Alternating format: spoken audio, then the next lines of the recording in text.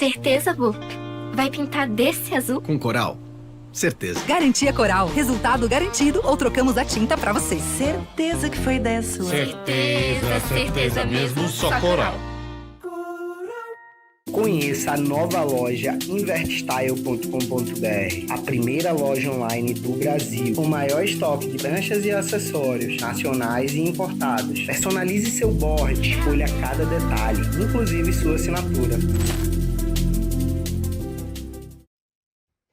Well, good morning, everyone. The excitement is real. We are here for this an amazing edition of the 2025 Itacoatiara Pro, the second stop for the Men Prime Series event, and I'm sorry, World Tour. So it's going to be amazing. Good morning, Lucas. Good morning, Bego. Good morning, everyone. Bom dia a todos. É um prazer dar início aqui a esse festival esportivo Itacoatiara Pro, que conta para a segunda etapa do Circuito Mundial de Bodyboard na série Prime, categoria masculina. Altas ondas aqui na praia de Itacoatiara no dia de hoje, pessoal. Então o show é garantido. Compartilhem essa live e vamos embora para um dia de muita ação. That's right. Let's go straight to the water because the first heat had already started, and this is the Men Prime Series Trials heat. Remember, this is going to be a mini round. The trials, it's only 2 heats there. These are riders that have no ranking in the World Tour. So we have Mateus Vili from Brazil. We have the only Colombian of the event, Tomás Roira. We have Gugu Barcelos, classic Gugu Barcelos from here from Brazil, and a local, Thiago Jatova, right here, the first wave. Primeira onda, a gente tem Mateus Billy vindo de camiseta vermelha. O mar tem um tamanho bom aqui em Itacoatiara, ele vai fazendo aquela linha até a parte do inside, acaba não encontrando. Momento onde os atletas ainda estão se familiarizando. Essa é a primeira bateria das triagens. Nós vamos ter 2 baterias com 4 atletas para a gente poder dar início posteriormente ao round 1. That's right, people. And as you can see, yes, there is a classic texture here, but don't get confused. There's some really good waves there. This is a swell that we were expecting. This is why we didn't run yesterday. And as you can see, it's even a little offshore. So the conditions are super good and contestable. And we were having this conversation, Lucas, when we were out there watching the waves. We got here super early. And this is why you sign in when you register for the Itacoatiara Pro. You know perfectly that it's a strong beach break, that it's shaped for bodyboarding, and you will have some big days as today. It's not huge, but it is big. It is powerful, and this is bodyboarding. So we are very happy to be back in this amazing place, in this amazing event, and we're very sure you guys are happy too. Definitely, Bego. Being part of the Itacoatiara Pro is always an adrenaline rush. This wave is very famous for its, potency and energy. Very heavy waves over here and strong currents as well. So definitely these guys have to be in shape, and use all of their experience and courage to perform here in Itacoatiara. All right, and we would like to thank the Prefeitura de Niterói and a Secretaria Municipal de Esporte y Lazer for bringing this event one more year. They have been every year with us. So it's a true pleasure to see this constant support of the government. And check that bomb. I don't want to be Thiago. Thiago is down there, but Thiago knows perfectly what to do. This is actually what you do. You stay there, you wait for the set to go, and you paddle a little bit, but you don't get too tired. You just wait there, right? And then you'll see a window and you'll see a moment. Right, so a link here, you know what to do. It's something that we have been showing since we started the IBC, is the link 3. Go there, scan that, and connect with us. Para vocês ficarem por dentro de tudo que está acontecendo aqui no Circuito Mundial de Bodyboard, basta escanear o código QR que está aí na tela e vocês vão ter acesso à plataforma, ao site da IBC. Vocês podem assistir a live tanto pelo YouTube quanto pelo site da IBC. No site você já consegue ver as notas ali detalhadas, o draw com todas as baterias, a progressão das baterias. Então recomendo vocês entrarem aí no site da IBC e acessar um pouco da informação que tem disponível lá. Os rankings, tem posts bem legais também interessantes falando sobre o circuito mundial, cada etapa. Logo, logo nós temos a etapa do Chile, que vai seguindo essa etapa de Itacoatiara para a perna sul-americana. E por agora, vamos ver o Gugu Barcelos. It's so always really refreshing to see Gugu surfing here. You know, it's he's a very beloved rider from Brazil. Classic. It's I just love to see that, you know, to see that classic riders are still active and still showing to events. Probably not following the World Tour, but you know, seizing the opportunity of having an event, a World Tour event in their coastline. And Gugu Barcelos is one of those big names of the sport here in Brazil. Definitely, Bego. A lot of history behind this guy, a lot of experience, and it's a pleasure to see him performance, against the new generation here. We have Thiago Jatobá, who's a local here in Itacoatiara, very strong rider as well. And we have a Colombian, Tomás Rovira, the only Colombian here, against also Matheus Billy from Rio de Janeiro in this 25-minute heat. So all the heats will be 25 minutes, besides, of course, the final, the great finals, and we'll have the man-to-man format most, in the next few days of the competition after a few more rounds.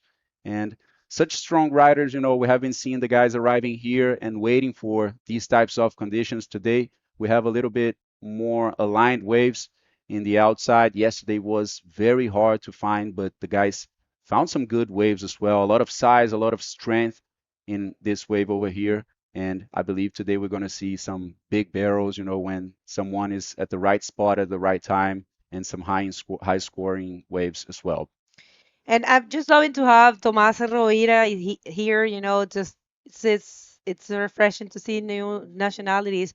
There is handful of riders in Colombia, but all of them are super driven, super passionate about bodyboarding, and Tomás is one of them. Yon Tomás Rovira, he has a number of achievements in his campaign, his I would say CV. But yeah, it's great to see him here. I think he has been here for a week. This is what you have to do actually if you want to come and compete in this event. Try to come a week before so you get used to this place. Although Itacoatiara changes a lot, so you might surf, you know, small conditions, and it's a totally different place when it's big. And you actually have three main sections here, right? Which Yeah. is the Pampo, the right that it's today it's not the biggest. You have the Mayo, which is the center of the beach, and then you have Costão. Yeah, That's right. that's it. And of course, in between, there's little waves, but three main peaks, I will say. Yeah, the sandbars are always changing here in Itacoatiara, and those huge swells that come help, forming a good shape in the sandbars. Let's see, Thiago Jatobá, aí vem o local aqui de Itacoatiara, faz um 360, a onda vai ficando meio branca ali, fechando na frente do Jatobá, acaba não encontrando mais nenhuma sessão e dá início aí à sua campanha nessa primeira bateria das triagens. But I tell you what, that's smart. You know, it's a complete maneuver, no matter what. It is uh, one of the simplest, some people say, maneuvers in bodyboarding, which is a 360. But check this out, looking good for Tomas, the Colombian.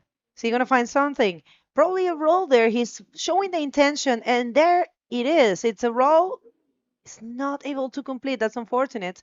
But yeah, I was just saying you have to put something on the scoreboard because you know time is ticking, the clock is ticking, I'm sorry, and you don't want to be left without any scores. And check that out. I mean, the 2.5 for Thiago right now is the highest score of the heat and puts him on the first position. So doing good.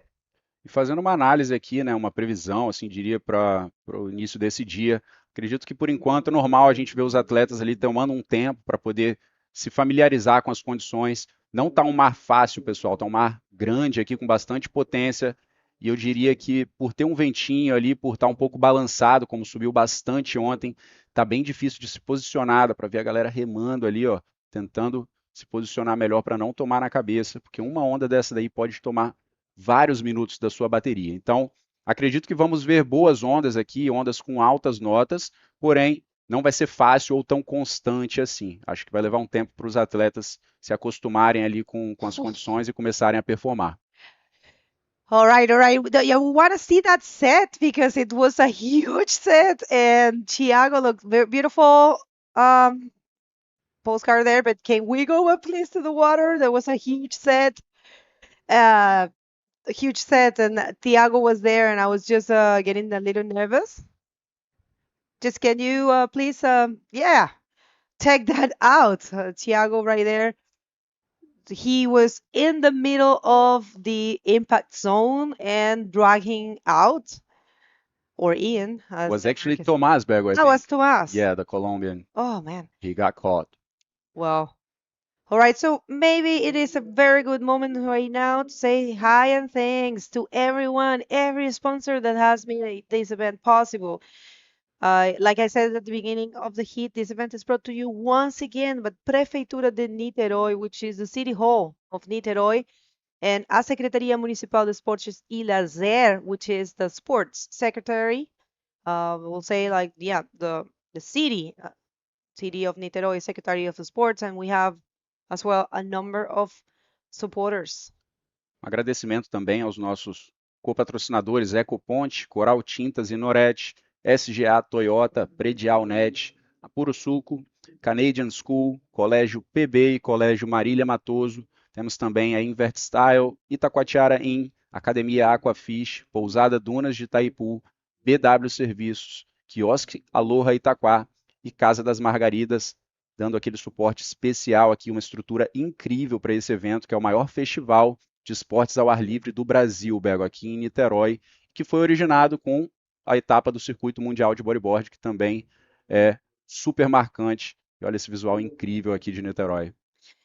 The sun's getting out, and like Lucas was saying in Portuguese, this is the biggest festival that the city has. And check that out, the classic, beautiful view of Rio de Janeiro, one of the most beautiful cities in the world, people. If you haven't been here, this is one of those places that you have to put on your traveling list. Rio de Janeiro is super special, but right here in Niterói, this area, as you can see, is a closed area full of nature, but also full of all the things you need to be comfortable and feel, you know, this, I have this feeling of a good beach trip, but at the same time, uh, everything, all the amenities, I will say, close to you. You can check that out. All the beautiful houses. You can rent one of those with your friends. Stay here inside Itacoatiara. It's a safe place. The food, don't get me started with that. Super good. And of course, we have Purosuco covering us every year. And right there, our structure is bigger than previous years. And we have to say thanks, huge thanks to Juliano Lara for bringing this event once again and working super hard. And everyone in his team, of course, his girlfriend Yana, working super hard, and Yuli and Pipoca. Thank you. Those four guys are, giving their 3,000%, I would say. And yeah, thank you, everyone. Right, situation in the water remain the same. It is a little, oh, check that out, so beautiful. Thank you for that drone view. That's Victor commanding that drone. We have, of course, the pleasure of working once again with Wave Data right here in the streaming. Thank you, guys. We have Felipe in the controls. And yeah, it's going to be a great day. 11 days on the clock and nothing has really changed. It's so difficult, Lucas, to be the first heat of the day with big conditions. And maybe, in the case of Tomas, being not from here, and probably having different conditions in his house, to have to confront big Itacoatiara, in the first heat, definitely not an easy task. But still, he is in the second position. Definitely, Bergo. And, going early in the water here with big waves in Itacoatiara with only 3 more guys, it's a big challenge. It's a small beach looking from the outside, but when you get into the ocean, things get very big, and heavy. So definitely a big challenge, but we will see the guys pushing the level, one after the other, trying to increase their performances and getting the biggest one, the biggest maneuvers and scores. But it'll definitely take some time for them to get familiar, to get comfortable out there. But pretty sure that with the next heats, we will see more and more action as the waves will be aligning a bit more, I believe, as well here in Itacoatiara with the lowering tide. And people, we have a number of activities. This is only starting. Yesterday was the first day of the waiting period for this event. Remember, with the new Prime series of the IBC World Tour, we have a number of new things going on there. There you have it. Thank you, Director. Prime Series represents the most prestigious event in the World Tour. in the IBC World Tour. And one of the things that it stands out is that we raised the prize money for men now is $30,000, $35,000, and for the women, the 25,000. That's minimum.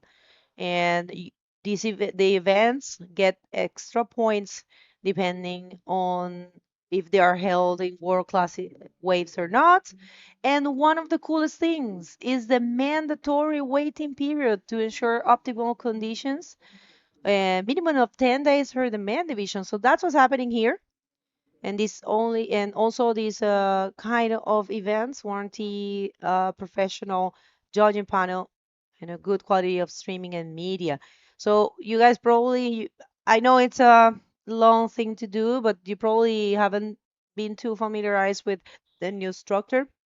We have the Prime series as well, and the Prime series are way more accessible for the promoters that are new to the tour. They don't have many requirements. You can start with a simple event, but you can still have an IBC World Tour event in your country. So if you're listening and you're interested to have a IBC World Tour event, but of course you have no still you're new, you don't have the means to have a Prime series, because we know it's it's you know the budget is high, of course. It's a little difficult to find those kind of budgets, but it is more accessible now. You can reach the IBC World Tour, and we got you covered. Definitely, I love the idea of this proposal by the IBC, Bagel, and even better will be seeing the World Tour landing in more and more places throughout the world. We already have one event confirmed in Australia, a place that we haven't been seeing in the World Tour for a while right now, and it will be a big pleasure to, see it again, and hopefully more and more places, as you said, with the promoters adopting this idea and bringing more stops in different types of waves and world-class waves that are not in the tour right now. That is right. That is the future pros. And check this out. Mateus Billy. Is he doing something in that one? Got a little lost from the camera there because he was getting too close to Coast Town. And yeah, actually, check this out. We have Silas. Silas is the promoter there. And he is a Brazilian that lives in Australia and has been doing a great job holding the events. Yeah, promoting the events there. So yes, for the first time in a long time, we will have an event in Australia. It's for juniors. It's for the junior men division, and it's gonna be amazing. Check this out. We have a rider there that will be Gugu Barcelos. Let's see, Gugu. Oh, not able to find a section. But yeah, trying 6 minutes and 20. This is when things start burning in your head. You're like, all right, it's now or never. I have to do something right now, or I'm going to be out of the competition. It's so hard. But yeah, we'll see. There's still some time. O Bego estava falando ali um momento, agora caminhando para o final da bateria, e a gente vê os atletas acelerando o ritmo ali, porque se vocês olham para as notas agora, 3 pontos, 2,5, 1,80 e 1,5, é uma situação onde qualquer onda mediana ou significativa pode fazer a mudança, ou seja, qualquer atleta que conseguir pegar uma onda ali melhor passa para a primeira posição, então uma situação bem volátil ali que pode mudar a qualquer momento. Então os atletas começam a pisar no acelerador para poder garantir a vaga deles no próximo round, o round número 1. A gente viu o Matheus Billy de Itacoatiara pegando uma direita, do Rio de Janeiro, desculpa pessoal, pegando uma direita ali, saindo inclusive do nosso campo de visão, ele conseguiu um 2,25, e agora o Hugo Barcelos, mais uma tentativa para a esquerda, mas acabou ficando preso ali na parte branca do ensaio de Itacoatiara e não encontrou nada. Bem difícil de selecionar uma onda agora nesse momento do dia, Bego. Yeah, that's right. Lucas was saying that it's really difficult to, choose a wave. But Mateus did his job, 225, and got the first position. And check the scores. I mean, anyone that does a little maneuver, even A360, you don't even have to get a big wave. But this is easy for us to speak here. But when you are out there, tell you what, this is, they say, of course, we always say it every year. It's the hot É pânico. Terror e pânico, pessoal. Olha essas massas d'água passando ali. Aquela parte branca do inside de Itacoatiara é super pesado, muita água movendo de lado, as correntes te arrastam ali, às vezes te prendem. Então, o atleta tem que ter um conhecimento, não só um condicionamento físico bom, mas tem que ter um conhecimento ali de como usar essas correntes a favor dele mesmo. Porque se você cair contra aquela corrente e tentar lutar ali, realmente você vai chegar a um esgotamento que vai te prejudicar na bateria. Então, muito importante saber se posicionar e usar essas correntes a seu favor. Parece que tem remada. Olha essa bomba do Thiago Jatobá. Foi explodido ali. Nossa, colocou reto. E que vaca pesada. Oh, my lord, did you guys see the same thing that we saw? Of course you did. What a bomb. That was Thiago Jatobá. You know, Thiago, he but take wow, I'm speechless. But yeah, no, he knows very well this place. It's he has been surfing here forever, and actually he is one of those that have one of the best Oh, check this out. Just by dropping that thing, he got a 1.50 and check this out. Thank you, director. That is a huge thing to do, even though, oh, my lord, Uou. D-board backflip alone there. That was super impressive. Well, 1.5 gets Thiago back into the first position. 3 minutes and things are burning now. Wow, that was definitely a wake-up wave for Thiago Jatobá. He actually managed to go to the first position, so yeah. Thiago Jatobá pegando uma onda ali para realmente despertar nessa manhã, a maior onda surfada até agora, sem dúvida alguma, fazendo um drop ali, despencando lá de cima, mas não conseguiu completar aquela cavada para colocar no tubo, acabou indo reto e foi explodido ali pelo lip da onda nas costas dele. Parece que tem uma remada agora para a esquerda. O Gugu Barcelos está procurando aquele bowl, vem fazendo a cavada lá embaixo. A onda fecha, ele faz um 360 só para encaixar alguns décimos a mais ali naquela onda e tentar ir para a segunda posição. Everyone's waking up and check this out. Everyone's dropping bombs. Probably Mateus is gonna go for something. Wow, I tell you what, if he would have done roll there, he would have get probably a 10.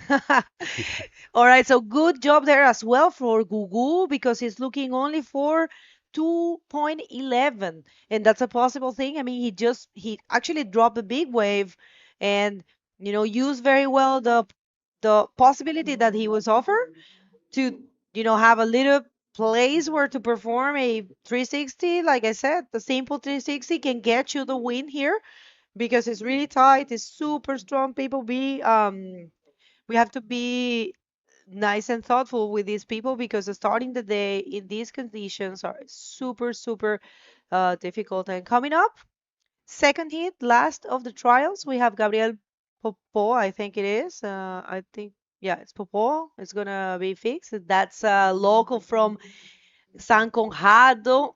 And I know I think there's like 5 guys from San Conrado right now, or probably 4. Yeah, they are here. And we have Gaspar Moras Ruiz from Argentina and Renan Sousa Biruleibi. And check this out, the Colombian going for one more attempt, goes for an invert, not too tweaked over there, didn't take off too much on this wave, but just trying to get that 2.51 to get back to second position, and that's definitely going to be the last attempt for the Colombian. Yeah, good attempt though. Trying to get something, trying maneuver. Yeah, there's not much of a point to paddle back because All right, so situation, check this out. Gugu got a 3.25 and now he is leading the heat. So let's see if Tomas can get the 2:31 he needs to be in the second position and knocked out Thiago. And actually, wait, it was a 1.70. Yeah, I mean, it was a small wave, not a set one, of course, and the maneuver was really light, I would say. But check this out. Probably the last wave of the heat, definitely the last. Mateus not giving up.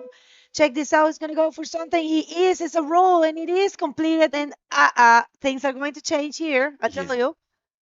Yeah, I think so too, Bego. Matheus Billy, na última onda ali, com praticamente 3 segundos faltando, conseguiu essa onda. Ele está precisando de 1.76 para poder avançar. Então, certamente vai tomar a posição ali do Thiago Jatobá, e é o que acontece, ele pula para a primeira posição e avança para o round número 1, juntamente com o Gugu Barcelos, eliminando o local e o colombiano nessa bateria. Good hit there. Congratulations to all of them. We're going to go to a quick commercial break. Going to be back after that.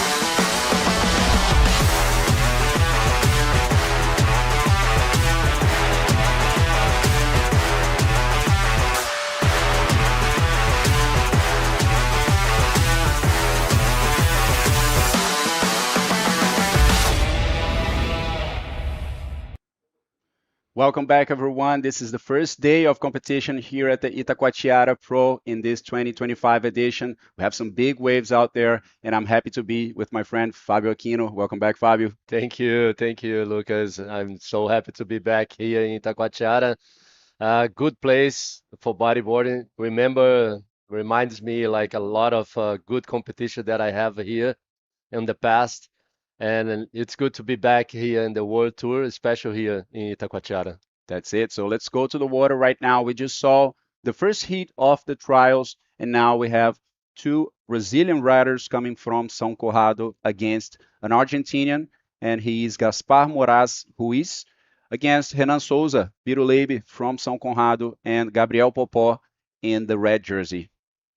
Yeah, the red jersey, Gabriel Popó. He used to be a surfer as well, and he's a good teacher for surf and bodyboard. And it's so good to see him bodyboarding here in Itacoatiara with big waves. I'm pretty sure he knows how to do it. And here he comes, first wave for Gabriel Popó. He already did a roller there. It's a good start for him.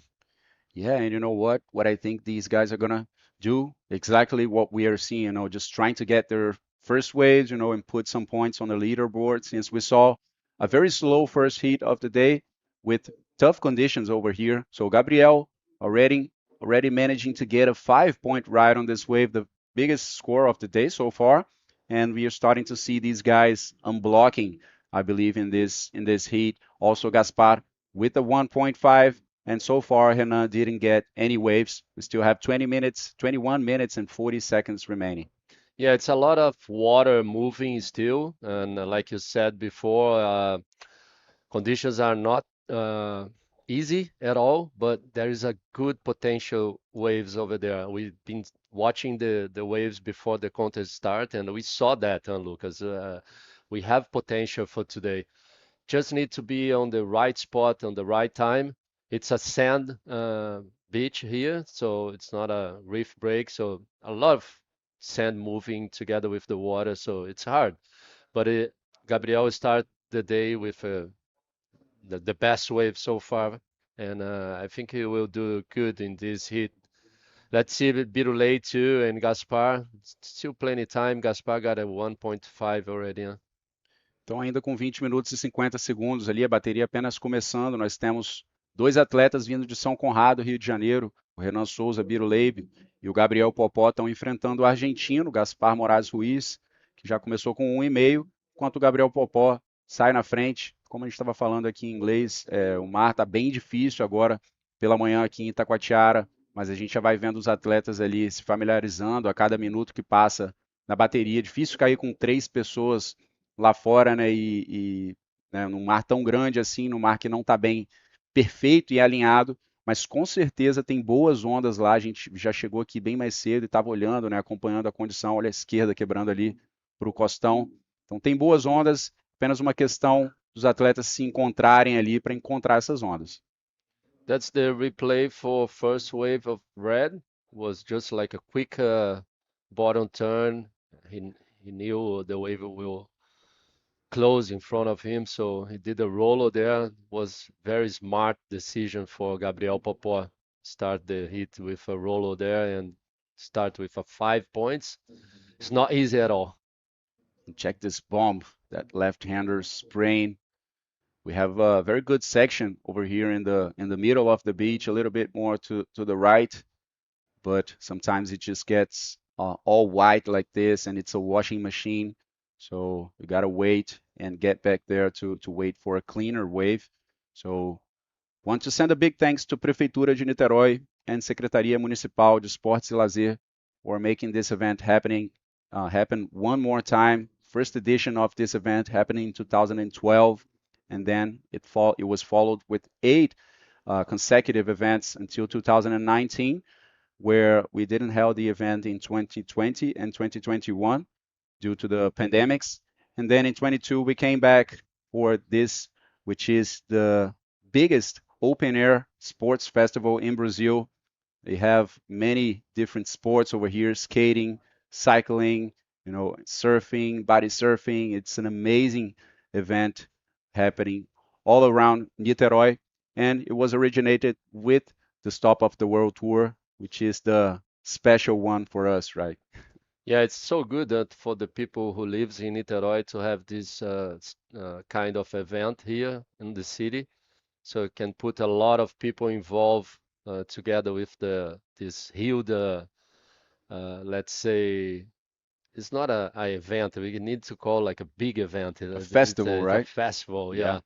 So it's pretty nice to see Giuliano working for years already with this potential sport that is bodyboard, unite everybody together for just one the whole month of sports, live shows, and a lot of good stuff to the people who lives in Niterói.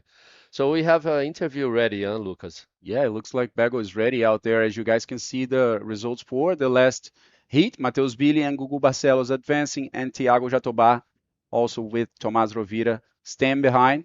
But let's jump to the interview with Bego Martinez. Bego, on to you. Thank you so much, guys. Well, first win of the day in difficult conditions. Matheus Billy coming from Ceará. Tell us a little bit about the heat and how was to change the situation in the dying minutes, seconds.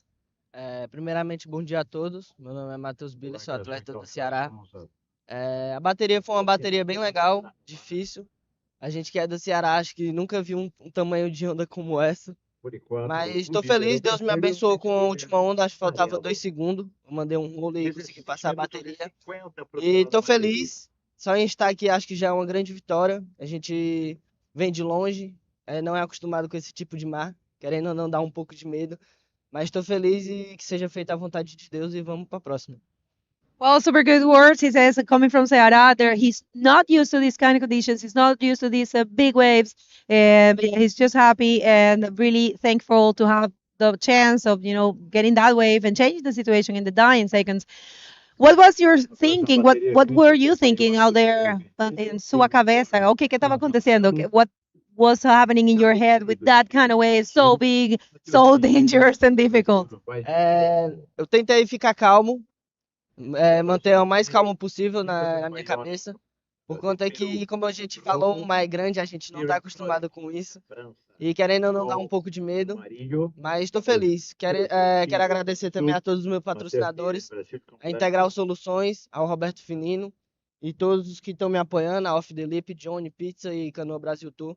E a minha família Vencedores Ponte Metálica e meu professor Glaucio Farias.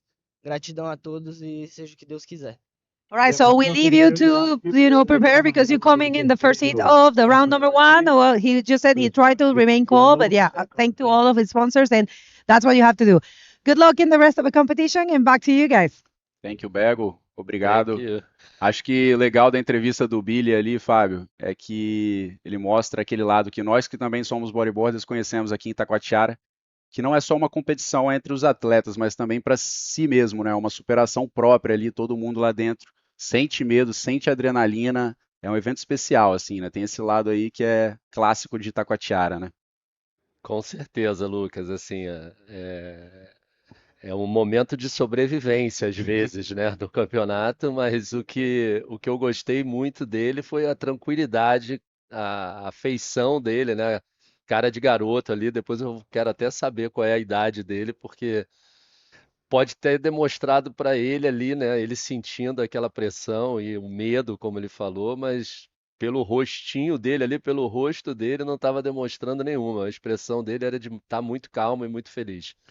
E a gente tem esses atletas que vêm do Nordeste, né, do Norte e Nordeste, não estão tão acostumados, mas chegam aqui e acabam performando, né? No ano Sim. passado a gente viu o Zacarias Nunes, a gente viu o Gabriel Castro também, vieram e quebraram tudo aqui em Itacoatiara. É aí que a gente vê essa galera desbloquear, né? Sim, a galera o esporte é muito grande em Fortaleza, ali no Ceará.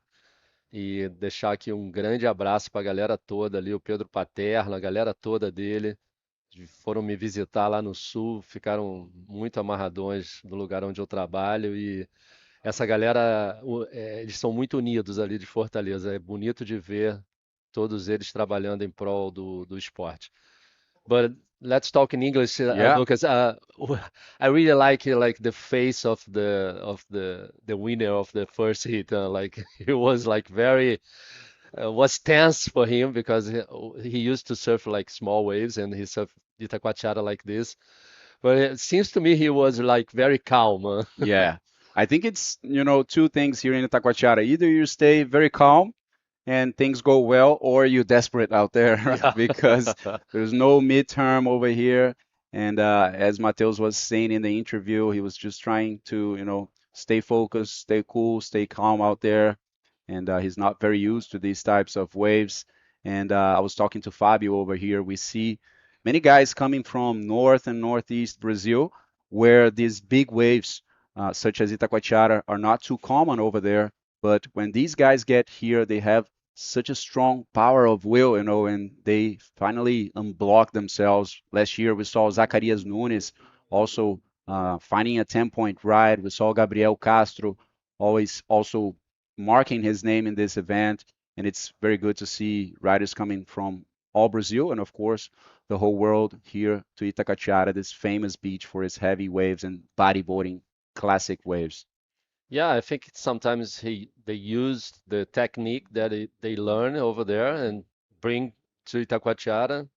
And if they, like you said, like if everything goes good, he for sure will surf pretty good on the hit.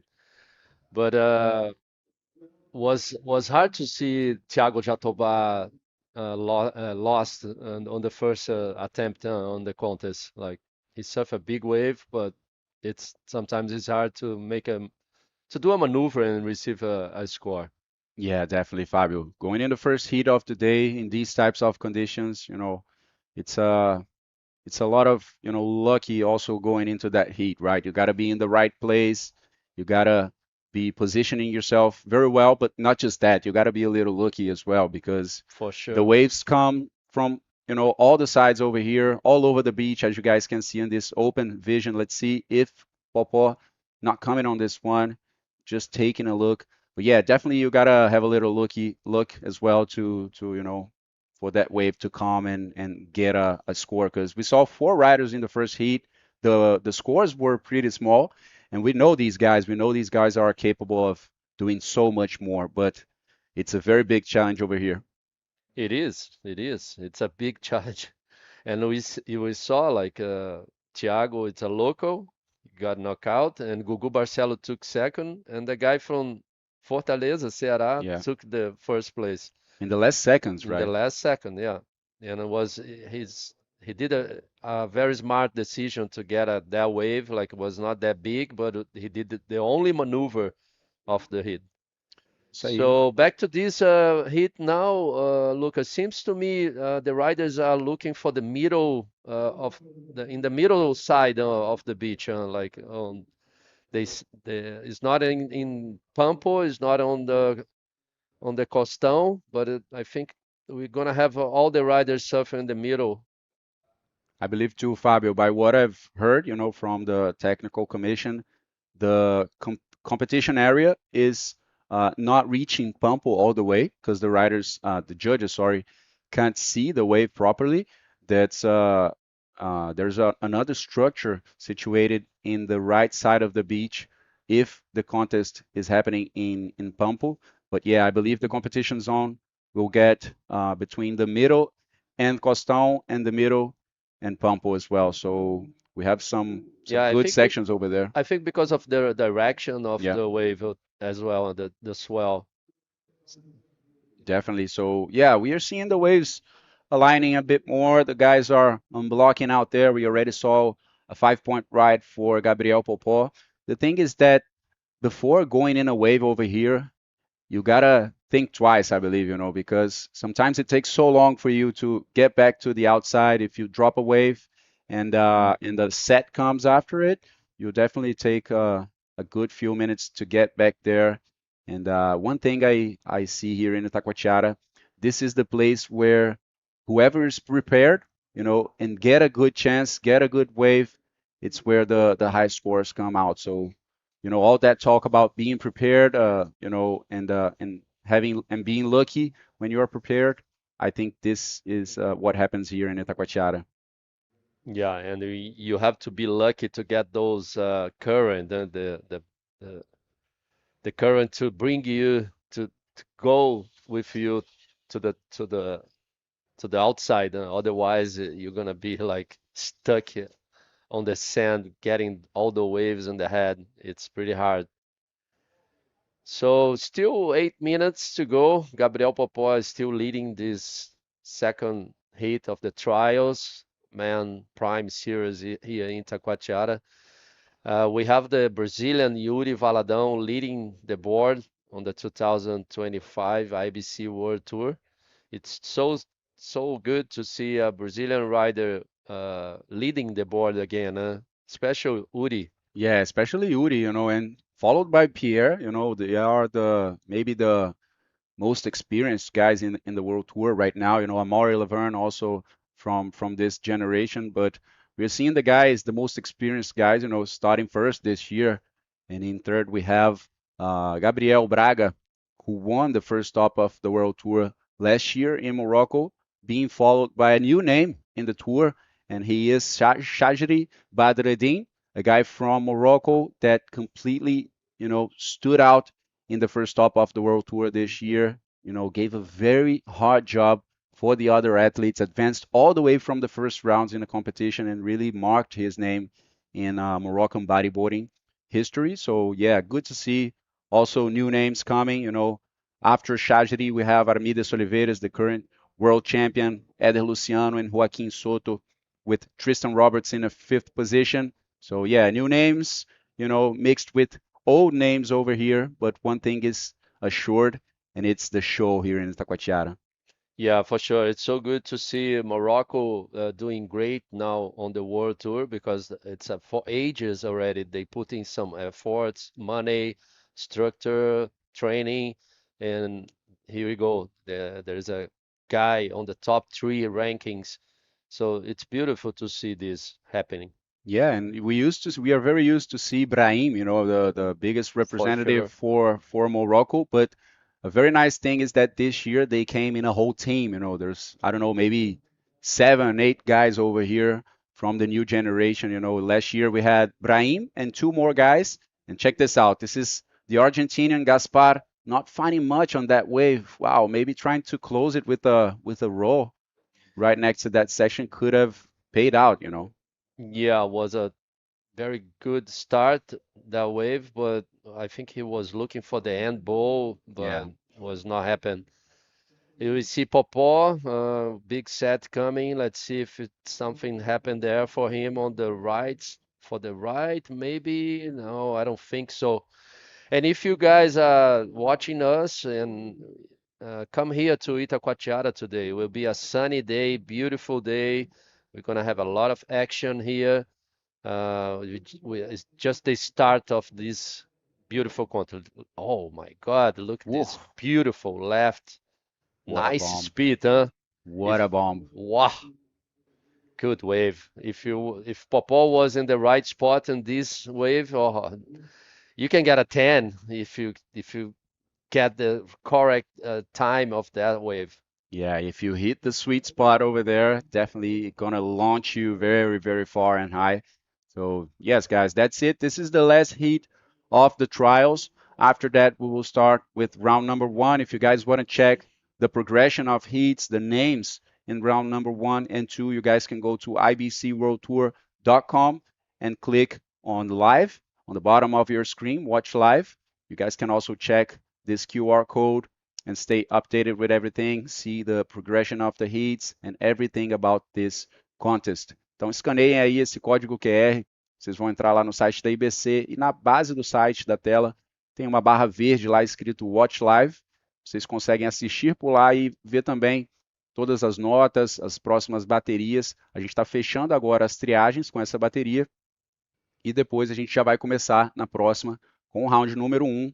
E aí vários nomes chegando na competição nessas primeiras fases que o pessoal vem com vontade, ele vem com fome, né, Fábio, para poder garantir o espaço deles na competição. Sim, com certeza é a etapa do circuito mundial, né? Uma das mais importantes a nível mundial e a oportunidade que todo brasileiro tem para competir com os melhores do circuito mundial aí, do circuito da IBC. Na bateria a gente tem aí dois exemplos, o Gabriel Popó e o Renan Souza, que eles fizeram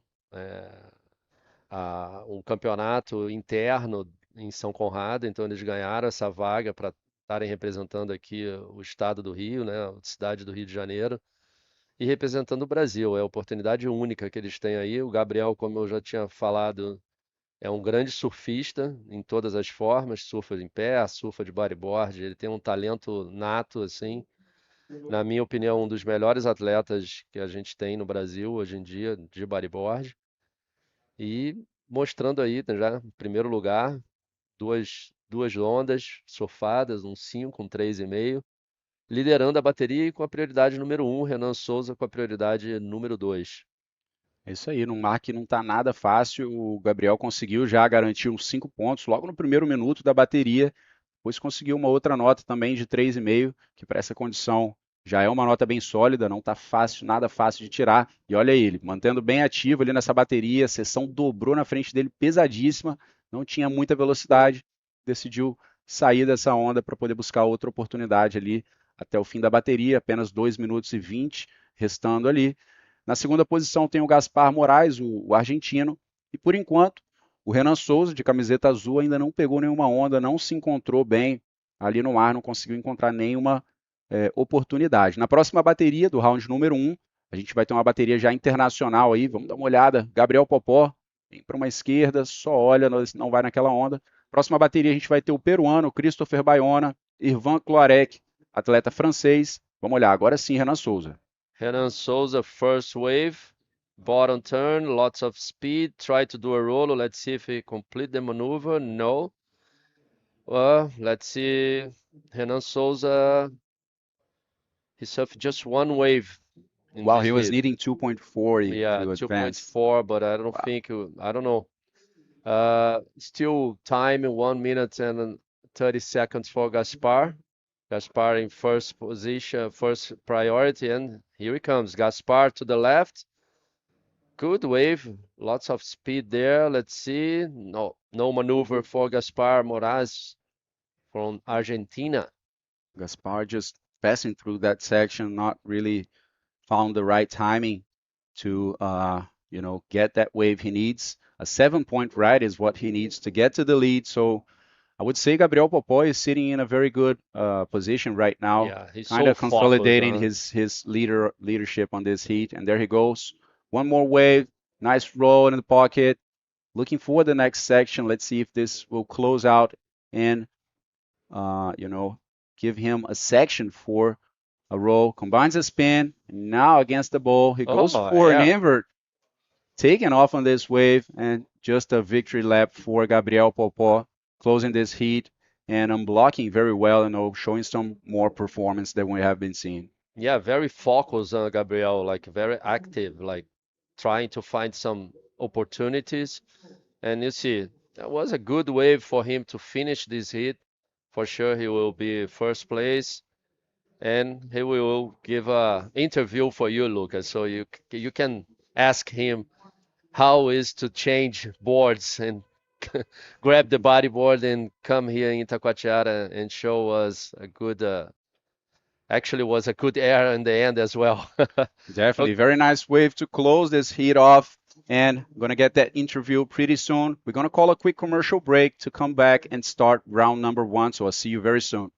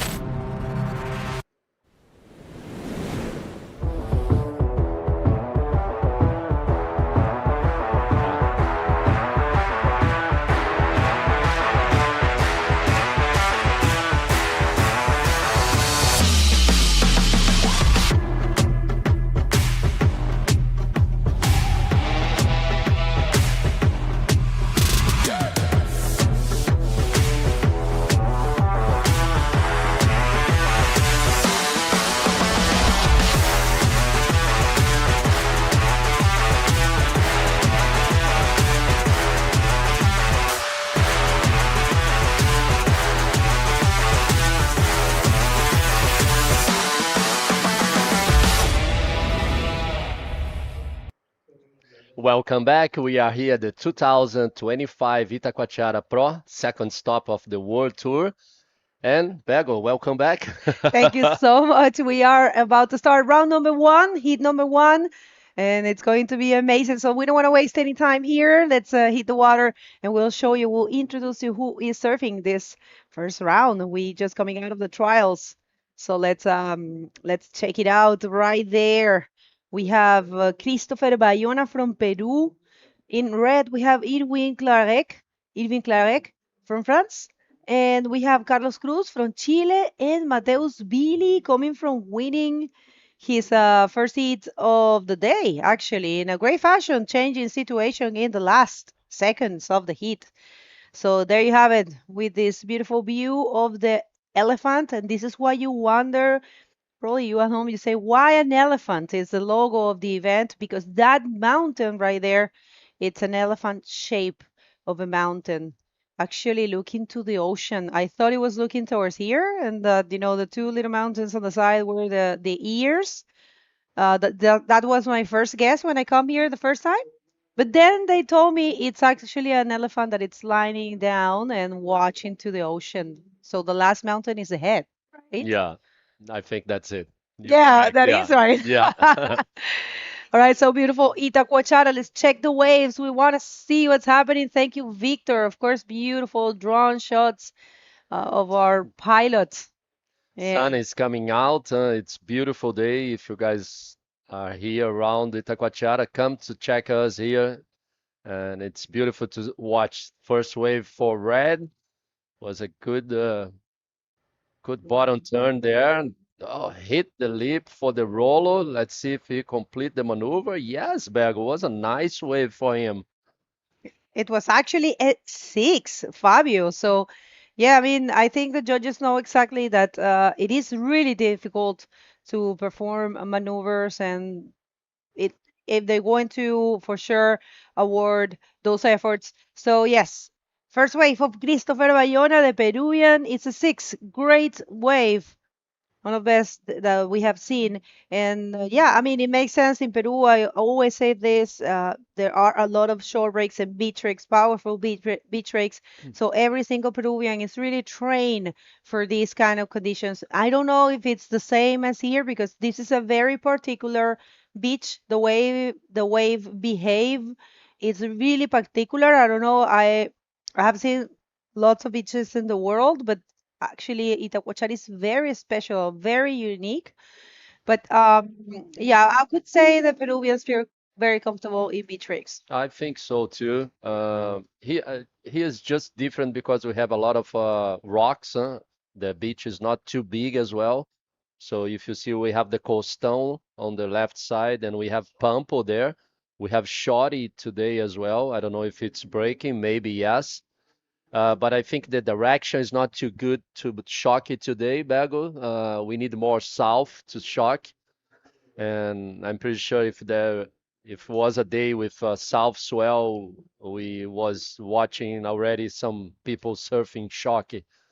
I think just the direction is not too good for there today. Oh, right. Yeah. I mean, it's a wave that definitely we're talking about people. If you don't know shock, or as they pronounce it here, shocky, it's that wave that is breaking there. And I think, thank you, Victor. Check that out. That's Yeah. shock. Actually, that's not sandbar. No, it's only rocks. And it's really dangerous because if you make a mistake, you can hit that slab that is there. But yeah, And it's a wave like returns as well, so it's a lot of water moving there. So it's very difficult wave actually. the backwash, The right? backwash, yes. Have you surfed there, Fabio? I surfed there. I think the last time I surfed there was with Giuliano, was with Tanner McDaniel and Mike Stewart. We was doing a TV show for Channel Off here in Brazil for the TV Global. But I really, I really, I don't want to say this like that I don't like, but I think it's too dangerous Right. A lot for of me, risk. you know? Yeah. It's a lot of risk. I have a lot of years already on the bodyboard, and I still want to do more, Bergo. I understand. You understand me, huh? Yeah. So we have Lucas ready with the interview. We're going back to talk about this. Yeah, Lucas, take it away. Take this for us. Thank you, Fabio. I'm here with Gabriel Popó, the winner of last heat, a very experienced guy. He's a surfer, a bodyboarder from São Conrado. Gabriel, let us know, how was the condition out there? We are seeing it is very difficult, very heavy, but how is it from inside the water? Então, o mar já tem 1 metro, né, cara? 1,5 metro aí, com bastante força. As condições tá difícil ali. E eu usei uma estratégia ali, né, de, tipo, não pegar sério, porque achei que a estrada tava fechando. E pegar um intermediário, que eu fiz uns 5 e pouco ali. Aí fui descendo, dando aquela estratégicazinha, né? Aí depois fiz um 3, depois fiz um 4, aumentando, né? Mas é isso, feliz com o desempenho. Vim treinar ontem com as condições difíceis assim mesmo. Feliz de estar passando a bateria em primeiro. E é isso, só manter o foco. So he's saying it's very heavy out there. There's 1 meter, 1.5, he's saying. And he was just using that strategy, of trying to get one wave after the other and secure some scores. He started with the 8 in the first minute of the heat, and that granted him the advancing position. So do you want to send a shout out to anyone back home watching you? Mandar um alô pra minha namorada, pros meus filhos, né? Miguel, Ravi e Richard. Então, felizão, cara. Tô focado. Espero entrar pro evento principal. E é isso, só mostrar meu surf, mostrar meu talento. Agradecer meus patrocinadores por todo o suporte que vem me dando. A Hot Fit Online pelo todo o apoio mesmo. porque esses patrocinadores que eu tenho são do surf e eles acreditam no meu potencial no bodyboard. E é isso, felizão, cara, de estar encontrando vários amigos que eu tava competindo bem antes, né? Não é a primeira vez que eu tô no Mundial. Mas é isso, passando para agradecer a todos, muito feliz mesmo. E é isso, abraço a todos. Vamos lá, galera, tamo junto. Amazing. Congratulations, good luck on the next heat. Parabéns, boa sorte na próxima. Back to you guys. Was a nice interview, Lucas. So good to see Popó doing both sports in the water, surfing and bodyboarding. Like I said before, he's a great guy. He's a great worker as well. Like he's doing a great job in São Conrado doing bodyboard and surfing classes. And in my opinion, Bergo, he's one of the best bodyboards in Brazil, and he surfs stand-up surf very good as well. Very good. He's super, super talented, I will say. I remember one of the first times I went to San Conrado. He still didn't surf. Check that out. The Argentinians having a conversation there about the conditions, and of course, it is tricky right now. It's complicated, but yeah, this is what it is. This is what you sign in for. And if you're just getting here, you are interested in getting linked with us, getting everything, getting to know everything that the IBC World Tour is doing, and also following the scoring system and the live streaming alongside altogether. I'm sorry, at the IBC World Tour. You just scan that, and it will take you to our website, and actually more than that, it'll take you to all of our socials and check that huge wave rolling there. Sets coming. There's a rider looking for the right, but it was not a good option for him. Let's see if something happened there. Good wall on the right again. This is the priority system. And here we go to the right, yellow. Let's see, not too much for the yellow there. The French guy, Irving. Carlos didn't get any wave yet. Still plenty time on this first hit, first round. This is the local boys, huh? Our local photographer. Itacoatiara always delivering some huge conditions for bodyboarding. It is. It is. It's like you said, it's a very powerful place. It's a place Very unique, yeah. very unique, I will say. And Very unique. everyone is waiting for this event in a way. You know, it's one of those world-class ways for bodyboarding. It's one of the events that has been with us. And check that out. Good job. Good job. You know, just giving the example there, picking up some trash. This beach is clean, it's beautiful. So if you're coming here, try to keep it the same way, and that's an example. So I don't know who that guy is, but I would like to shout out to him because he actually is doing a great effort there to clean the beach. Do it yourself as well. You know, Bergo, I think everybody from the surf community, when I say surf community, it's everybody who surfs in the ocean or on anywhere.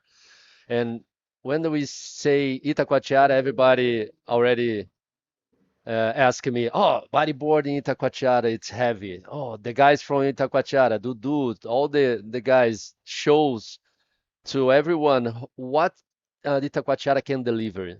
Yeah. It's huge waves, big barrels, big maneuvers. I think it's very good to have the World Tour here in Itacoatiara actually, because we can show the highest level of our sport. And the good quality of waves that Brazil has, because some people might think, I think they already know, because if you don't know by now, you haven't done your research, but some people might think that probably Brazil's being the fact that it's Atlantic, you know, probably don't have too much of a swells or the beaches are not that good, but actually there is so many good beaches. And check this out.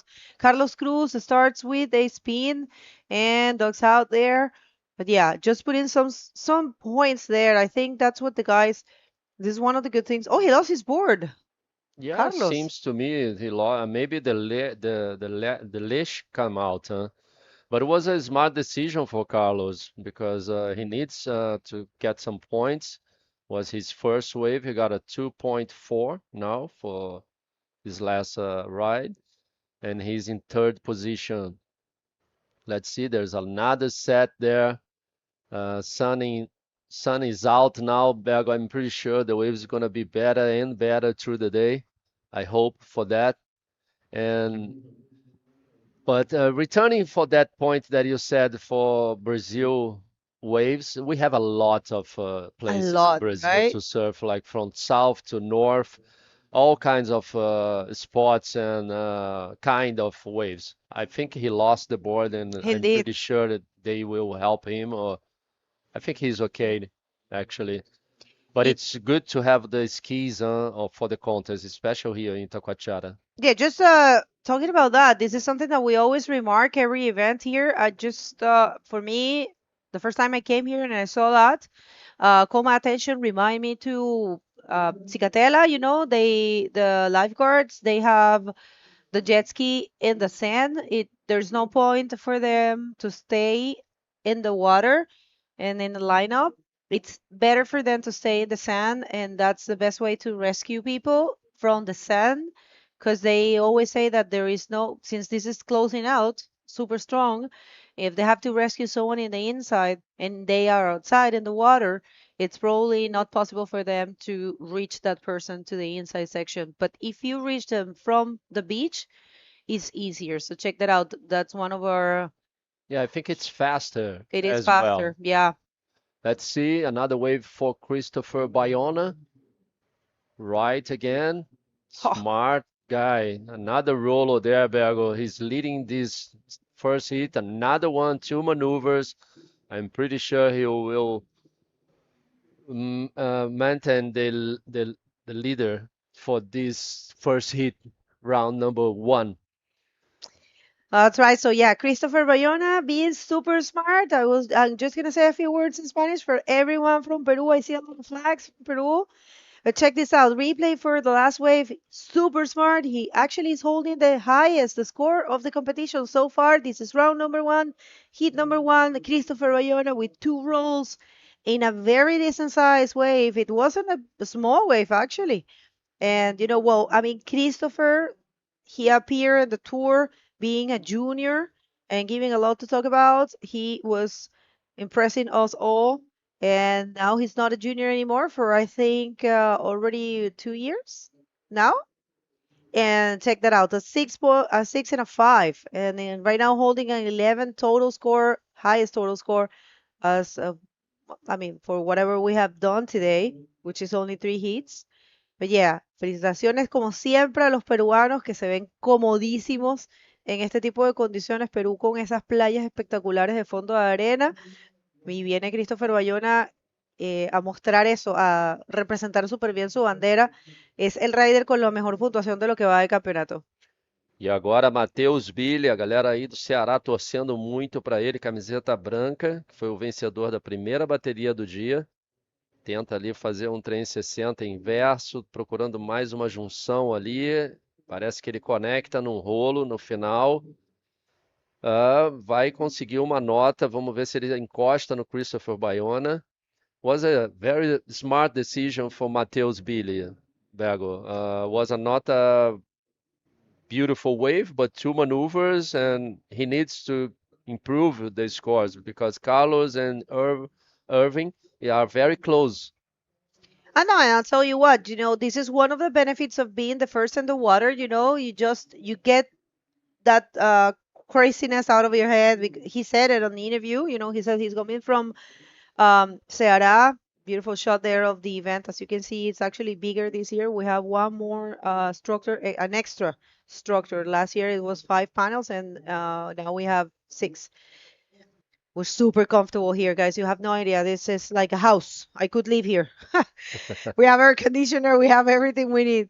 So yeah, coming back to the idea of Mateus, I think it's, he learned his lesson of not waiting too much, having the opportunity of changing the situation in the dying seconds, and also confronting this ocean, being the first in the water, first heat, and achieving that first position. Coming from Ceará, you know how hard it is coming from a place that don't have big swells, or big swells are not really often there.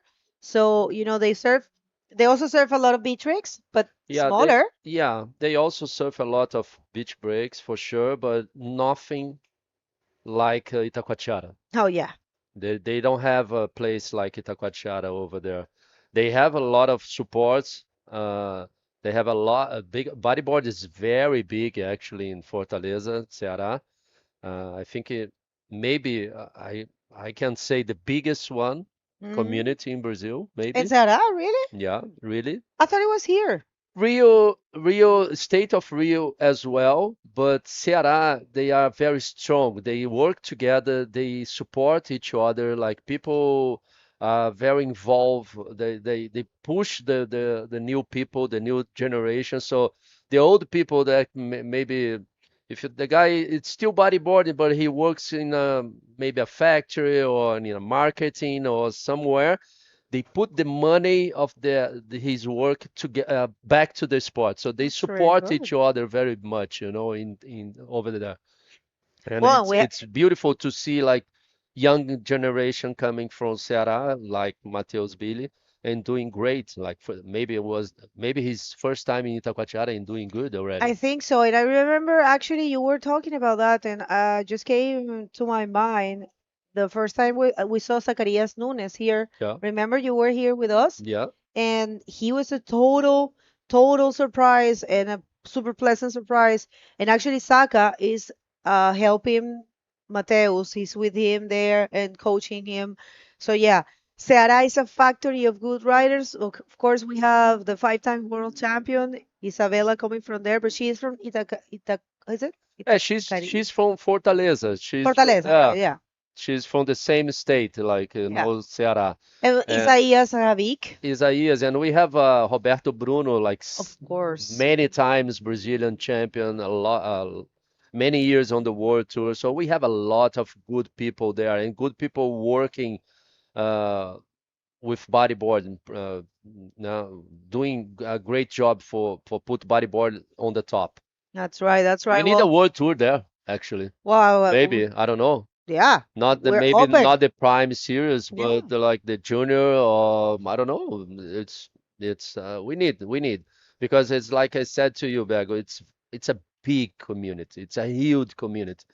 I received them where I've been working now uh, last month, and it was like maybe 20 guys Really? coming together And they there. were good, huh? Yeah, all good, like all good, like from the young generation to the old generation. They all know how to do a backflip. They all know to do a roller. They all know to do a barrel.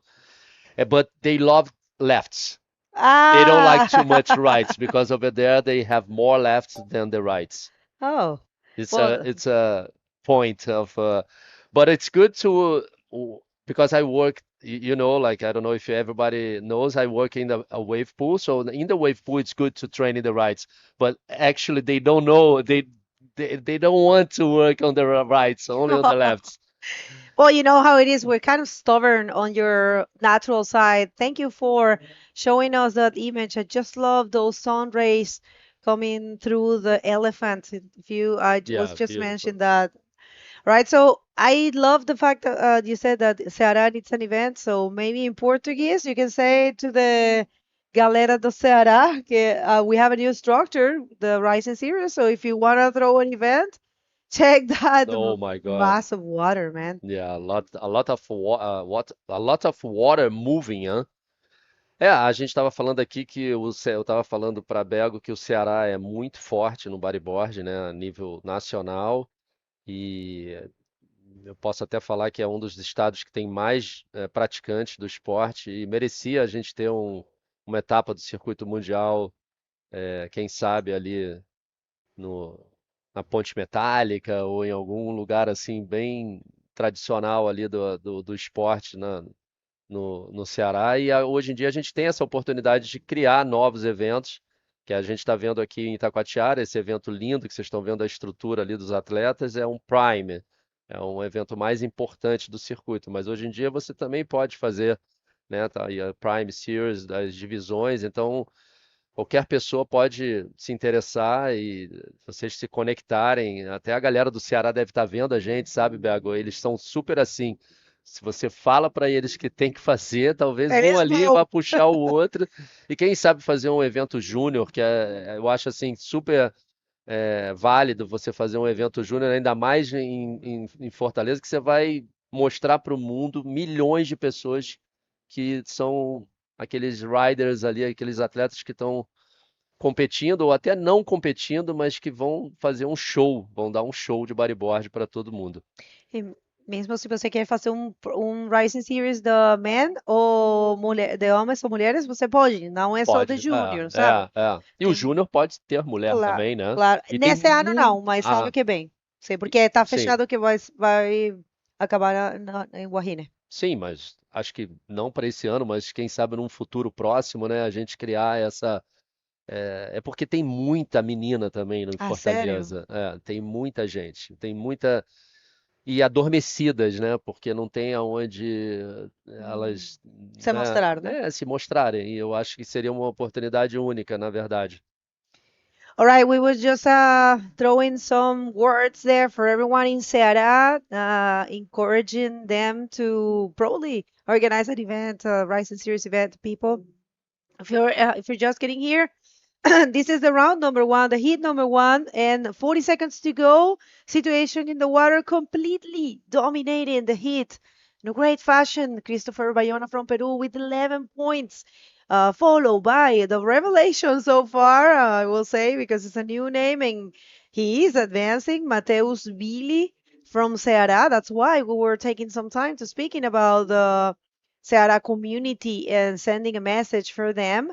And Carlos Cruz from Chile haven't been too lucky, only a 2.40. And the Frenchman, weird to see him only with a 1.5, but this is Itacoatiara. You never know what's going to happen. And Fabio, whatever we just said, it is definite. Those are the results. Christopher Bayona in first, Mateus Billy in second. Don't go anywhere. We will come back right after this commercial break.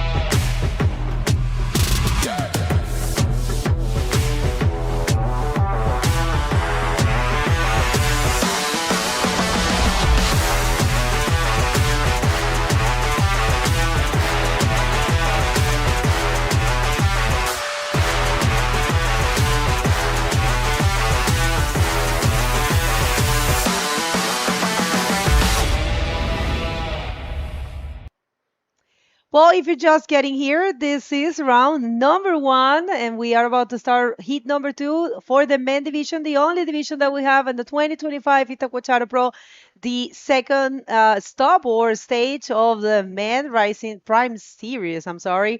And let's hit the water. We're going to get to see those names. We just had a good heat before, so check this out. So 3 nationalities here in this heat. We have 2 Chileans. They are Juan Fischer in red and Victor Lopez in blue. They will be surfing against Fabio Saavedra in yellow jersey coming from Peru, the new generation of the Peruvian squad, and Gabriel Rufino representing Brazil using the white jersey. Então temos dois chilenos, Juan Fischer e o Victor Lopes, vão estar surfando contra o Fábio Saavedra, um atleta da nova geração, que saiu recentemente aí da categoria júnior, está dando os primeiros passos na categoria Open masculino, e o brasileiro representando de camiseta branca vai ser o Gabriel Rufino, nessa que é a segunda bateria do round de número 1. Se vocês quiserem conferir toda a progressão de baterias, recomendo que vocês entrem no site ibcworldtour.com, cliquem em Watch Live, e aí vocês conseguem ver todos os detalhes, as notas e as baterias que estão por vir. All right. So Juanito Fischer, Juanito didn't have the chance to go to Morocco, and Fabio didn't as well. Remember, we had the first event of the year in Morocco.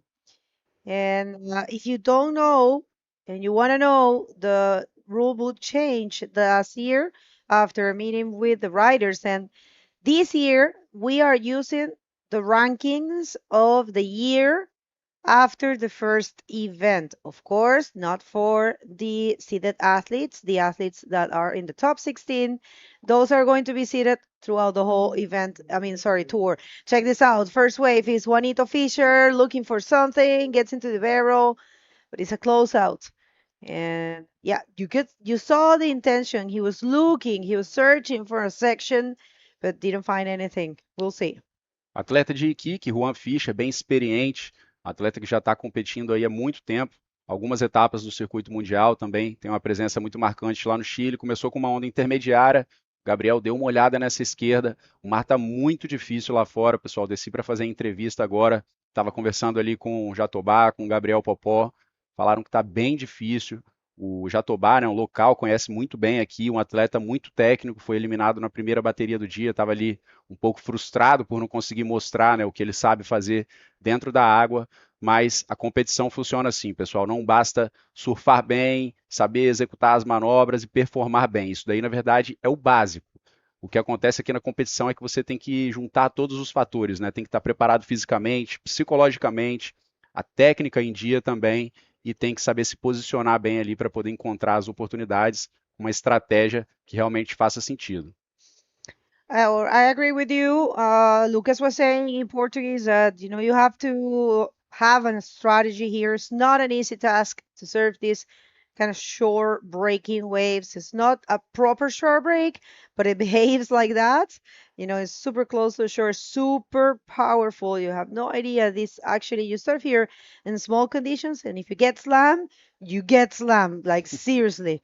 And imagine with the size of waves, it's something that that actually can become even dangerous. If you don't know what you're doing, you can get hurt here. So we're not saying, of course, that this is not a surfable wave. For sure it's not, but it is definitely a wave that requires some technique and some experience as well, and a lot of training. And I'm not talking about specifically bodyboarding training, but mental training and physical training, because you have to cope with, a lot of, I would say, physical peaks. You have to be in shape, because there's moments that you have to paddle like crazy. Definitely, and almost I would dare to say you have to paddle for your life. So if you don't have the conditions, in terms of physical conditions, you can get hurt. And this is a place that requires that kind of things. So I was just checking here the social media for Gabriel Rufino. He's also from Ceará. He says he is a top 10 in the Ceará Pro 2025, and he was Pernambuco Open champion in 2020. Well, a number of achievements here. Fabio Saavedra from Peru. There comes Fabio, starting with a 360, passing through that first section, trying to fit a roll in there as he goes for the third maneuver in the closeout. Another roll. Let's see if Fabio will be able to complete that in front of that white water, and he did. A good combination for the Peruvian, being very smart over there and looking for those maneuvers in the first moments of the heat. A Peruvian storm. We have Pirpo, Fabio, Christopher, Don't remember who else, but meanwhile, we're waiting for the scores and more action. Actually, Fabio got the 4.25 and now he is first. And we have the interview ready with Fabio Aquino downstairs and the winner of Lacito. Take it away. Thank you, Bago. I'm here with Christopher Bayona from Peru. First place, first hit of the day. Christopher, how you feel to be back here in Itacoatiara winning the first hit of the day? Increíble, increíble volver a Itacoatiara, Brasil, Río. Es pucha, un lugar, un paraíso para hacer bodyboard. Nada, súper feliz de avanzar primero en mi hit. Las condiciones están muy complicadas, hermano, pero bueno, pude avanzar primero. So he's happy to be first on the hit. Conditions are not easy at all, but he's very happy to be first and going to the second round. Christopher, we was talking about conditions in Peru, back in Peru, like a lot of shore breaks like this. How you feel to be on the shore break, but here in Itacoatiara? Sí, sí, justo antes de viajar acá a Itacoatiara estuve entrenando en una playa que es San Pedro, unas olas parecidas a Itacoatiara, y igual Perú también tiene muchos beach breaks. Y bueno, nada, me siento un poco cómodo, solo que ahora las condiciones están difíciles. Esperemos que durante el día mejore y vamos con todo al siguiente round. Okay, so like we was talking back on the booth, me and Bego, he was training in a beach break back in Peru. He feels comfortable, but now the conditions are not easy at all. Congratulations, Christopher. We see you on the next round. Back to you guys. Check that out. Super happy. Of course, it has to be Christopher Bayona and his friend is surfing there. Fabio Saavedra, who is holding the first position. Congratulations to Peru then for bringing these amazing athletes. I'm pretty sure the Saavedra family is tuning in. So Janita, Claudia, and of course Jorge, Mutan.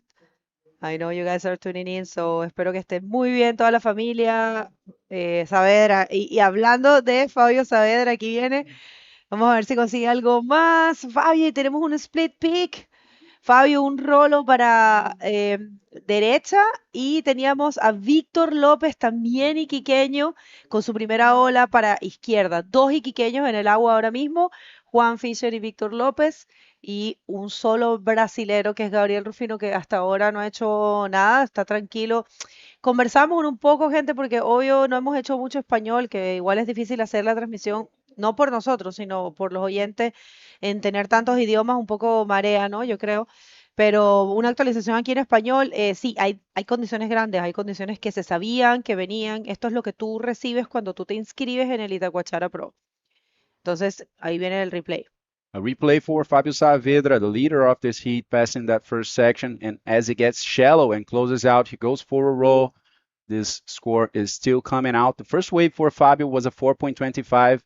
And at the same time, we saw this one for Victor Lopez. A nice roll in there. I believe he landed that maneuver. Let's see. Yeah, he completed that maneuver. I think kind of got mixed in the white water. We will see the score coming pretty soon, and we'll confirm that if it was a complete maneuver or not. But we are starting to see the guys, releasing those maneuvers, looking for the intermediary waves, not the set big maneuver so far, but good to see them, starting to perform more and more. And check this huge right-hander, big bomb that you never want to get caught by this.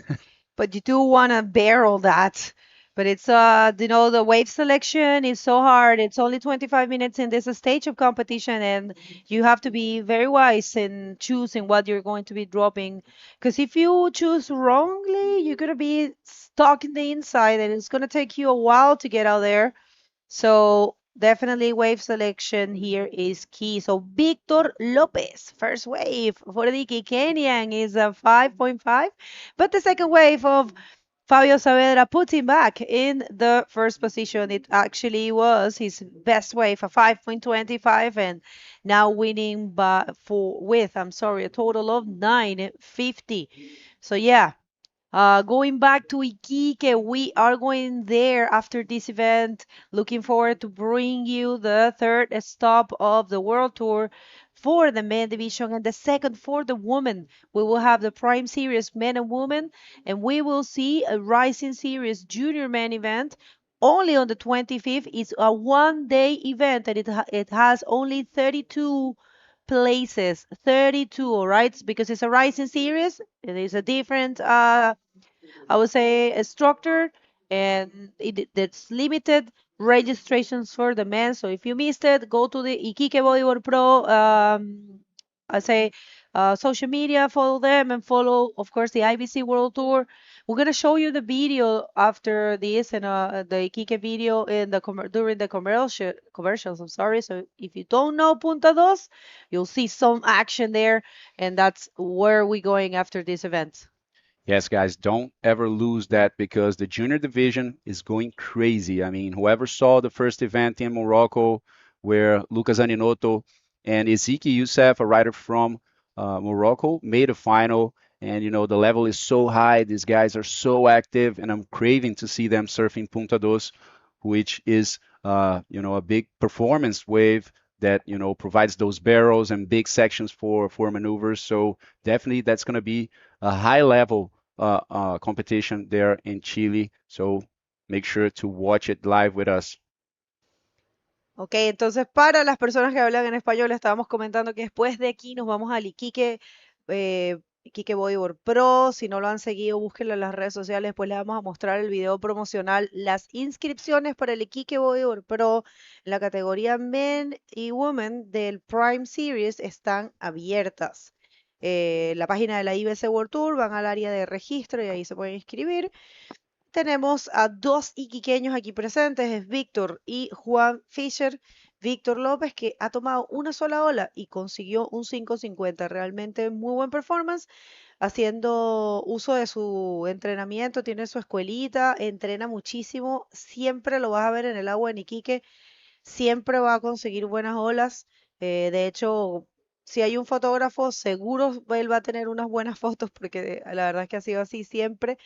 Está aquí con su novia y están bien motivados, la verdad. Hay un bonito grupo de chilenos, tenemos también a Maratiri y a Tam representando Rapa Nui. Va a ser un evento bien variado. Me gusta mucho ver las nacionalidades. Si ustedes lo quieren ver, lo pueden revisar en la página de la IBC World Tour. Ahí están todos los hits, está el sistema de puntuación, el sistema de notas. Y ahí pueden ver todos los riders que están registrados. Es bien, es un popurrí de nacionalidades. Me gustó. Então, só fazer também uma convocação aqui, né, um chamado para todos os atletas da nova geração aqui do Brasil.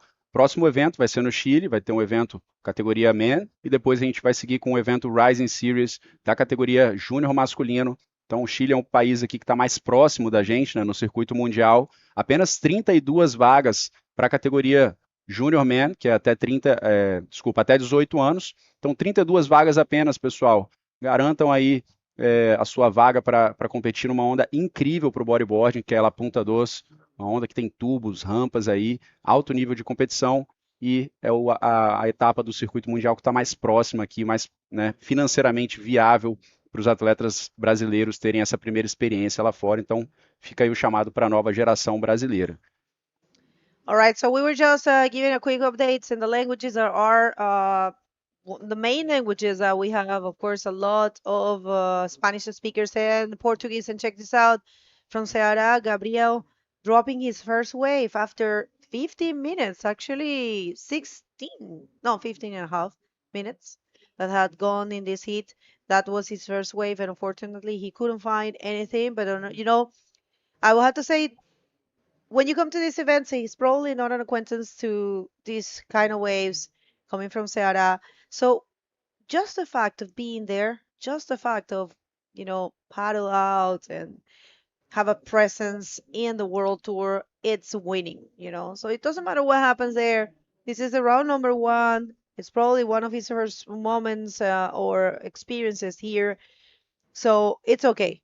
It doesn't matter really if, you know, he doesn't advance. He's adding up some experience. For sure, Bego. I would say that the experience, you know, makes a lot of difference. For example, when you go to a wave like El Gringo or Itacoatiara itself, you know, going for the first time, it's very hard for you, you know, to just throw yourself or to know how to position yourself in the spot. in the best way. So definitely coming back for the second time, even if you don't have a good performance in the heat here at the first one, will make a lot of difference. You know, you feel a little bit more comfortable. And these types of waves and conditions, you know, Itacoatiara is a very advanced wave, you know, for advanced riders. So yeah, definitely the experience will make a lot of difference. 8 minutes. 8 minutes to go. Fabio Saavedra looking sharp there, but he has to be careful. Victor being, I would say, patient, waiting there. And next hit is getting ready to enter the water. If you want to check it out, you have it in the IBC World Tour website. It's coming up. Rodrigo Silva actually is the one that is putting his fins there. Good to have Rodrigo back on tour. Hermano Castro, another big name of Brazilian bodyboarding, and the revelation. I remember revelation of the 23 event here. Zacarias Nunes, remember how good he served here? Yeah, he got a 10, I believe, right? I think so Yeah. too. And Victor Gonzalez from Chile, that's coming up. So yeah, like I said, we had, and this is the first time actually that Victor Gonzalez travels.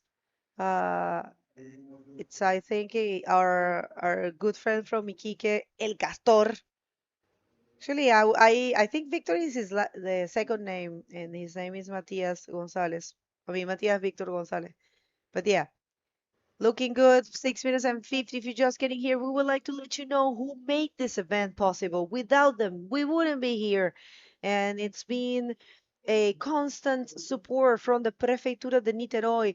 You guys have been there from day one. Thank you so much. That's the City Hall of Niterói. And with this bomb, I would like to thank also to Secretaria Municipal de Esporte y Lazer for also being present since the early beginnings of this event, and a lot of more of other sponsors that have made this possible.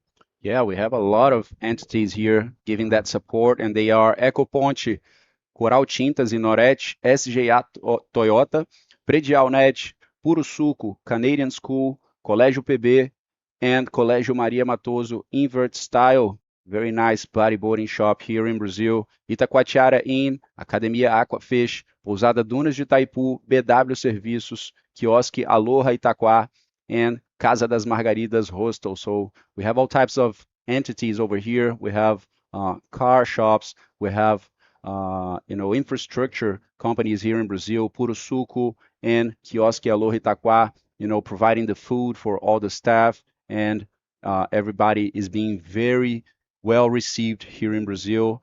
Itacoatiara Pro always surprises us. They have a bigger structure this year with a very nice athlete zone up there in the second floor, giving the athletes the best panoramic view here in Itacoatiara. A very nice structure, a beautiful, beautiful event that just improves every year.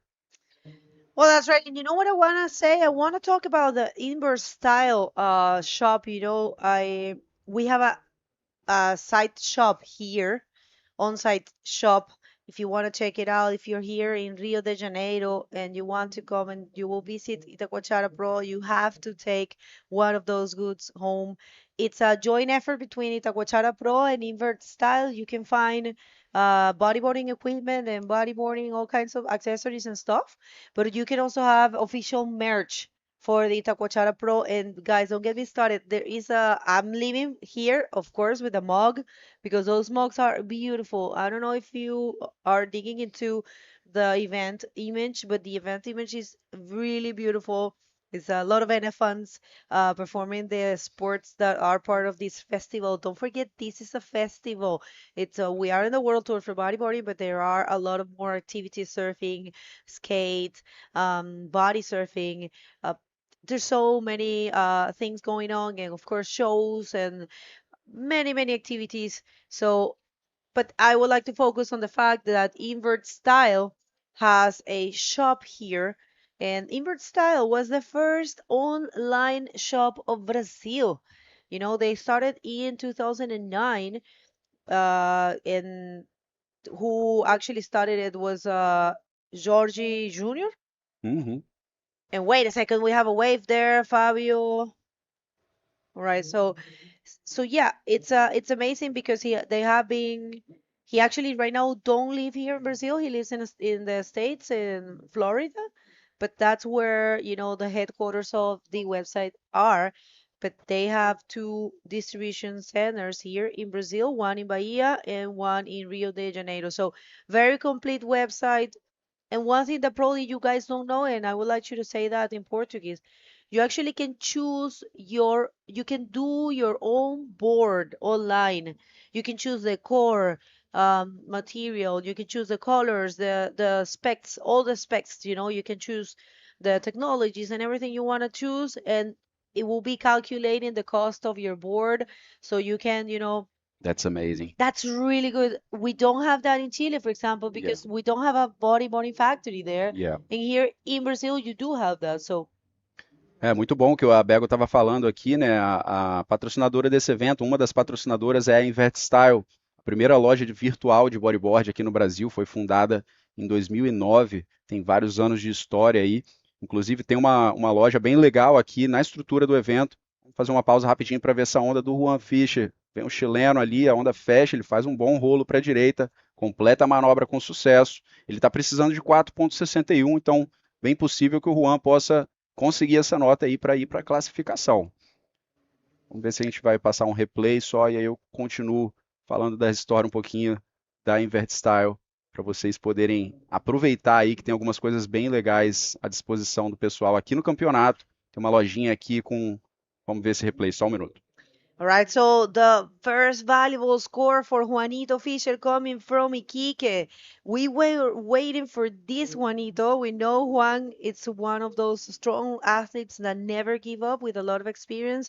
So let's see if Juanito put himself in one of those first or second places. I believe he has a chance to get that second place, and his fellow countryman and fellow city man, Victor Lopez, will have to have a tiny wave in order to get back that second position. So people right now, stress moments between the two riders from Iquique, two friends almost traveling together, and they have to, you know, face each other for that second position because, you know, Gabriel, of course, if he gets a good wave and he can do that 4.66, but, you know, dying seconds, we'll see Victor Lopez. Victor acaba de caer en la tercera posición, ahora la batalla está por esa segunda posición. Juan acaba de tomar un 4.75 y de verdad Víctor no tiene que hacer prácticamente nada, o sea, bajar una ola y ya. Si baja una ola, él tiene ese 0.15.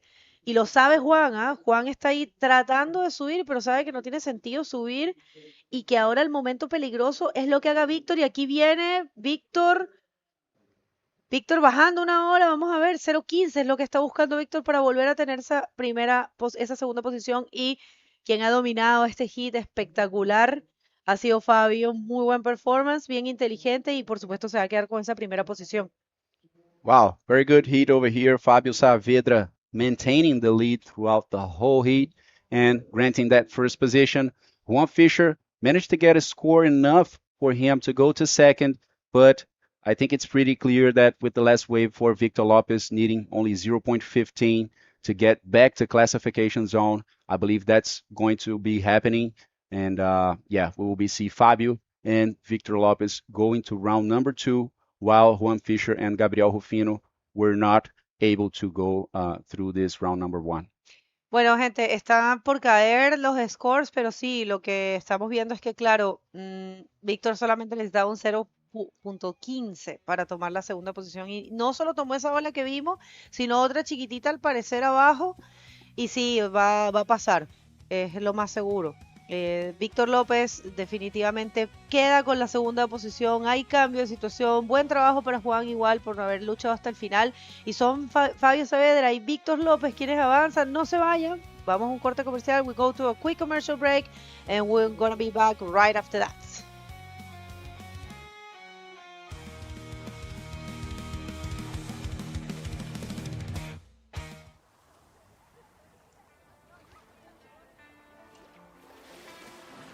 The Ilustre Municipalidad of Iquique and the Corporación Municipal de Deportes de Iquique, alongside the IBC World Tour, welcomes you to the best urban reef in the world.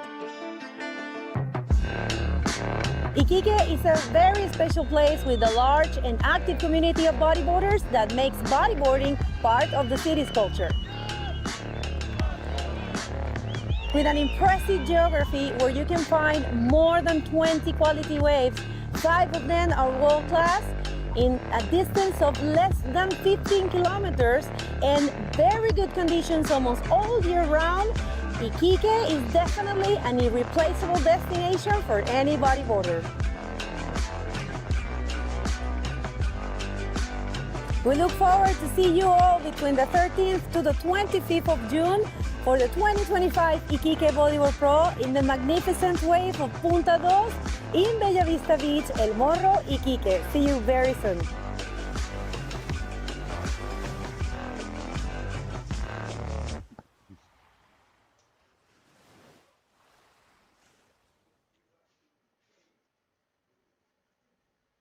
Welcome back, everyone, to the first day of competition here at the 2025 Itacoatiara Pro. Welcome back, Fábio. Thank you, Lucas. Good action. A really good day to you guys to come to the beach, watch the bodyboard community and riders doing the best here in the beach break of Itacoatiara, one of the best places in the world to do bodyboarding. Yeah, definitely one of the most special stages in the World Tour, a wave made for bodyboarding, you know, a very strong type of wave. So let's jump in the water right now because we have some people over here and very strong names. We are seeing Rodrigo Silva in the red jersey, Hermano Castro, very experienced rider that knows Itacoatiara very well, Brazilian in yellow, Zacarias Nunes, revelation from a few years ago, and there he goes, Zacarias in blue going to the left. The wave closes out and he goes for a strong roll in the closeout, and very good start for the guy coming from Ceará. And we also have the Chilean Victor Gonzalez in this heat. Beautiful first wave for Zacarias Nunes. A lot of speed and a good closeout section there to do a really fast roller and good projection to go in to finish the maneuver in front of the white water. I'm pretty sure he will receive a good score for this last wave. Rodrigo Silva start in a good way as well, huh? Yeah, just a lot of impact on that landing. And let's see, Victor Gonzalez also taking his first step with a roll in the pocket, kind of airdropping in there and bumping throughout this wave. And that's all for the Chilean. So we have 3 waves already being served. A bateria que começou mais ativa aí, né? O Zacarias Nunes, atleta lá do norte do Brasil, já começou forte, do Nordeste, desculpa, começou forte nessa bateria com um bom rolo, seguido pelo chileno Rodrigo Silva, que fez um rolo ali também, mas acabou aterrissando ali num degrau e não conseguiu completar a manobra. Depois, Victor Gonzalez com um rolo na primeira sessão da onda, também não tão expressivo, mas já colocando alguma coisa no quadro. Enquanto isso, o Hermano Castro está esperando lá fora pela próxima oportunidade. O Hermano conhece muito essa praia, né? E esse modelo de competição também, que são bateria de 4 pessoas. E nesse tipo de condição ele tem que ficar bem ativo. Ativo não no sentido de pegar muitas ondas, mas estar ativo no lugar que você tem que ficar sentado esperando a ondulação. Na verdade, a gente não fica sentado numa situação dessa. É uma situação que você tem que ficar meio que seguindo a energia do mar, né, as correntes. Aqui em Itacoatiara tem uma corrente de retorno muito forte. E eu acho que o essencial é você, antes da tua bateria, identificar qual é esse ponto dessa corrente. Porque ao mesmo tempo que a corrente te leva para fora, essa corrente, perto dela, vai se formar uma boa onda. Então é bem difícil a característica aqui de Itacoatiara. Precisa de uma experiência ali para poder entender, né, realmente a corrente. E eu acho que o que você falou é crucial, Fábio, olhar de fora, porque de dentro é um pouco difícil de você identificar, né, para onde a água está movimentando, né, onde que essas correntes elas formam e desaparecem ali com os minutos que vão passando. Então, olhar de fora ali para poder perceber esses fluxos ali, como, né, por onde você vai entrar, por onde você vai sair, aonde que está o pico mais definido ali para você surfar. Porque na hora que entra essa série aí, esse monte de onda de lá de dentro, é só água movimentando na sua frente, é muito difícil de identificar isso aí tudo, né? É muita água se movendo, né? A a bancada está muito rasa. Então, a oportunidade que você tem de achar essa corrente de retorno e ela levar a água ali, né, meio que ficar mais cheio, ficar menos raso, é o momento que a onda vai abrir e que vai te oferecer a melhor oportunidade. Foi o que aconteceu ali no Zacarias, ele sentiu que ia ter aquela oportunidade na primeira onda dele e ele né, ganhou muita velocidade, porque aqui você também não pode ir muito na base da onda, porque senão você perde muito tempo, o lip vem com muita força, muita velocidade, né? Então você tem um momento para bater a manobra, senão você fica muito junto da espuma branca e isso, o julgamento, né? Ele não vai performar tão boa a tua nota. Então você tem que fugir dessa espuma branca. É bom a gente falar isso em inglês também, né? Que isso é Claro. muito interessante. Let's see this one for Rodrigo Silva now, completing that row, granting a score. We are still seeing and waiting for those scores of the first exchange to come out, but Rodrigo Silva already managed to get a second one to add to the leaderboard. So as we were talking over here in Portuguese, we were talking about the currents. Let's see this replay real quick. Yeah, it was a quick wave for Rodrigo, but it was a very smart decision. Today we're gonna say, in my opinion, I'm gonna say a lot of this like a good decision, you know, because if you don't have like a good decision, if you miss a wave like this, like Rodrigo saw an opportunity to do a quick maneuver, do it. It's better than don't catch a wave and Yeah. If you want to just go for the show or go huge, you might end up doing nothing, right? So if you can grant something, definitely you should do it. And as you guys can see, the winner from the last heat, Fabio Saavedra, and the following positions, we have the interview ready with Bego down there and Fabio Saavedra coming from Peru. So take it away, Bego. Thank you so much. So second Peruvian dominating his heat, Fabio Saavedra, son of Mutant. So you did great, but you were telling me that actually it's difficult there. So I think the world wants to know what's happening. Sí, las olas han estado súper complicadas. Ha mejorado de ayer igual. Pero nada, me pudo tocar. Pensaba cuando estaba entrando, está grande, no sé cuál voy a poder coger, pero apenas entré me supe conectar muy bien con el mar. Así que muy feliz de haber pasado primero, igual que mi amigo Bayona. Así que nada, seguirle dando la segunda ronda, ¿no? Well, he said definitely the waves are better than yesterday, but they are complicated. He was trying to think about his strategy, what to do. And, you know, he was actually very happy to find those waves and to advance. You were telling me that you have a project, a personal project. You have a channel where you do a lot of bodyboarding content. So tell us a little bit about it. Sí, bueno, ahora hemos sacado un canal ahí con la gente de allá de Perú, que se llama Chul TV. Los que quieran ahí pueden seguirlo por Instagram y por YouTube. Así que ahora vamos a estar documentando también el viaje y el viaje que se viene en Chile. Y nada, ahora hay unos videos de introducción para que puedan ver ahí. Así que con todo estamos dándole ahí, apóyennos ahí. All right, so he has a new channel, YouTube. It's a Chul TV. And if you want to follow that's a pretty cool thing. He was saying they do a lot of content, of bodyboarding content, and offer some basic videos. And also, they will be covering this trip. So he wants to, he asks you to support him. You want to say hi or thanks to anyone back home? Sí, agradecer a toda mi familia que me está viendo ahí, a mi papá, a mi mamá, a mis abuelos. Y nada, seguirle dando ahí. También agradecer a mi novia que está aquí, documenta todo también. Así que muchísimas gracias a todos, ¿no? Mis sospechadores también. Independízate ya. Woo! I was thinking if you forgot about that one. I was waiting for that. All right. So congratulations and best of luck for the rest of the competition. Back to you guys. Thank you, Bego. Great interview. Very strong rider there, coming from the new generation in Peru. This year, Fabio came alone, but they usually travel, you know, with the whole team, with the family. Independízate ya. Always with that. Always with that, you know, slogan for the Peruvians. We are still waiting for the scores to come out in this heat. I believe Hermano didn't get any wave so far, but we saw one during the interview for Zacarias Nunes getting his second wave over here. And we were talking before the interview about the currents, right, Fabio? Fabio was saying how, you know, it's very hard to locate yourself, and before the heat, you have to, take a look at the ocean, trying to identify where the water is going, those flows of water, so you don't get completely loose out there. Is that it?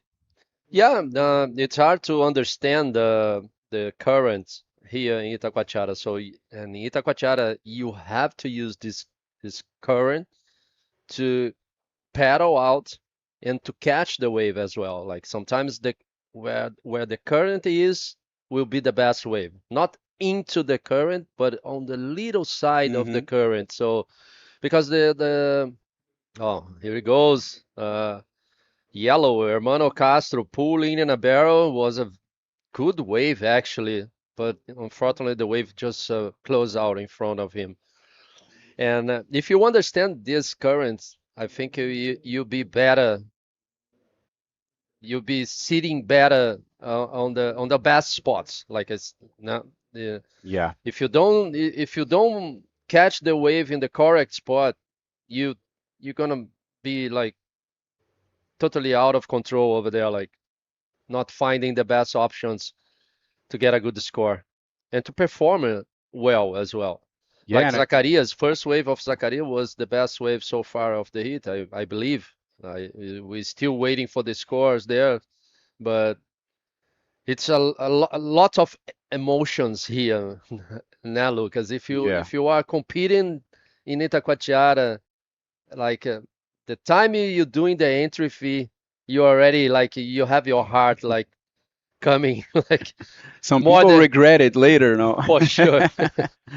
Yeah, that's very tough. Staying calm here is key. I believe we saw the two interviews for Billy, the guy coming from Rio, and as you said, he was very calm, and we can see him advancing, so I believe that your ability to stay calm over here in Itacoatiara definitely will play Counts a lot. a big role in your advancing or not, and being able to perform. Because it's very usual to just even for advanced riders, to get to the outside over here in Itaquá and then you just lock up. You can't do much. You're frightened.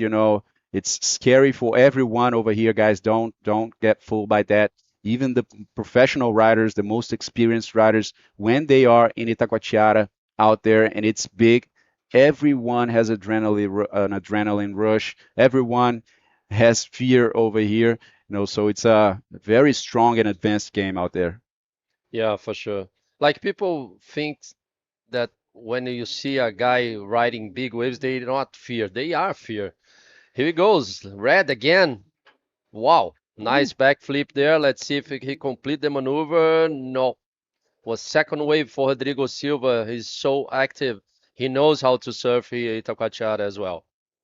Yeah, definitely a good wave for the Chilean there, going for a backflip, but just landing in a very tough zone, in that end bowl where the white water just get mixed with the wave coming right on the side. So yeah, he was not able to complete. We're still waiting for those scores. We have something with the scores over here, guys. They're frozen, but we're already working on it to bring it to you as quick as we can.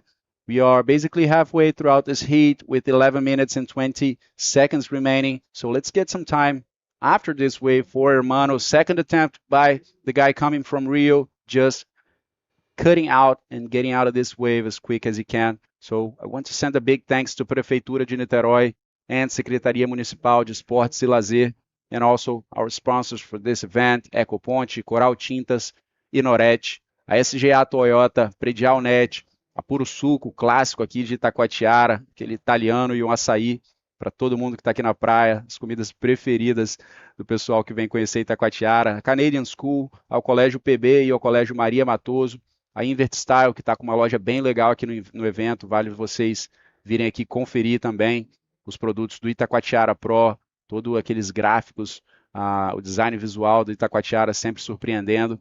A Invert Style também tem uma loja virtual bem interessante para vocês conhecerem. Obrigado também ao Itacoatiarain, Academia Aquafish, Pousada Dunas de Itaipu, BW Serviços, Quiosque Aloha Itaquá e a Casa das Margaridas por fazer esse evento acontecer, e tornar isso aqui possível, um evento tão incrível, o maior festival de esportes ao ar livre do Brasil, aqui em Niterói. Vimos ali o Rodrigo Silva tentando mais uma direita ali, ele remou, viu que não tinha muita oportunidade, não foi. Uma bateria de dois brasileiros, Hermano Castro e o Zacarias Nunes, contra dois chilenos aí, o Vitor Gonzalez e o Rodrigo Silva. Rodrigo que já venceu aqui em Itacoatiara, né? Foi ele que venceu, né? Os dois irmãos. Foi o irmão dele que venceu. Então os dois conhecem muito já Itacoatiara. No ano que ele venceu foi muito bacana de ver os dois irmãos, um torcendo pelo outro. E ele ficou em terceiro lugar já aqui também, o Rodrigo. Então são dois atletas muito experientes, os dois gêmeos aí de Arica, que surfam muito. Não deixando para trás o Hermano e o Zacarias também. O Hermano, como você falou, uma experiência incrível. O Hermano já representou o Brasil vários anos no circuito mundial, já foi finalista do campeonato em pipeline. O Hermano é um atleta muito experiente. E o Zacarias também, que foi uma renovação aqui, né? Foi uma revelação aqui no próprio Itacoatiara.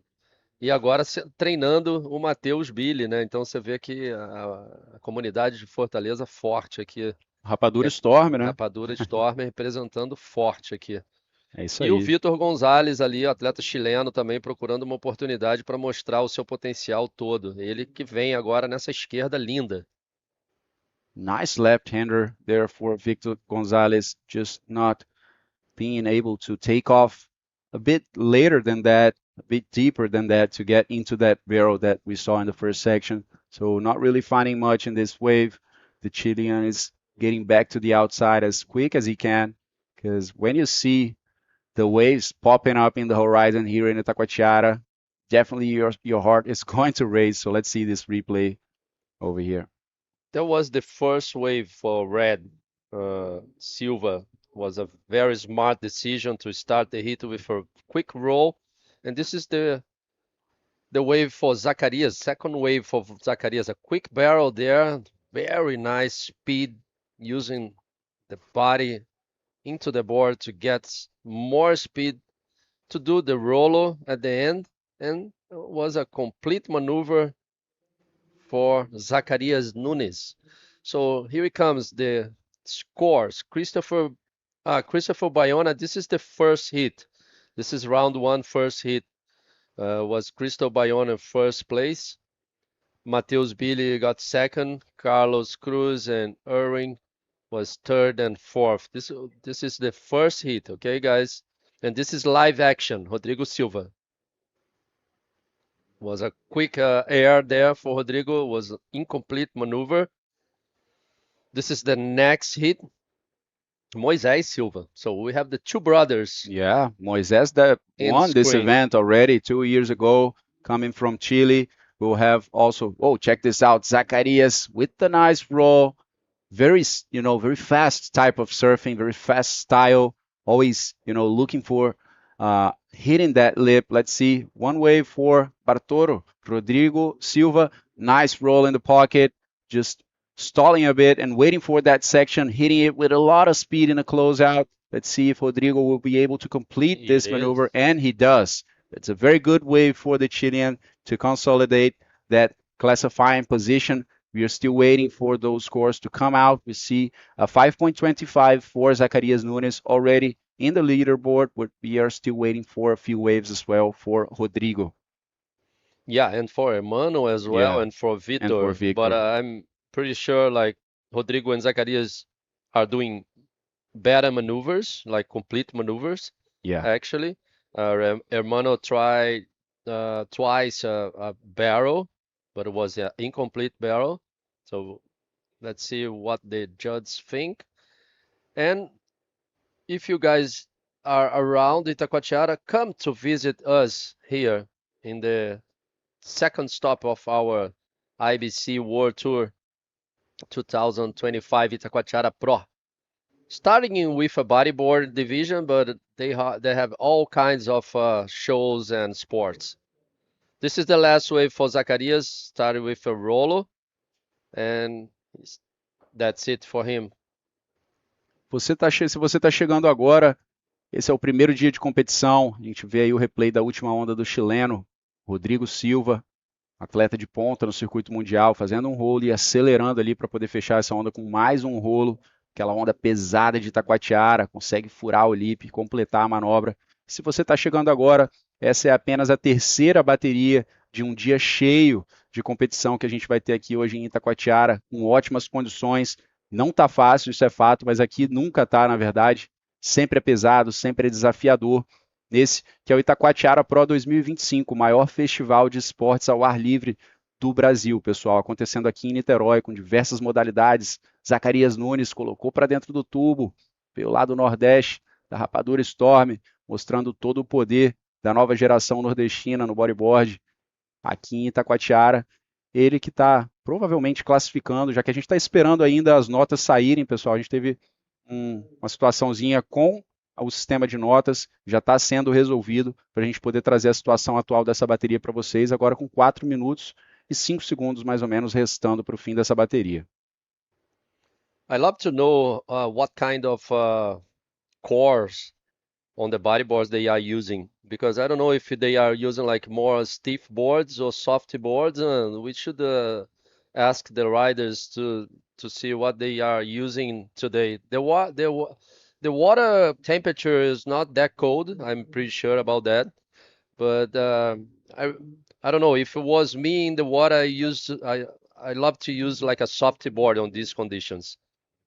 Check this out. This Rodrigo is red, Silva. just an in and out. In and out. What do you think, Lucas? You use a soft board or a stiff? You know, I core? think that thinking on the landings, definitely a soft board will help a lot, you know, in reducing that impact and absorbing it.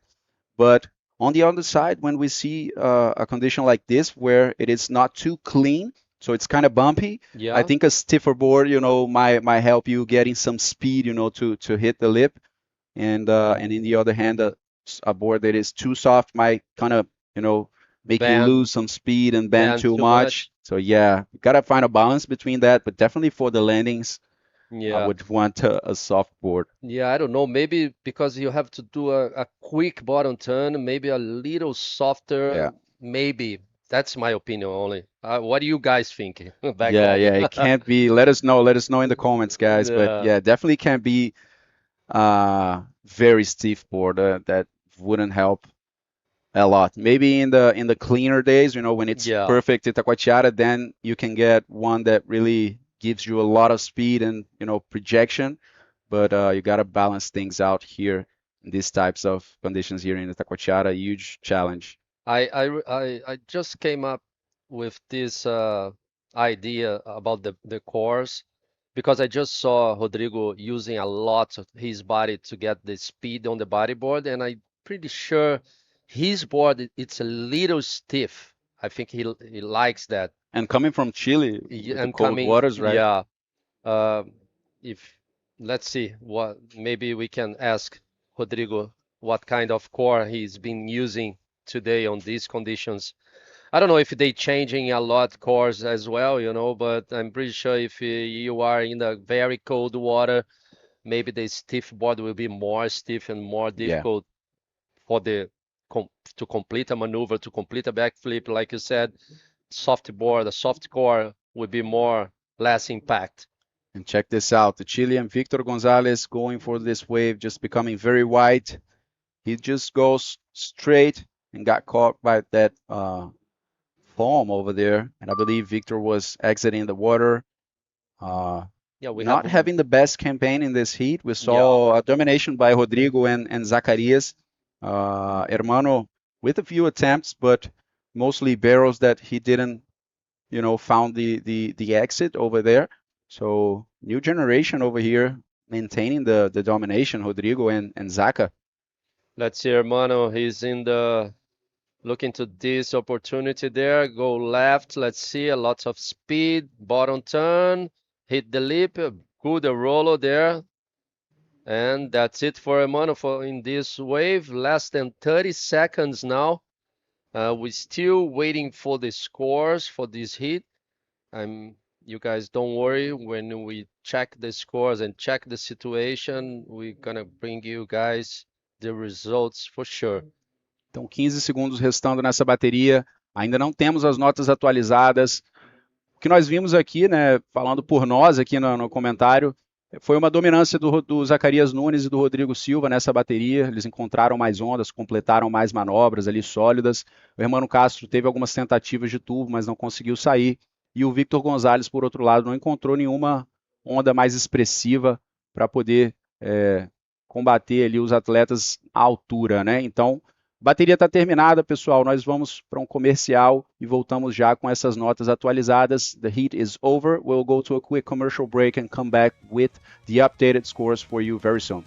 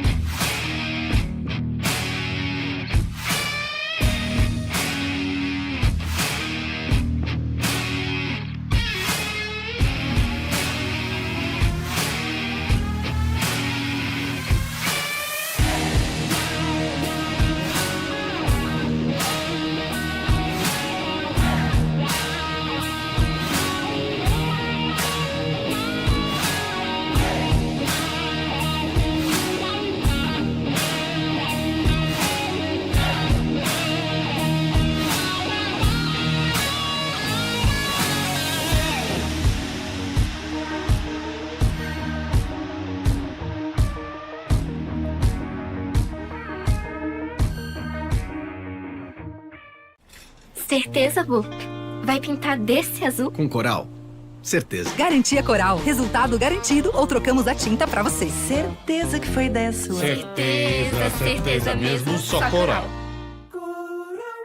Conheça a nova loja invertstyle.com.br, a primeira loja online do Brasil, com o maior estoque de pranchas e acessórios nacionais e importados. Personalize seu board, escolha cada detalhe, inclusive sua assinatura.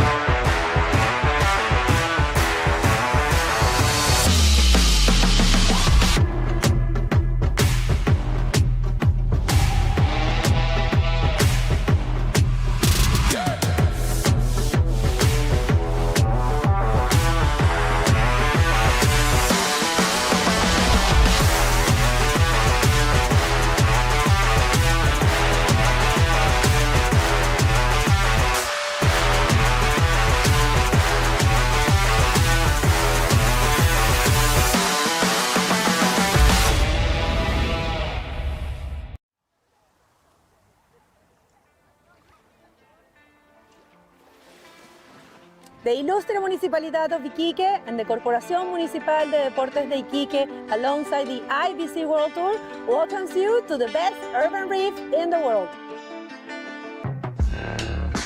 Iquique is a very special place with a large and active community of bodyboarders that makes bodyboarding part of the city's culture. With an impressive geography where you can find more than 20 quality waves, 5 of them are world class in a distance of less than 15 kilometers and very good conditions almost all year round. Iquique is definitely an irreplaceable destination for any bodyboarder.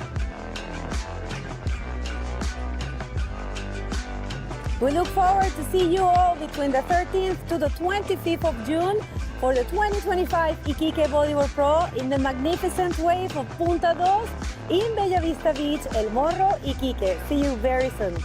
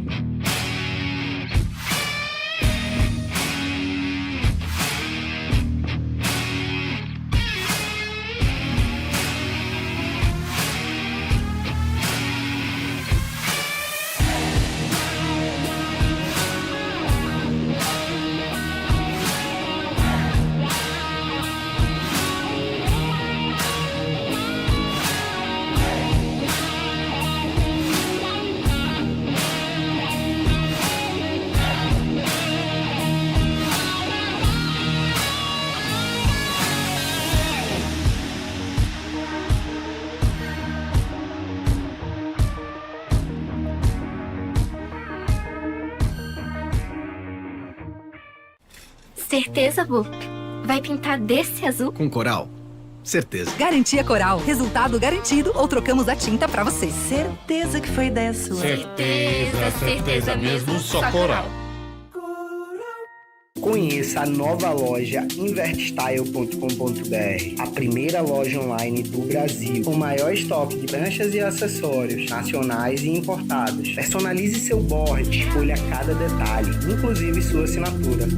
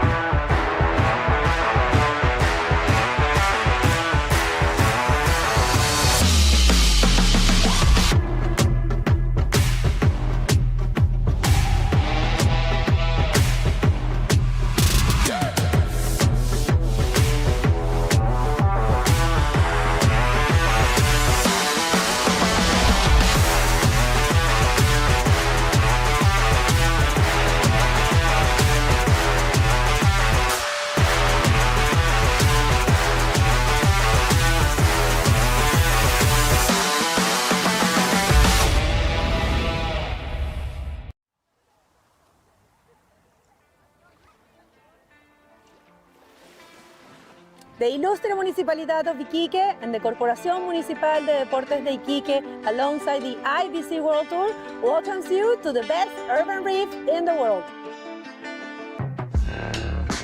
Iquique is a very special place with a large and active community of bodyboarders that makes bodyboarding part of the city's culture. With an impressive geography where you can find more than 20 quality waves, 5 of them are world-class, in a distance of less than 15 kilometers and very good conditions almost all year round, Iquique is definitely an irreplaceable destination for any bodyboarder. We look forward to see you all between the 13th to the 25th of June for the 2025 Iquique Bodyboard Pro in the magnificent wave of Punta Dos in Bella Vista Beach, El Morro, Iquique. See you very soon.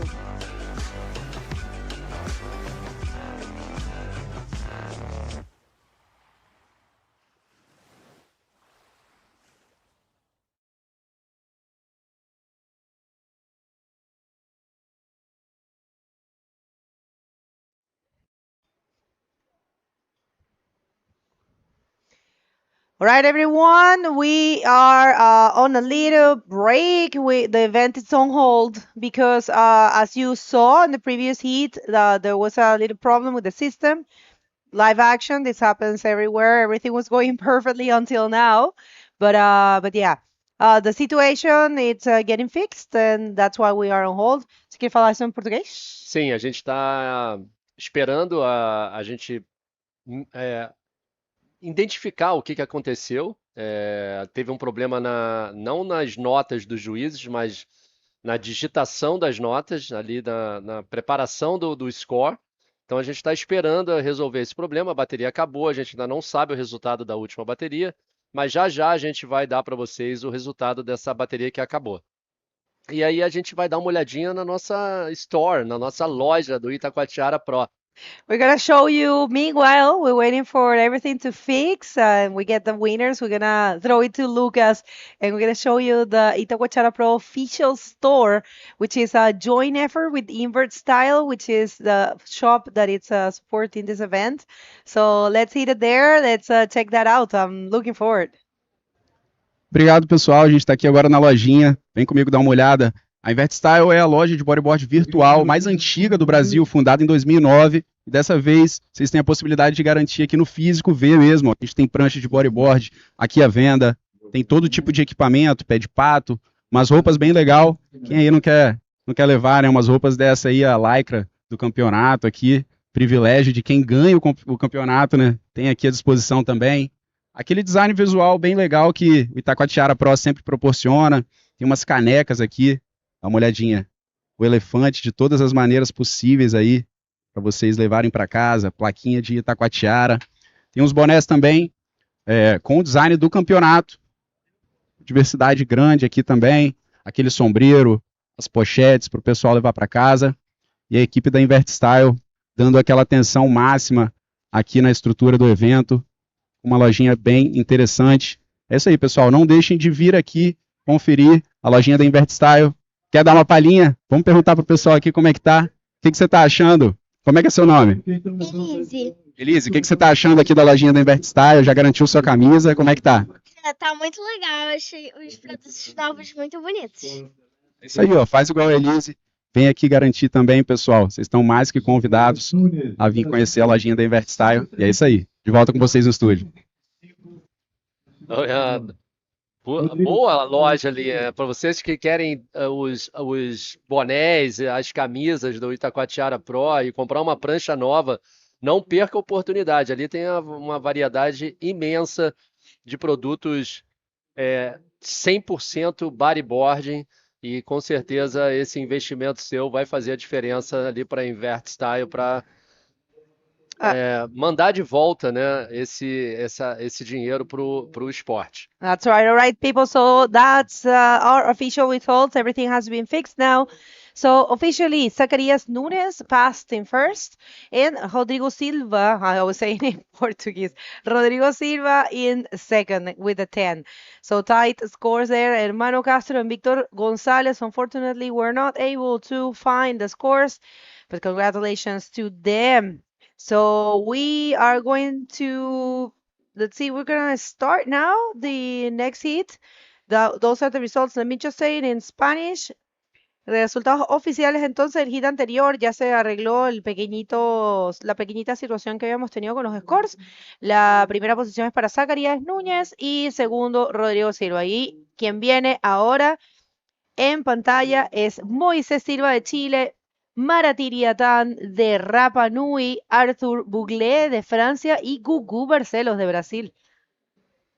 Another good hit, Moisés Silva. He won already here in Itacoatiara, so he knows a lot this place. Gugu Barcelos, a local charger from here. Gugu's been in bodyboard more than 30 years, so he has a lot of experience here and experience on the bodyboarding. Let's see, Bego, first wave of the heat was Gugu Barcelo going right, a barrel there, and a rolo. Let's see if he can complete the maneuver. Yes, he did. Very good wave for Gugu. Uma onda aí para o Gugu maravilhosa para começar essa bateria. Gugu, que é um atleta local, conhecedor nato aqui de Itacoatiara. Uma bela onda dele, Bego. Well, amazing wave here. First wave of the heat. Let's see. We were waiting for these barrels. This is what Itacoatiara can do, barrels and sections for maneuvers. So good job there. Barrel coming out with that roll. Difficult roll though to pull, but he did. He pulled it. And check this out, the straight answer from the guy from Rapa Nui, Maratiria Dan. Very fast double rolling on that left. Oh, nice exchange. I loved it. Was a good exchange, good start for both riders, the yellow and white. I just want to see this now. Look, this beautiful left red pull in spits, but it was impossible to get out there. Was a good start for this fourth hit round number 1 here, first day of competition at Itacoatiara Pro. Delivering good conditions now, Ambergo. It's getting better and better. Look at this left braking alone. Wow. Nice wave, nice speed again. Well, a good day, definitely. Right, so replay. Esse é o replay da camiseta branca, Gugu Barcelos. Uma boa escolha de onda ali do Gugu, já começando a bateria com um belo tubo. Uma manobra ali não foi fácil, esse rolo furando o lip ali, a gente chama de o rolo through the lip, né? Ele tem que furar o lip ali para fazer a manobra. E a primeira onda também do amarelo atleta chileno da Rapa Nui, linda ilha, com 2 rolos também. O segundo rolo ele sofre o impacto ali da espuma da onda, né? Da espuma branca, mas ele consegue se manter firme ali para completar a sua manobra. E a terceira onda surfada foi esse belo tubo, mas o atleta não conseguiu sair, completar. Os atletas têm que completar a manobra para receberem uma pontuação boa. Gugu Barcelos já começando aí, Bego, com 7,25. Exatamente o que você estava esperando aqui de Itacoatiara, um tubo. Foi bem julgado aí o tubo e seguindo de uma manobra. Well, this is what you can tell the experience. You know, someone like Gugu, so many years competing, long experience in bodyboarding and knows this place very well. So good wave. And check this out. This is the first for Moises Silva, huge barrel, but not able to come out. If he would have come out of that one, I'll tell you what, it would have been something around the 9. So Moises Silva, he knows perfectly how to ride big waves, coming from El Flopos, of course. Just watching his twin brother winning in the previous heat, Rodrigo Silva, and like you said, you mentioned that in the heat before. We can't forget that illustrious moment of bodyboarding where we had the semifinal between the brothers, the twins. First time ever in the World Tour history books that we see twin brothers having a semifinal. In that event, Moises Silva took the win. That was in the 2023 edition, and Rodrigo ended up in 3rd. But yeah, check this out. Rodrigo Silva, not really happening there for Rodrigo. Let's see what happened in this heat. Moises, this is I'm sorry, Moises. Thank you. Yeah, Moises, first wave of Moises was a beautiful left. I think he was a little bit late on that drop there. If he was a little bit more, maybe if he pedaled faster, he couldn't do that bottom turn. It was a beautiful left. Let's see who's coming now. It's blue, first wave of blue. Okay, so Arthur Bouglet from France also, he did a great job in Sintra last year. I remember I met him there, and super cool always to find new names, new faces, and of course a lot of new nationalities in the IBC World Tour. This is what the IBC World Tour it's about. Young athletes from different places of the world, and it's been very, very interesting to see. All right, so we're going to see this wave right here. Let's check this out. The Moises Silva with the drone shot, not really going. I'll tell you what, Moises is looking for the biggest waves. He wants to put on a huge score. That's his kind of surfing. But meanwhile, we have the interview ready with Lucas and Zaka Nunes. So you want to hear from them. So take it away, Lucas. Thank you, Bego. I'm here with Zaka, a name that everybody knows already here in Itacoatiara. Zacarias, you were saying that the currents are ridiculous out there, but you had actually thought it was a little easy because you used them in your favor and you lost your fin. How was that?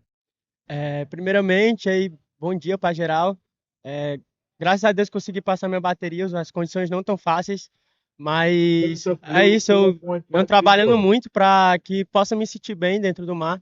Acabei perdendo ali o pé de pato ficou só na cordinha, mas tive que remar com o braço, tive que remar em séries com o braço, então é bom estar preparado para essas condições, me sinto bem confiante no mar daqui, é um mar que eu gosto muito, e é isso, continuar trabalhando que tudo possa dar certo aí na frente. Yeah, so first of all, he's just complimenting everyone, saying good morning, and he said that he lost the fin, getting caught by one wave, and he actually had to go through the set just with his arms, but he's using the currents in his favor. He knows it pretty well already. He's saying he's training a lot for this wave. And Zaka, in 2023, we saw you here for the first time. You know, you managed to get a 10-point ride. You're looking more and more experienced here in Itacoatiara. How are you feeling this year? Faz uns 2 anos que eu venho, esse é o terceiro, então a cada ano que eu pareço aqui eu me sinto bem, assim, tipo, me sinto que eu tô mais adulto, assim, em relação ao mar, tô conseguindo me ler melhor as ondas, então isso foi bastante importante na minha vida. O primeiro ano aí consegui fazer boas notas e o segundo também, então eu venho numa crescente aí que eu pretendo manter essa crescente, me sentir mais confiante ainda e que eu possa chegar nos últimos dias bem. Esse é o meu foco, então vamos nessa. Yeah, so this is his 3rd year over here. He says that he is feeling more and more mature in this wave. It's a wave that he likes very much, this type of wave, and he just wants to keep that improvement until the last days of competition. That's where he wants to get and get well. So do you have anybody to compliment at home and say a shout out? Galera, eu queria mandar um salve aí pra galera do Ceará que tá assistindo a gente aí. Fiquei na torcida aí bastante pelos nossos atletas. Queria agradecer também a minha família que tá me apoiando lá em casa. Minha mãe, meu pai, tô sentindo maior saudade. Minha namorada, a minha vozinha também, que eu gosto bastante dela, a avó Graça. E aos meus apoiadores que estão comigo aí, sempre dando o máximo aí pra estar me ajudando. Minha escolinha, Geração Bodyboard. E é isso, vamos nessa. That's it. Congratulations, Zaka. Good luck on the next heat. Back to you guys in the booth. Muito bom ver o Zacarias aí performando dessa maneira aqui em Itacoatiara. É um trabalho de base sendo feito e aí está o resultado, ele saindo vitorioso dessa bateria super, né, perigosa, vamos dizer assim, com o Hermano Castro, Rodrigo Silva, o Vitor Gonzalez. Ele saindo bem aí para começar a sua trajetória nesse evento de Itacoatiara. Right, so we have some situation. It's a Gugu right there looking for his backup score, doing a great job. And I tell you what, that's going to be a very decent backup score for Gugu. So what good, how much, I would say, important is to start early in the day. You know, Gugu was in the first heat and advanced, and, you know, he kind of, I think that thing wakes you up, you know, it's like, okay, I had my first serve, I made it, I have to do better, I know what to do, I have another chance, so I'm going to do it better. You know, it gives you a chance to assess the conditions, to study what's happening out there, and you come back stronger. So yes, Gugu Barcelos doing a great job right now with a 5.10 and a 7.25 highest score so far of what we have had of competition. Remember, we started with the trials. It was 2 hits, and we did. We are in hit number 4 or round number 1. What it's on the tally, it's to run today till the round 2 in full. We have to take these opportunities because we have a good swell today, tomorrow, and probably even on Monday. Waiting to see from the technical commission. But yeah, probably we're going to be running 3 days in a row, and then we're going to leave the last day. Wait a second, Moisés Silva. Moisés aí conseguindo encaixar essa manobra nessa onda toda espumada, com muita white water né, Bego? Was not easy at all this last wave of Moisés Silva. Lots of white water, but he managed to do a good maneuver there, a good roller. He needs a score to put himself in a better position this hit number 4. All right, This is so the replay for last wave of Moises.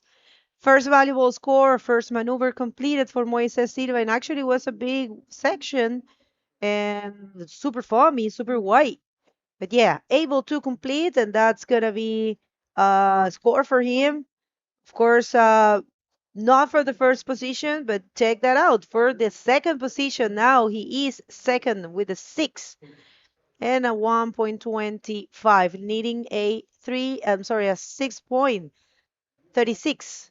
And Maratiri Adan looking for a 2.26 to be second again, and Arthur only for a 2.76. So the scores are super tight.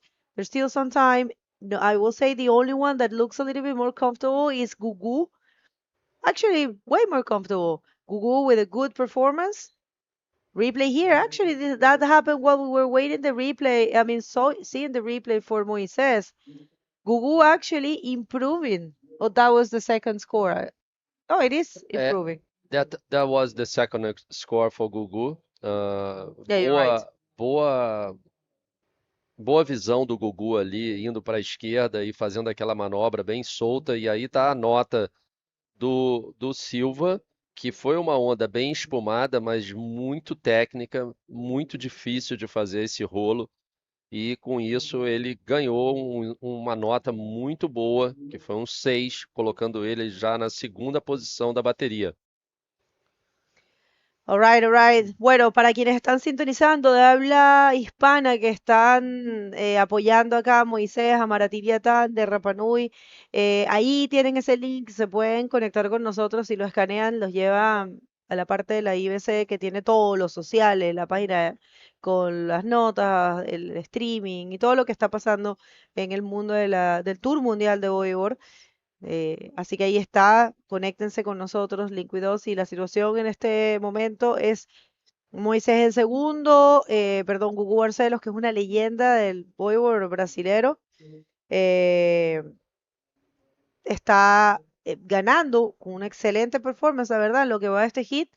Y Maratiri, que no necesita mucho, 2,26. Vamos a ver, Gugu otra vez. Gugu novamente ali para a esquerda, super ativo, ele sabe que ele precisa das oportunidades, não quer deixar passar nenhuma oportunidade. Faz uma outra esquerda ali com uma manobra. Vamos ver se ele consegue trocar o 5.10. Não acredito que ele vá trocar, a manobra foi um pouco muito dentro da onda, a outra teve uma projeção bem maior. Mas vamos analisar ali, eles vão fazer um comparativo das duas ondas. Gugu bem ativo, Bego, e usando sempre as correntes ao seu favor. Você vê que ele está voltando bem rápido para o outside, usando as ondas mais abertas para fazer as manobras, que é o que precisa hoje, é completar as manobras. A gente já viu vários atletas pegando boas ondas, mas não conseguindo completar as manobras, que foi um pouco o caso das pessoas que perderam aí nas primeiras baterias do dia. Well, that's right. If you're just getting here, we'll let you know who made this event possible. We would like to greatly thank Prefeitura de Niterói for supporting this event one more year, I'm sorry. And Secretaria Municipal de Esportes y Lazer. Lazer. And we also have Ecoponte, we have Coral Tintas, Sinorete, SGA Toyota, Pregionet, Urosuco, Canadian School. We have Colegio PB, Colegio Marilia Matoso, Invert Style, Itacoatiara, Academia Aquafish, Pousada Dunas de Itaipu, BW Servicios, Quiosque Aloha Itaquá, y Casa das Margaridas Hostel. Right, so in here, it's pretty cool because Academia Aquafish, people, is a gym that is here super close to Itacoatiara, and they had offered free access to all of the athletes and the staff as well, because I've been training there, and this is super big gym. Very complete. Thank you so much, Academia Aquafish, for doing that. It's a huge effort. Imagine it's got pool, it's got so many good the training area that is huge. I'm loving it. And I'm staying in Posadas Dunas de Itaipu. We are getting our food from Kioski Aloha Itacoa. So everyone is collaborating, and of course, Puro Suco. Don't get me started. Here he goes again. Yellow. Whoa, nice backflip there. Let's see if he can improve in this wave. Looking for the end ball there and a rolo. Two maneuvers for yellow. Maratiri. Maratiri. And he lives in He is from Rapa Nui. Ilha de Páscoa. Rapa Nui. Rapa Nui é o mesmo. É o mesmo. Sí, so que eles people from Isla. I'm gonna get back to the idea, but check this out. This is Moises. I got distracted because he's gonna go for something big. Wow. Of course, Moises Silva. Huge roll there. No, don't tell me that he didn't. That was so unfortunate. I knew he was gonna attack that lip and super close to land it. Moises is looking for something huge. I'm telling you, he's gonna do it for sure. For sure, he will. He's totally capable. So explain to me, it's not Ilha de Páscoa. They don't call this Ilha de Páscoa Rapa Nui. Yeah, Rapa Nui, it's the original name of the island, and the people from there ask everyone to be called like that. Okay. So, Rapa Nui. No more No. Ilha de Páscoa. They're from Rapa Nui.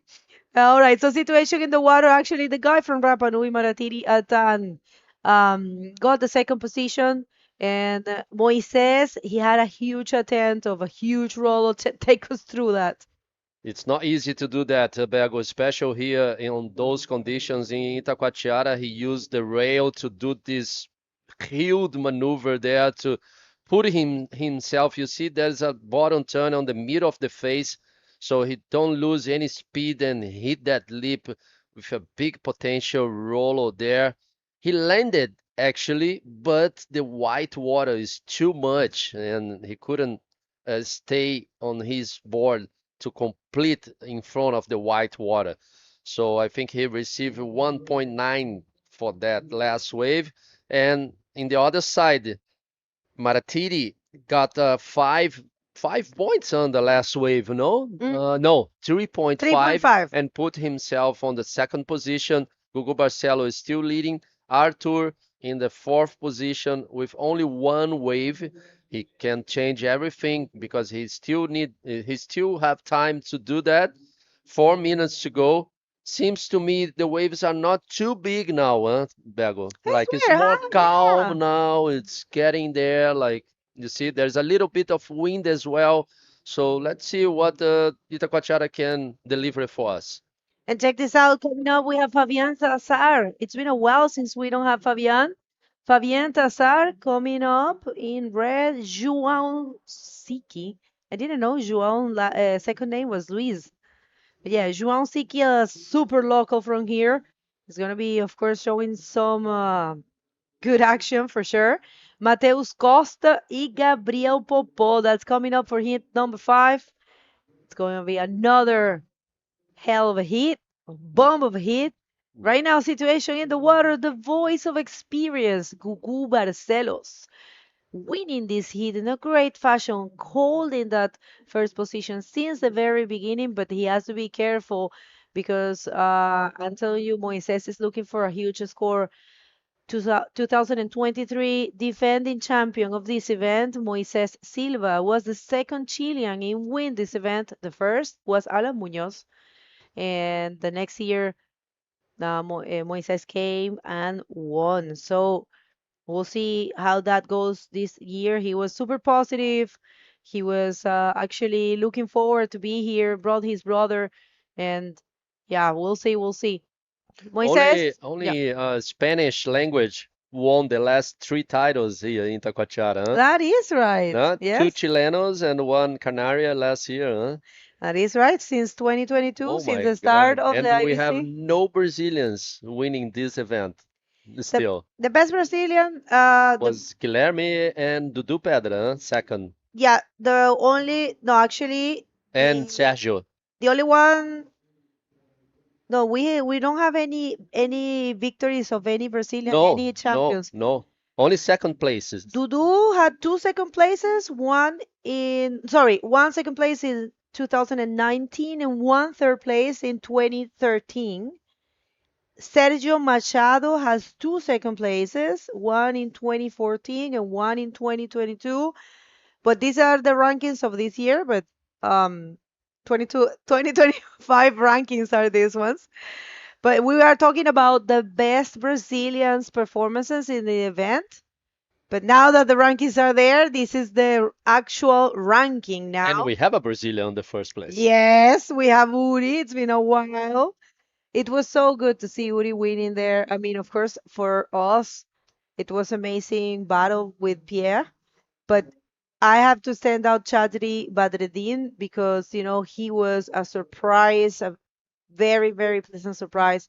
Gabriel Braga is in third, sharing that third position with Badreddin and Tristan, and there is 4 people sharing the fourth place. We're gonna get back to that, but this is Moises Silva. He's gonna go for a backflip. I know him. He's gonna go for a backflip for sure. Well, maybe just a roll. And it was a good roll, actually. Let's see if he goes in front of the white water. No, again, Bergo. Oh. Wow. Well, there's still some time. Of course, it takes you a little while to get out there, but he was very smart to go for that roll because he only needs a 2.5. It's crazy. And Arthur, he only needs a 4.01. So basically, if they land the roll, they will be getting those scores. So I have to say, nothing is actually established at this point, especially for the second place, because the first is looking very, very good for Gugu Barcelos. I don't think anyone's going to be taking that from Gugu with 2 minutes on the clock, but we'll see. I'm telling you, Moises is not going to give up, and Arthur, he's sitting there. Arthur has the second priority. Of course, he's very far away from Gugu, who has the first priority. Gugu is not even thinking about blocking anyone. He's just too comfortable there. Yeah, but he's there. You see, he's on the middle of the guys. He's waiting for the good opportunity.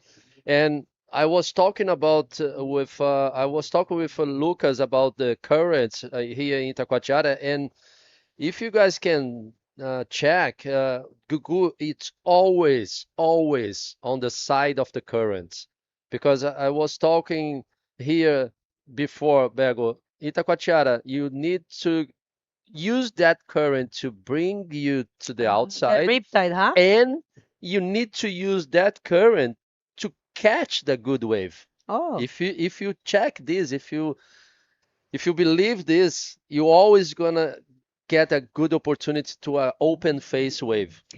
I don't know about that because I haven't surfed in this size. I have never surfed. I have surfed in smaller conditions, but I know about that riptide and it does exist to get out. I mean, I'm sorry, just in English is the opposite. We think in Spanish and in the other languages and it's the opposite. But check this out. Maratiriatan coming here looking to change that. Oh, nothing's gonna do. That's gonna be there. And guys, is this happening? Former champion of this event is going to be knocked out in the first appearance. That's going to be something to remember. I can't believe Moises Silva only needing a 2.50, the one that won this event in 2023, and Gugu Barcelos using his priority actually leaving the area. Where is Moises Silva? Where is he? He's looking for 2.50. Is he out there? And it just happened. I can't believe it.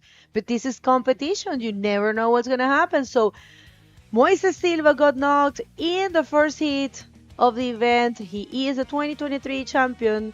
We were not expecting this, but this kind of things happens. And I have to say congratulations to him and Arthur. Moises tried a lot, fought a lot, but not able to complete any of the maneuvers. So congratulations to the young Maratiriatan from Rapa Nui and Gugu Barcelos, the voice of experience. Yeah, Gugu Barcelos, parabéns aí. Vamos agora para comercial rápido, quick commercial break. Stay with us. We're gonna be back pretty soon.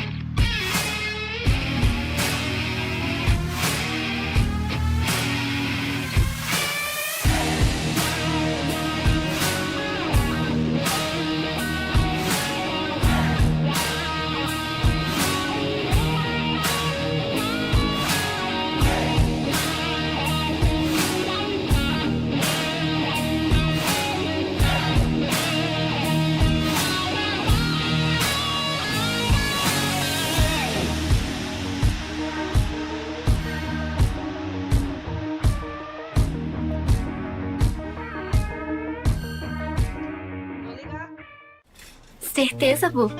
Vai pintar desse azul? Com coral? Certeza. Garantia Coral. Resultado garantido ou trocamos a tinta pra você. Certeza que foi ideia sua. Certeza mesmo, só coral.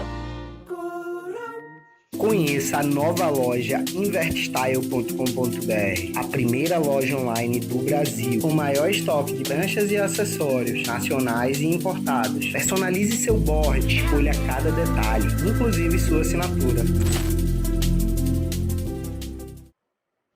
Welcome back, everyone. This is the first day of competition here at the 2025 Itacoatiara Pro. We are in round number 1. We are about to start heat number 5. And we just had the first, I will say, upset of the event because Moises Silva, he's a former champion of this event, 2023 champion. He just got knocked out of the competition. Although he tried super hard, but these things happen. This is competition. And well, huge congratulations to him and to Arthur as well. And we're going to get to see who will be advancing. Let's hit the water and we'll be introducing this hit. That's it. There are waves being surfed already. First wave for Matheus Costa. You guys are just seeing right now he's getting smashed after that landing. But João Luiz Zic already put a 1.75 in the leaderboard. He is the number 1 in this heat, followed by Fabian Tazar, the guy coming from Reunion Island in the red jersey.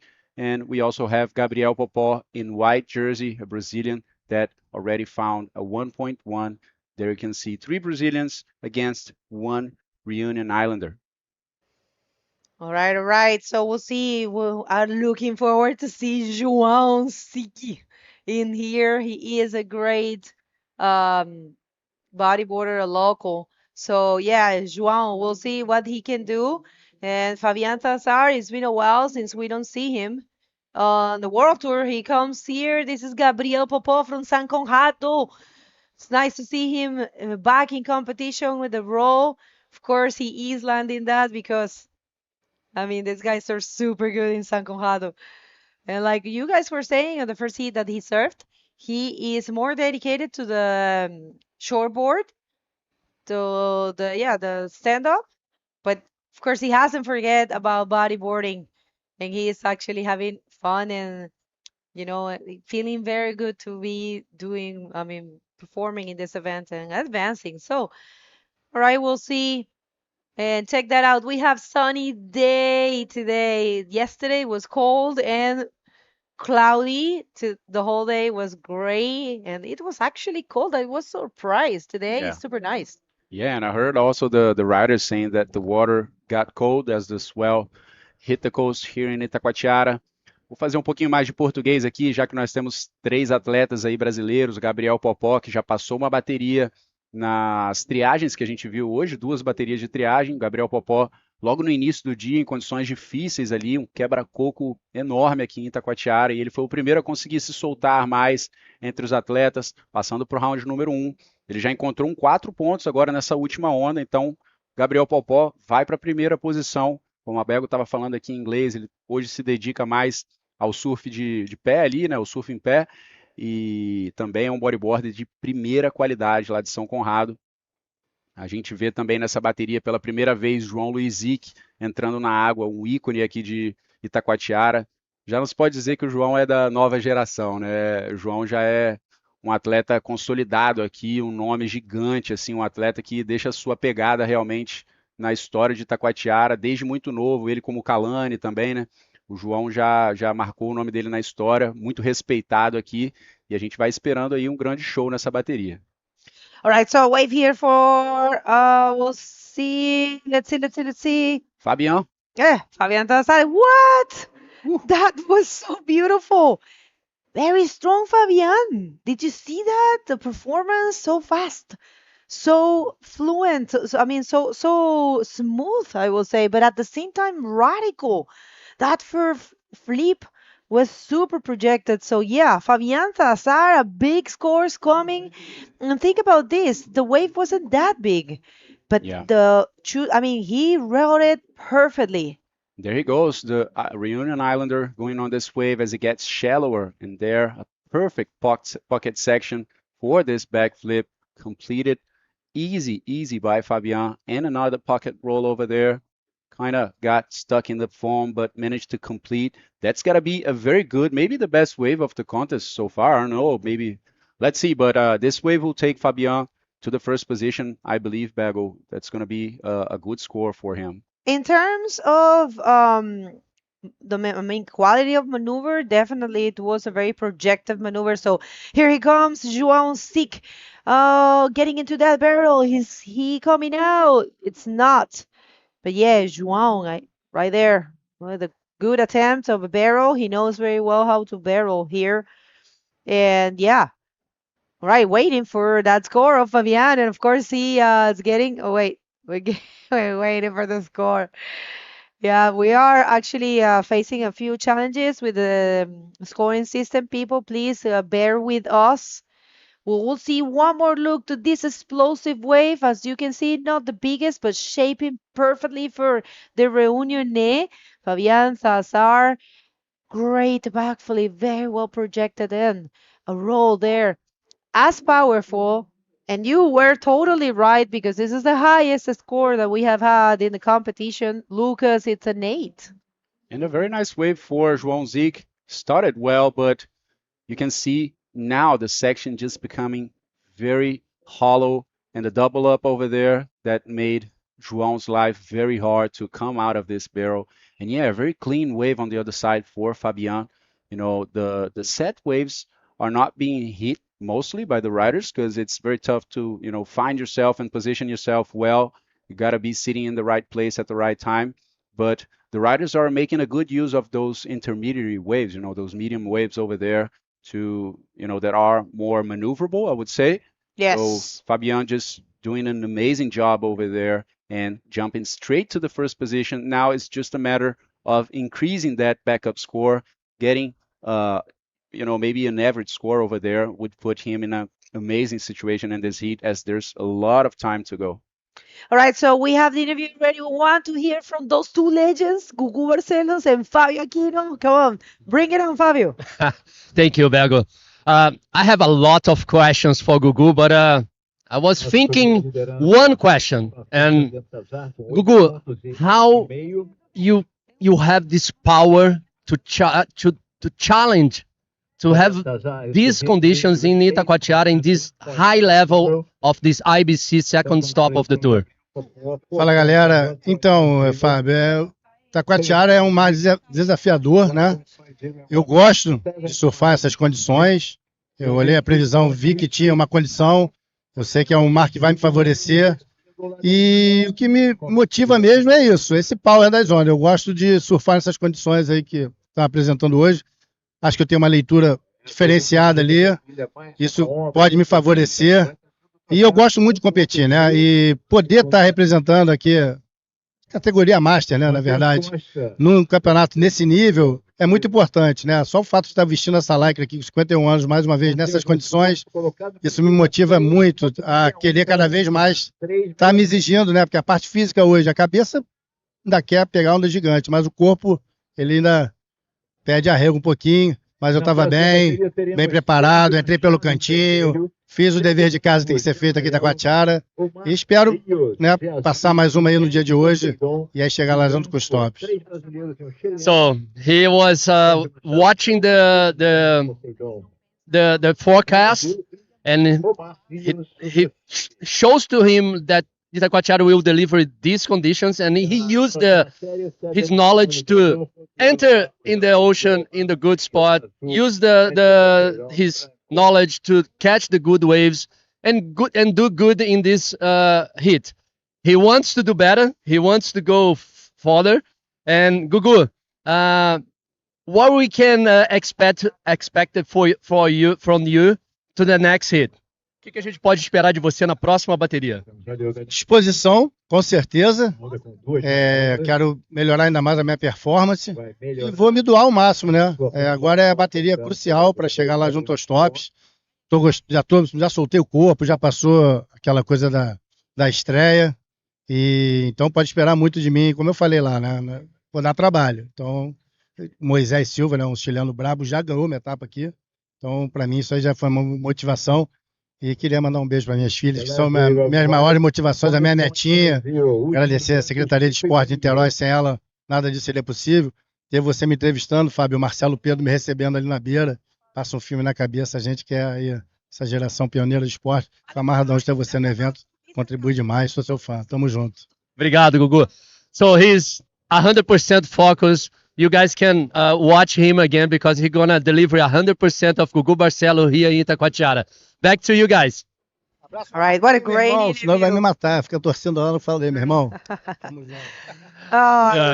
Classics there. Thank you so much. And yeah, excellent to see someone, 51 years of age. He is,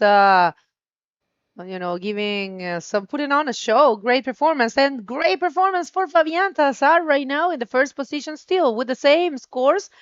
We had the pleasure of having a long interview there because, we didn't have any action coming up. During the interview. But yeah, action is coming up. Gabriel Popo right now looking for a 4.41, 01 to be first. And João, he is in a little more difficult situation, a 7.75 to be second actually. So meaning he does need to wake up there. And check this out. We have Thiago Jatova helping his friend. João is a very good friend with João. And check this out once again. Fabian Tazar choosing a bigger wave and going for the invert. Looking super sharp. Wow, that was looking good. I thought he was really going to take off on that wave, but unfortunately that section kind of, crumbled a bit before he hit it. But Fabian is looking like he's sitting in a very good place. He found himself over there, already found a very high score, 8 points. So yeah, some legends over there. Marcelo Pedro, Lorenzo Degola, just taking a look at these amazing heats. Local power here in Itacoatiara. João Zic in the water, so definitely it's a show. Pessoal local aí, Thiago Jatobá tá dando aquela força pro Zic lá dentro da água. Pessoal local aqui dando uma força nessa bateria que sempre é uma das mais esperadas, né? Ver os heróis aqui de Itacoatiara na água é diferente. And João Zic, he actually got a 4th place here in this event. He is among those Brazilians that have had podiums. He actually got a 4th in 2016, almost 10 years ago, 9 years ago, he got a podium here in his house. The best positions for Brazilians here is Dudu Pedra with 2 places in the podium. He has 1 second place in 2019 and a 1 third place in 2013. But I would say Sergio Machado is the one with best results because he's got 2 second places. In 2014 and in 2022, Tamega, he had a 2nd place only in the first event, the first edition of this event. He was 2nd. Kalani Latansi, he got a 3rd in 2015. João, 4th in 2016. Let's see this one. We did have Uri as well. Aí veio o Matheus Costa na terceira onda dele, fazendo um rolo, conseguiu completar a manobra. Essa onda aí vai fazer a diferença para o Matheus. Logo atrás vem o Fabian Tazar, atleta das Ilhas Reunião, está muito bem nessa bateria, mas não encontrou nada nessa onda, só um 360 e saiu. A onda do Matheus com certeza vai fazer a diferença para ele subir alguns degraus ali para se aproximar da zona de classificação, tentar tomar ali a posição do Gabriel Popó. That's right. And going back to the history, beautiful way for the closing out. Going back to that history, Uri, who is our current ranking leader, World Tour leader, he only had 1 second place in his career 10 years ago. Imagine that. A place that hasn't been actually, he has been here many times, Uri, but the only 1 single podium from all those times. So, remarkable. And I think this year, Uri, he's coming super motivated. He said it in the interview that we had at the beginning during the registration day. He said he was very, very cheerful about being here. Very happy to be here, very motivated, and he was he's gonna give his best. Yeah, Uri is a competition machine. He He's that guy that is adapted to all types of waves and especially strong waves here in Itacoatiara, very familiar with it. So yeah, that's going to be next, guys. We have a few more days of competition just getting started here in this amazing festival that is the Itacoatiara Pro. There are other sports as well involved in this: cycling, we have surfing, body surfing, skateboarding. So if you are around, definitely come pay a visit. And if you're not around here this year, maybe planning coming back in 2026 and the other years, because it's definitely an experience that is worth it. All right, that thing, I never get it. A galera da altinha. É. Galera quebrando aquela altinha clássica, tradição aqui do Rio de Janeiro, Itacoatiara especialmente. Dia de sol lindo, altas ondas e muita ação dentro da água. E o pessoal aqui aproveitando a praia também, jogando aquela altinha, não pode deixar a bola cair. I am so bad at it. I am so bad at it. Like I'm telling you, I can't even get one. And when they do it with the small ball, that's even harder. And they make it look easy. That's the whole idea of the thing, making it look like you're not, like, you're effortless, and easy. And altinha, yeah. But that's with the big ball? Or oh, wait a minute, we have a wave here for the local, not happening for João. Right, João? You don't want to you wanna advance, otherwise you will have to be playing altinha there with the rest of the boys. All right, so people, if you're just getting here, first day of competition of the 2025 Itacoatiara Pro, it's a pleasure to be back here. And we would like to thank the Prefeitura Municipal, the Niteroi. Thank you for being there again. And the Secretaria Municipal, I'm sorry, Prefeitura Municipal, it's not like that. It's Prefeitura de Niterói. E a Secretaria Municipal de Esporte, Lazer, for bringing this event once again. They have been there forever. So thank you so much. You guys are amazing. Os pilares aí desse evento, né, a Prefeitura e a Secretaria aqui do estado da cidade de Niterói, mas nós temos também todo um apoio aí de diversas empresas e entidades, como a Ecoponte, a Coral Tintas e Norete, a SGA Toyota, que também dá uma estrutura incrível aqui, proporcionando todos os carros para a equipe, Puro Suco, com aquela comida incrível, acabou de chegar um italiano aqui pra gente, o pessoal I was so desfrutar. diet. I was not supposed to eat Italiano, but I couldn't help it. Você tá aqui em Itacoatiara e bateu aquela fome, pessoal, passa no Puro Suco, pega um açaí, pega um italiano, com certeza você vai ficar muito satisfeito. Agradecer também a Canadian School, o Colégio PB e o Colégio Maria Matoso, a Invert Style, a gente mostrou agora há pouco a lojinha, como é que tá aqui no evento, com todo tipo de equipamento, um merchan muito maneiro, com aquele design gráfico aqui do Itacoatiara Pro. Ao Itacoatiara In, Academia Aquafish, Pousada Dunas de Itaipu, BW Serviços, Quiosque Aloha Itaquá, está proporcionando as refeições aí, o almoço e a janta saudável, uma comida muito boa para todo mundo trabalhando aqui e no festival inteiro do Itacoatiara Pro. E também a Casa das Margaridas, hostel aqui em Itacoatiara. Muito obrigado pelo apoio contínuo nesse evento. Eu acho que a gente tem media partners, né? Rádio Mix. E um agradecimento também a Resex, P7, EcoArt e Soami, que também estão por trás desse evento aí, apoiando fortemente. Soami, desculpa, pessoal. Obrigada, diretor. All right, so situation in the water remains the same. They haven't really been able to take anything else. And right now, it's Fabián. I mean, right now and throughout the whole heat, Fabián Salazar, la reunión Lela, le reunioné.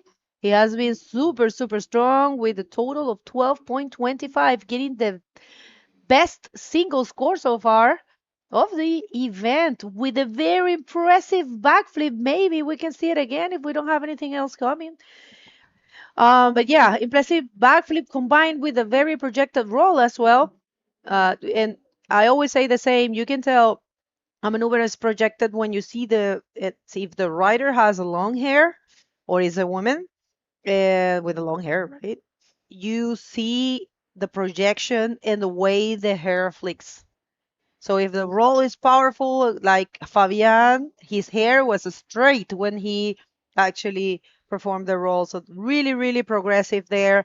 Fabián Salazar, a great rider, coming back to the tour. I think he has been living in Australia for a while. I saw, in his social media. Thank you, director. You're the best, Felipe. Check this out, guys. Passing through that section, the double up comes up and a perfect pocket for Fabián. Clean backflip over there. He managed to fit one more roll into this wave and Definitely the judges loved it and released the 8-point ride for the guy coming from Reunion Island, just completely standing out in this heat. And he actually managed to get a 4.25 after that. So he's sitting with a 12.25, leaving Popó in combination. The second spot in this heat is Gabriel Popó. He needs 12.25. So very secure situation for Fabian Tazar, basically doing the best he can to advance to round number 2. And he already put one foot in there, just waiting to put the second one. 3 minutes and 25 seconds.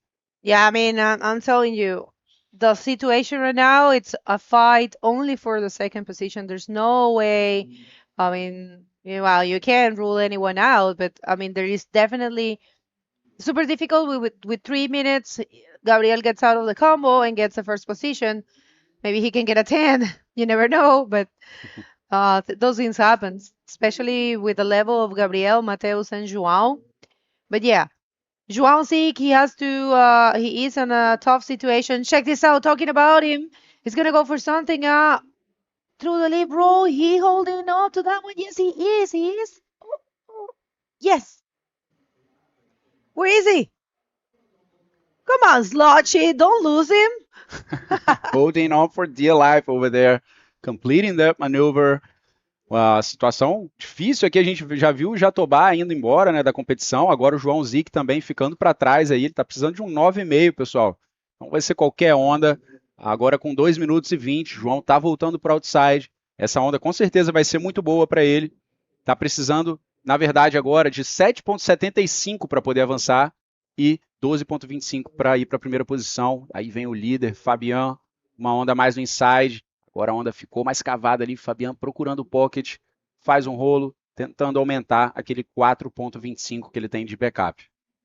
Impressive, really good performance. I think Fabian is going to be leaving the area, probably just watching from the shore, because it takes you a while to paddle back there. And with those kind of scores, I think it's fair to say he's comfortable. So yeah, Fabian Tazar coming back to showing the world his skills. Great bodyboarder and also super good in replay of the last of João. And check this out, Bego. That was a 6.5 for João. So he is sitting in third position right now, but needing only 3 points to go to the second position. So 1 minute and 20 seconds. Check this out. It's him just using that last opportunity. We didn't see what he did in the beginning of the wave. Let's see if that's going to be a 3-point ride for João. And Gabriel Popó right there, he is not landing that. Gabriel trying to keep that second position because he knows how dangerous João is. If João would have landed that roll, he would have get that score. A 3 is what he's looking for. And Gabriel is leaving the competition area. It looks like good attempts. I'm telling you, good battle for João Sick. He was actually not giving up, and I loved it. That's what you have to do. Not giving up. But yeah, I mean, 31 seconds. Where is he? He is out there. If he finds a wave, maybe that one? Oh, I don't know. Oh, intense moments for the local. Intense for Itacoatiara. It's 15 seconds on the clock. João Sick looking for a 3. Right now is Gabriel Popó in the second position, and super comfortable Fabian Tazar winning this heat. Mateus, we didn't see the best of him, and he is paddling that one. Is that going to count? No, and he was not able to get it. So I think it's a seal deal. The heat is over, and unofficial results is Fabian Tazar advancing in first and Gabriel Popó in second. And we're going to continue with a lot more of the Itacoatiara Pro right after this commercial break.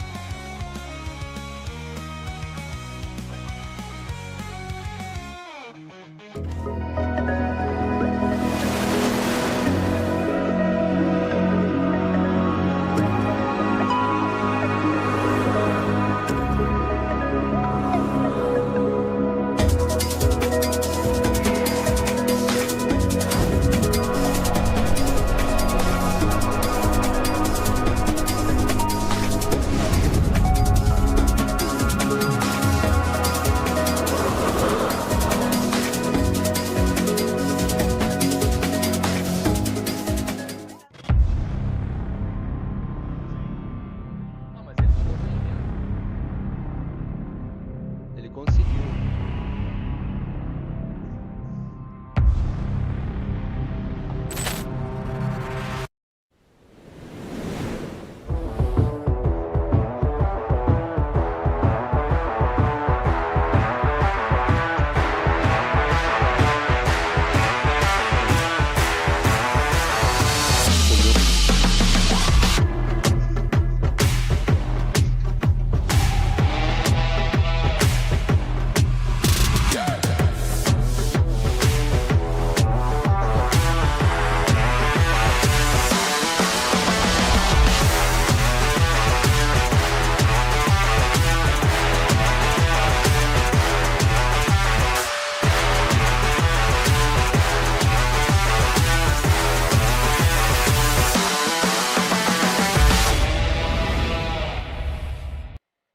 Welcome back, everyone, to the first day of competition here in the Itacoatiara Pro 2025 version.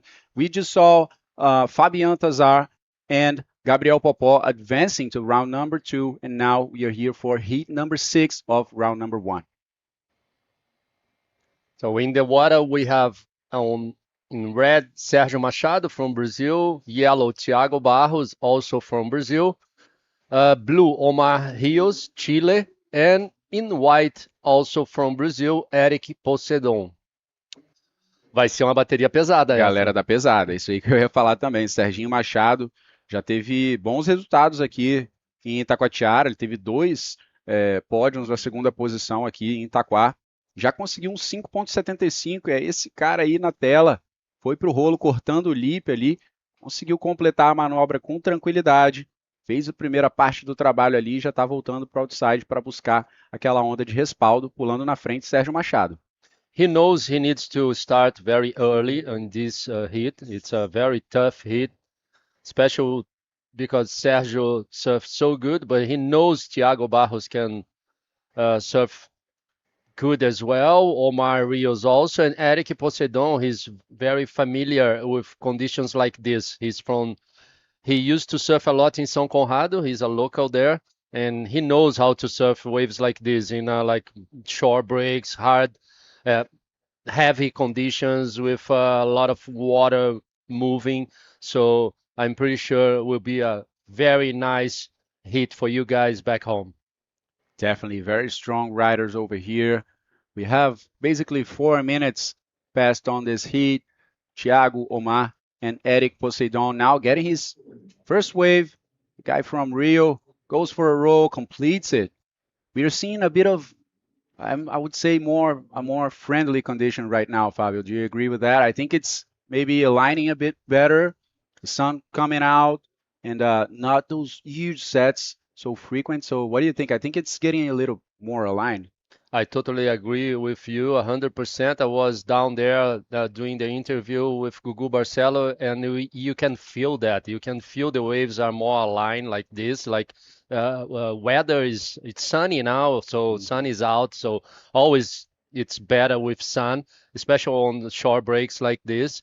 And I'm pretty sure it will be better and better. I'm just worried about the wind. Mm-hmm. Yeah, we had a forecast of the wind changing after about lunchtime. So hopefully it stays like this, or if it changes, it doesn't get too strong and messes up the waves. But we are seeing a very good condition over here with the guys, unblocking and now releasing those big maneuvers in the heats. We saw Fabian getting an 8-point ride in the last heat with a nice backflip and roll combination. There you guys can see 8 points and a 4.25. We saw Gabriel Popó, who's doing a very nice work over here, already advancing 2 heats. It's just 10 o'clock over here, and Gabriel Popó day is going very good, already advancing 2 heats. And yeah, let's see how it will unfold. João Zic was eliminated from the comp, a local hero over here in Itaquá. An upset for the guys coming from this beach, and Matheus Costa also leaving the competition. But this heat, we're just crossing the 20-minute mark, is going to be a great heat as well with some very strong riders. So Eric Poseidon, 5-point ride on that last wave, and he is managing to stay in second position so far.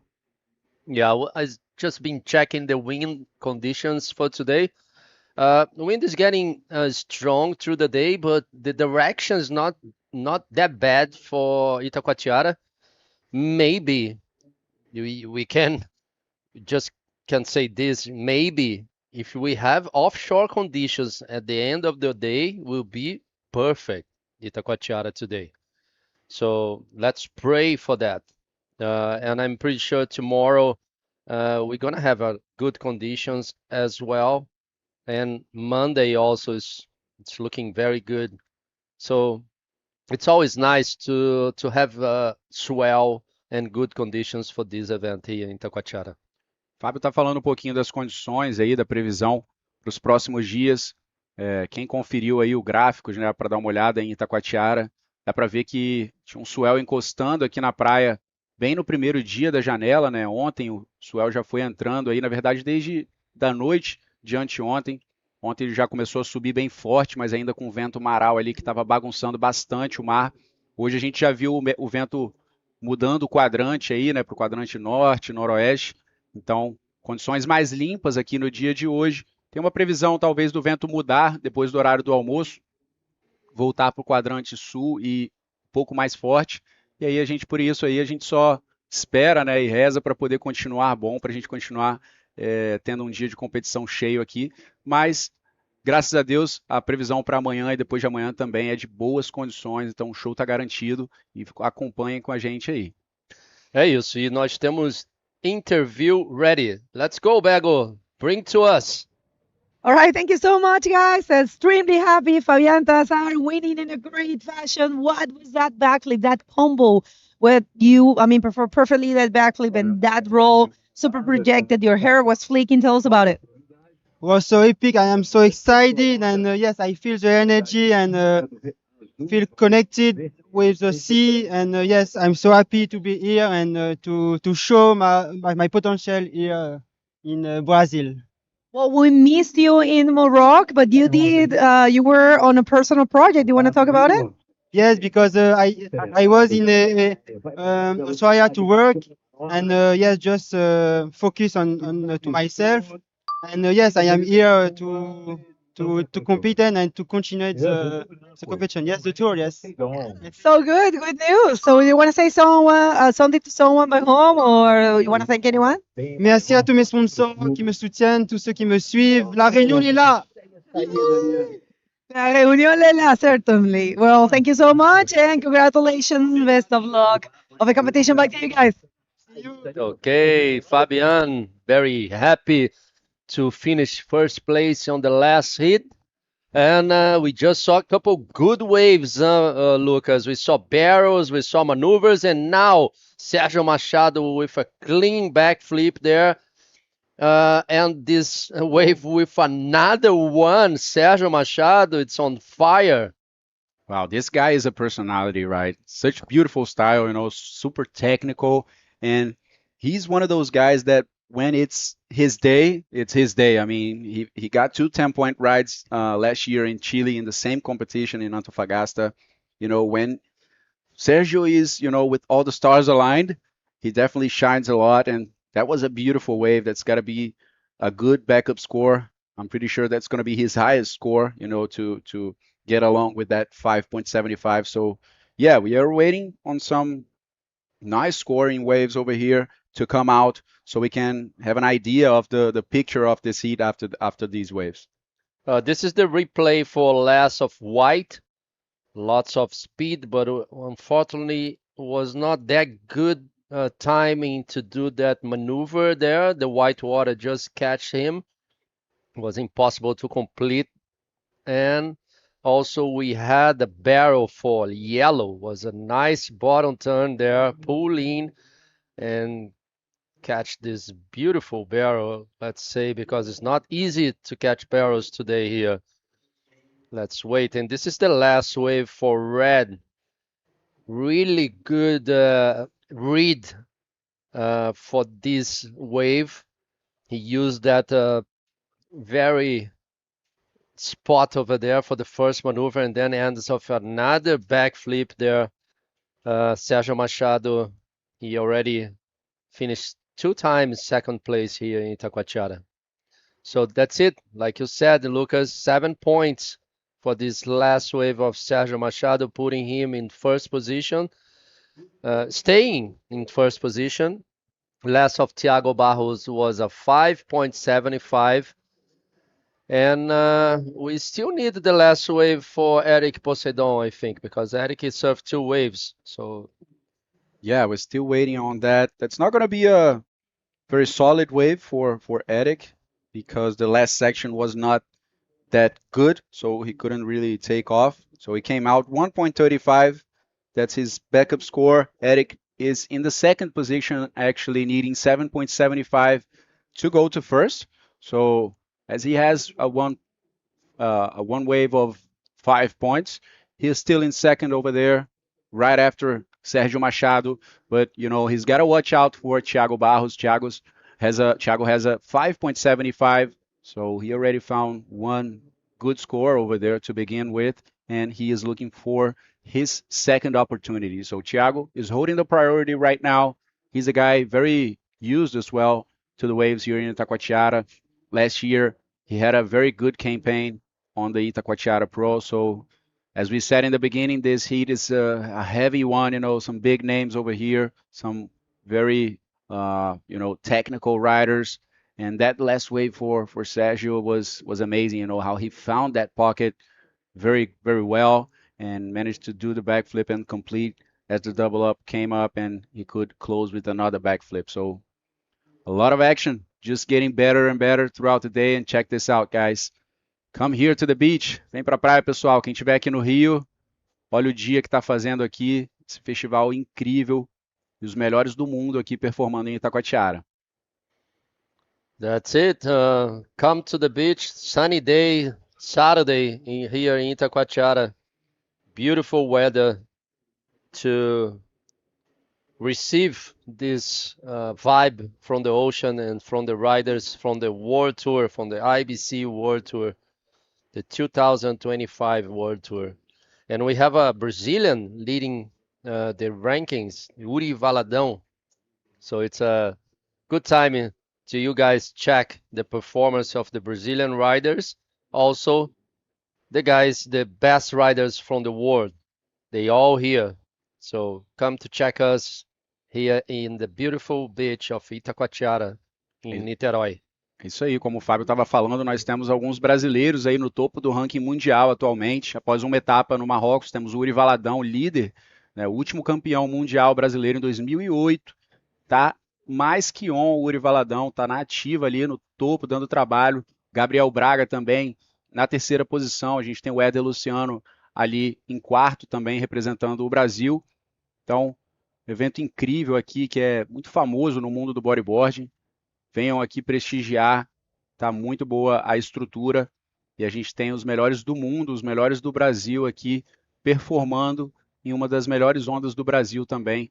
Itacoatiara sempre entrega altas ondas nesse evento, né? Ele já é planejado aí para acontecer numa época do ano onde Itacoatiara está sempre dando boas ondas e nesse ano não foi diferente. O fundo está muito bom da praia, a gente tem condições boas hoje nesse primeiro dia de competição. Temos mais pelo menos 3 dias aí de competição, então não deixem de prestigiar esse fim de semana. Muita ação acontecendo aqui na praia de Itacoatiara, a nata do bodyboarding mundial presente aqui no Rio de Janeiro.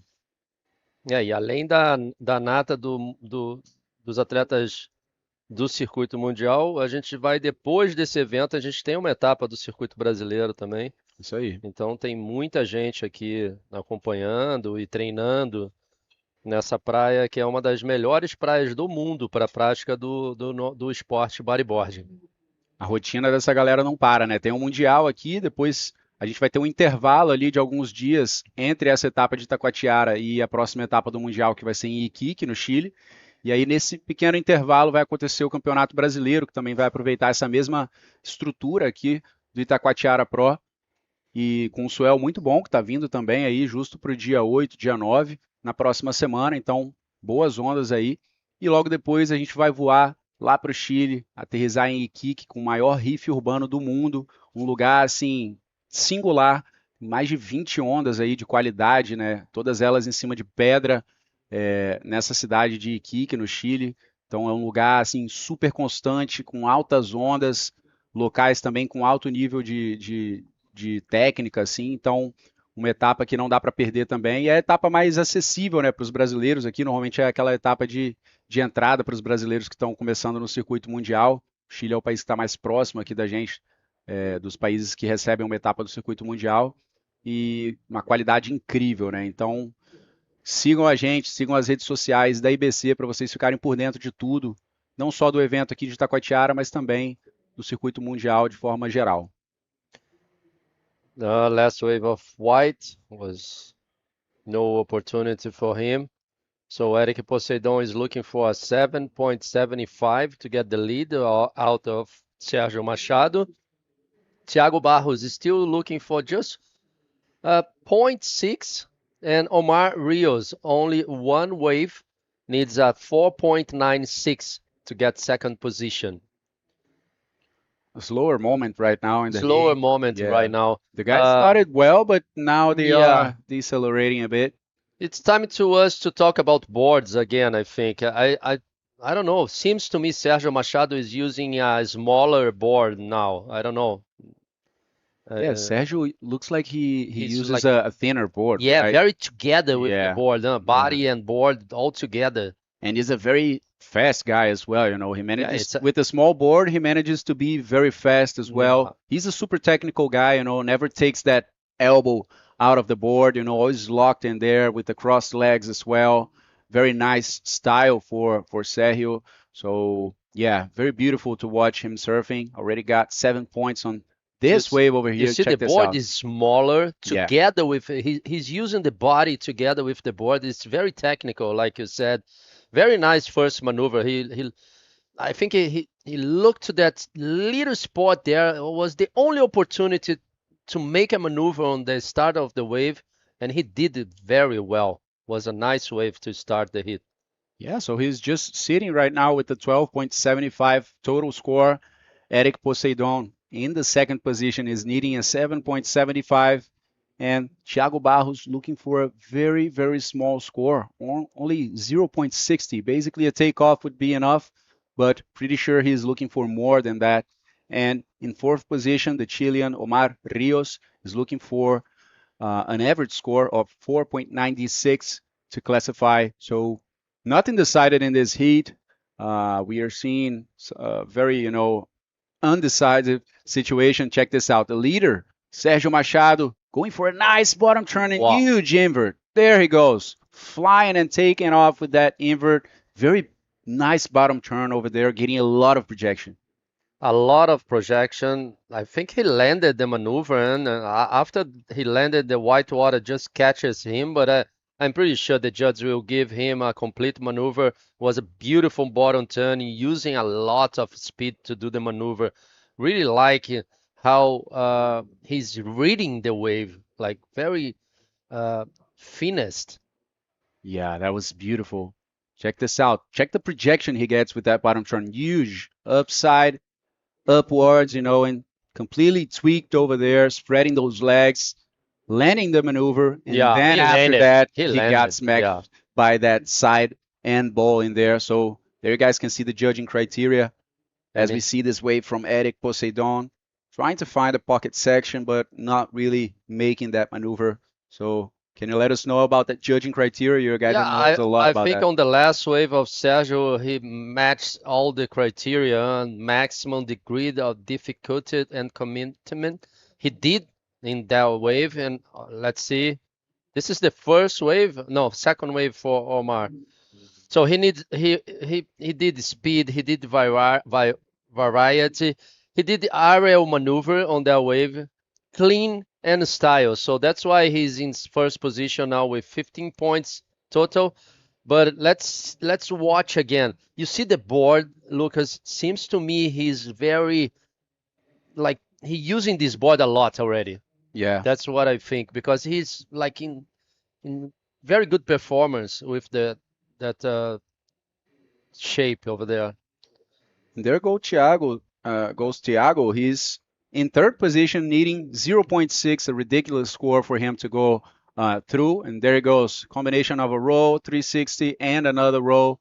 He's definitely going to jump to the second position with this wave and take Eric Poseidon's place. And that's what's happening over here. 4.25 for this wave of yellow. With 4 minutes remaining, this guy is now in the third position, and he's going for another attempt. Bottom turns, goes up for this roll. Let's see, Eric Poseidon is looking for a 5.01. I'm not really sure if this wave will give him a 5.01. What do you think? Can get very close, huh? Yeah, I'm not sure I don't if know. that's gonna I be don't know enough. about the first wave as well. First wave was a roll as 2, and he got a 5. So we gotta wait. And but it was a okay wave for the backup. It was a 3.75. It was good enough. It was not enough to him. This is the replay for yellow. Was a little in and out barrel there. Was not a huge score, but it was a good wave for the backup score, and he was needing like nothing, like you said, like a half point, and now he's on second position. Yeah, a little cover up for Thiago, and then as there's not much time left in this heat, and he was in third, trying to go back to classification. He just squeezed this wave all the way to the inside with a few more maneuvers, and he got what he needed, and the response was there by Eric Poseidon doing that bottom turn and a roll through the leap, but not getting enough points to go back to second position. So Eric is still sitting in third position, looking for an average score of 5.01 to go back to second, as you guys can see on the leaderboard, but now with only 2.5 minutes remaining. Here he comes, blue to the right, trying to find that spot to do a good maneuver, but it was not possible on this wave. Still a couple minutes for him. It's easier now to get out, for sure. Yeah, than before. Definitely. It's Definitely way easier. much more. And here comes Sergio again. Oh, he was looking at Yeah, that he pocket. was looking. He was looking badly at that pocket, but it didn't come up for him. Serginho, naquela última onda ali, dava para ver que ele olhou ali para a boca do tubo para fazer aquele backflip que a gente não tinha dúvida que ele ia fazer ali, mas a onda acabou não proporcionando. Então o Sérgio Machado continua aí na liderança da bateria, consolidado totalmente ali com 8 pontos, né, na penúltima onda dele, avançando, fazendo um ótimo trabalho nessa primeira participação aqui no Itacoatiara Pro. O Thiago Barros, que passou um bom tempo ali em terceiro, conseguiu tomar a segunda posição do Eric Poseidon. Parece que é Sérgio vindo de novo nessa onda, acabou sendo atingido pelo lip ali e colocou para dentro, deixou rodar. Sérgio que está na liderança da bateria, então o Thiago fica em segundo, precisando de 9.25 para ir para a liderança. A liderança está bem mais distante ali. Eu diria que agora a batalha vai ser mais pela segunda posição, já que o Eric, que está em terceiro, precisa de 5.01. Então a gente tem 1 minuto ainda para rolar. Uma possibilidade até grande ali do Eric conseguir encontrar essa onda. Ele tem a prioridade de número 1, tem uma esquerda subindo aí para cima dele. E enquanto isso, o chileno Omar fica ali na quarta posição. O Omar não conseguiu se encontrar. O Eric não usou a prioridade ali, né? Deu uma olhada naquela onda, mas decidiu olhar de trás, 40 segundos. Talvez essa bateria possa mudar aí nos últimos segundos, hein, Fábio?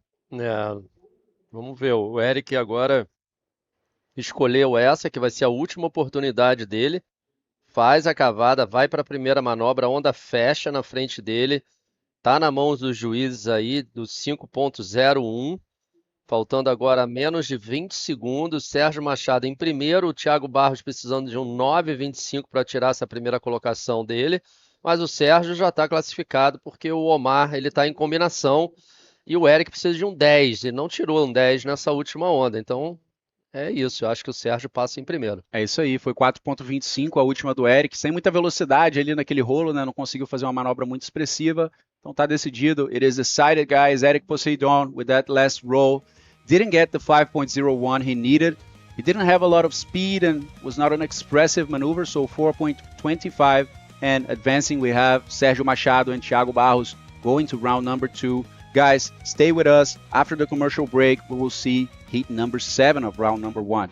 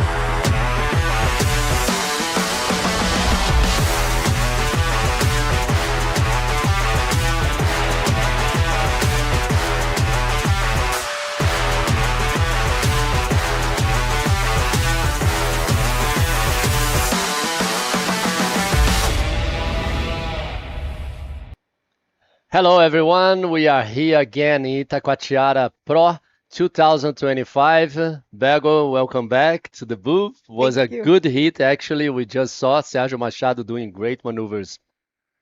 Like usual, right? Like usual, yes. Sergio. A 8 and a 7 was doing great performance.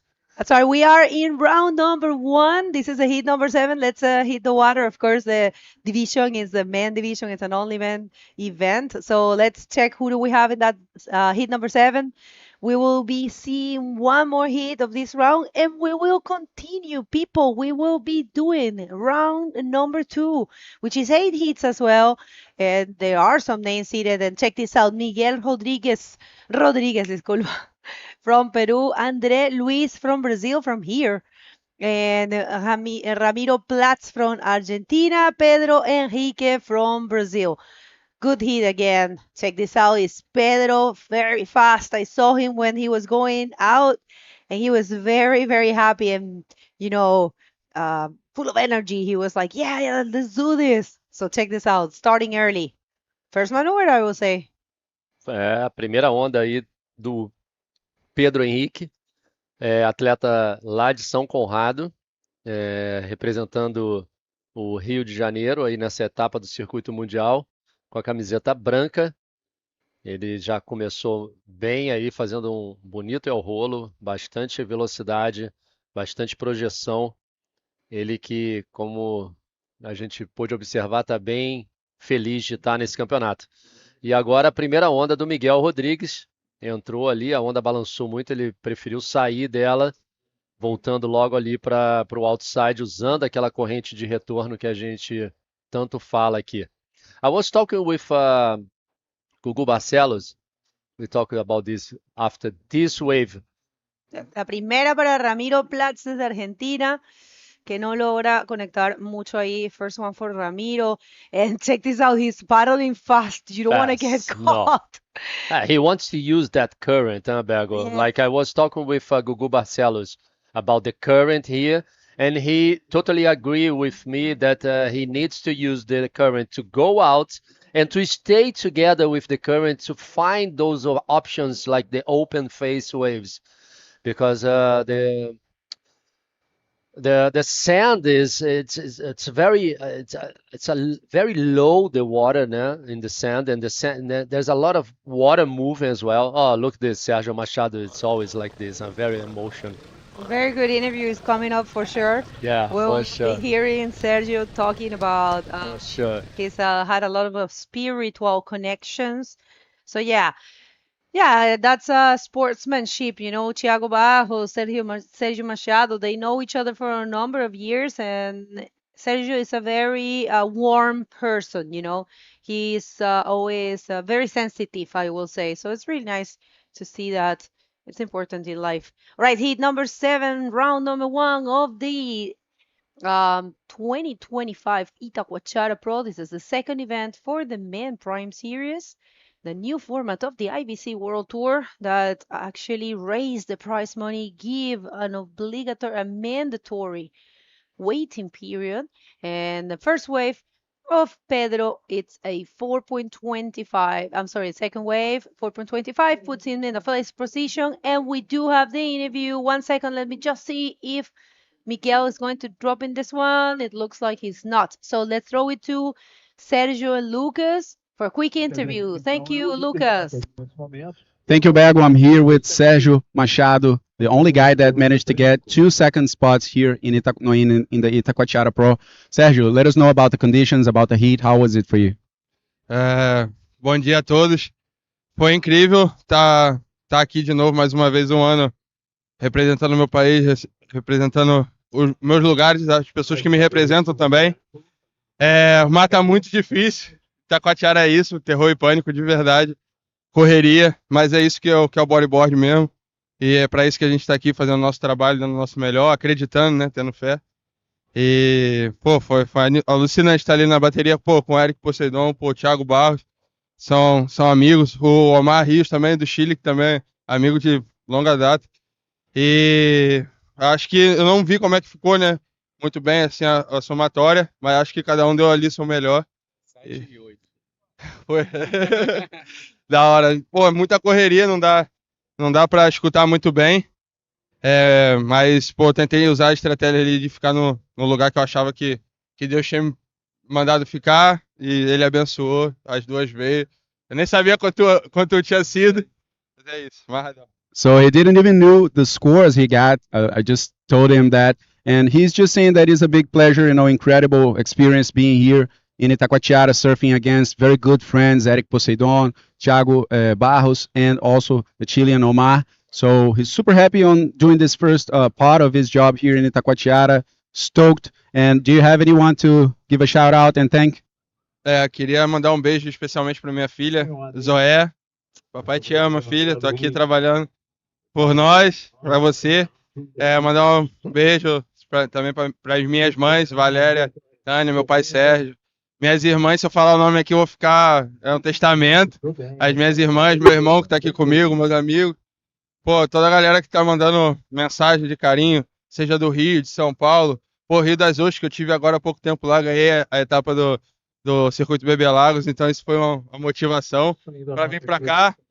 A molecada da nova geração que sempre tá me mandando mensagem de carinho, cara, é muito importante isso.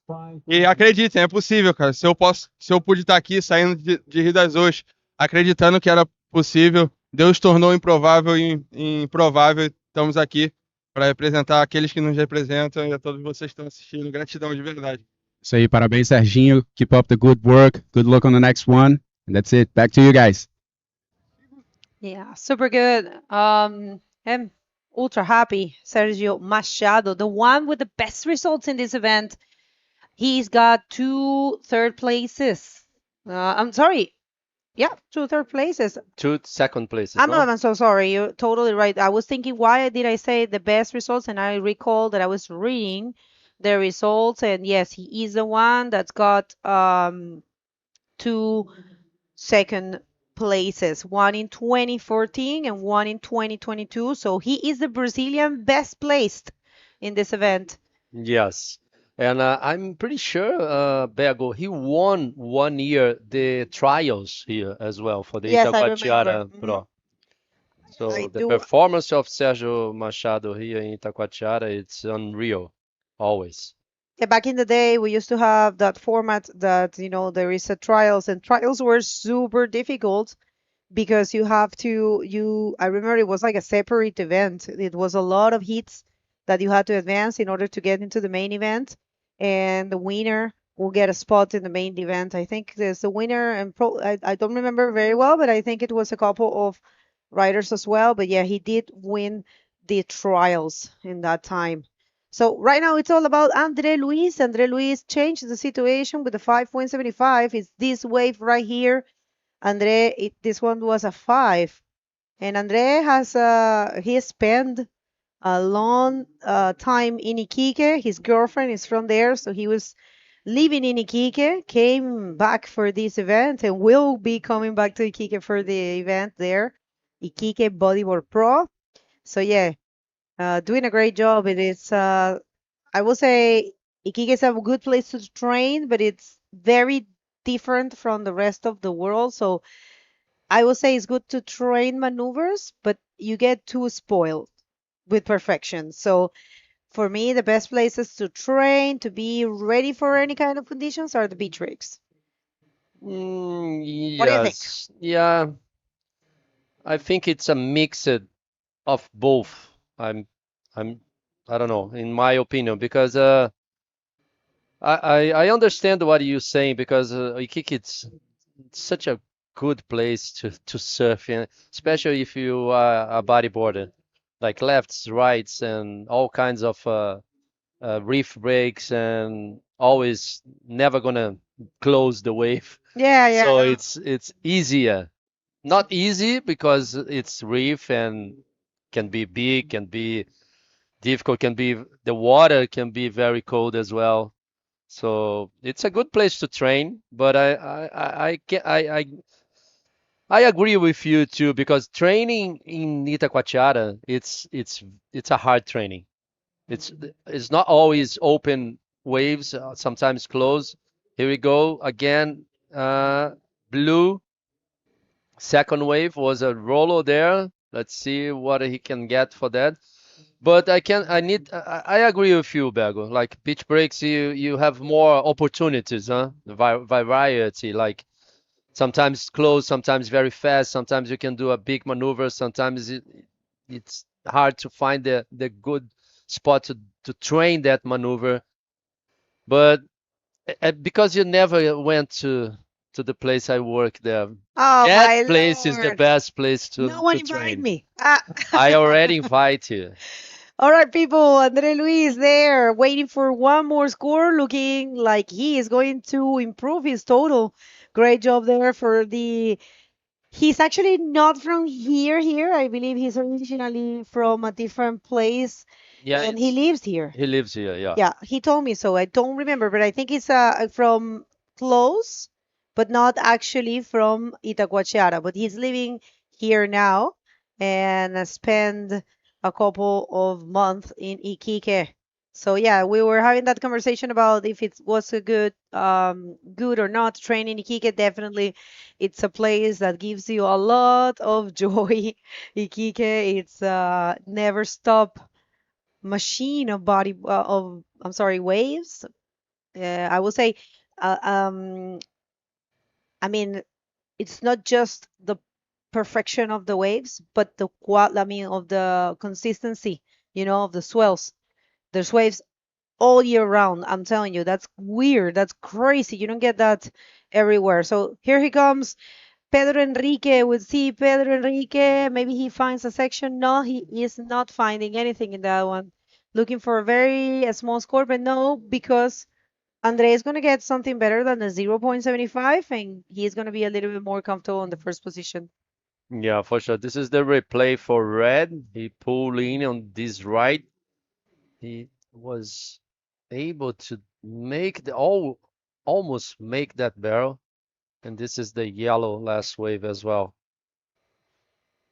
But if you have like waves that all year, this is so good to train. Like if you have the opportunity to bodyboard every day, all around the whole year, this is very good to you to maintain your feet and maintain your focus on maneuvers and read the waves. This is so perfect.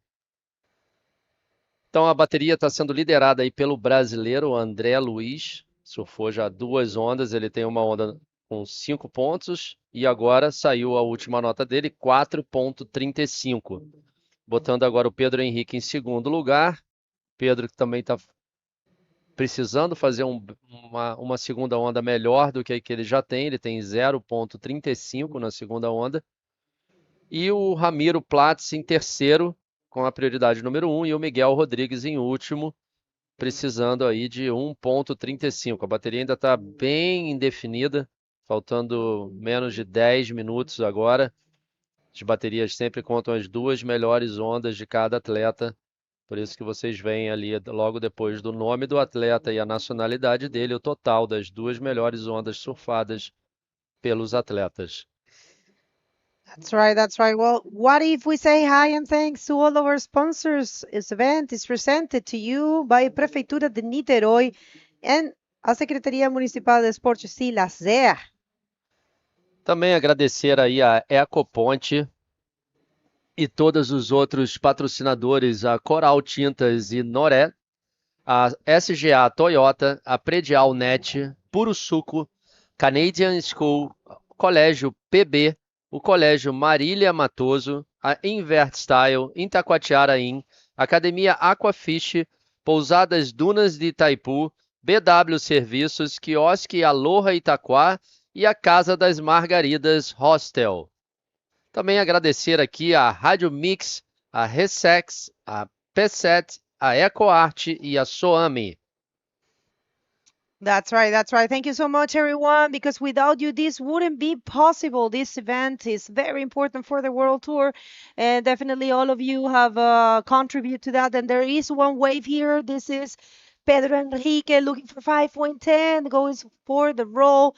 I don't know if that's going to be a complete move, but yeah, he is fighting for that one. Maybe the judges award as a completed move.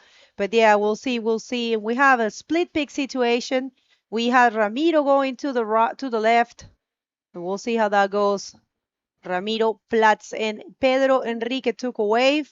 And probably there will be some changes there. I don't know. I don't know if that's going to be deemed as a complete. What do you think, Fabio, for Pedro? I don't know. Let's wait for the judge. We already have we're having a set coming in.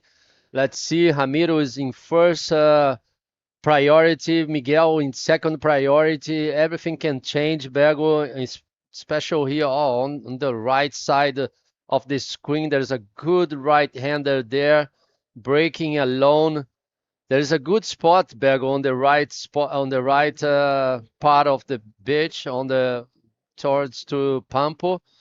Always there's a good right-hander right there. Let's wait. Still waiting for the last scores, huh? Pedro Henrique is still in second position.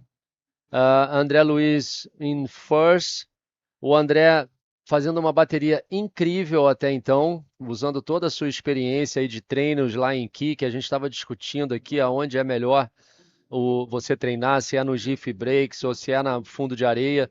E agora esse replay da onda do Pedro Henrique, ele indo para a esquerda, faz o el rolo ali, furando o lip, ele tenta voltar, ele consegue completar essa manobra.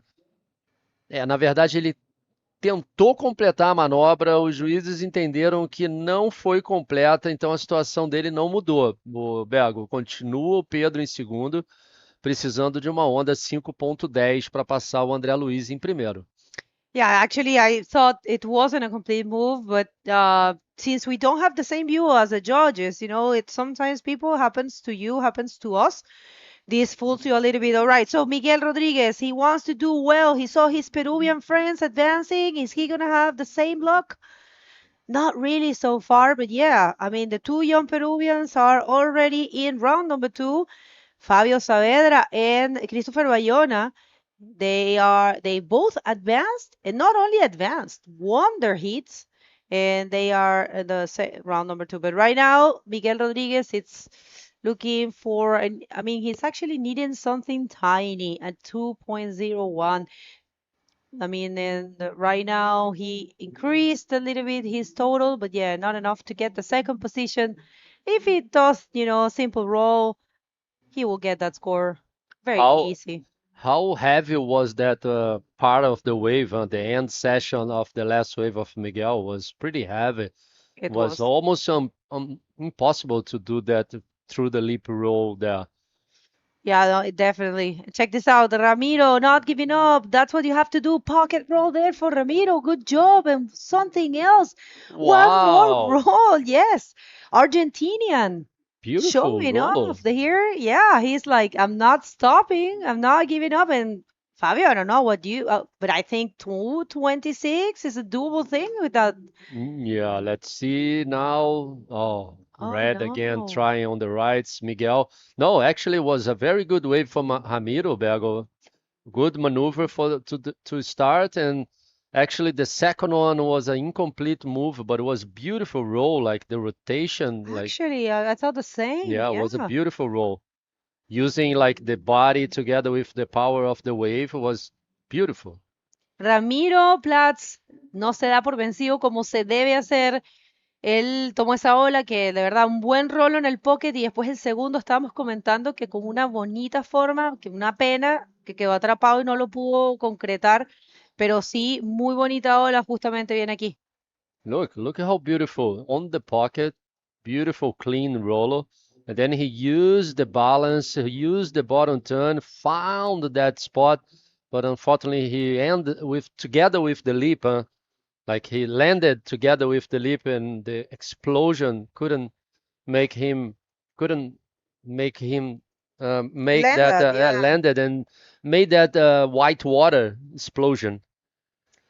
Bueno, sí, la verdad, una pena que no haya concretado el segundo, pero atención, cambia bien la situación, salta de la tercera posición a la segunda, el argentino Ramiro Platz, ahora buscando un 4.96, que también es una nota bastante fácil si lograse concretar ese combo de 2 rolos, como lo que acaba de hacer ahora, yo creo que lo consigue, porque con un solo rolo, bien ejecutado, le dieron 4.40, pues un 4.96 es bastante posible. Pero sí tiene que tener cuidado porque lo que buscan los otros competidores es poco.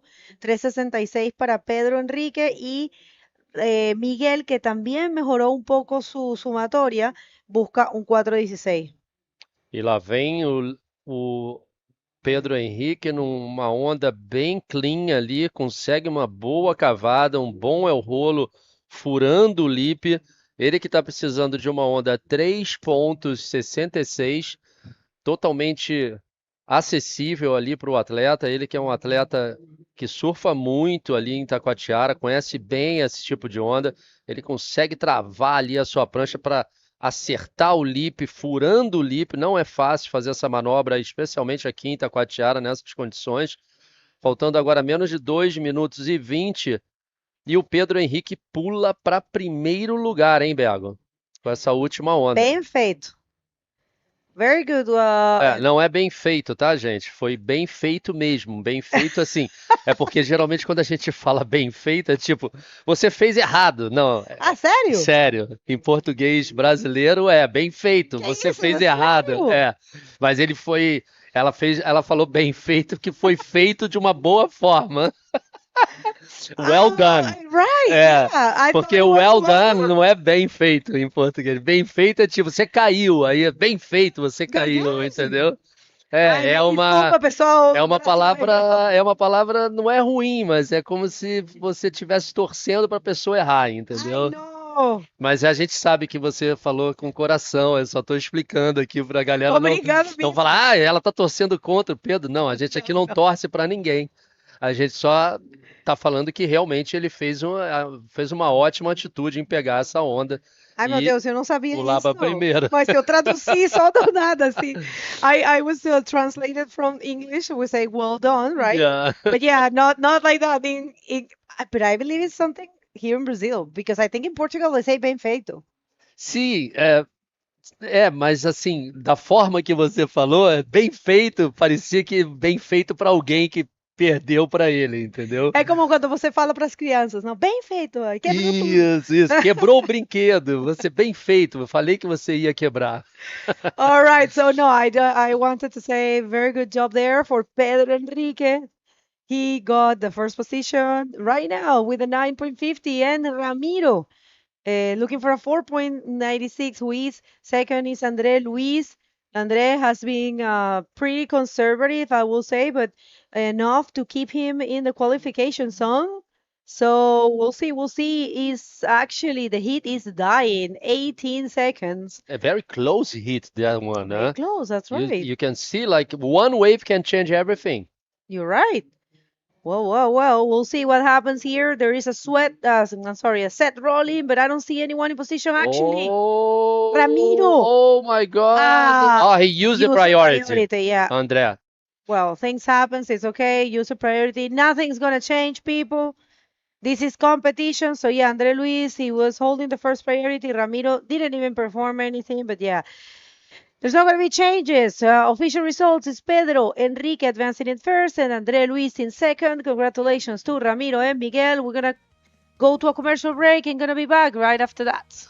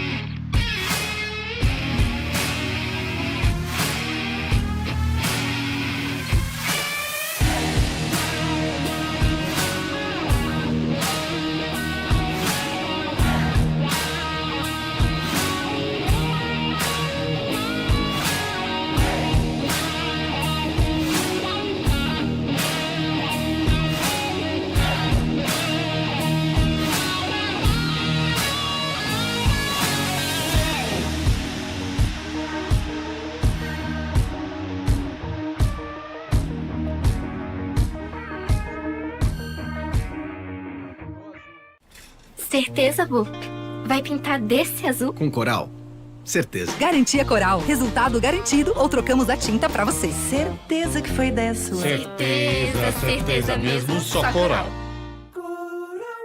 Conheça a nova loja invertstyle.com.br, a primeira loja online do Brasil, com o maior estoque de pranchas e acessórios nacionais e importados. Personalize seu board, escolha cada detalhe, inclusive sua assinatura.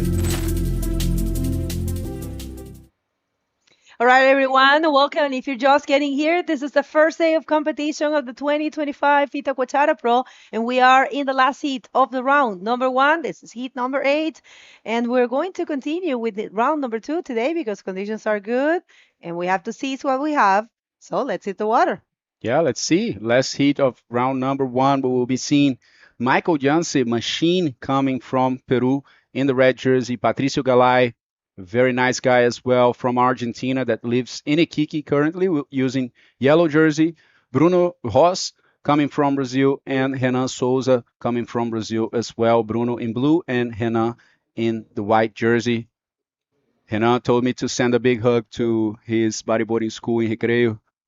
O Bruno então passei ali agora antes do início da bateria, ele falou, Lucas, você sempre fortalece, manda lá um abração pro pessoal da escolinha do Recreio, o pessoal tá acompanhando lá, então é isso aí, pessoal. Grande abraço, acompanhem aí que agora Bruno vai para a água contra outras máquinas aí com altas ondas. Olha o tamanho dessa série.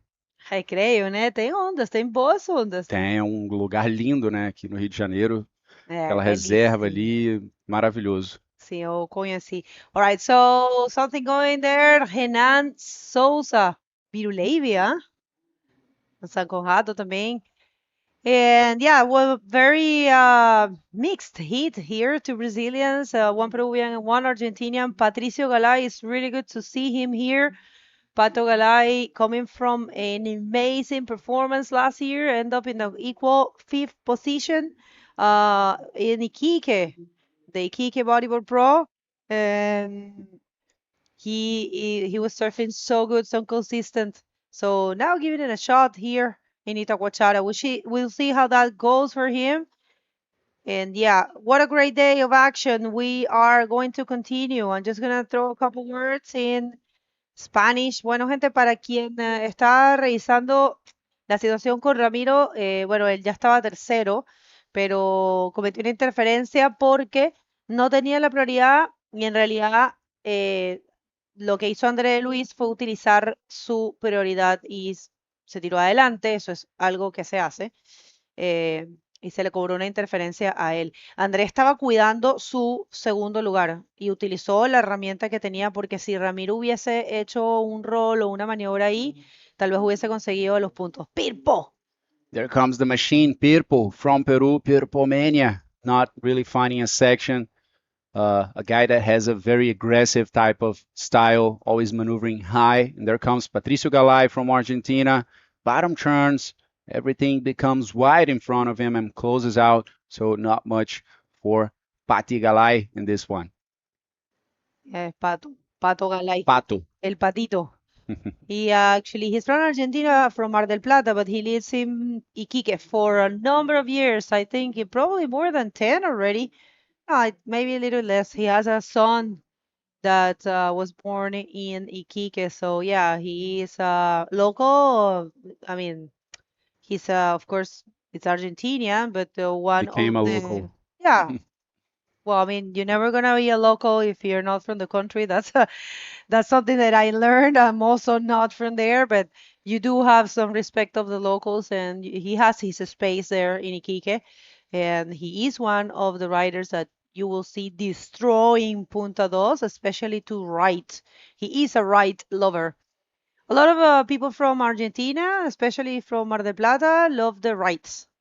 It's like we were saying from people from Ceará that are more to the left. I mean, they are left lovers.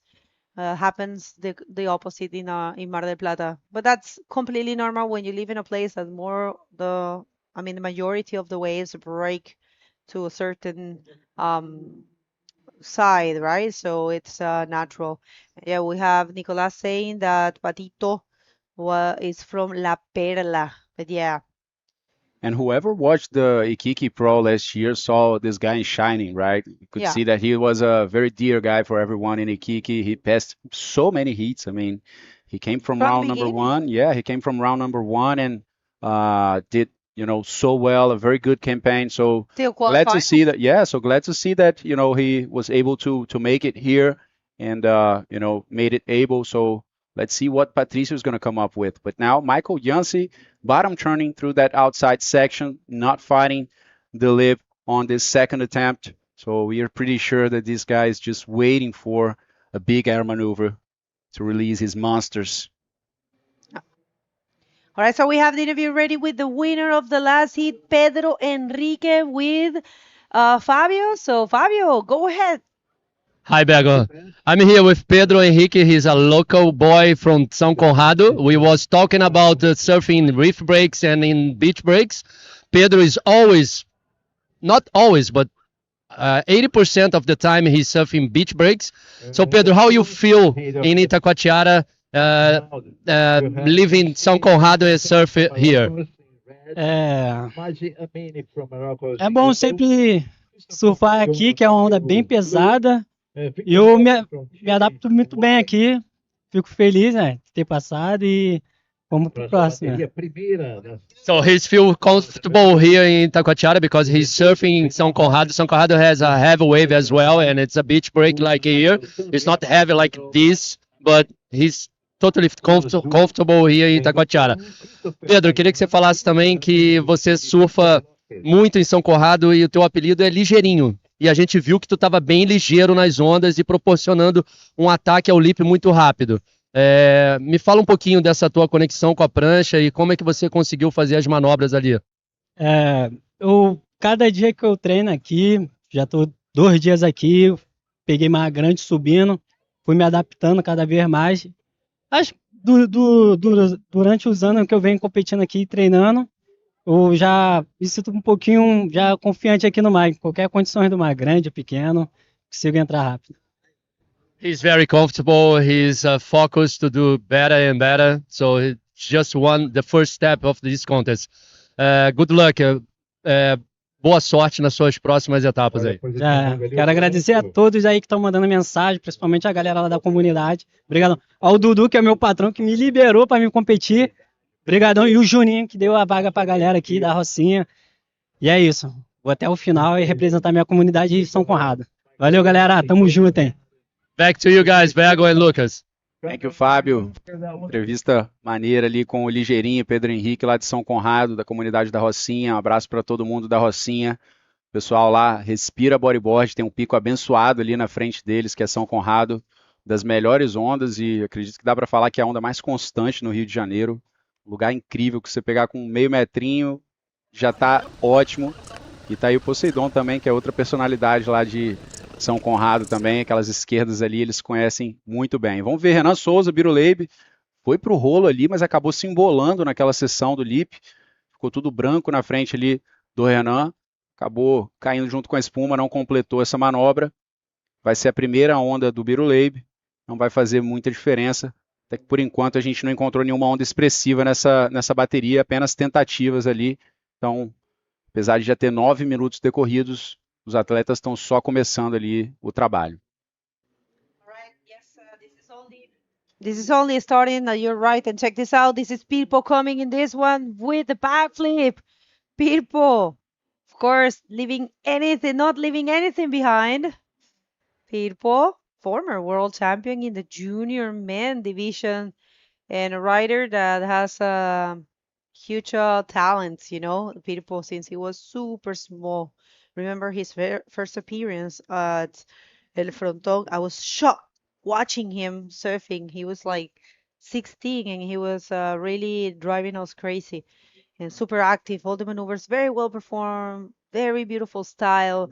He's equally as good to right to the left, and so yeah. You have those riders that are really talented, and you have the riders that work super hard to improve in bodyboarding, and he's one of the talented ones. All right, so here, Bruno Ross, not able to do much in that one.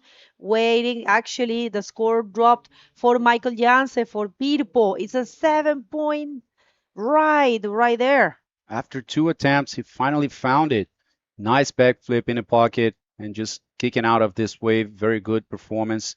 You were talking about the fronton, and it was crazy in 2023. The guy won the event, became world champion in the junior division, and won the banana challenge. Yeah. 3 in 1. So it was, Do you remember? I remember clearly the big invert to the left. To And the left, exactly. yeah, that was crazy. When we saw that, we were like, yeah, he's gonna take the banana challenge as well. For who don't know, the banana challenge is it's a prize for the most ridiculous maneuver in the fronton king event. So this guy is a machine. He's always, craving to do those big maneuvers out there, and he already found the first expressive wave in this heat. You know what I love about that? I'm gonna comment about what you just said, but I love that triangle shape. That's gonna, the foam when it actually creates that triangle, it means that that's a perfect break to both sides. I know it's a little bit, it's weird because it's choppy, but it's not windy. It's like there's chop, but it's not coming from the wind. I don't know why. It's probably something about the currents or the swell that it's hitting up or something. But the wave is a really good quality wave. There's a lot of ramps, there's rights, there's lefts. And check this out, Patito with an invert, a huge one, and landed that. Is he gonna come out? He's coming out. Patricio Galay, that's the Patricio Galay we know. He does those inverts easily. This is what he do at all times there in Punta Dos, and oh my lord, that was really good. Wow, where did that come from? And Pirpo just kicking out of this wave. It just completely closed out. Wow, Patricio Galay just came out of nowhere near Pampo there and just flew high in that invert. Completely surprising wave for us. Let's check this one more time. A white wave, but he managed to find a perfect section, completely taking off, spread legs, tweaking his back, and landing in the white water. But after a few seconds, Pato Galay managed to show himself in a good way in front of that white water. And check this out. Crazy, crazy wave there. 7.5, and he becomes the leader of the heat. Means a lot of sense to me. What a great performance. But check this out. The straight answer for Bruno Ross. First, valuable score. And yes, he is landing that one, 6.31. He needs to do a little bit more in order to get himself into contention. Because right now, Patricio Galay got the first position with the very well projected. And I have to say, in terms of technique, I love those kinds of inverts. There are a number of kinds of inverts, there are different inverts, I will call them with the lazy legs, which looks very nice. But there are these ones with the spread legs. I'm going to go back out right after this. That idea.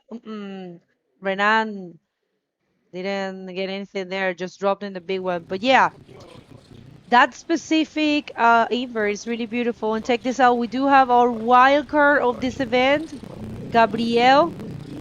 Sitting with Zaka, and yeah, it's going to be interesting to see him surfing. The benefits of being the wild card of an event. It doesn't mean you don't pay for registration. A lot of people get confused with that. Wild card, it's not a free pass. You still have to pay, but you get yourself a benefit of getting a spot in the round before the non-elimination round, which in this event is the next round. So that's pretty cool. You're missing the trials on round number 1, skipping actually, and if you make it to the next round, you'll be in the non-elimination and you will start getting some money. E a última onda também pelo Bruno Ross, foi 4 pontos. Essa foi a melhor onda do Bruno até agora na bateria. Ficou bem branca ali, mas ele conseguiu fazer a cavada, bater no lip na hora certa, conseguiu completar ali a manobra mantendo aquela estabilidade, depois toda aquela pressão ali da água branca, ali da espuma, mas garantiu 4 pontos. O Bruno está na terceira posição agora, precisando de uma nota pequena, um 3.81, para poder avançar na segunda posição. Porém, a gente tem o Michael Jansen ali com uma nota 7 e uma nota de respaldo só de 0.8. Então, assim que o Michael aumentar essa nota e ele está ali remando lá no fundo para poder conseguir aquele backup, aí sim a situação vai ficar mais difícil para o Bruno. E é isso que acontece.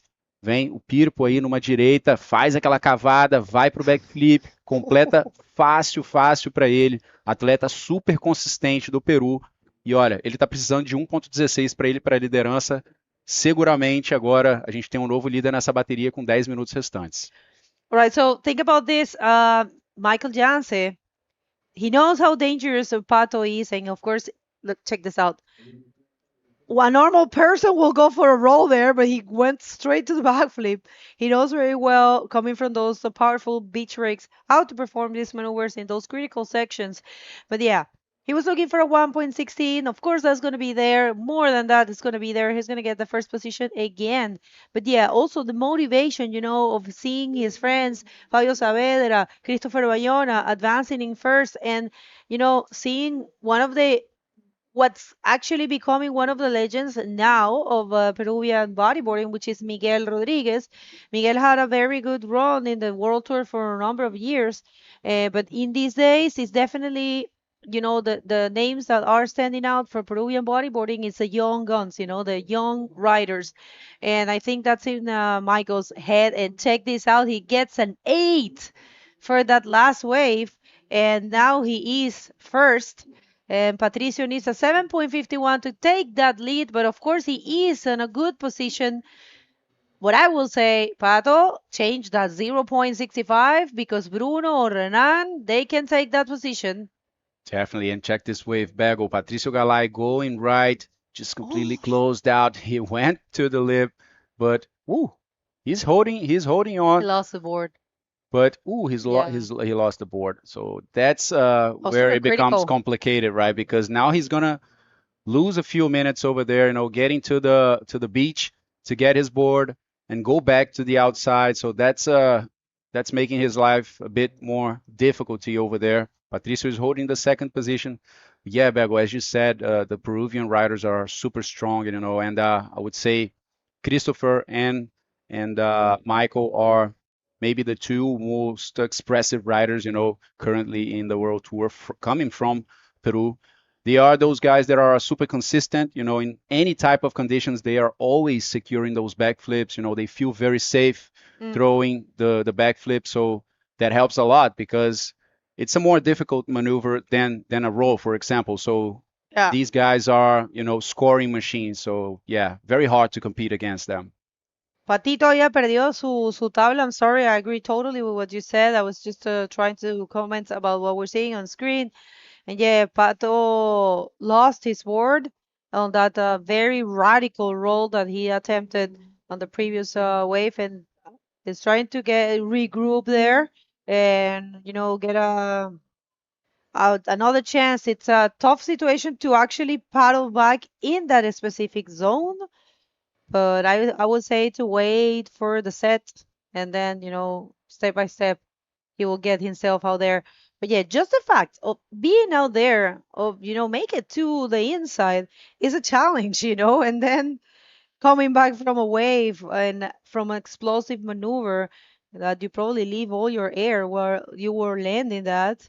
Yeah, it's another challenge. So it's I'm just saying, I take my hat off before these guys because it's definitely a day with, it's a tricky day, but this is what Itacoatiara is. If you sign in for this event, you know what you're gonna get. At least one day is going to be like this. Big and powerful and, closing out some waves, but there's also some gems, as we have seen from Michael Janse and Patricio Galay. Look at those scores. I mean, Pirpo with a 15. Pirpo right now is the person with the highest score of the competition so far. So look at that thing speeding. It's definitely delivering. Yeah, as Bego said, big waves are part of the DNA from these people here in Itacoatiara. So that's definitely taken into consideration, guys, when this event is happening. The dates the dates of the event, the days on the window which the competition is being held. Definitely the factor big waves is a very important one over here. Of course, the commission wants to bring good quality, and that's for sure. As we saw yesterday, we didn't have much quality, and today we are having the competition. But definitely having big waves in this competition is a very important thing. Ok, una más para Pirpo. Vamos a ver esta Pirpo que tiene el score más alto de la competencia hasta ahora.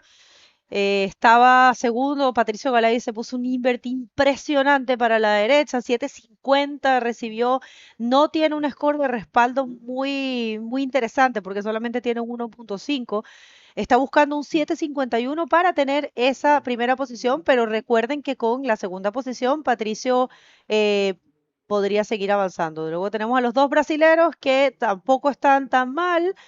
Buscando Bruno un 5.01, que es bastante posible, pero miren aquí Pirpo incansable, ¿ah? Não stop, Bego, não stop. Esse jovem aí é um monstro lá do Peru, pessoal. Bem jovem, creio que talvez 20 anos de idade agora, ou 19 ou 20 anos, né, Bego? O Pirpo Ele deve estar com tá por aí. 19, eu acho. 19 ou 20 anos, muito forte. Vocês podem ver aí a completa dominância do Pirpo, como ele é chamado, o Michael Janse. Conseguiu um 8 e um 7. Creio que são os maiores somatórios da competição até agora. Está repetindo o feito do Serginho também, que tirou um 8 e um 7. Verdade. Muito bem nessa bateria. O Patrício Galay também, um argentino que atualmente mora em Iquique, no Chile, onde vai acontecer a próxima etapa. Enquanto isso, os brasileiros, Bruno Rosa está precisando de um 5.01 e o Renan precisando de 7.51. Essa foi a primeira onda do Michael Janse, foi uns 7 pontos. Já garantiu depois de 2 tentativas ali no início da bateria, conseguiu garantir essa. Essa foi uma bomba do Patrício Galay, olha esse 360, desculpa pessoal, esse aéreo ali que o Patrício Galay mandou, altíssimo ali, decolando. E essa foi a segunda onda expressiva do Pirpo. Essa ele conseguiu um pouco mais de pontos, né, 8 pontos, e garantiu essa liderança da bateria aí. We have a hit recap, una recapitulación de las mejores olas del hit y aquí tenemos una más, no, en verdad, para Bruno y Renan que no han tenido tanta suerte en este hit, vamos a ver, no necesitan tanto y todavía queda tiempo, 3 minutos, no es mucho para un lugar como Itacoatiara porque tienen que pensar que los riders se toman un buen tiempo en poder llegar hacia la ola, hasta la zona donde revienta la ola, el inside que se llama, toma un buen tiempo. De hecho, Patricio todavía no se le ve, aunque creo que Patricio está más pegado a la derecha, al Pampo. Pato se perdió su tabla en ese rolo que lo hubiese entrado y hubiese tenido un excelente backup, un score de respaldo, pero lastimosamente no lo entró. Y claro, le costó un poco de tiempo poder llegar afuera. No lo veo, no lo distingo desde acá, probablemente ya está afuera. Patricio está buscando un 7.51, recordando gente que solo primero y segundo avanzan, tercero y cuarto se despiden de competencia. Va a ser ese formato hasta que se llegue a las rondas de no eliminación. Lo que les iba a contar, la ronda que viene va a ser de 30 minutos, la ronda número 2, en donde ya empezamos a ver bastantes nombres rankeados. Recuerden que este año hubo un cambio, esto fue definido entre los atletas en una reunión que se hizo al final del año en el frontón, que es el último evento. Hubo una reunión de atletas y ellos solicitaron un cambio en el que se tomaba el ranking del año corriente después de la primera competencia. Entonces ya tuvimos Marruecos y el ranking de Marruecos es el que rige para las posiciones. Pero también hay otra cosa que ustedes tienen que saber, que son las semillas, los sembrados, que son aquellos riders que terminaron el año dentro de los top 16, dentro de las primeras 16 puestos o colocaciones. Esos riders van a tener siempre un puesto en la ronda de no eliminación durante todo el año. Eso es cómo se maneja el tema de los posicionamientos de los competidores dentro de las llaves de competencia. All right, people, that was an update in Spanish. We are about to finish this heat and situation right now. Remember, only first and second advanced, I'm sorry. And right now it's all about Michael Janse and Patricio Galay. We'll see if Bruno, he is not holding the priority. Pato Galay, we don't know where he is. He lost his sport and took him a long while to actually get the chance to be back in the inside. I think he's very close to the right. He is right there. 23 seconds, and if he doesn't get a wave now, it's okay. He will be still advancing. We'll see. Bruno Rosa vindo na última tentativa ali, faz um rolo. A onda vai dando um degrau na frente dele. Bruno está precisando de 5.01 para poder avançar. A gente vai chegando ao fim dessa bateria, onde o Michael Janse vai liderando desde o início, completa dominância ali do Michael, seguido pelo Patrício Galay, que encontrou uma onda muito boa, não encontrou um respaldo, né? Ficou ali com 1,5 na segunda onda, mas a primeira foi um aéreo gigante, que a gente mostrou agora há pouco, que ele conseguiu um 7,5.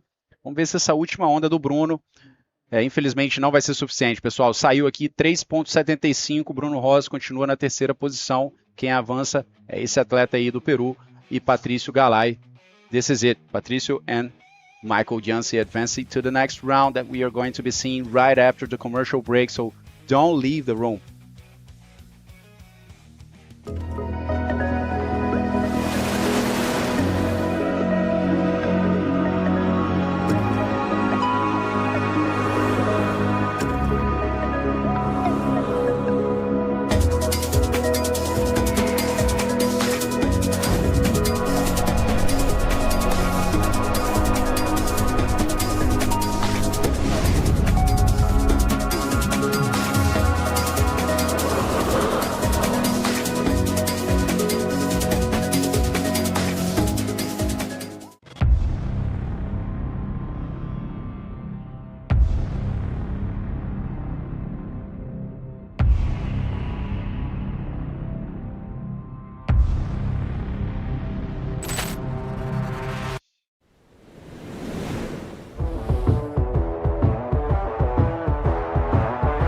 Só fala duas.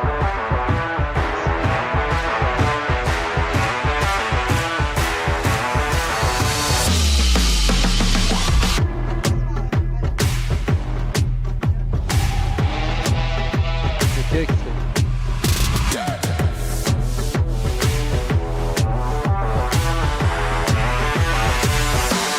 A gente levou uma bateria.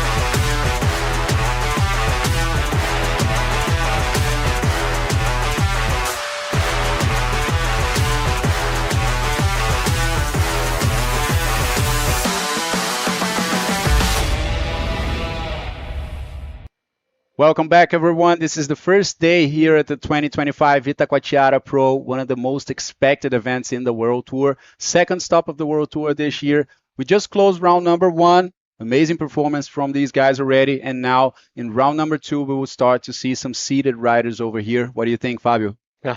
Will be amazing for sure. I just saw José Otávio coming into the Legend. instructor, and he's like with the smile on the face, like, oh, I hope I'm gonna get some waves. And I told him, like, I'm sure you're gonna get some waves.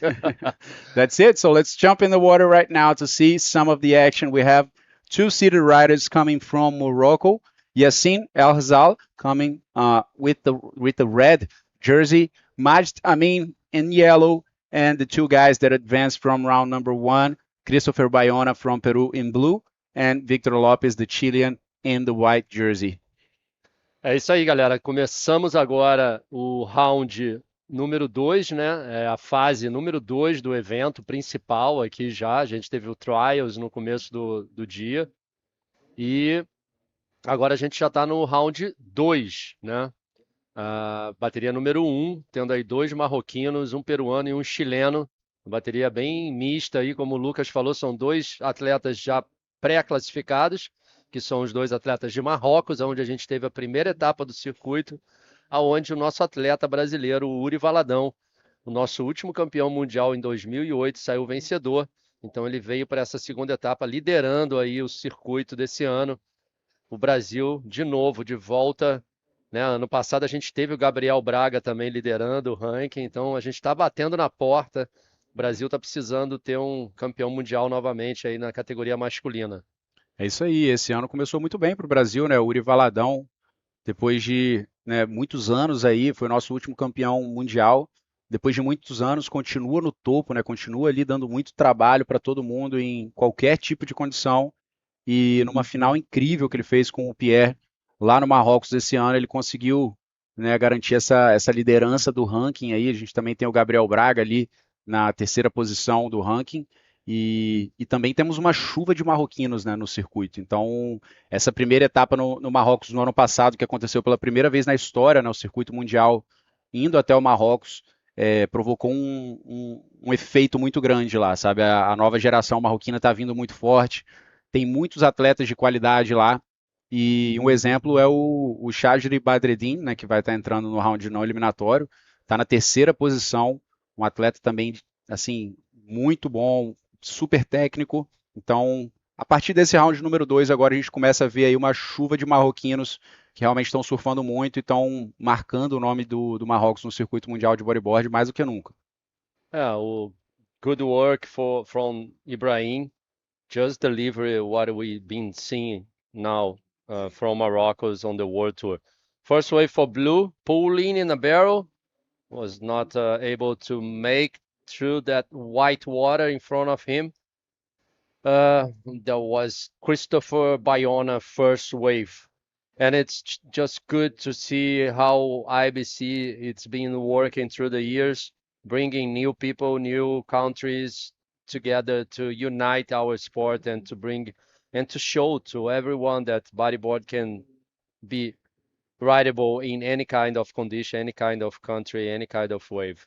That's it. And just reinforcing, guys, we have 30-minute heats in this round number 2. So you guys can see right now we are crossing the 25-minute mark as we see this huge wave coming near Pampo over there. We just saw in the last heat, Patricio Galay flying high in a closeout. He managed to finish in the second position, but got a 7.5 on that wave, a huge invert. So looking forward to see some big maneuvers over here as well as the conditions are maintaining. We have a forecast for the wind to worsen a little bit after lunch. So let's just pray and hope that it holds the most it can. É isso, a gente está esperando terminar o dia com boas condições. Vento não está atrapalhando tanto, a gente tinha previsão de vento, mas a gente vê aí novamente o Christopher Bayona indo para a esquerda, fazendo um bonito ao rolo, não consegue completar ali, finalizar a onda, mas eu tenho certeza que já abriu a bateria com uma boa nota. That's it, Christopher in that wave, managing to secure a roll. He didn't want to go for that closing section. That definitely would drag him far to the inside and, you know, add a few more minutes paddling there to get back in position for next wave. So Christopher just doing what he can to put some scores in the leaderboard, and he got 4 points on this left. Now in the first position with a 4 and a 1-point ride. And on the other side, Yassin in red just has a 0.5 score. So just getting started, while the other two guys didn't surf any waves so far in the heat. That's it. Second stop for the World Tour. Round number 2. Beginning of those riders that it's a pre-class. They have rankings to start the competition after the first round.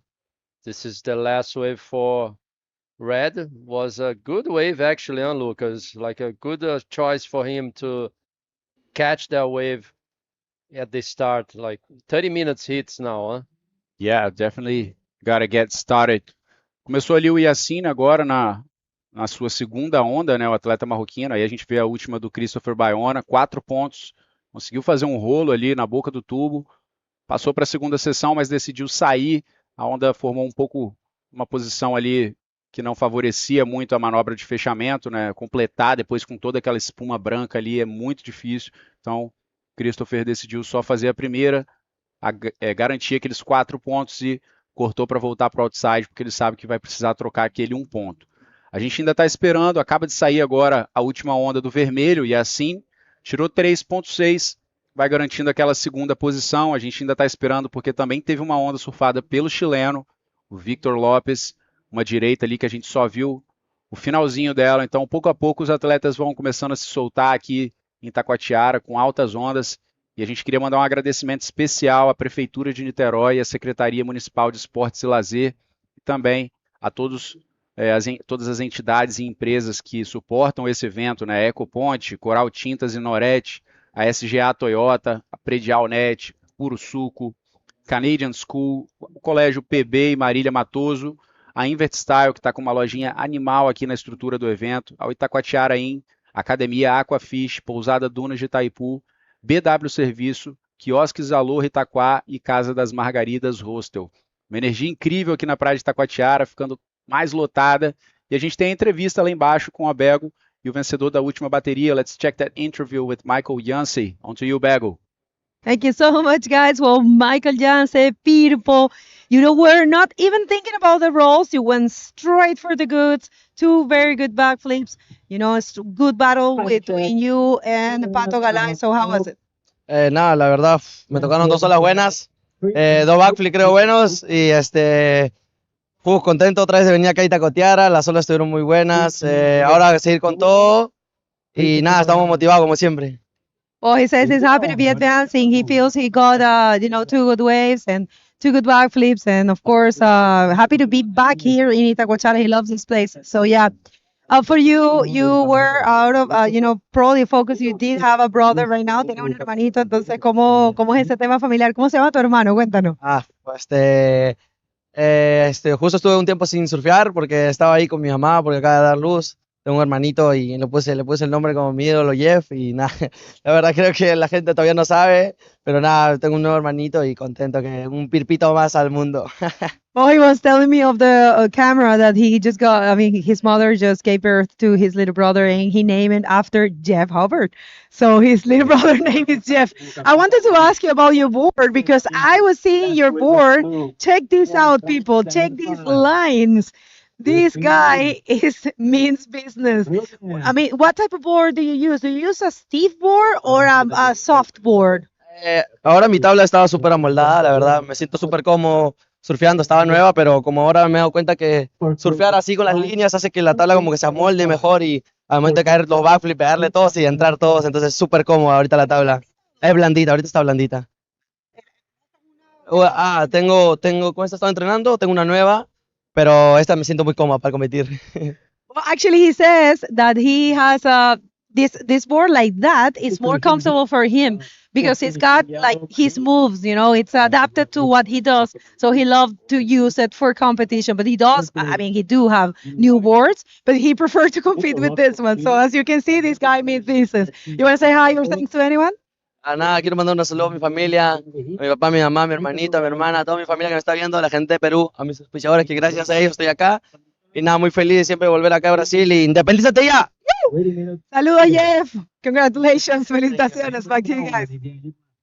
It's like we was talking about Lucas. He loves the soft boards, and we just saw Vitor Lopez in a nice roller there.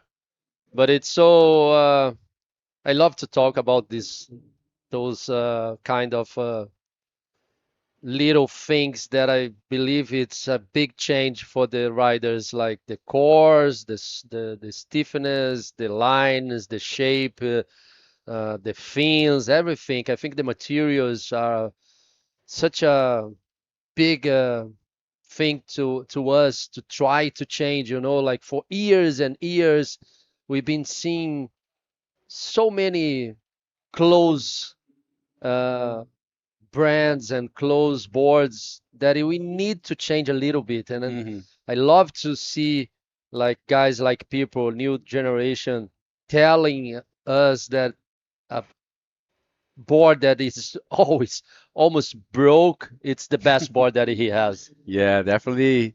After some of those landings, it surely has to get softer. So let's see this wave for Yassine. That was a 3.60, I believe. That was a 3.75 for Victor Lopez from Chile. Victor is in second right now. Yassine in third position. And the leader right now is Christopher Bayona. With this last wave, Christopher getting a little cover up in this wave, looking for another section, a nice 360, and leaving that. So 4.75, that wave for Blue. And also this one for Victor Lopez. Actually, this was a 3.75, I believe. And the other wave was a 2.75. So that's getting Victor to the, second position, a classifying position so far. During the interview, we had many waves being surfed. But yeah, Fabio, I believe that's a very important thing, you know, especially when we're talking about the World Tour with professional riders, you know, with riders that surf in high performance. Definitely when you get to that level, especially, you have to start developing on this side as well, right? Using the right board and trying and experimenting with different types of boards and specifications that definitely will make a lot of change.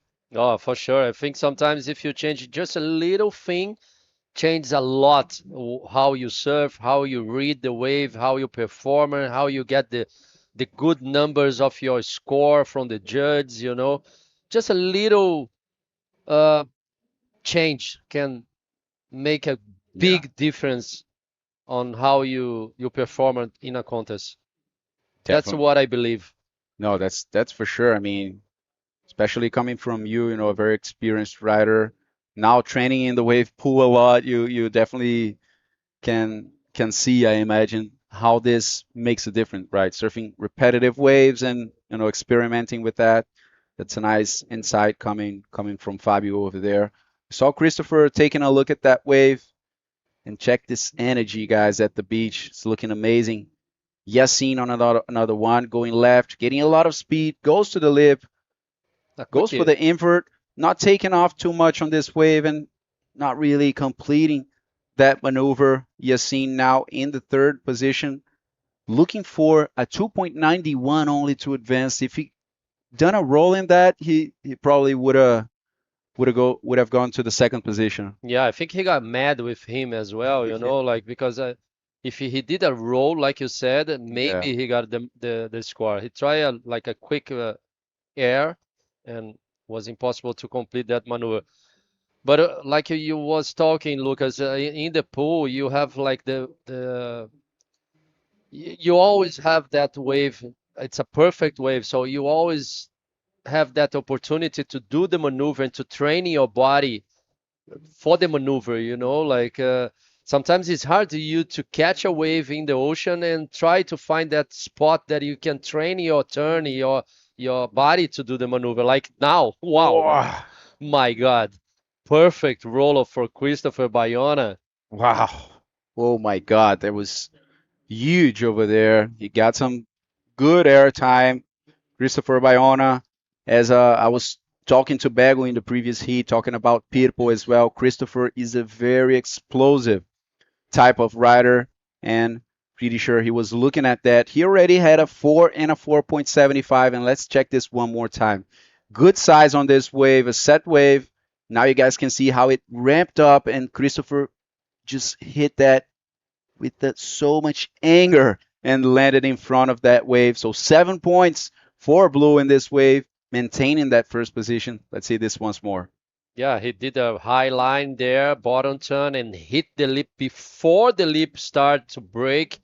That's why he fly too much, and was a very beautiful roller there for Christopher. I'm sure it will be the best score of this hit for sure. Yeah, 7 points was a very good wave actually. É isso aí, pessoal. One É disso maneuver, que... just one maneuver. É isso aí que a gente, é disso que a gente está falando quando a gente fala de Itacoatiara Pro, pessoal. Manobras ali gigantes. Olha esse rolo. A onda ali com um bom tamanho, né? Ele descola completamente da onda, aterriza lá na frente, com as pernas na água ali, primeiro dando uma amortecida, mais completa, com facilidade. Conseguiu levar 7 pontos nessa onda, o peruano. Muito forte. E aí garante uma liderança ali agora mais confortável, né? 8 pontos para o Victor Lopes atingir ele. E aí tem o critério de julgamento, na parte em inglês, vou explicar para vocês. Basicamente, o maior grau de dificuldade e compromisso, né? Compromisso é aquilo ali, jogar mesmo para o lip com uma queda grande, com um impacto ali que não é qualquer um que segura. Manobras radicais executadas com controle, velocidade, força e fluidez também nas ondas, nas partes mais críticas da onda. Depois de um certo momento, né, também é necessário que o atleta comece a mostrar ali uma variedade no repertório de manobras, né, sair ali dos 360, do rolo. Vamos ver essa onda do Christopher. Parece que ele vai olhar para a próxima sessão. Né? De novo, fica por ali. Christopher. Tá muito forte. Olha aí essa corrente, como é que tá ajudando ele a entrar, tá vendo? A gente fala bastante da corrente, ó. Ali ele tem uma corrente de retorno que empurra o atleta de volta para o pico e faz toda a diferença, né? Ele acabou de pegar uma onda animal ali, uma onda que às vezes te joga lá no inside e rapidinho o Christopher já estava lá de volta, pronto para pegar Ele outra. já estava pronto para pegar outra e já vai E pegar já vai outra. de novo, dando já aulas. Vai de novo. Lá vem ele de novo para a direita, uma boa cavada, um belo tubo ali rápido, não entrou tanto e completa com el rolo. Vamos ver se ele vai conseguir completar a manobra. Ele vem na frente da parte branca da onda, completa a sua manobra. Very good job for Blue. Very good job. Very good. We need to talk this in English as well, using the riptide that it's easier to get out, easier to get the waves, like open facing waves here in Itacoatiara.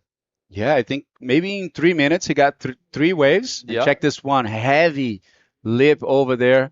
Quick barrel for Christopher, not the deepest one, but he managed to get out and do that bottom turn, maintaining that midline and going up for a closing maneuver. That's going to be a good score for Christopher for sure. As Fabio said, using very well that rip current to get back to the spot, and you guys could see the result of this.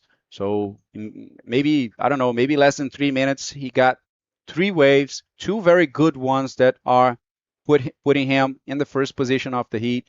So yeah, giving a good example of how to use these currents in your favor here in Itacoatiara. 5.75 on the last wave.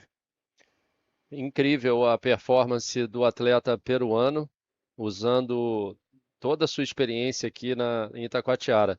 Agora a gente vê o atleta de branco, Vitor Lopes. Ele pega uma onda ali meio que lateral, ela se forma novamente, tenta dar o el rolo. Vamos ver se ele não consegue completar a sua manobra. Mas, como a gente estava falando aqui, é super importante você pegar agora. A atleta de branco está usando a corrente ali também para voltar para dentro para voltar para o outside. E é uma questão de segundos ali. Se você consegue pegar essa velocidade dessa corrente a seu favor, você consegue vencer a série bem. Mas também, se você está no lugar errado, na hora errada, é melhor você esperar passar a série e você fazer a volta. Foi o que o Gugu Barcelos falou com a gente também, né, na entrevista. Ele usou a experiência de entrar pelo lado, não tomar onda na cabeça, usar sempre a calma nesses momentos, que faz toda a diferença durante a bateria. Yassine El Sal on a smaller wave, an insider, but not finding a nice section for a maneuver. Yassine now dropped to the 3rd position. He's looking for only 2.91 to advance to round number 3. Yassine is in his first heat over here, as well as Maj Tamin. So the 2 guys that were already seated into this round number 2 are not being able to, compete when it comes to the scores with Victor Lopez and Christopher Bayona so far, since we still have more than 7 minutes and a half to go in this heat. So there's plenty of time for them to respond. But check this guy. He doesn't stop. Oh, my God. Again, Christopher Bayona. I have to agree with Bego. We was talking together about what's the best, training in a reef breaks in a very perfect waves, or training in a beach breaks. And Bego was talking to me, I prefer to see guys training on the beach breaks. Yeah, I need to agree now, because maybe those guys from Morocco's are maybe not lost, but maybe trying to get the best waves. But it's hard to get good waves in a beach break like Itacoatiara, because it's so many waves are closing out, and it's hard to catch those good open face waves. And it's a very different environment, right? There's another factors that play out, like the currents, for example, waves breaking in many different places. The wave changes all the time. So yeah, I think that surfing beach breaks and being used to these currents and the closeouts gives you more versatility, and when we're talking about competition, you don't just need to surf well, guys. You have to surf well in all types of conditions, because it's a lot of unexpected things happening over here. You never know how it's going to be when you go into your heat. When you're going into a competition day, you never know how it will be when it comes to the conditions. So that's when bodyboarding and surfing become very different from skateboarding, from other sports, that you have a fixed arena. For sure. Again, Whoa. our guy from Peru, Christopher Bayona, backflipping this right. He's surfing alone in this heat. Yes, he's comfortable. He's very comfortable out there, trying to get rid of that 5.75. I believe he can increase with this wave a few more points over there. And yeah, an amazing campaign by Christopher Bayona. We are seeing a much more friendly condition right now than we were seeing in the first moments of the day.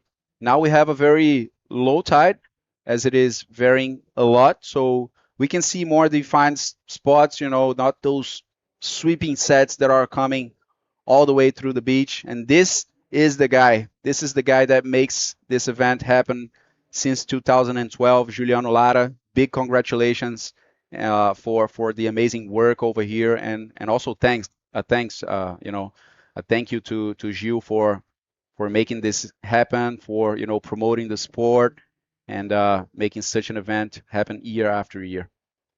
Well, that was a nice end roll there for Major Amin. Let's see what he can get for this last wave. We didn't see the start of the wave, but I believe it's the best wave so far for him. Still time to him if he catch that rip current to get out again. And Christopher Bayona still in first position. Victor Lopez in second. One Peruvian and one Chile from to going through this round. That's it. Well, it was just one maneuver. Yeah. Closing roll there for Amin, coming from Morocco. He is in fourth right now. That was a 4.5 for him, and he's with a total score of 5 points right now. He only needs 2 points to go to the second position, so I would say that the second spot is pretty open so far. It is. It's not decided. You know, these guys have very close scores. You can see Amin with a 5, Yassin with 5.1, and Victor with a bit more than that, but not in a safe spot at all, guys. It's a matter of a 2.91 for Yassin for, you know, to classify. So let's see this one more time. This guy surfing by himself, as Fabio said, very used to doing these types of backflips, and he got 5.5 on this last wave. It didn't make it into his final score. His backup score is a 5.75, so he got pretty close, but not enough for him. And he's out there holding priority number 1 with a big possibility of even increasing that and putting the second in combination zone. Christopher ali surfando sozinho, praticamente a bateria, fazendo várias ondas boas. E aí a gente está vendo os atletas, eles têm todo o suporte do campeonato, fazendo ali uma terapia, a galera da Aquafish, botando no eixo ali a galera toda para performar muito bem dentro da água. O Itacoatiara Pro 2025, a segunda etapa do circuito mundial da IBC, o circuito Prime da IBC. É isso aí, alinhando o pessoal que depois daquelas pancadas ali dentro da água, não tem jeito, exige muito, né, do físico de um atleta esse tipo de mar aqui, não só bater no lip, aterrissagem, mas ali também todo aquele esforço contínuo, né? Esse é o tipo de mar que ninguém senta lá fora, ninguém fica esperando uma onda sentado. Por exemplo, a gente vai para Punta 2 daqui a pouco, que é uma onda totalmente diferente, às vezes tá, né, normalmente está glace ali, às vezes sem corrente nenhuma, um mar totalmente limpo, e esse cenário aqui é exatamente o oposto. Você tem que estar sempre atento ali, sempre tenso, né? Remando para lá e para cá, se posicionando, correndo atrás da onda ali. Então, obrigado pessoal da Aquafish pelo acompanhamento incrível com os atletas. O dia está super movimentado aqui em Itacoatiara, um sabadão de sol. Ontem a gente estava um dia frio, né? Aqui totalmente nublado, e hoje o cenário abriu para poder receber esse evento incrível que é o Itacoatiara Pro. Acompanhem também, pessoal, pelas redes sociais do Itacoatiara Pro, todas as outras atividades. Aí vocês podem acompanhar o site da IBC e tudo sobre o circuito mundial. Mas também recomendo vocês entrarem lá no Instagram do Itacoatiara Pro e buscarem ver também sobre a parte do skate, né? Hoje à tarde vai ter diversas atividades aí, o skate, o surf, bicicleta. Camiseta azul novamente. Christopher Bayona was not that good. And red now. Pull in, let's see. Was not able to make that barrel. Yassin, he's looking for a 2.91 only. Still 1 minute. Let's see. Still have time to both guys from Morocco to try. Still open the second position, Lucas. They need just 2.91 and 2 points. Yellow. Yeah, and they're both in the outside over there. Amin has a priority number 1. But yeah, let's see. 30 seconds to go. There's nothing passing through them right now. Maybe this next wave can get and pass by them on time. But yeah, they are not really in a good position over there. Maybe this last wave, Fabio, let's see if that's gonna be in time for them. Looks like Yassin is getting ready over there. Yeah, but not really in position. So not really in position. That's it. It is settled, guys. As we are Bayona. seeing the buzzer horn right now. Christopher Bayona in the first position. Victor Lopez in second, advancing to round number 3. And Yassin El-Hazal, as Majd Amin as well, are saying goodbye to the competition. Stay with us. We're going to come back pretty soon for heat number 2 of round number 2.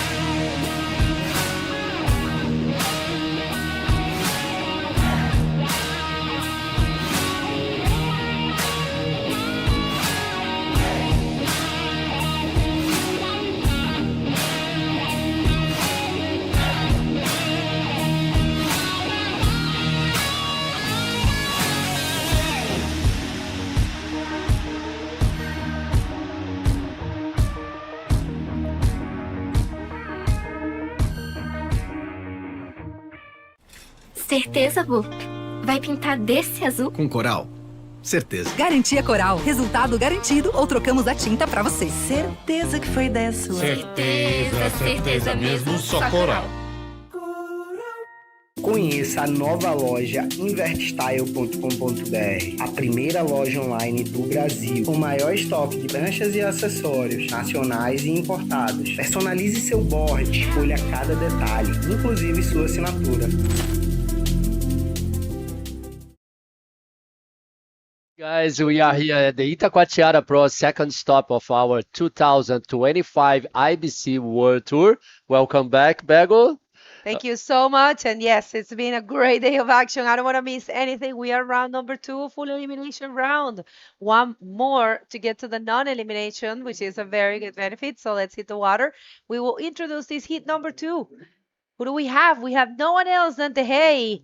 Every time they put a different name, and last event we had, I think it's his second name. So yeah, Tehei is coming actually from Tahiti. And Iquique Youssef from Morocco. He was the runner-up for the junior event that we had in Morocco. What an amazing rider he is. Facing Fabio Saavedra, coming from the early rounds from Peru, and Mateus Billy. Mateus, who served in the first heat of the day. So there he is. Mateus is already surfing 3 heats today, huh? Yes, because it's a trials, yeah. First round, and now in second round. Representing Brazil, Fortaleza, Ceará. Mateus Billy aí, nosso representante brasileiro nessa bateria número 2, do round número 2. Baterias agora de 30 minutos. O Mateus que veio desde o round ali da triagem. competindo pela terceira vez nesse dia lindo de sábado aqui em Niterói, Itacoatiara. Vocês que estão por aqui por perto, não deixem de comparecer. O evento está lindo, a estrutura está muito bacana, os atletas estão super confortáveis. O campeonato também está recebendo as pessoas aqui na área VIP. E agora a primeira onda do Fábio Saavedra, camiseta Não, esse branca, né? Matheus. Não, Matheus, desculpa, camiseta branca. Boa forma, né? Boa forma, boa linha de onda também, procurando ali o final da manobra, né? Acho que completou a manobra. Esse atleta tá saindo. A primeira onda também do camiseta amarela, o tahitiano representando, o marroquino, camiseta amarela. E agora o Fábio Saavedra para a direita, não completou o seu rolo. A bateria começou com bastante onda, hein? That's right. We had waves for almost all of them. We're only missing Tehei to take one wave. But yeah, Iquique is waiting for a score. Fabio is waiting for a score. And Mateus are waiting for scores. And you know what it's cool? There are fairly new young riders. Of course, Tehei has a lot of experience in competition. He is not too young, I will say. Not, of course, old, but he has a lot of experience. But yeah, all the riders are fairly young, and Isiki Youssef did an amazing job this year in Morocco. We had the events, Junior Pro Series events, the Rising Series, I'm sorry, and he was the runner-up, did a great job. I was really impressed by Isiki. So yes, I would like to say hi and huge congratulations to the Royal Moroccan Federation of Surf and Bodyboard, because they brought a huge team this year to Itacoatiara, to Brazil. They actually brought a huge team last year to Maldives, but this is the first time we saw so many Moroccans here in the event. We actually have a Moroccan judge present. So here comes Tehei, the Tahitian. Wow, nice read for him, doing a quick tube and a roll and finishing his first wave. And we are ready for the interview with Lucas, the last winner for the heat number 1, round number 2. Go ahead, Lucas. Thank you, Fabio. I'm here with Christopher Bayona. Christopher, you're looking, this is your second heat that you advanced today, but this one you were looking very, very comfortable and familiar with the wave. Lose on those waves, how did you feel? Sí, en esta segunda ronda me sentí más tranquilo porque las condiciones del mar están mejorando. En la mañana estuvo un poco complicado y ahora siento que está mejor. Nada, igual siempre correr tranquilo, pensando en los demás competidores, qué maniobra pueden hacer, qué olas tal vez bajen. Y estar atento más que todo. Y bueno, para esto me he preparado, para esto venía entrenando. Yeah, so he's saying that he's trained a lot for, staying sharp and taking a look as well at what the other guys are doing in the water. But on this heat, the conditions were better right now as we are seeing the tide very low and more defined waves. So he felt relaxed in the water and managed to surf better than previously. So today, the job is done. You passed the 2 heats. How are you feeling for the rest of the competition, your expectations? Sí, ya, bueno, el trabajo por hoy día está hecho. Me siento feliz por mis resultados de hoy. Voy a seguir así tranquilo, concentrado en lo que tengo que hacer. Y nada, bueno, mañana se vienen condiciones mejores, así que con todo. El round principal van a estar con los grandes, con los top 16, así que va a estar bueno.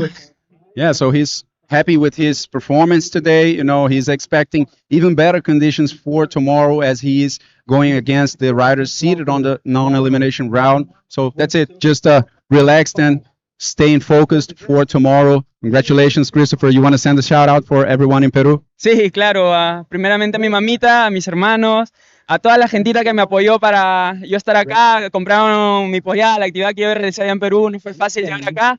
Y bueno, por todos ellos estoy dando todo, a Punta Hermosa Community que me ha apoyado desde el inicio. Estoy muy feliz, a todos mis patrocinadores.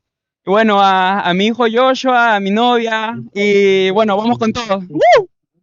Felicitaciones, buen trabajo, buena suerte en ronda 3. Back to you guys. Okay, he's very happy, huh, Yeah. Bergo? Of course. Check this out. I mean, he is right now in the round number 3, which is a non-elimination round, and it's hard to get there. It's 3 rounds. I mean, he was not starting on the trials, but it's still. Check this out. One wave here for Tahiti Tehei. That's how I know him, by Tahiti Tehei. And yeah, I'm sorry, Tahiti, but I can't really say that long name that you wrote there, which I think it's your full name. But yeah, he's coming from Tahiti, and I love this guy. It's all smiles always. And that was at 4.45 for the Tahitian. All smiles. And he easy with Sarah Lam. Have you seen Sarah, that lady that serves chopo teahupu, which is a proper way to pronounce that wave, not chopo? She's That's a she's a blonde girl. Yes. Yes, I saw. She's here. She's And she's here. going to Iquique. Yeah, she Oh, is here. nice. She's a charger, man. He is. She is. She She is a is. charger. Yeah, so good to see 2 representatives of Tahiti. I'm just finger crossed to have an event there again. I know there are some conversations, and maybe, who knows, in the near future, come back to Tahiti. It's One of yeah, one of the best places I ever been, and it's a unreal wave for bodyboarding, huh? Beautiful place, beautiful people. Love the people from there. Right, Fabio Saavedra, una ola más para el peruano, buscando un 375, completamente posible, un invert. En una ola no tan grande, pero es un 375 lo que él por ahora necesita. Vamos a ver si lo consigue. 375 is what Fabio is looking for, looking after. So we'll see if he's going to get that. And what about you people? Where are you? We have seen a lot of people tuning in. Thank you so much. You guys are the engine for us. Replay. This is the replay for Fabio on the right. Lots of speed, trying to do a quick air. Did you see his tongue? Yeah. I didn't see that before. Was a nice wave for sure. He got 3.75, putting him on second position now. Tehei is in first position with a total of 8.20. Still plenty time on this hit number 2, second round. This is the prime series of the IBC World Tour. This is the replay from red. Was a nice El Rolo and a closeout section for him. Was a 3.9. So he put a little bit more numbers on the lead. That's right. Well, it's not a too difficult hit in terms of scores. I believe it's super tight, and everyone has a possibility to get one of those 2 positions in order to continue in competition. Very special moments of competition. You want to get yourself to the non-elimination. And here he comes, Mateus. It's a complete maneuver. And that's going to help his campaign. A 1.66 is what Mateus is looking for. And I believe, of course, is going to be there. And he's going to take that second position out of Fabio's hands. And we'll see if Ziki. Ziki was not needing too much. But yeah, we'll see how that unfolds for them. And if you're just getting here, this is the second event of the Men Pride Series. Esse é o replay do camiseta branca, o atleta brasileiro Matheus Billy. Foi a terceira onda dele surfada, ainda estamos esperando o resultado dos juízes. E agora a quinta onda do camiseta vermelha, atleta do Tahiti. Tentou ali fazer um backflip, não conseguiu. Last wave for Matheus Billy was a 4.5, putting him back in second position. The rider from Fortaleza, Ceará, now in the second position of this round number 2. Here he comes again, Matheus Billy. That's right, unstoppable, going for an ARS. I think there's a point where the riders, they are very good if they're in these kind of events. And check this out, Ziki Youssef in that one, not able to do much. And one more here for Fabio, shaping for him, looking like a good... Oh, no. I was going to say looking like a good barrel, but then I saw the closeout and I was like, maybe I just don't say it. I think it was like the backwash maybe put him in a hard position there to make that little barrel, but it was looking good that wave actually. Oh, yeah, you're right. And check that out. That's it is coast town or I is think it? yeah, I think this is up the hill, huh? Wow. This is the mountain that we have next to the left. Costão. This Ou is vocês the falam costão. this is the head of the elephant, or no? No, No? that's the head of Oh, the that's the head of the elephant. elephant. Okay. It's a different mountain. And actually, for me, it was easier to climb this one. This one? Yes, it was weird because you climbed that wall there, that really very. You went there already? I went. Oh my Wait a God. second. 1 second. This is Tahiti Tehei, Oh, bumpy section and not able to connect. But good effort. Still a lot of time, Fabio. 16 minutes. Remember, these are 30-minute heats. Why 30 minutes? This is something that we don't really offer in all the events. Remember, we have okay, that's the elephant, as you were asking about. now you can see The head? perfect the elephant, huh? And it looks like the small mountain on the medium part of the mountain itself, it's like a leg. That's what I understand, and the rest, I don't know. It's Yeah, it's the hard. front leg, but yeah, but it's looking towards the ocean. I thought he was looking towards here, and that middle part was the elephant nose, but it's not. And that amazing round mountain is Costão, is where what the drone was showing you a little while ago. And Bego, sorry, No, you but go, you. the guys at home, they can understand the power of this place, huh? Look the mountains, So look at the beautiful. view, like look the ocean together with the rocks and the sand and the green. It's just beautiful place. And a Restinga, né? Restinga, Which yes. is that green area that you see right in the border of the between the beach and the street. Yes. That's a protected area, and it's nature. You actually have what's the name of the beautiful animal that you guys have here? Capiraba? Capivara. Capivara. See, I always say it all backwards. We have a lot of capivaras I've here. never seen one in my life. I'm craving it. Oh, by my place in Rio, there's a lot, and the place I've been living in South Brazil, they have there as well. Are you So I kidding think me? capivara, it's all around Brazil. Look at this beautiful view.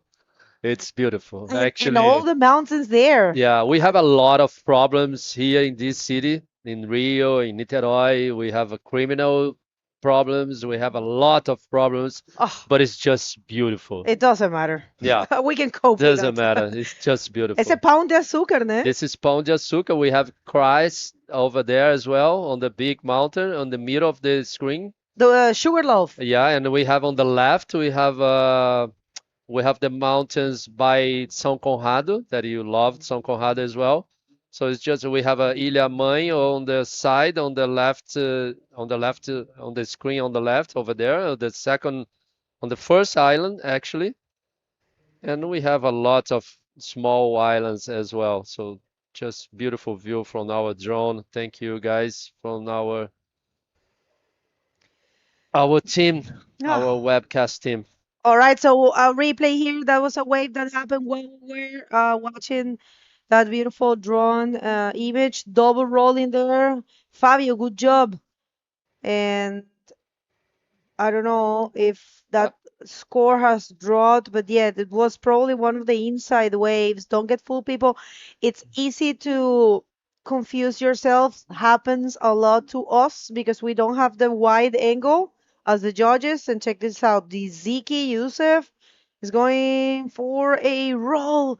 I just love his technique. Did you see the perfection? He never separated his body, his down body from the board, which Yeah. is super important for a roll. I remember Sadio Hara explaining to me that you have to think your body as a compass in order when you Cristo de Corcovado?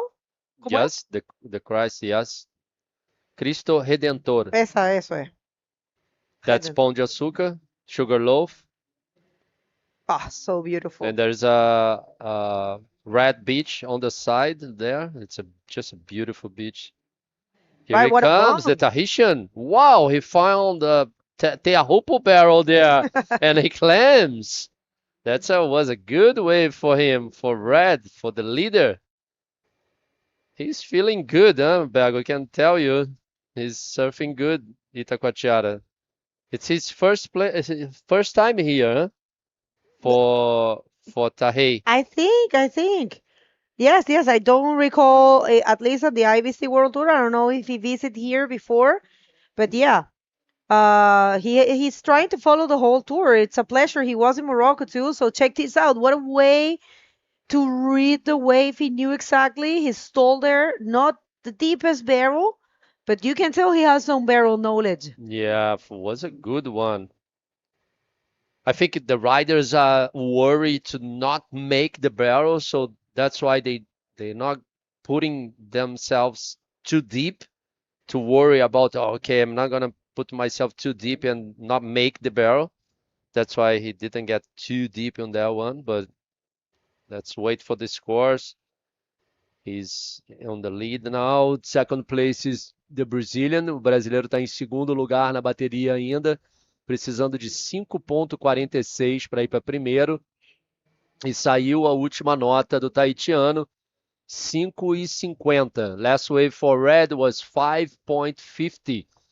So he has now 5.50 and 4.45, the best waves for Tehei. All right. And maybe it's a great moment to thank everyone that made this event possible, because without them, we wouldn't be here and you guys wouldn't have this chance to see this amazing event. Thank you so much to Prefeitura de Niterói y Secretaria Municipal de Esportes y Lazer, Ecoponte, Coral Tintas e Norech, SGA, Toyota, Predialnet, Puro Suco, Canadian School, Colégio PV, Colégio Marília and Matoso. One more wave here. That's Mateus Billy.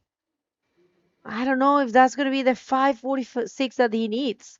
I think riders are choosing to ride not too big waves, like more of a middle waves. Probably it's really hard to get out there. And I think it's smart. Yeah, I agree with you, Bego. Matheus ali procurando uma onda para ele tirar esse 3,75 que ele tem que trocar. Vamos esperar aí a nota da última onda dele. Now, right, that's last wave, like you were saying, last wave of Mateus was a 4. Not enough to take the lead, but yeah, improving his total score. And this is the 5.50 for Tahiti Tehei, right there on the barrel, like we were saying.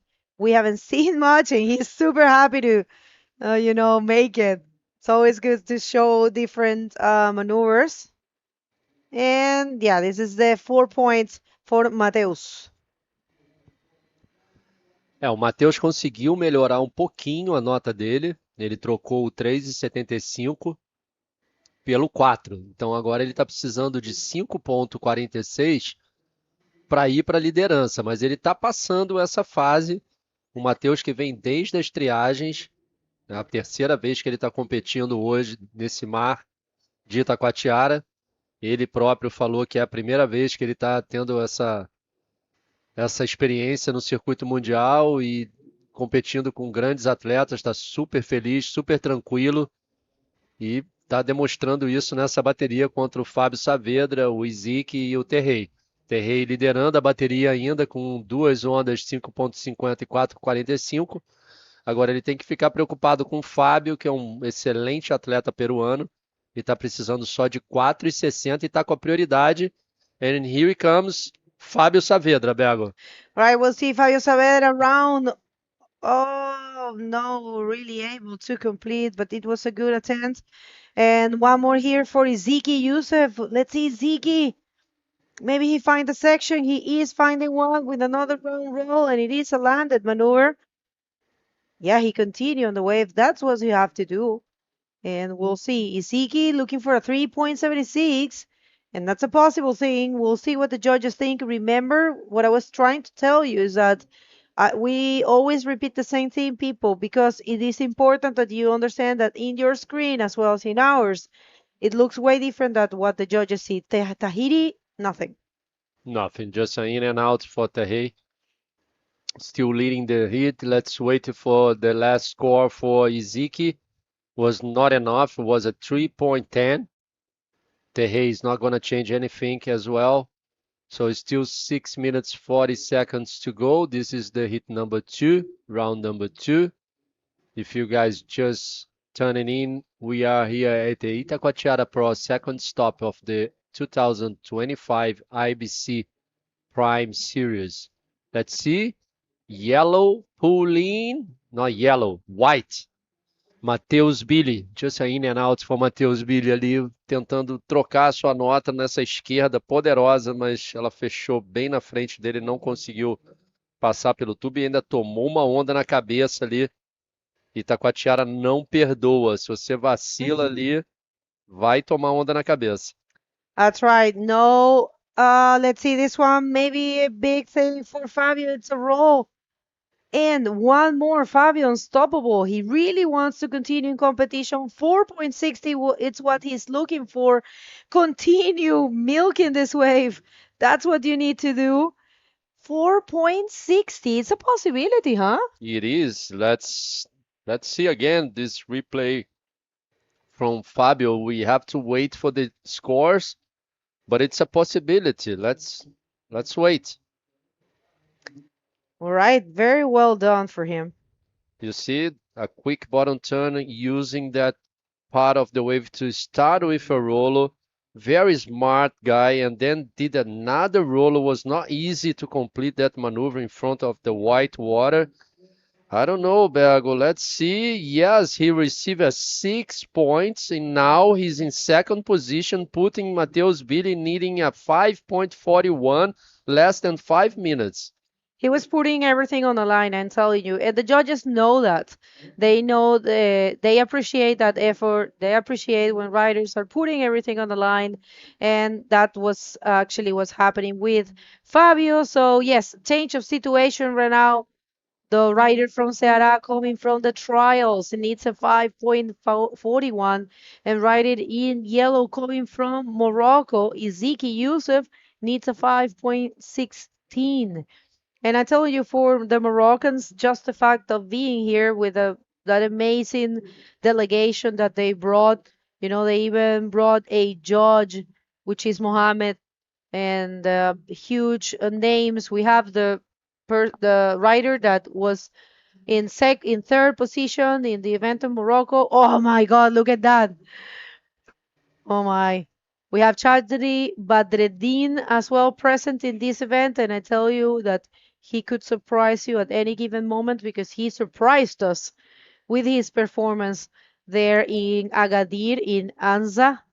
We were there, so thank you so much, the Royal Moroccan Surf and Bodyboard Federation, for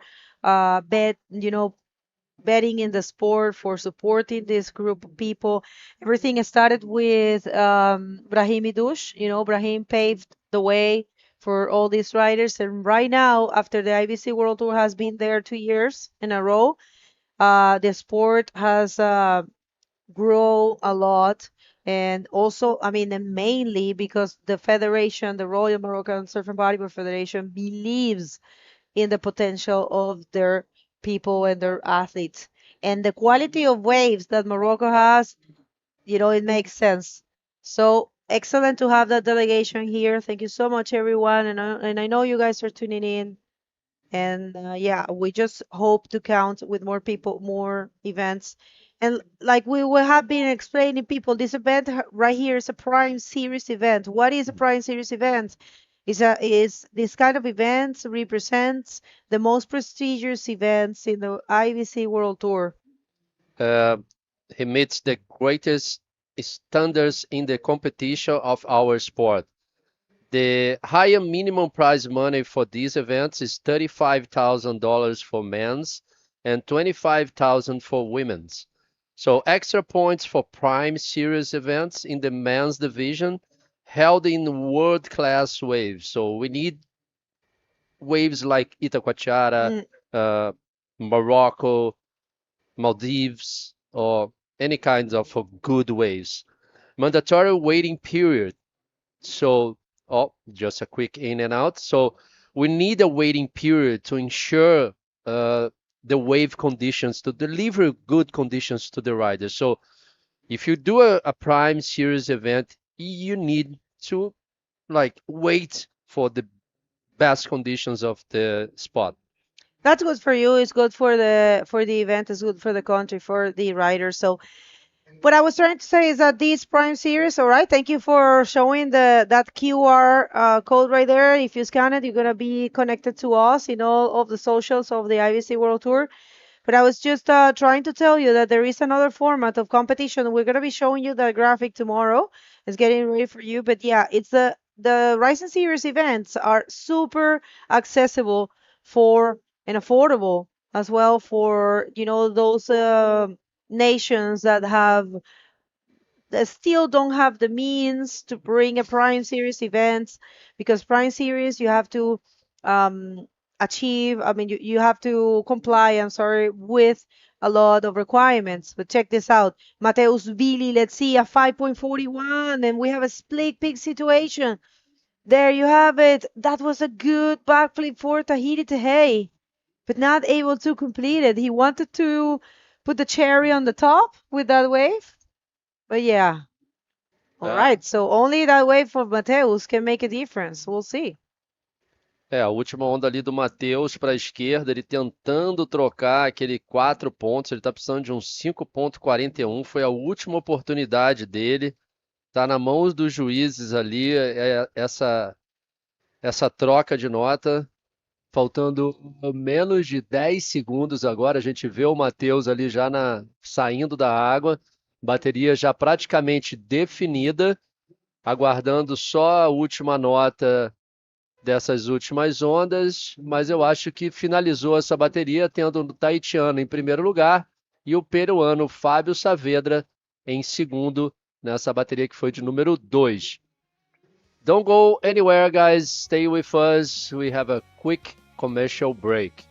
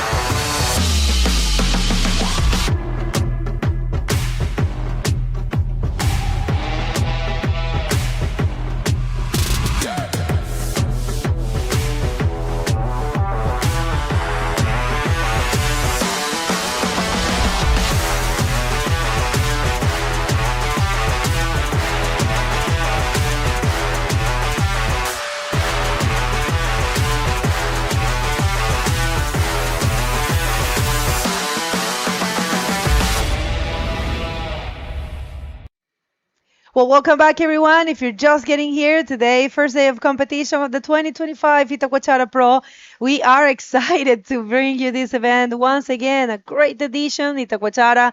It's actually delivering once again, I will have to say. And we are in round number 2.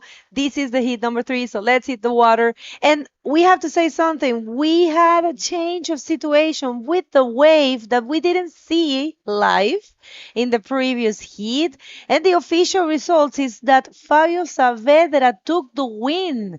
Right there, you can see it. He took a 4.25. And this is why I tell you guys that don't get fooled sometimes by what you saw here in the screen. The judges, what they do, it's because if they do something, it's because they know and they have a wide angle. They see the whole beach and they have specialized people named spotters who are telling them at all times, who is paddling, who's taking a wave.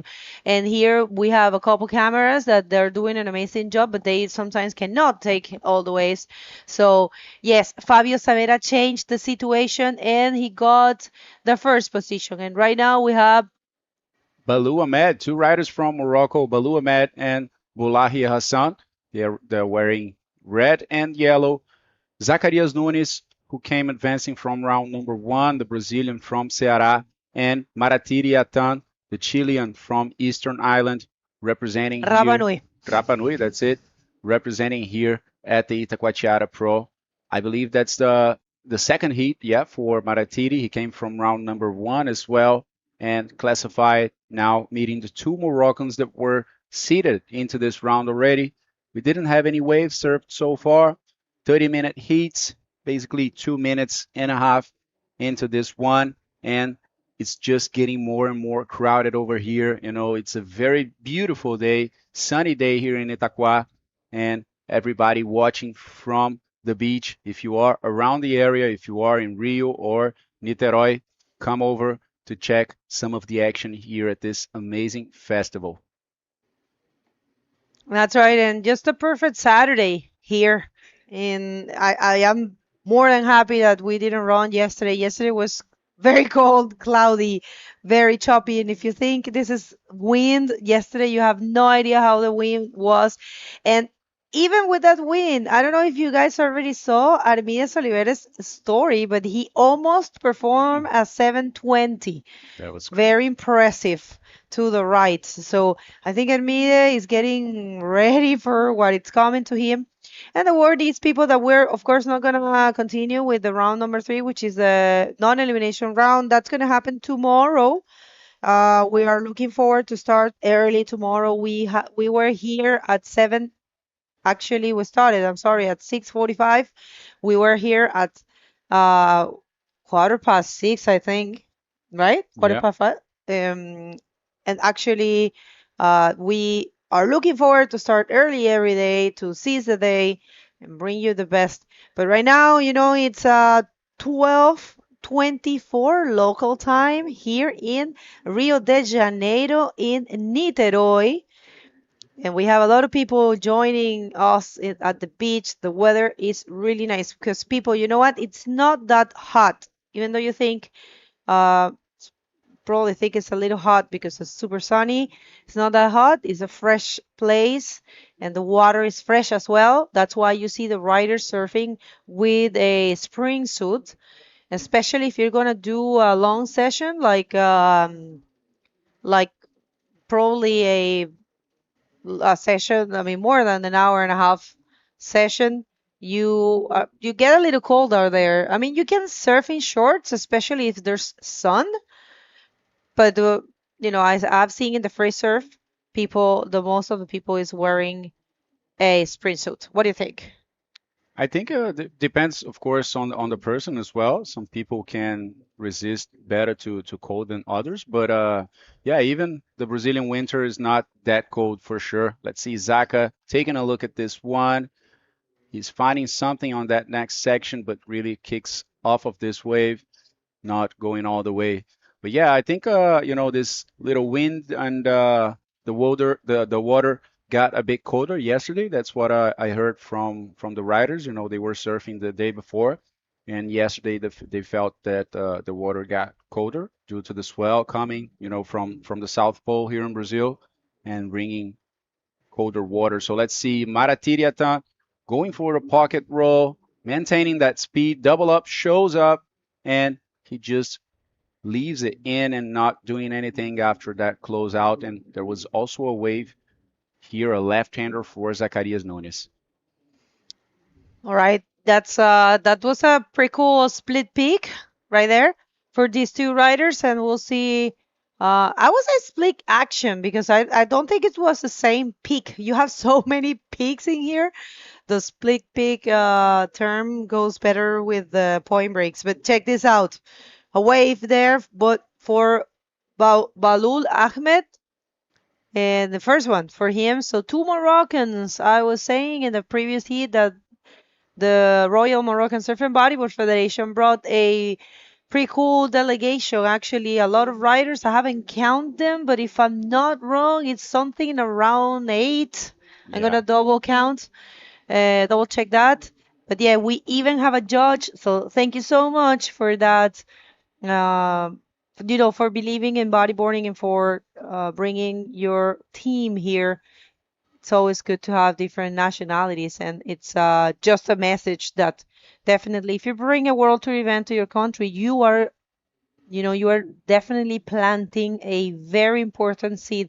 Happened to us in Maldives, happened to us, to them, of course. Mainly to them, because the countries are the ones that do put the effort. But yeah, you definitely are planting some seeds. And check this bomb. Whoa, Zacarias pulling into that barrel, just running too much in front of him. Don't believe he's going to come out at all of this wave, but that was some commitment there by the guy coming from Northeast Brazil, Zaca. Let's see if there's any waves coming. I don't think so. So we have the interview ready with Fábio Saavedra, winner of last heat, and Fábio Aquino. Take it away. Thanks, Lucas. I'm here with Fábio. Fábio, you got the best wave so far for the heat. Was a beautiful 2 maneuvers hit, but on the last second you got the wave that it put you on the first place. How you work with your head about this? Sí, muy complicado porque al inicio del hit no me tocaba ninguna ola, estaba buscándola por todos lados. Obtuve 2 olas al comienzo que no me sirvieron para nada, no pude completar en una, estaba con la cabeza así, buscando muchas olas, y bueno, tuve la suerte que me pudo tocar esa de 2 rolos que me hizo entrar en confianza para creer que sí podía pasar el hit. Entonces ahí me dijeron que pasé a segundo lugar, empecé a buscar otra porque sabía que la que tenía antes era muy baja y pude conseguir esa en los últimos segundos, que me dio el score para poder pasar a primer lugar, que fue algo increíble, ¿no? Porque no pensaba quedar primero, ya estaba pensando en ya quedar segundo y pasar por pasar nada más. After he got the 2 rolls wave, he got in his head, he was more calm and looking for another good wave to put on the second score, and he did on the last, almost in the last minute. And Fábio, we was talking about a lot of boards. What kind of core you've been using? Hard core or a soft core? A mí me gusta bastante que la tabla esté rígida, esté dura, porque a mí no me gusta mucho que cuando esté entrando en el tubo o yendo a pegar la maniobra se me doble. Entonces yo prefiero utilizar esta que es un stringer, pero que tiene el material Skin Tech, que funciona como otro stringer. Entonces la tabla tiene más volumen y es más recta a la hora de bajar la ola. Y para las maniobras es para mí más fácil de completar, así que tienes más flote y entonces te bota más rápido. And I've been watching your boards too. You've been using a different channel as well? Yes, I use una modalidad que es de 5 canales, que se llaman los Jet Channels, que es exclusivo de Independent Bodyboards. Así que ya sabes, si necesitan una tabla que vaya rápido y que sea muy buena y dure bastante, ya saben cuál escoger. Esta que es mi modelo que yo uso, es modelo Shock, que es justo de la playa que está acá de Shock y aquí, entonces increíble. So we have the same name, but I like boards more soft. You like more stiff boards. So congratulations, Fábio. I see you in the next round. You want to say something for the family back home? Sí, ahí, disculpe papá, mamá, por hacerlos pasar un mal rato en los primeros momentos del hit, pero ya, pasé primero todavía, así que nada, un saludo para todos los que están yendo, para los que están viendo a los peruanos competir y nada, independízate ya, ¡uh! Back to you guys, Bergo and Lucas. Thank you so much. A very interesting interview.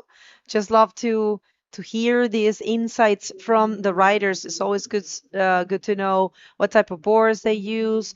It's been a coincidence that we have asked only the two Peruvians, but I think probably you're going to be asking more. Maybe we can do that. We can ask every rider about their boards, and then we get to know what they're using. All right, so situation in the water is Zaga is still in the first place with not too big scores. It's a super tight heat. Anything can happen at this point because these are 30-minute heats. So there are still 18 minutes and 40 seconds. That's a lot of time for these riders. And thinking that there is a lot of space between them. There are a lot of peaks here. You are probably like, I don't know if you noticed, but Patricio, he almost surfed by himself because he chose to go all the way to the right, not to Pampo because it wasn't Pampo still, but it was the last right of the center area of the beach. So he was always by himself. So at some point, it doesn't really matter the priority because some people is really far away from the other. Not the case of this event because of this heat because all the four riders are in the same area, but this is something that you can do here. If you don't have the priority and you want to try a lot of waves, you stay away from all of them. Check this out. Maratiri going a nice looking left-hander. A quick cover up, not getting too deep on this one and holding the rail there to bottom turn and execute a clean, nice roll in this wave. He already has a 4-point ride. He needs only 0.75 to go to the first position. Definitely this wave is going to pay out for Maratiri. And he's getting that first position since the guys are just getting started. I think it's a good call to put 30-minute heats, Bego, because we're seeing slower conditions right now. So let's see that replay. There's still some actually good waves there. You just have to know which ones to pick. And this is the case of this last wave of Maratiri. He had some shade there in the first section with a mini barrel and combined with the roll. So yeah, that's a 5.5. A quick score came out for him. And yeah, makes sense. He is now with the 9.50 on the first position, and Zaka right now looking for 5.75. And check this current, just dragging him sideways. 4.76. It changed a lot now. Sorry. Yeah, there is a current. I can tell, but there's still some nice waves. And check that. I mean, check that the right. Closed out. I'm sorry. My bad. Well, if you're getting here, let us know where you're tuning in from. I see a lot of people from a lot of places. Oh, we have a replay. That was Zaka. Yeah, let's wait for Zacarias. 4.75, 4.75. Essa foi a última onda do Zacarias. Já tinha um 3.75 ali engatilhado e agora ele consegue manter aquela segunda posição. Atleta de camiseta azul, deixando o terceiro, o marroquino Balu Ahmed, precisando de 5,5 agora para poder voltar para a zona de classificação, já que o chileno está dominando ali a bateria por enquanto com 5,5 e 4 pontos, enquanto a gente vai chegando próximo à metade dessa bateria. E pessoal, queria recomendar a vocês aí darem uma olhada lá no site da IBC agora e dar uma olhada no próximo round que a gente vai ver no dia de amanhã, onde a gente tem os atletas top 16 ali já sembrados, ali já posicionados, né, 2 atletas por bateria, e agora a gente começa a formar aquelas baterias com os atletas que se classificam. Então, vale a pena dar uma olhada, entra no site ibcworldtour.com, clica lá em Watch Live, na barra do site, assim tem uma barra verde, e aí vocês conseguem clicar e ver por cada round ali. As baterias estão ficando animais ali. O dia de amanhã com certeza vai ser de muita onda boa e muita manobra forte aí. That's right, that's right. Connect with us and follow the IBC World Tour through the IBC World Tour website and get this, check this out. a round pocket roll, but for Bulahaya Hassan, we were expecting to see him because he also served really good in Morocco. And don't forget, Morocco has a national circuit, a national regional um, tour, you might say, and they are training people a lot, and this is where all these guys are coming from. So they are putting a lot of effort in training their athletes. So, all right, we'll see. Bulahaya got a 6, actually the biggest score, the highest score of the heat so far, and it makes a lot of sense. Yeah, Bolhaya with a very good wave to start with. His first wave was only 1.15, and this one came much more expressful, I would say. So, yeah, I think it's very nice to see, Bego, the effect that having a stage of the World Tour in Morocco for the first time in history last year is, making, seeing how the guys improved from last year to this year. Many more riders coming to other stops of the tour, especially since this stage in Morocco is the first one. So we saw a very strong impact over there, right? Last year here in Itacoa, we just had Yassin and Garib Abdelafit, of course, besides Brahim Douche. And this year, as you said, we are seeing maybe 7 or 8 Moroccans coming. So nice progression. And check this out, the Brazilian in blue, stalling a little bit, waiting for the wave to set up in front of him. He's doing very well in the previous rounds. And a nice little roll for Zacarias Nunes to try to get rid of that 3.75. All right, for everyone that speaks Spanish, a quick update for the people in Rapa Nui. Para toda la gente de Rapa Nui, Maretiri está haciendo un trabajo espectacular de verdad en este evento. Esos scores tal vez no son tan grandes, pero me ha gustado mucho cómo ha escogido las olas, cómo ha surfeado. And this is the replay of the last of Zaka. 5.40 he gets, and now he is back on the lead. So very good roll on a very critical section as well. Difficult one with the hair flick and everything. Looking super comfortable. And yeah, 10.15 is what he's holding now. And I tell you what, we have heats that the rider that holds the first position holds it for almost the whole heat. But in this one, we have seen a lot of changes. The Moroccans, they haven't been too, I mean, it hasn't been easy for them, but thinking that Bulahaya has the highest score of the heat, he does have some opportunities, and here he comes. There he is using that opportunity, looking for a backup. He goes up, but not really finding a section and kind of losing the timing over there. So a wasted opportunity for Bulahaya Hassan, who is looking for a backup, looking for exactly 3.5 to advance. It's a small score. There's plenty of time in there. And yeah, believe we're going to see some more attempts by this guy throughout this heat.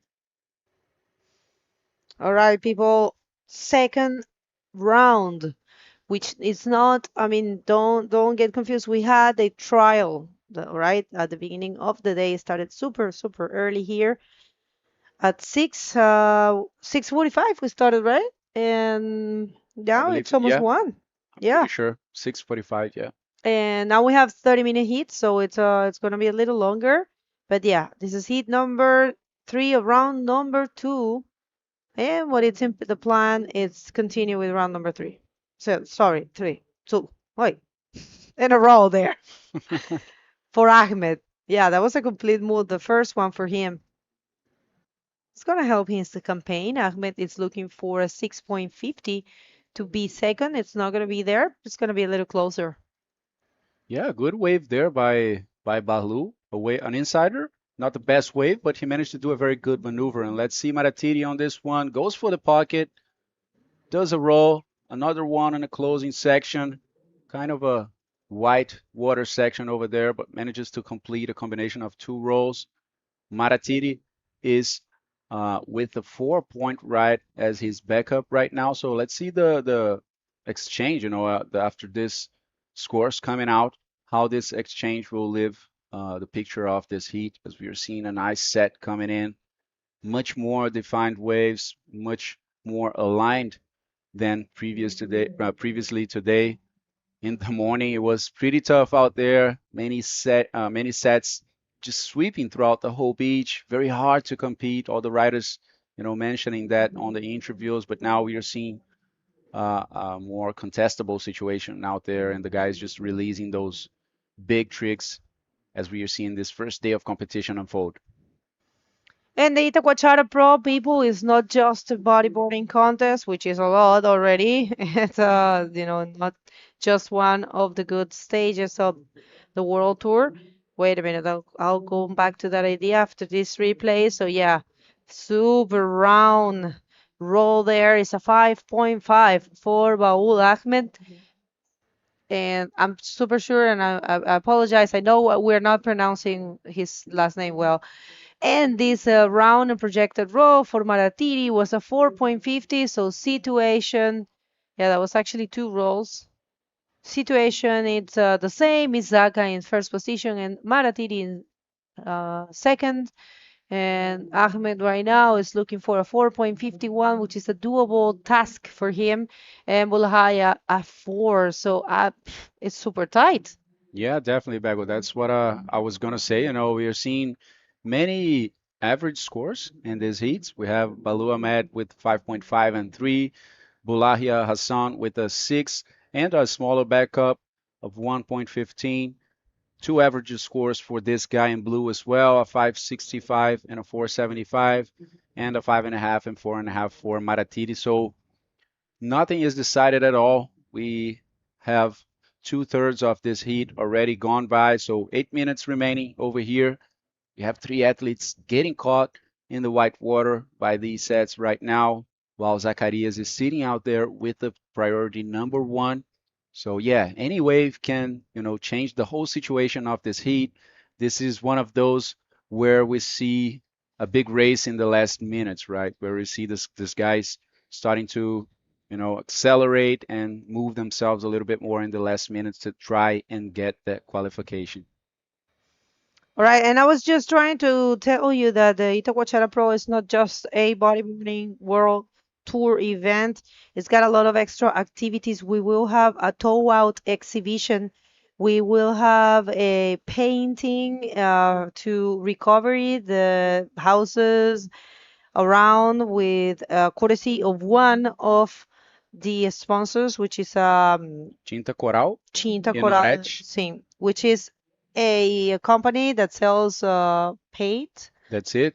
And we will have the Proyecto Primera Onda, which is the first wave project that happens also last year, where they bring a number of kids and the riders, the pro riders and the locals will show them how to surf and have them have their first wave. What Yeah, else? we also have Projeto Skate Aula, which is a skateboarding project. They call Bob Burnquist, to talk a little bit. He's one of the best skateboarders in the world, a guy that is renowned in the whole globe, and he's here also. Brazil is big in skate. Yeah, definitely. And this guy, he's like a legend, of the sport. So very nice. He does a very nice job as well, in giving back to the sport and the new generations and educating the kids, that sometimes start skating in the streets and everything.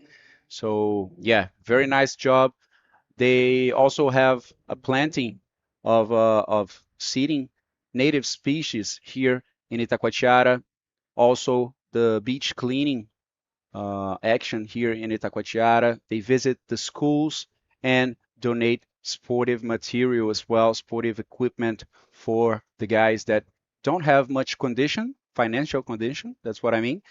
And so they can have an opportunity, of using their time in the best way, dedicating to the sport and changing many lives. That's the intention of all these actions, changing the lives of these guys and bringing sports. And check this big Oh spray my over there. Lord. Wow.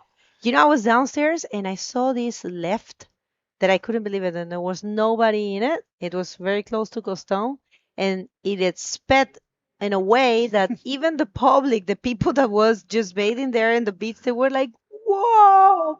It was a common whoa. And Yeah.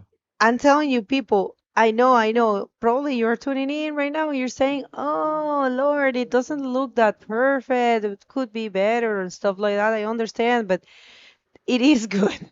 If you are there, I mean, there are some good waves, and we have seen some good maneuvers, some good performances. Of course, it's not perfect, but it's a good day here in Itacoatiara and sunny, and it's a beautiful Saturday, and I think we have been blessed. And check this out. Bulahaya looking for a 4-point ride to advance. He goes for a pocket roll in the first section, completes it successfully, goes straight right now. I'm not sure if he's going out of the water before getting back out there. But yeah, that can be a changing wave for Bulahaya, and that's what we are talking about. 4.10. He got just a little bit more than what he needed and took that second position from Maratiri Atan, guy coming from Rapa Nui, doing very well in the event so far. And we're starting to see it get tighter and tighter, Bago. Check this out. 10.40 for Zacarias, 10.10 for Bulahaya, and 10-point total score for Maratiri. So very close situation over there. Yeah, it's one of those heats that you really don't know what can happen because they can change the situation at any given time. And yeah, it's the beauty of the competition. Replay here for the last wave of Hassan. Nice roll there. Now they've been very smart. They know how to compete, you know. I remember I usually arrive to the events 2 days in advance so I can get everything ready with the streaming supplier and the organizer. And when I got to Morocco this year, due to the flights, I actually arrived there 3 days in advance. And I had the chance to attend to the national finals. And I was so impressed by the level of these guys. And yeah, the level of the event itself, they were performing the national in the same structure. They did exactly what Juliana will do in here and the Confederation of Bodyboard will do here. When we leave here, we're gonna have a couple days, and they're going to be doing the nationals here, and the same structure, you know, the same streaming area, which is super smart to use your resources like that. We encourage you to do the same thing. If you already have a national, you can just, with the Rising series, you can use the same structure. You don't even have to have a streaming. Did you know that? It's not even mandatory in the Rising series to have a streaming. Or you can have a more simple streaming through your channel. You don't have to hire us. You don't have to hire a super professional team. You could do a, you know, average streaming if you want.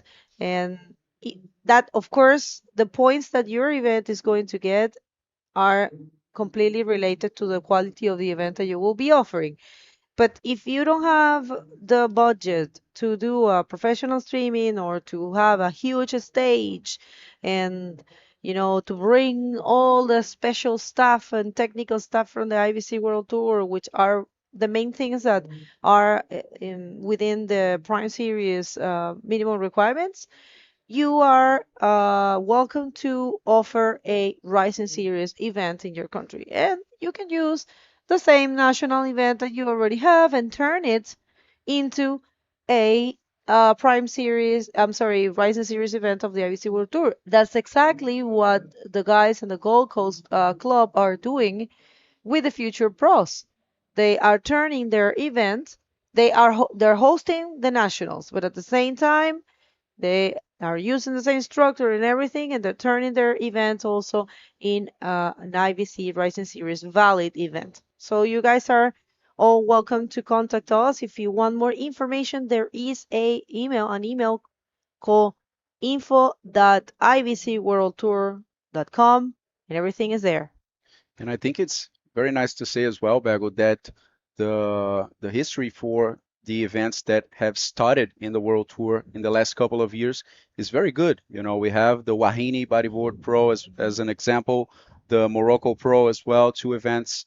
The Morocco Pro started last year, and the Wahini 3 editions already, but they are events that are just improving more and more, getting more consolidated, more recognized. So that's a very good call to do the same, guys. It is over. Zacarias Nunes advancing in the first position, Bulahaya Hassan in the second position, while Maratiri and Balu Ahmed are saying goodbye to the competition. Stay with us. We have much more action to come with heat number 5 right after the commercial break.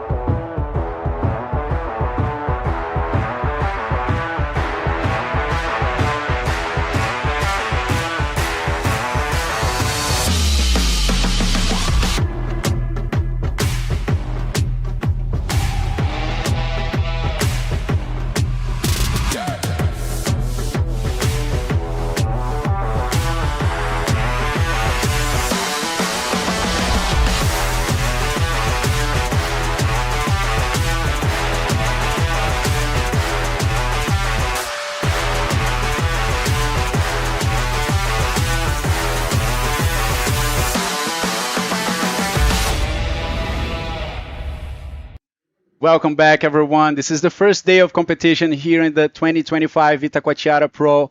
We are in halfway basically throughout the round number 2. This is the 4th heat going in the water right now, so let's check some of the action.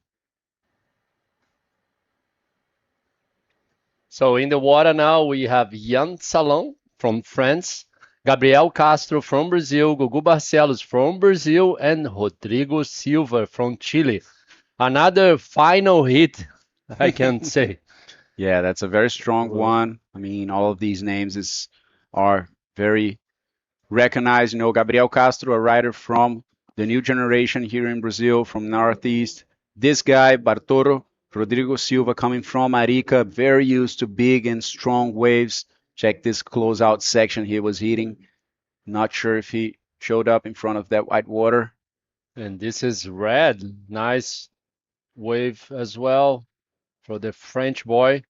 Just a quick in and out there. And this is Gugu Barcelos starting the hit already with a rolo there. Let's see if he complete the maneuver. I don't think so. Yes. Yeah.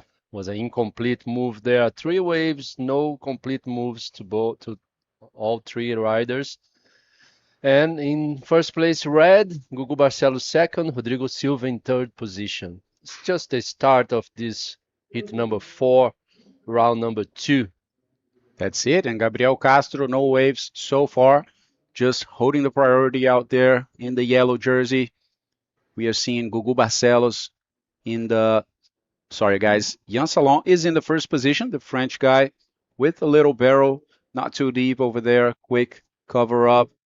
He managed to get 3 points for this wave. He's in the lead right now, followed by Gugu Barcelos at the age of 51, already passing his first heat. There goes Yann Salon, a nice roll to the right. We are seeing more lefts being served, but Ian changing the game over here and goes for another roll. 2 very good maneuvers, and this is going to be a nice score for Ian to get started. Yeah, for sure. If we analyze all the waves with 2 maneuvers, it's been a very good score. So very smart move for Yann, like second wave already. And I'm pretty sure it will be better than the 3 points that he got in the first wave. And this is the replay. He used like that little spot there to manage to a roll there on that spot and ended with this extended roll, like extended their arms to receive a 6.50 for this wave. And this is the last one for yellow. Yeah, Gabriel live Castro. action. Live action from Gabriel Castro. His first wave of the heat. He is sitting in fourth right now.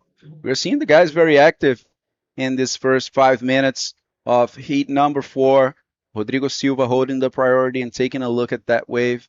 Check this out, guys. We have some powerful waves here in Itacoatiara today.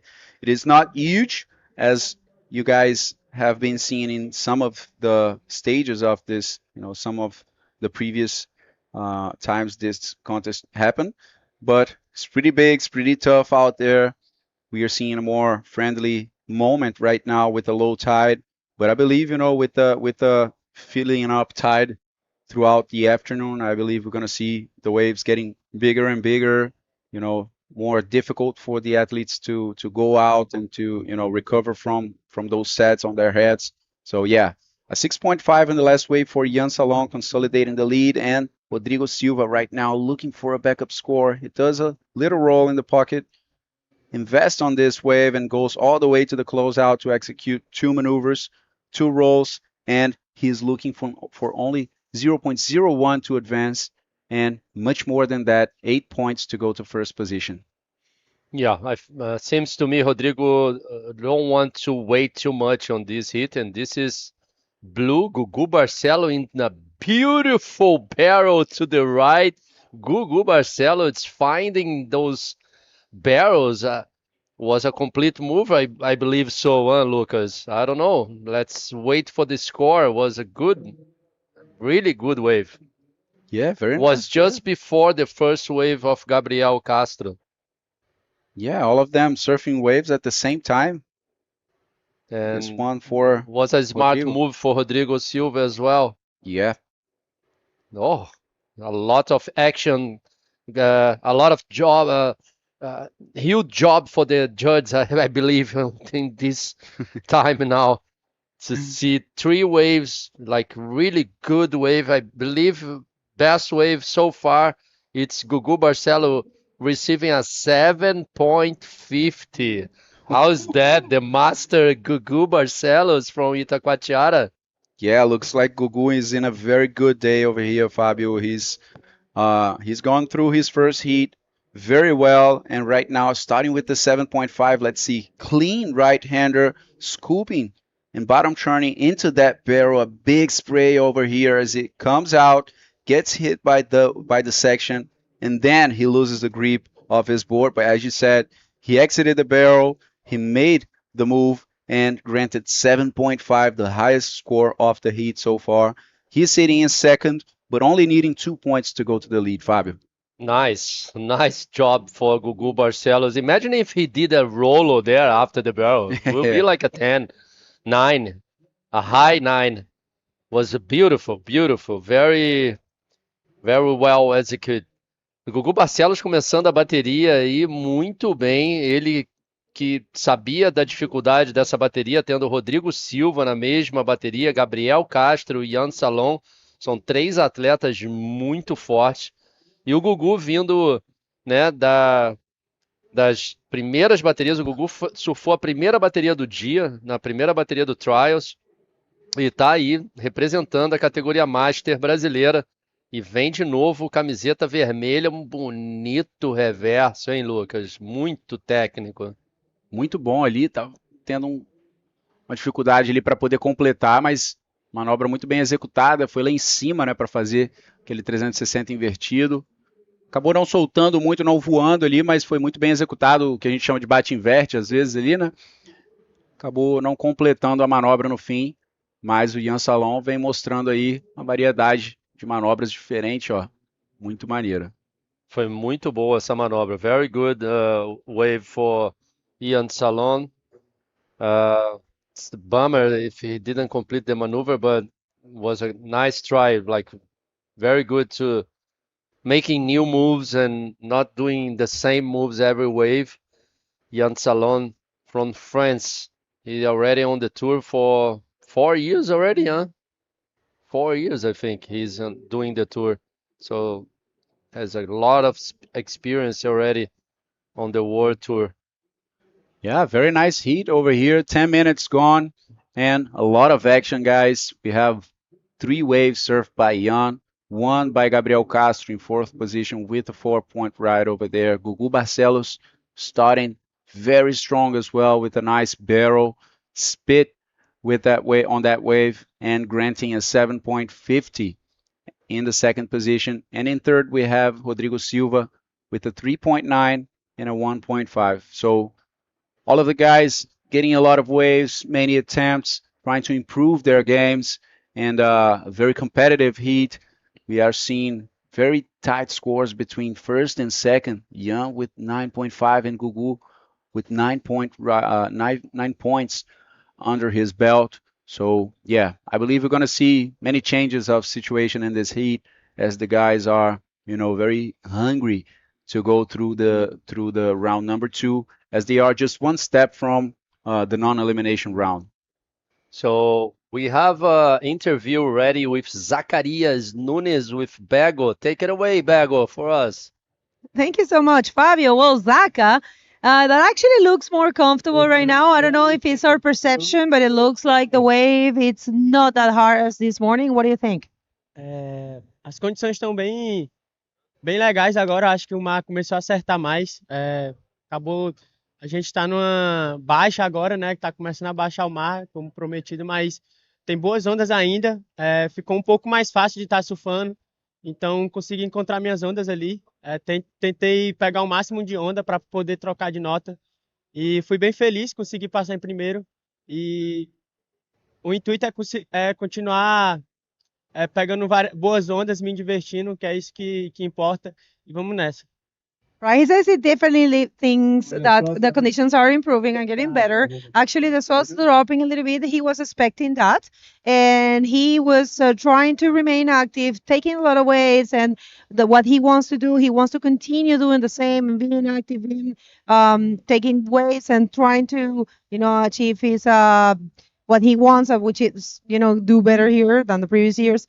You were telling me off the record that you are training so hard that you forgot to be a person. You're more an athlete than a person. So what's your training? What are you doing? How's your daily life? Cara, eu tenho me esforçado bastante no meu diário, então eu tenho treinado bastante com meus amigos e vem dando certo. Eu acho que eu tenho mais tempo de ser atleta do que pessoa. Acho que os últimos meses para cá eu vim treinando bastante, então estou bastante focado. Meus projetos são os mesmos, tentar chegar no último dia e estar bem de cabeça. Eu acho que eu estou preparado para qualquer condição, eu me sinto assim. E vai ser assim ao resto do circuito. Eu vou tentar manter esse foco até chegar ao lugar almejado, que só eu penso. Então, estou tentando fazer valer cada segundo que eu estou passando aqui, cada segundo. O tempo é curto, então tenho que sempre estar correndo contra o tempo. E é isso, vamos nessa e valeu, galera. Oh, he said, yes, definitely. He has been training so hard that he forgot how to be a person. He's only training, he doesn't have time for anything else. And he has a clear objective. He wants to, get as far as possible here in the event and taking advantage of every single minute, every single moment, because he says time flies and you have to seize every opportunity. So we're very thankful. You want to say hi or anyone?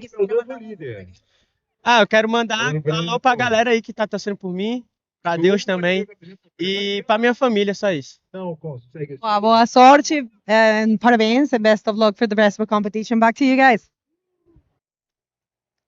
Thank you, Bego. Great interview there. This guy is coming stronger than ever, and check this view. Oh my God. Que imagem linda aqui de Itacoatiara. Aqui o Morro das Andorinhas, o elefante lá atrás. Essa daí é a praia de Itaipu. Então, uma comunidade aqui muito aconchegante, eu diria, que é essa parte aqui de Itaipu, Itacoatiara, esse recanto aqui, né, perto da cidade tão grande que é o Rio de Janeiro, o centro ali, Niterói também, e esse recanto tão especial aqui com a natureza tão abundante, boas ondas também, que fica nessa parte, nessa ponta aqui de Niterói. Com certeza, lindo, lugar lindo. Cheio de problema, mas muito lindo. O Zaka tá feliz da vida, né? A real é essa. Tá treinando e tá vendo aí o retorno desse todo esse treinamento que ele tá fazendo. Deve estar fazendo uma parte física muito, muito animal também. A gente viu ali o atleta de camiseta vermelha, o Ian Salon, tentando um aéreo, não conseguiu, junção muito, muito pesada, né? Very heavy section there to Ian find that maneuver there to complete that maneuver. It's very hard, like a lot of water moving to complete that move. It's so hard. This is Gabriel Castro.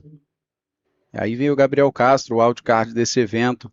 Ele que existem dois wildcards para o evento, né? Esse daí é o wildcard da IBC e o wildcard aqui do evento do Itacoatiara Pro é o José Otávio, uma lenda aqui dessa praia, um dos surfistas bodyboarders mais queridos aqui por todo mundo, né? Um talento nato, assim, mar grande, mar pequeno. O Zé tem um estilo muito bonito, muito técnico ali, sempre surpreende, né? Quando ele aparece na praia, o pessoal sabe que é show. E o Gabriel Castro não é diferente. Segundo colocado no circuito júnior, no circuito mundial júnior, em 2021.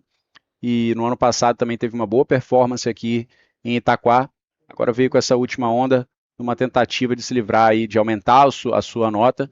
Porém, ficou com 4 pontos e 1,5. Está na terceira posição o Gabriel, precisando de 5,51 para poder avançar. Está numa situação bem próxima ali do chileno Rodrigo Silva, para poder avançar para o próximo round. Aí vem ele, dando a resposta. E aquilo ali que vocês estavam vendo é a área de atletas aqui do Itacoatiara Pro. Espaço ali para todo mundo se preparar. Vem Gugu. O Gugu super focado em achar a onda boa, né, para não gastar energia e não gastar tempo também em ondas ruins.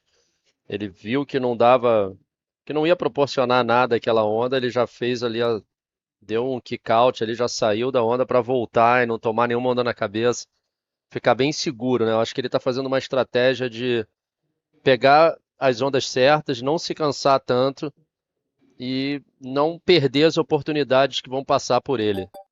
Acho que ele está usando muito bem aquela história que a gente vem falando aqui desde de manhã, a história da corrente, né? A gente já brincou com a história em inglês da Riptide, da Rip Current.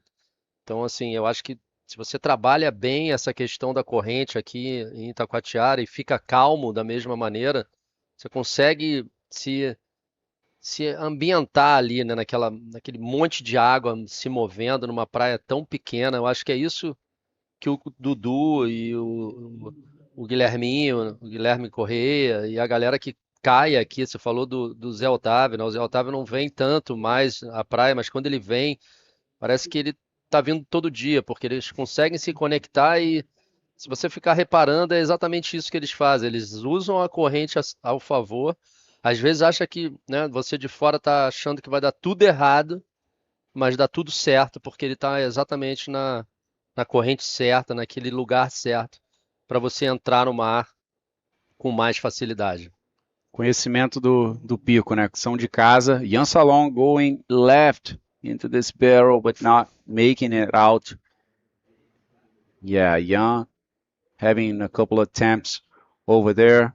Next heat, we'll be seeing Joel Rodrigues coming from Portugal. José Otávio, the man himself, and they will be facing Fabian Tazar and Thiago Barros that were advancing from round number 1. This is the wild card for the Itacoatiara Pro, a legend here in Itacoatiara. We were talking a little bit about José Otávio. The first 720 that was recorded, I believe, in Brazil was done by this guy here in Itacoatiara. I mean, such a big history for Zé Otávio. He had a daughter in 2021, if I'm not wrong, and you know he's been away from competition for a few years, but now he's coming back. He said he's feeling good, and yeah, looking very forward to see him in the water. This is red again. Let's see. Pulling in a barrel. The French boy, beautiful wave. Wow, Ian Salon. Gugu Barcelos now it's on the lead with the last wave of he got a 3.75. and putting him in the first position. But I don't know. Let's wait for this last score for Jan Salon. It was a beautiful barrel. That's it. So many waves being surfed by these guys. Most of them unsuccessfully, but yeah. Last wave for Gugu was a 1.5. Last one for Gabriel, 3.40. So yeah, as they are getting back to the outside, the situation is Gugu Barcelos in the first position, the leader of the heat, followed by Ian Salon. We're still waiting for a wave by Ian Salon, this last barrel. This was the last one for Gabriel at 3.40, I believe it was for Gabriel Castro. And this is a wave that can make a difference for Ian Salon. Not the deepest of barrels, but he's looking for only 4.76. So that can be a wave that takes Ian Salon back to the first position in this heat. And that's it. Was a 5.5. So he's back on the first position. Putting Gugu Barcelo needing 4.50, less than 10 minutes now. It's a good hit, very technical, very like, I believe all the riders are looking for the good options there. They are close from Gugu because they know Gugu knows where the waves are. And also, Gabriel Castro is always looking for the lefts, He loves the lefts. Yeah. Bateria bem disputada, pessoal. Agora com 9 minutos restantes, já foram 2/3 dessa bateria. Os atletas estão dessa vez ficando ali bem próximos um do outro, né? Estão todos ali no mesmo pico, muitas ondas sendo surfadas agora, bem constante assim. Ó, o branco ali tá dando uma olhada nessa onda, vem remando forte, também tem onda atrás. Quem vem é Rodrigo Silva com a prioridade 4. Ian Salon estava com a prioridade 3, mas saiu. Rodrigo Silva vai para o invertido aéreo. Vamos ver se ele vai completar. Até parece ali na frente, mas parece que não conseguiu sair na frente da espuma. Faltou muito pouco ali para o Rodrigo Silva. Linda manobra olhando de cima. Was a nice view from the drone. Let's see if we have the footage from the beach. But it was an incomplete move for Rodrigo Silva. He already surfed 9 waves. That was his 9th wave. Yeah. Wow. Many attempts in this heat, guys. Let's see this from this angle. Yeah. Jan didn't use the oh my God. That was tough. It was very tough. Lucas, I can tell you, it was not easy at all. And he almost didn't. Yeah. He almost did. He almost.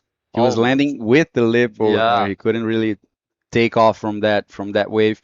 You know, Jan was, I don't know if he was complaining over there, but he had the priority. He could have gone on that wave. Yeah, he could. Yeah. He had priority number 3. I mean, he had priority over Rodrigo. So over Rodrigo, yeah. So he could have gone on this wave. But yeah. Then it was the end. It was going to be an interference call for Rodrigo if Jan catch the wave. Actually, now he's in first position, so I think that's why he didn't. Okay, I'm not going this one. And sometimes it's hard to understand as well, because waves are big. We have wind. Maybe on that time over there, he didn't know he has the priorities against Rodrigo, so it's better you don't go. Yeah, if you're not sure. Yeah, if you're not 100% sure, it's better don't go. Better not to risk everything because an interference call might ruin your whole campaign over here. So for sure. Yeah. 6 minutes and a half right now. We're getting close to the end of this heat. Want to send a big thanks to Prefeitura de Niterói and Secretaria Municipal de Esporte e Lazer. Gabriel Castro, beautiful looking wave over there. He's running into that barrel and he came out. Not the cleanest exit, but he spent some time in the barrel over there. So yeah, he's looking for 7.26 to advance. Not sure if he'll get close to that, but yeah, maybe just ditching that 3.40 and getting closer to second position. O Gabriel ali tentando atrasar no drop, botou muito bem ali naquele tubo. Uma pena que ele fechou, ele conseguiu sair ali pelo que a gente chama de dog door, né? A porta do cachorro, fazendo botando em português ali, nu e cru, mas não sei se consegue um 7,26. Não conseguiu, né, Lucas? Quanto é que ele fez ali na onda? 3,85, foi isso? 3,85. Eu acho que essa saída no dog door aí que realmente não, né, a entrada no tubo foi linda, foi né? limpa ali, né, muito bonito, com estilo ali técnico, mas a saída, né, a onda acabou esfarelando. E o dog door, para quem não conhece, é aquela saída quando você sai meio que colocando reto ali, né, aquela última portinha ali, quando a onda vai fechar e você consegue sair para frente ali em direção à praia. Normalmente, às vezes acontece isso daí, né, acaba a onda caindo um pouco na sua cabeça e toda aquela água branca ali não deixa uma imagem tão limpa da onda, então acabou perdendo alguns pontos aí, certamente por causa disso. O Gabriel está em terceiro, segue na mesma posição, precisando agora de 7,26. Segue na mesma situação, aumentando um pouco a sua nota ali, mas para chegar no Gugu vai precisar de uma nota boa, né? Um 7,26 não é uma onda que está tão fácil assim de encontrar, não. Se eu não me engano aqui, o Gugu com esse 7,50, ele tá ali no top 3, né? Nas 3 melhores notas do dia, de ondas, né? Eu acho que a nota mais alta foi 8 foi pontos. 8, né? Então o Gugu deve estar aí na segunda melhor nota, terceira melhor nota. Isso aí. E nitidamente o tubo do Gugu foi muito melhor do que os 3,85 do Gabriel, pelo fato dele ter saído pela parede da onda, depois do spray. Então, assim, tem algumas análises que os juízes fazem para dar a nota, né, a nota correta para cada tubo surfado aqui em Itacoatiara. E com certeza, se a gente vê um tubo aí bem clean, vai ser uma nota pro excelente, porque eu acho que é isso que todo juiz quer ver aqui em Itacoatiara e o público também, né? A gente está aí com judging criteria. O critério de julgamento, né, como o Fábio falou, os juízes têm que se basear em alguns critérios para poder dar a nota, e aí estão os principais, né, o maior grau de dificuldade e compromisso na onda, né, uma onda de série, uma onda pesada, crítica ali, executar manobras radicais de maneira controlada, né, com bastante velocidade, força ali, potência, né, e também ao mesmo tempo mostrando fluidez na onda, atacar sempre as ondas mais críticas, né, a parte mais crítica da onda, ou atacando o lip, ou passando por dentro ali, né. Vamos dar uma olhada nessa onda do Gugu Barcelos. Vem ali numa onda limpa, uma esquerda, vai lá em cima para fazer o 360, a onda fica emburacada Deu o rolo, e ele vai para o rolo por dentro ali, tentando cortar o lip. Vamos ver onde que ele vai sair. Acabou perdendo a prancha. Teve que reagir bem rápido ali, voltando do 360, né, já dentro do tubo, para poder subir e cortar o lip, que não é fácil aqui em Itacoatiara. Bem técnica essa onda do Gugu, se ele completasse o rolo. Vamos lá ver agora o vermelho. Um rolo, fazendo uma boa projeção. Vamos esperar essa nota do Gugu. Acho que não vai mudar nada e o Ian Salon também, a mesma coisa. Yeah, so let's wait for Ian Salon. Don't think that it's going to make a difference for his final score. Let's see, fourth rider on the heat right now, Rodrigo Silva. Getting some speed, getting a good speed, going in for that barrel. Is he going to come out through the doggy door? Wow, very tough out there for Bartoro. Not coming out. Oh, yeah, there he is. Kicking off of that wave very quickly to go back out.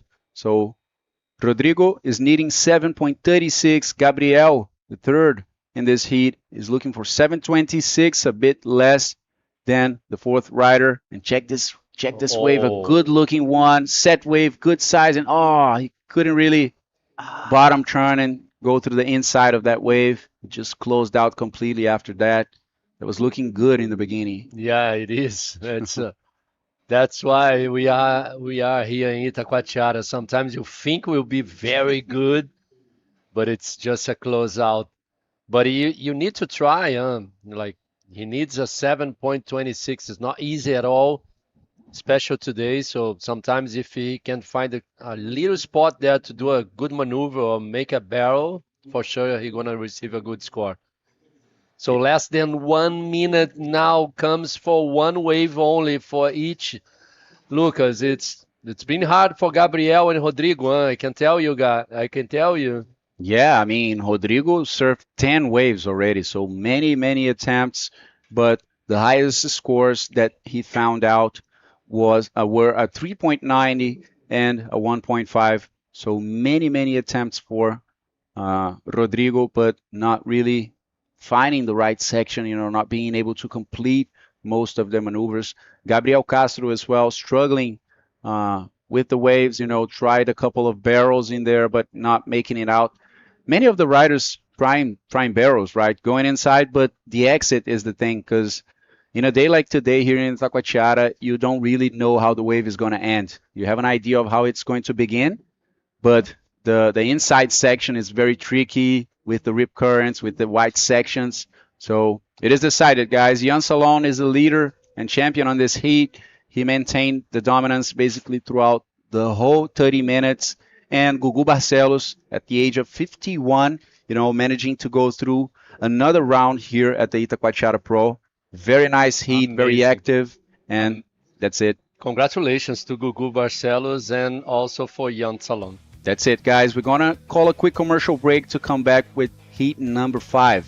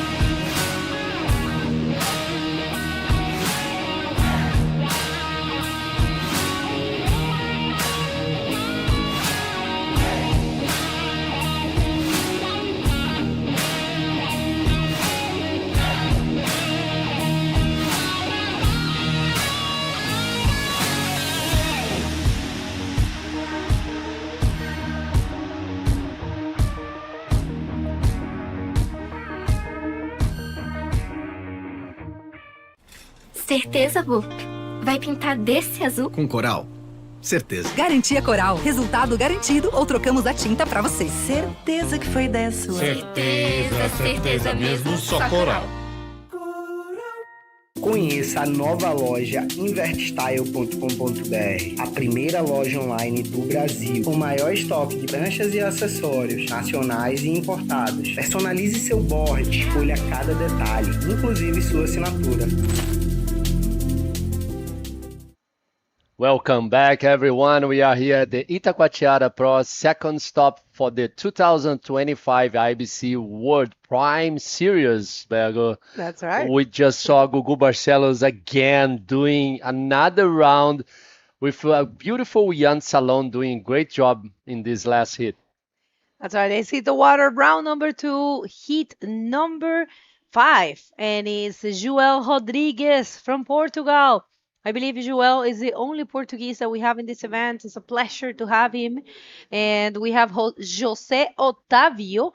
He is the event wild card right here. And Fabian Tazar, coming from the early rounds, did an amazing job in the previous round.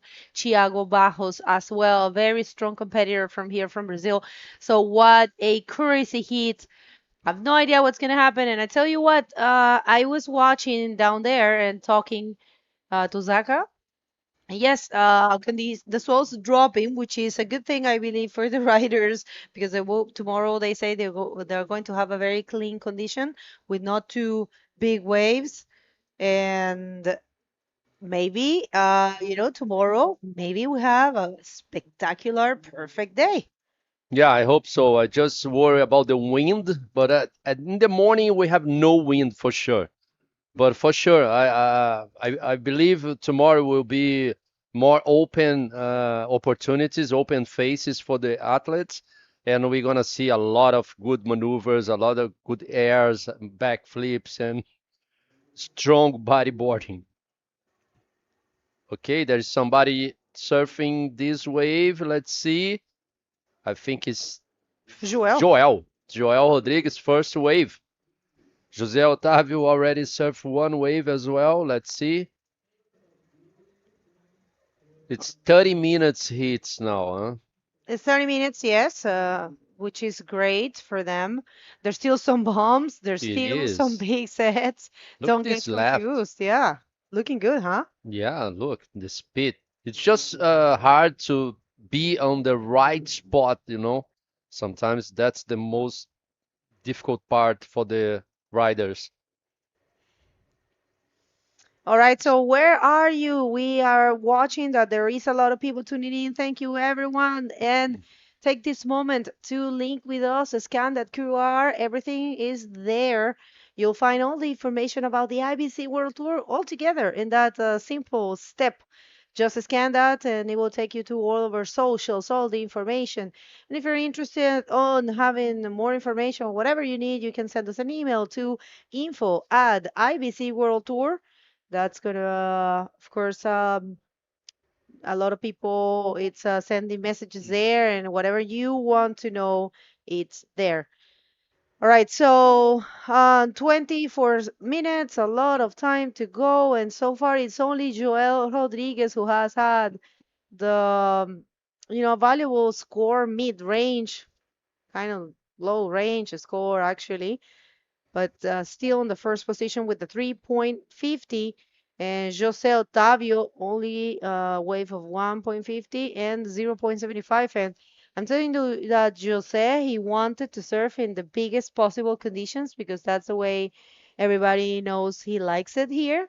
And I'm telling you, he's gonna wait there for a bomb. And also, what it's impressive about him is that he is equally as good for maneuvers and for barrels. So we can expect a show if he finds the right conditions. Yeah, for sure. I agree with you. And this is Fabian Tazar, second wave. Start with a Rolo and another Rolo there. Let's see if he managed. No, it's not a complete move for Fabian Tazar. But I don't think he can wait too much as well, Bego, because if he waited the bomb, sometimes the bomb is a big closeout. So I don't know, but Jose Otavio is Jose Otavio. Never know. Maybe the best wave of the day will come for him. And he is from here, so Yeah, it's yeah. always like this. All right, people, let us know where you're tuning in from. We have Pedro Silva, Tuga Power. Yes, Pedro. That's Joel and replay for the first, actually the second of Fabian Tazar, round roll, and came projected to perform the second one, but not able to complete. That was a 4 for Fabian, and right now he is in the first position with a total of 6. This is only starting, and this is the first day of competition here at the 2025 Itacoatiara Pro, and we will, wait a second, we'll see this wave and we're going to throw it to the interview. That's white going right. Let's see. Yes, it start with the back flip. Nice maneuver and another Rolo for Thiago Barros starting this heat with a good repertoire.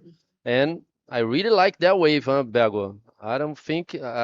Let's wait for the judge, but I may think that it's the best wave so far for this heat. Yeah, it could be, definitely. And now that we have the chance, we're going to send it to Lucas and hear from the winner of the last heat. So take it away. Thank you, Bago. I'm here with Jan Salon. Jan, your first wave, first heat of the day. You're starting in round number 2 already, and you did very well. A good wave of 2 rolls over there, a nice barrel as well. How did you feel in the water?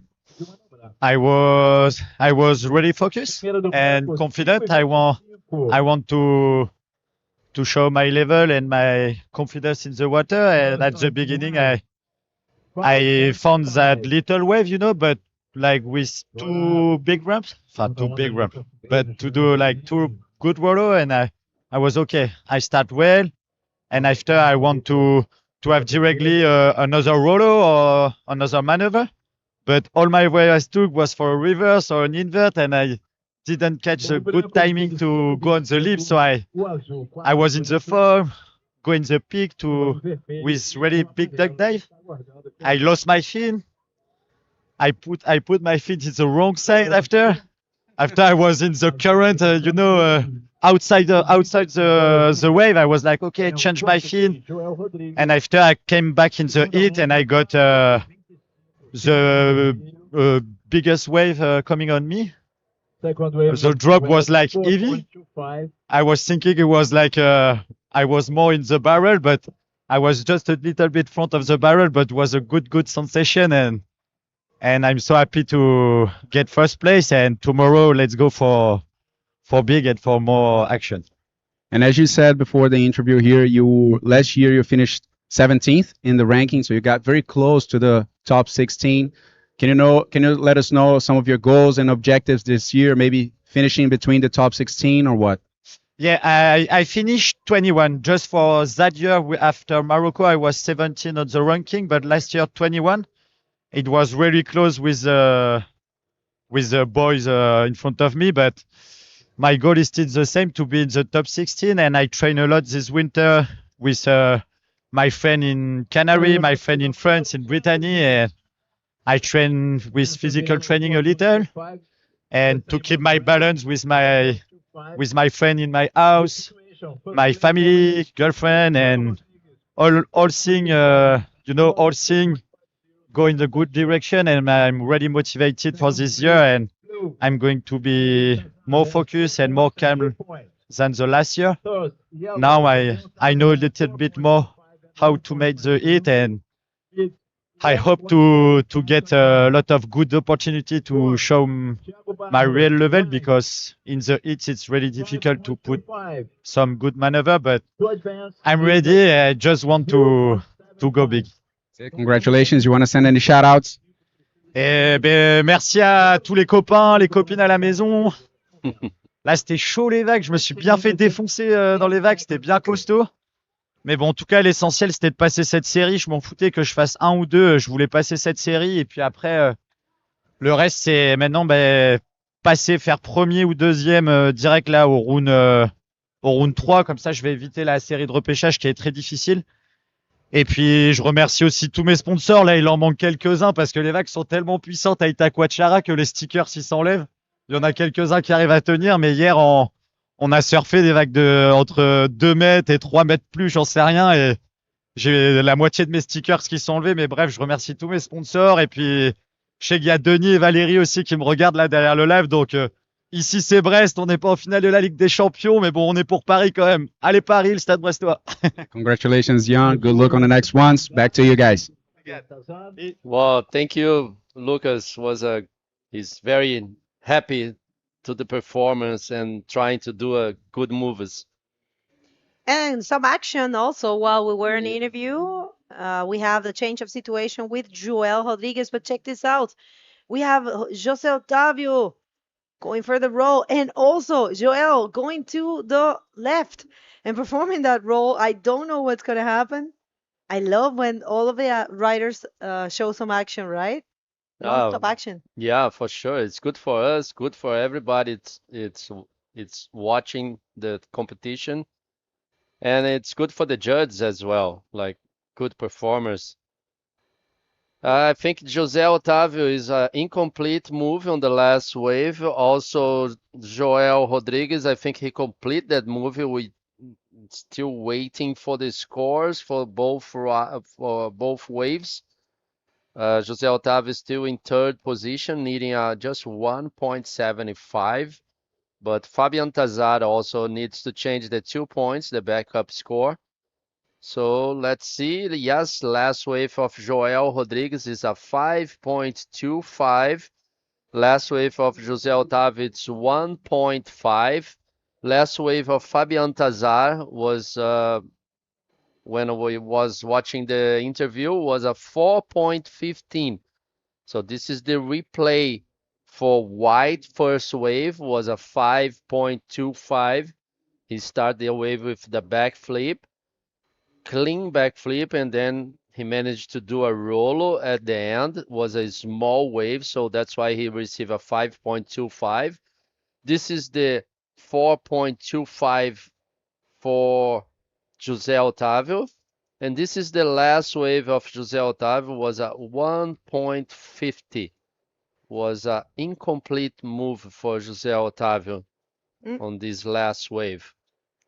Yeah, I agree. And this is the replay for the last one for Joel Rodrigues from Portugal.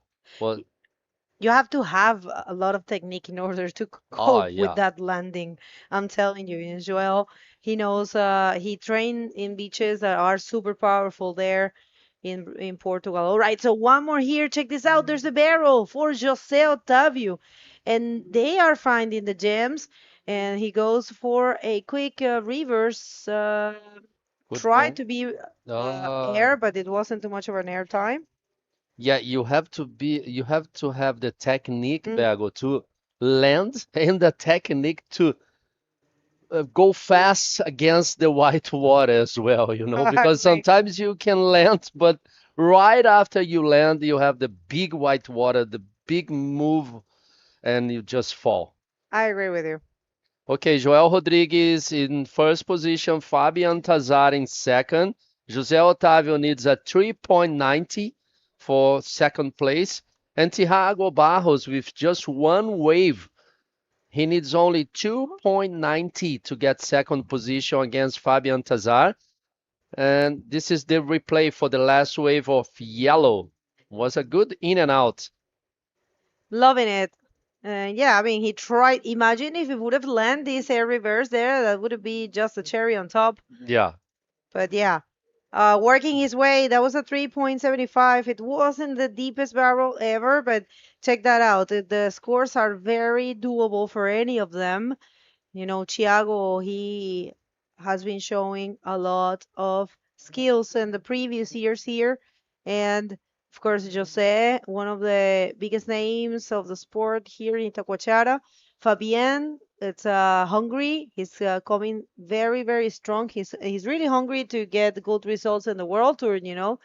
He actually last year he ended up in I think that equal ninth position in the round of 16. If I'm not wrong, I'm gonna get those results.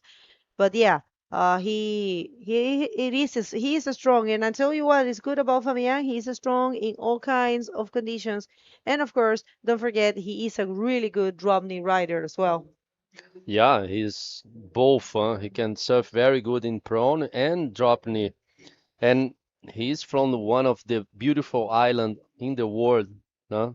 You have been there? I've never been there. No, You Marina been? Island? Yeah, I've been a couple times. It's such a beautiful place for bodyboard as well. Let's see, José Otávio pulling in a barrel, but it was a closeout one. Was a beautiful try to the local rider from Itacoatiara.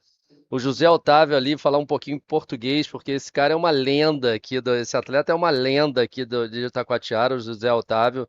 Ele desde pequeno mostrou muita técnica, desde da década de 90, surfando muito. E agora ele está voltando aí às competições com um novo patrocinador dele, desenvolvendo aí produtos, enfim, ele está animado de novo. É bom ver o Zé assim.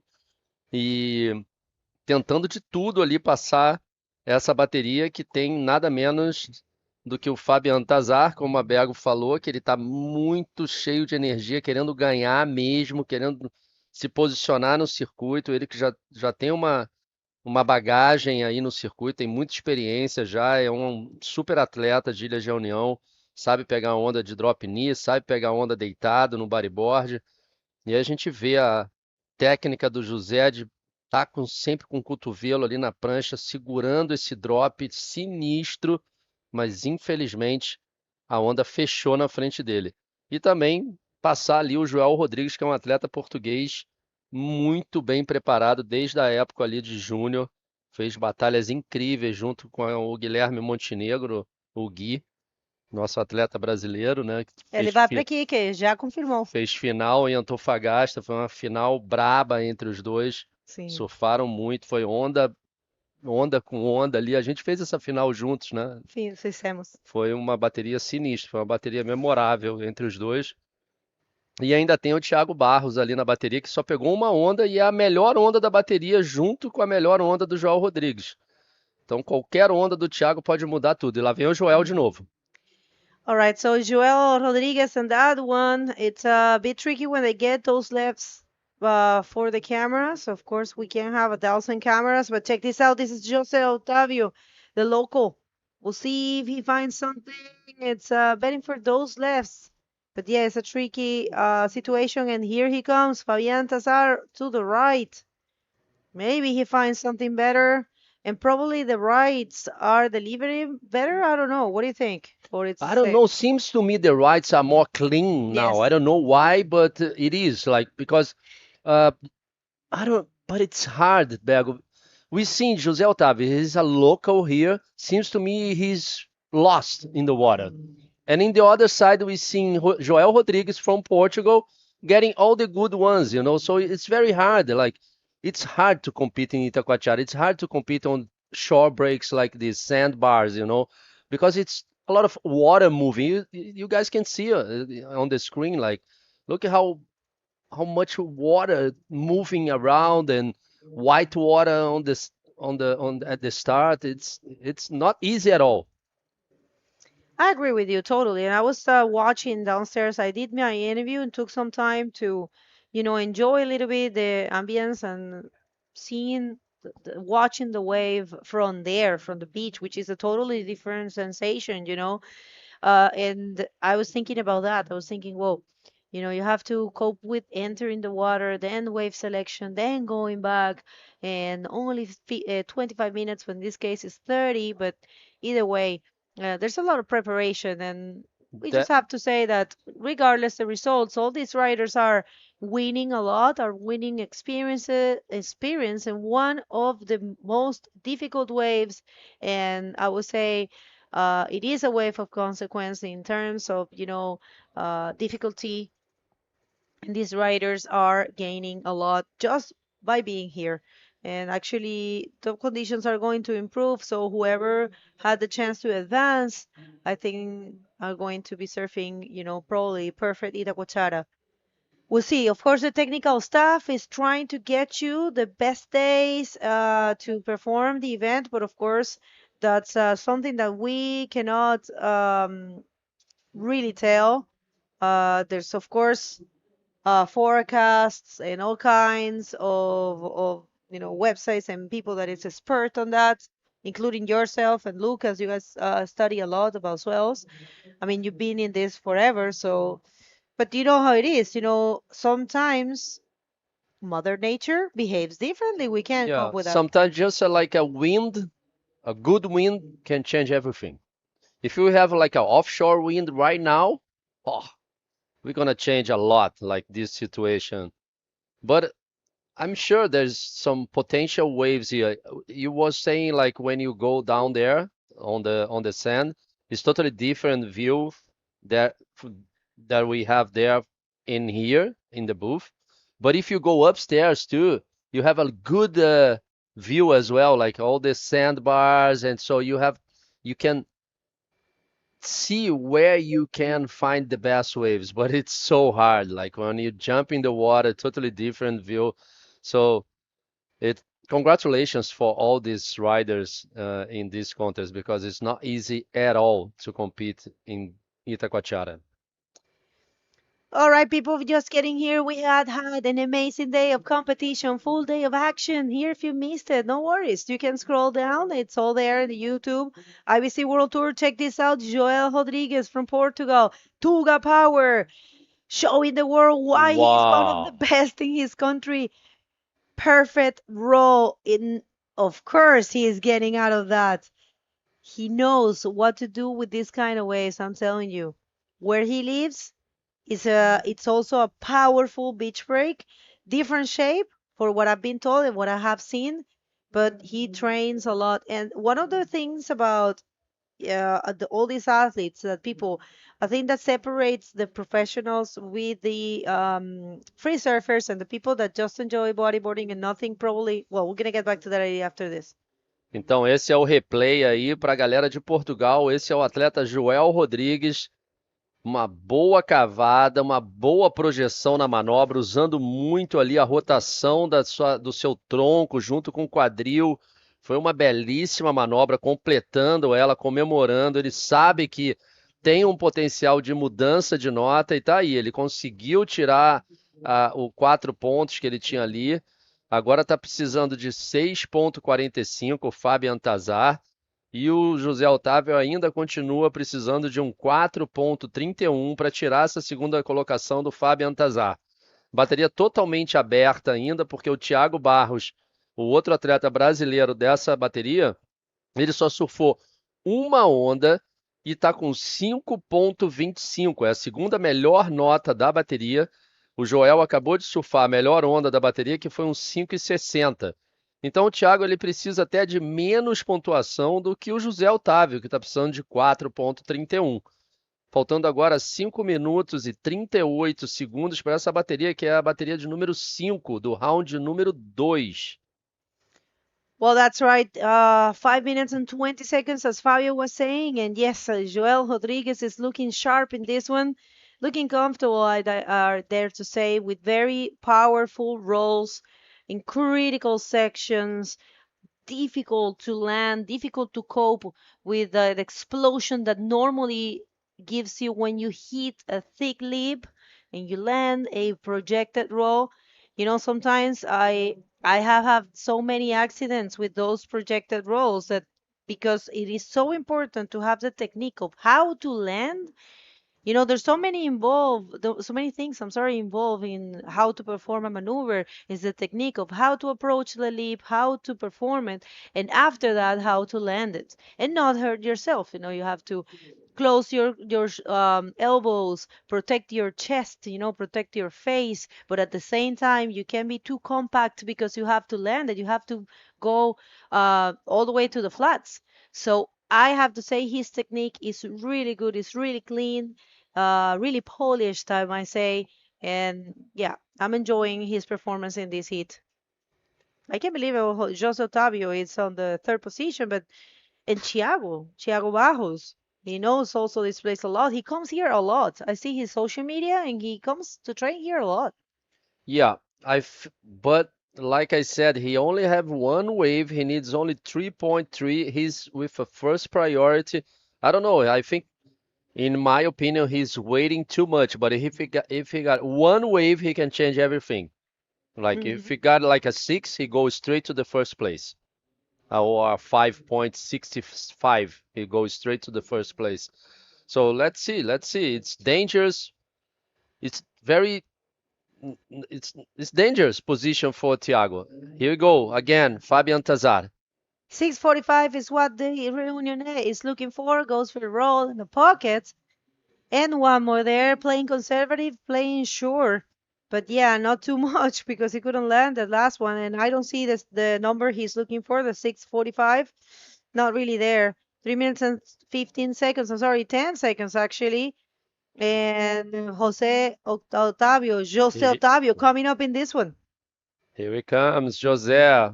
Bastante velocidade. Ele faz um rolo conservador, mas ele tem que conseguir.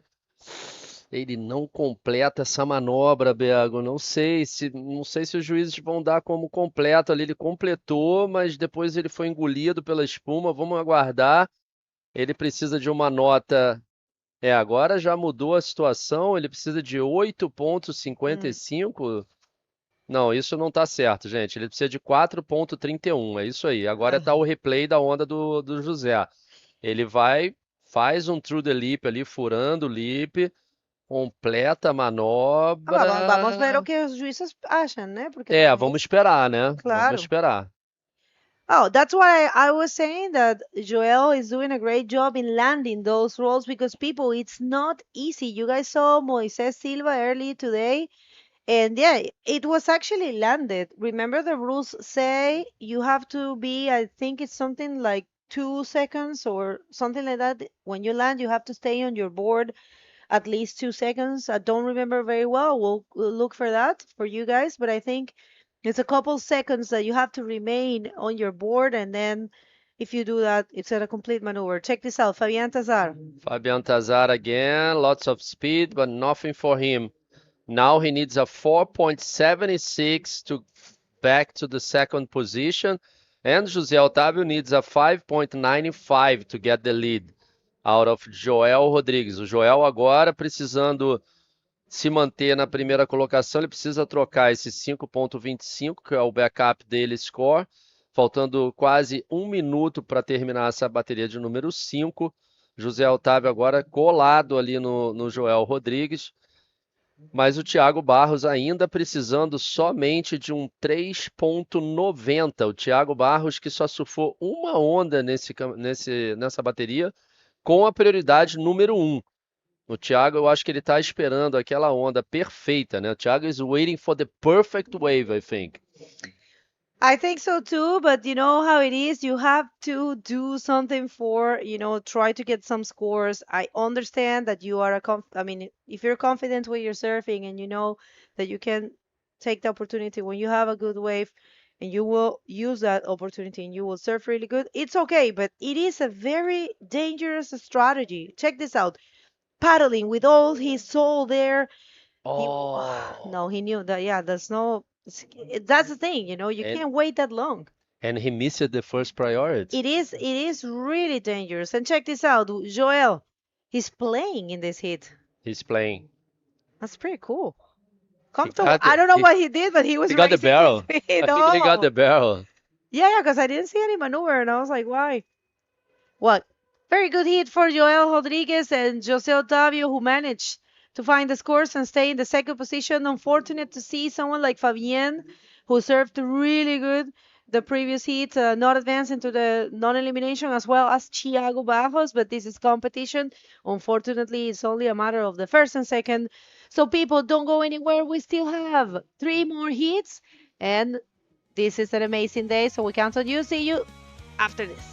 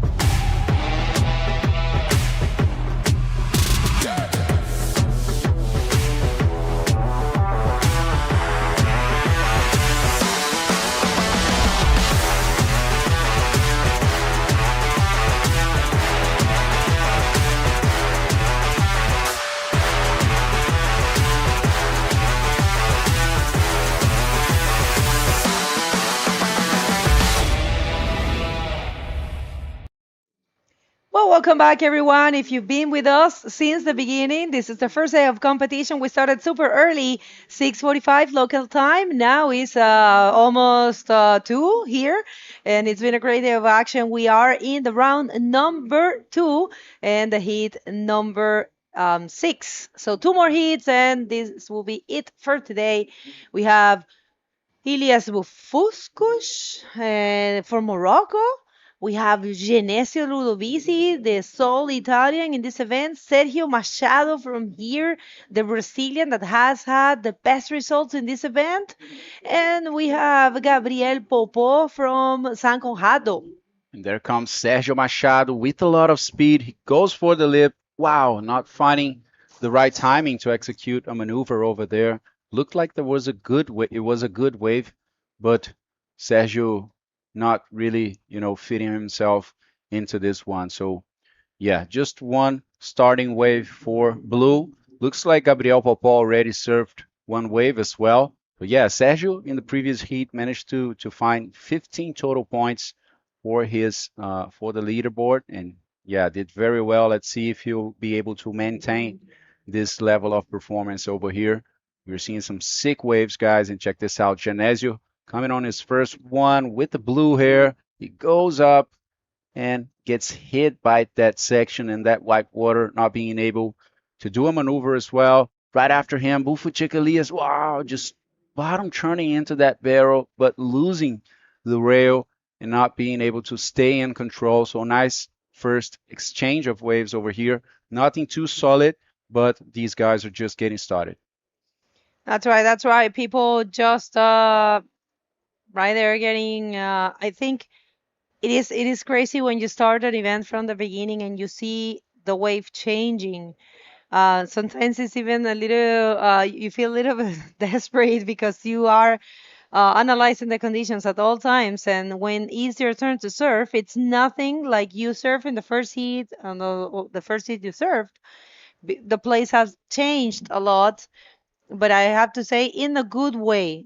Even though there is a little texture for sure, um, the wave is improving because it's actually dropping. It's not as big as it was this morning. This morning was definitely a bit of terror and panic, how they say here, terror y pánico. But yeah, now it's a little bit more surfable. I would say probably manageable, not surfable, because in the morning it was surfable, but manageable. And yeah, you see, that's not that big. Of course, there's still some big sets, but yeah. Well, if you're tuning in right now, we let you know that this event has a 10-day waiting period, as it is part of the mandatory format of the new Prime series. So we will be here till the 8th.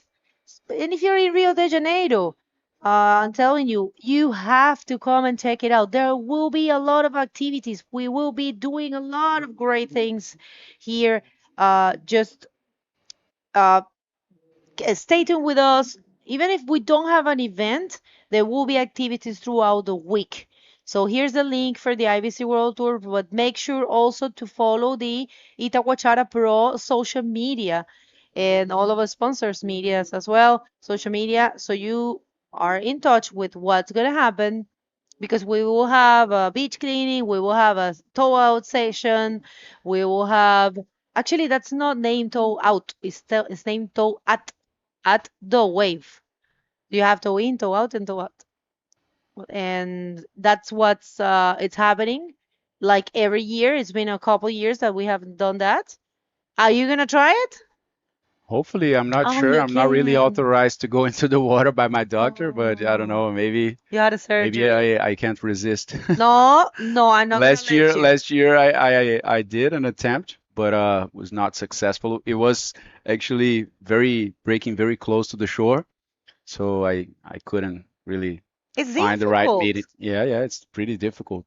It is, and it hurts. Your forearm, like like right here. It hurts a It's lot. a big impact. Yeah, Yeah. yeah.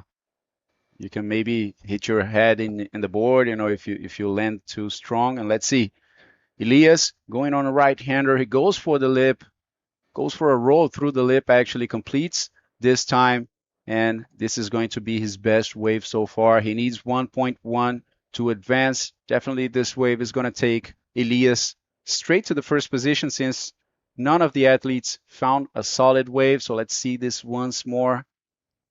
Nice average wave that came out as a 5-point ride for the Moroccan in this heat, now getting the lead. All right. So Sergio Machado, I was reading here. We have been saying that, but we will continue saying it because we don't have the same audience at all times. Gabriel Popo, let's see this one for the Carioca. Gabriel, right there with a roll and probably something else, not anything else, but it's okay. He needs to put some scores. We saw Thiago Barros waiting too much, too long, and end up without scores.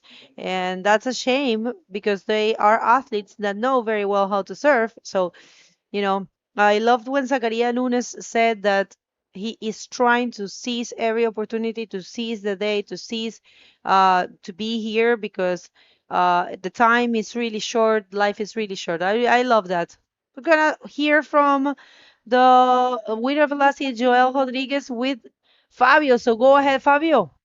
Thanks, Bago. Joel, seems to us you are very comfortable in the water, catching all the waves and doing great maneuvers. Yeah, I think I saw the hits before with attention, and it helped me a lot. And I try to do my best and get the best waves, which is really difficult to find now. But I think I did a good job. And we was talking, me and Bago in the booth, like where you surf, it's like this in the Itacoatiara. You seems to me you're very comfortable, huh? Yeah, it's similar than the Itacoatiara.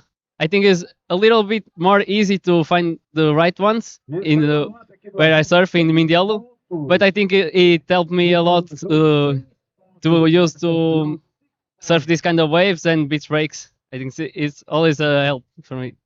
So now you are in the round number 3. You want to say something to Portugal to bring more people to watch you tomorrow? Eu quero agradecer a toda a gente que está-me a apoiar, principalmente aos meus pais e à minha irmã. E espero continuar assim e ter ido com calma e agradecer a toda a gente pelo apoio. Muito obrigado. Parabéns, Joel. Foi demais ver você surfando. Back to you guys. Joel's always a very cool and calm guy. I love it. It's so good for us because we started in 2022 and we have seen them grow, and grow old and become an adult. I mean, he's a young adult still, but you see the changes in there. Happened to me with Tanner. I met Tanner super small.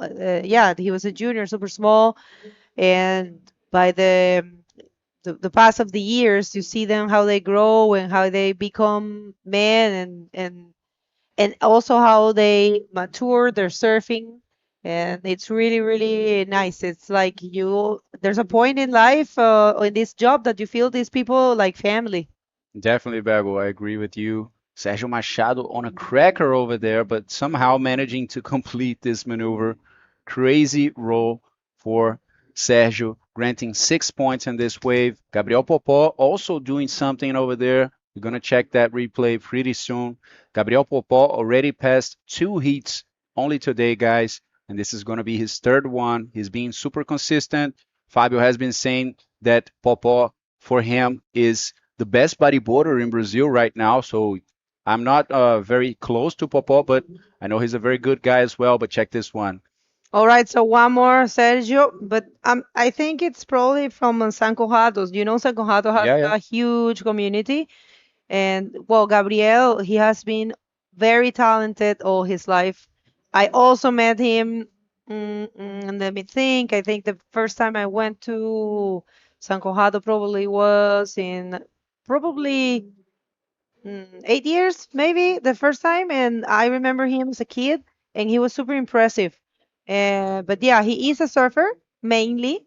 He competes in main surfing events. And yeah, he surfs really good. But yeah, of course, he is a great bodyboarder. He haven't forget his skills. And check that out, that was Elias. E aí essa foi a última onda do Gabriel Popó, um bom rolo feito ali pelo atleta de São Conrado, 4,75. Ele fica na 2ª posição. Quem toma a 1ª posição é o marroquino Elias, com 3,85 naquela onda ali. O Elias também tem uma nota de 5 pontos. Então, primeiro a gente tem o vermelho aí. Segundo, Gabriel Popó classificando. O Sérgio Machado vai inquieto ali na 3ª posição, buscando uma nota significativa ali, um 7,75, mas quem vem na onda é o Gabriel Popó, dessa vez para a direita, acelerando ali, pegando muita velocidade, decolando com aéreo envergado, limpo e aterrissando na frente da onda. Aí sim, bom trabalho do Popó. That's right, in Genesio, he has been quiet, but here, yeah, that was really difficult. I didn't really approach the leap in a way that he could have, complete that. So yeah, Genesio needing a 7 right now. Of course, he's going to get something better than the 0.75, but it's far away from the 7. And we'll see. So Elias, and right now, looking good. You know, the Moroccan with a 8.85, not too comfortable. Gabriel needing a 4.11, and Sergio. Oh, change of situation. Last of Gabriel Popo was a 7.25. Of course, we were waiting for this one. This is the one. And like you said, I mean, very inverted maneuver. I'm loving that. He's a very good rider. Very inverted. This is a thing that, you know, they are very good in maneuvers there in San Conrado. That's kind of like the same style of inverts that David Barbosa has. Check this out. Nice pocket backflip by Elias, and wow, just landing, not really turning to the right side to complete that backflip, and got stuck in front of the white water. So just an attempt for the Moroccan. And you know what, Pego? I think that going already in 2 heats and advancing for Popó has, you know, let him relax a little bit more. And this guy, I believe, is, you know, feeling very good right now, unblocked. And definitely, I think he's gone beast mode, you know, because now he has a very good score, and he has a lot of time as well to try and ditch that 4.75. So he knows he's a very experienced guy, and he knows that no average waves will make a difference for him, you know. So will be great to see Popó in the water with 17 minutes remaining, you know, just to get good waves and risk some maneuvers.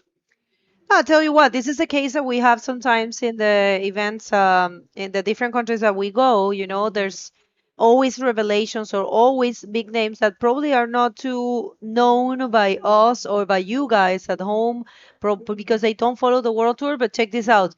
We're going to get back to that idea after this wave. It's Sergio Machado, of course, with one big backflip. And yes, Sergio is a difficult cookie. I'm telling you, it's a tough cookie. You can never rule this guy out. This is the one that has a number of 10s, including Arica, which is not an easy task. It's a really dangerous place, and he has a number of 10-point rides under his belt. So yeah, right now, of course, he's going to get more than a 2.85, and things are going to change in this heat after that last wave of Sergio. And even more than a 6.01, I believe, you know, that's what he needs to go straight to first position. So yeah, came out 7.5, more than enough for Sergio to just completely change the situation of this heat. Now he's at the lead with Gabriel Popó advancing, putting Brazil in the first spots of this heat. Check this out. Nice backflip in the pocket, completing it easily and cleanly as well. So very good job. Now it's just a matter of looking at the backup wave and ditching that 475 that he already has. Yeah, one person that, you know, that's super dangerous is him. But coming back to the idea that I was saying before he took that wave, someone like Gabriel Popó, he doesn't have anything to lose. You know, he comes here and every single heat that he advances, every single step is a win for him. So check this out. Beautiful line there, and not able to connect to the section. He wants that first position. He wants that interview. So far, it looks like it's Sergio. But you know what? There's still some time. There is some time. And I would like to thank all of our sponsors. What do you think? Definitely. Thanks a lot. Muito obrigado à Prefeitura de Niterói e à Secretaria Municipal de Esportes e Lazer. Fazem esse evento acontecer há tantos anos e continuam ali contribuindo para que isso se torne uma realidade. Inclusive, foram os 2 agentes principais aí para tornar o Itacoatiara Pro, né, fazer essa mudança de um evento do Circuito Mundial de Bodyboard para o maior festival de esportes ao ar livre do Brasil, né, expandiu depois da pandemia, quando o Itacoatiara voltou, e fechou essa parceria, né, com a Prefeitura e com a Secretaria, e aí tornou isso muito maior, né, trouxe outras modalidades, o skate, o ciclismo, o body surf, o bodyboard também, expandindo aí para toda a cidade de Niterói, né? Não só aqui na praia de Itacoatiara, mas em toda a cidade de Niterói tem atividades acontecendo nesse fim de semana. Então, um agradecimento especial à Prefeitura e à Secretaria de Esportes. All right, so thank you. And that was a little barrel there, steel barrel for Sergio. It will be a backup score. He's going to be teaching, like you said, his backup, which, it's really not too much of a value at this point. And we're going to get you that replay. And of course, we'll see if he gets the first, he established more comfortably in the first position. And that just happened. Actually, no, we're waiting for that. It is a 7.5? No, it is a 4. That's a 4. He got a 4, and he has no changes on his total scores. So, yeah, still the same situation. Sergio in first, Gabriel in second, and Ilias is looking for a 7.01. All right, and Genesio, unfortunately, he is in combo situation. Genesio haven't been, able to connect any wave here. It's, not easy. All right, so yes, coming back to the sponsors. That's it. Thanks a lot to Ecoponte, Coral Tintas e Norete, a SGA Toyota, a Predial Net, Puro Suco, a Canadian. Predial Net, muito importante. Eles estão trazendo o internet, né? Essencial, né? Essencial para a gente poder transmitir ao vivo aqui para vocês. Na verdade, cada uma dessas empresas, né, e entidades cumprindo um papel aí, a SGA Toyota com toda a frota de carros, né, para logística aqui do Itacoatiara Pro, a Coral Tintas e a Ecoponte também, Puro Suco fornecendo alimentação para todo o staff, Genésio Ludovise vem nessa direita, uma craca ali, que não oferece oportunidade para ele poder fechar com uma manobra. Continuando aqui, a gente também tem a Canadian School, Colégio PB e o Colégio Maria Matoso, a Invert Style, que está com uma lojinha animal aqui no evento. Esse ano eu achei muito interessante que eles colocaram a lojinha do evento e da Invert Style bem no caminho que os atletas fazem ali, então acaba forçando um pouco o pessoal a passar ali na frente, está todo mundo adorando. Olha aí, vem o atleta de vermelho, Elias Bufut, gigante rolo ali, voou completamente para cima da onda, frustrado ali porque não conseguiu completar. Se completasse, ia ser uma nota pesada, Bego. Well, you have two sides of the coin, right? You have those probably riders that don't really try or don't have many chances and they lose because, they probably didn't have many chances or they didn't use all the chances.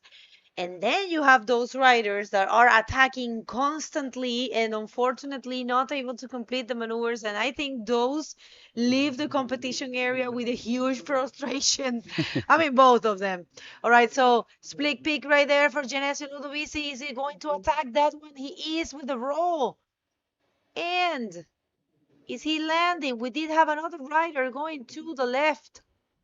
So I don't know if he's gonna. No, that is not a complete maneuver. That is not a complete maneuver for Genesio, and I don't know who was taking the left. I didn't have the chance to watch, but I'm pretty sure they're going to show me. Maybe Popó going on that one, because Elias just caught the wave beforehand. And Sergio is out there, so I believe it was Gabriel Popó on the left. Bego, we're gonna check that. Pretty, I believe so. So 10 minutes remaining, guys. 10 minutos para o fim de bateria. Nós temos os dois brasileiros ali dominando essa bateria. Sérgio Machado tirou o coelho da cartola ali com 7,5 e 6 pontos.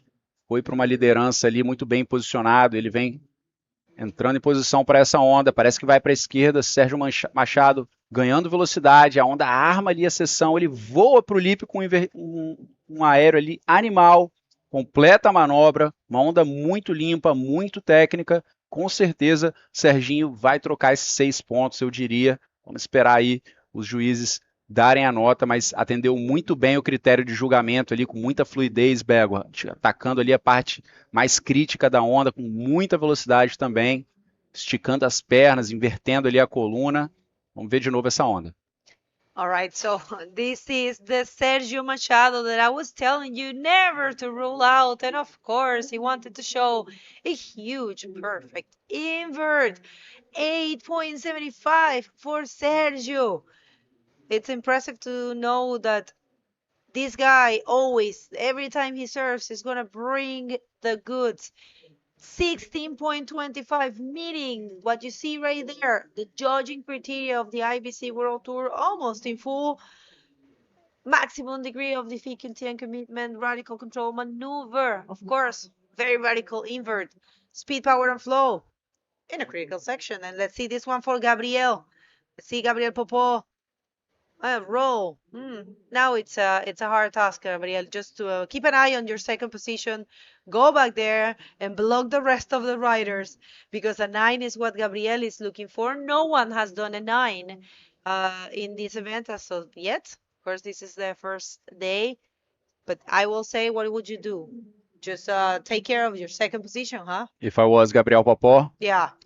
yeah, man, I would definitely rid of try the- to get rid of the 4.75. You know, as I said previously, maybe, I don't know, 10 minutes ago, I think for now for Popó it's just a matter of, you know, getting a really good wave, you know, leaving the average scores and waves behind, you know, especially taking into account Elias Bufucik behind him, you know, a very strong rider as well. Genesio, I mean, no words for this guy, but he's really not finding too much right now in the water. Genesio struggling a little bit to find some waves. You know, he has 2 1.5s, so we know his potential, and now he's not really finding too much. But yeah, Elias on the other side, it's a lot sharper here in Itacoatiara right now, and represents a great menace to Gabriel Popó.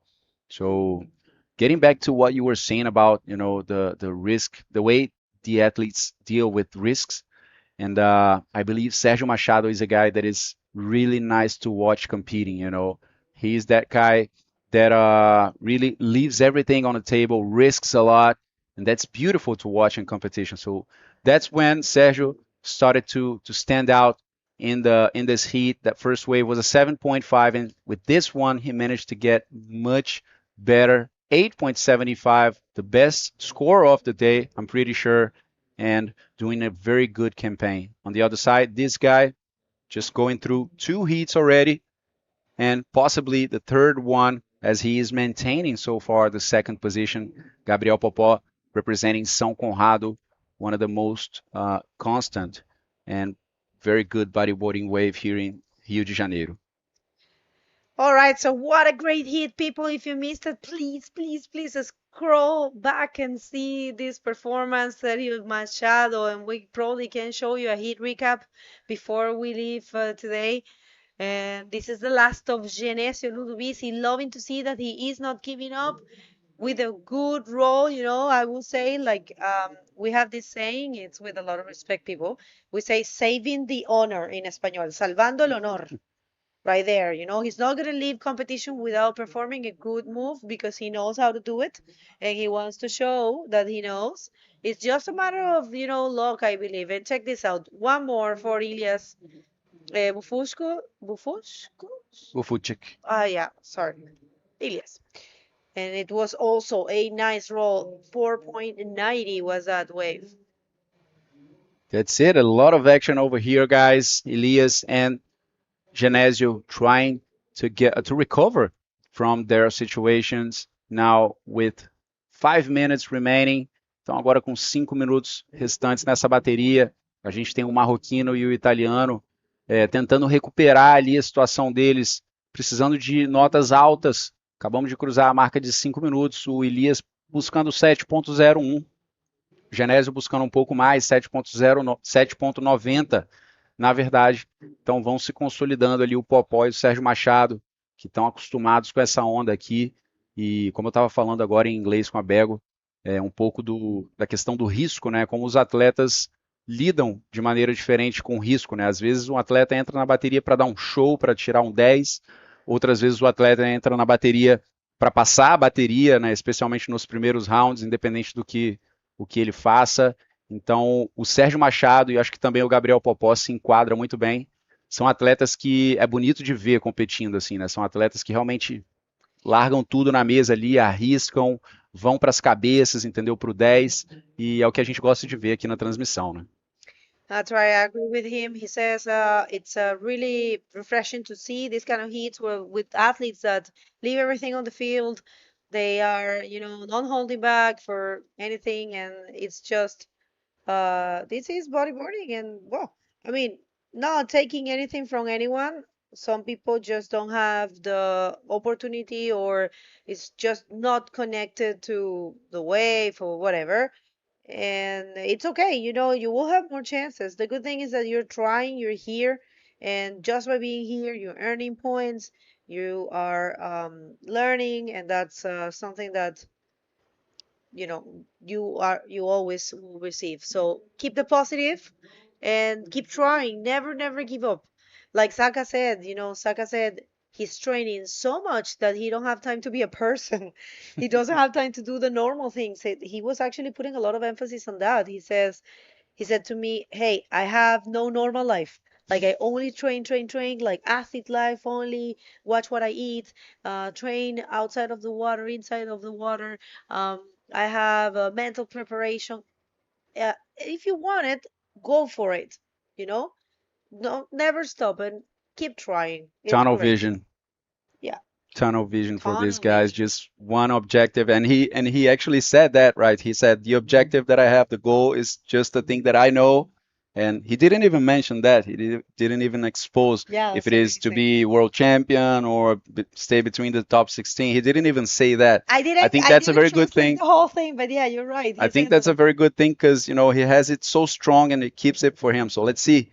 Genesio going on another attempt, bumping through that wave, goes for the roll. Is he going to complete this one? A lot of white water behind him, loses the board, and looks like he's going to come back for another attempt. Genesio really struggling with this moment of the waves here in Itacoatiara. All right, people. So first day, so far a great day. Check that out. The beautiful structure. Thank you so much, Juliano Lara, for putting on a show for us, for skate, for surfing, for body surfing, for the city of Niteroi, for every single thing that's gonna happen throughout this week. Thank you so much. And here he comes, Sergio Machado, just playing games there. Just playing games. Yeah, he's pretty done with this heat, I would say. Gabriel Popó needs 9 points to reach the first position. So with 1 minute and 20, yeah, it's pretty solid for Sergio Machado, and he did a very good job in the previous and in this heat. And guys, we are getting a little closer to the end of this first day of competition. Make sure to follow the IBC World Tour and the Itacoatiara Pro social media so you guys can be updated with everything that is happening. Tomorrow we will be starting the show with round number 3. That's the non-elimination round where the top 16 riders are going in the water and meeting these monsters that have been advancing since the trials in round number 1. So the show is granted over here. We have a very good forecast as well, so you don't want to lose that, guys. Tomorrow, very early, we will be here with you one more time. Well, word is that we're going to be working tomorrow and probably on Monday as well. And then we will be assessing the conditions and seeing if we will carry on or probably stop for a couple days. And check this out, Popó right here. Popó looking for a 9, goes for a backflip, completes it. A 9 is a difficult task, but probably just getting something bigger to, leave the competition area with a higher score. That's okay. So that's cool. Very good job by this guy today, Bago. 3 heats. He came from the trials, and advancing 3 heats this way. Yeah, a very good campaign so far for Popó. Ótimo trabalho para esse atleta aí. Já passou 3 baterias hoje e agora é descansar e comemorar que amanhã ele está no round não eliminatório, vai ter aquele privilégio de competir sem ter a chance de ser eliminado por uma bateria, né? Já tem um pouquinho de grana, como vocês falam. É, isso aí, também tem um dinheirinho. Alright, so people don't go anywhere. We're gonna come back right after this commercial break. 2 more hits and we're off for the day, so we count on you. Don't go.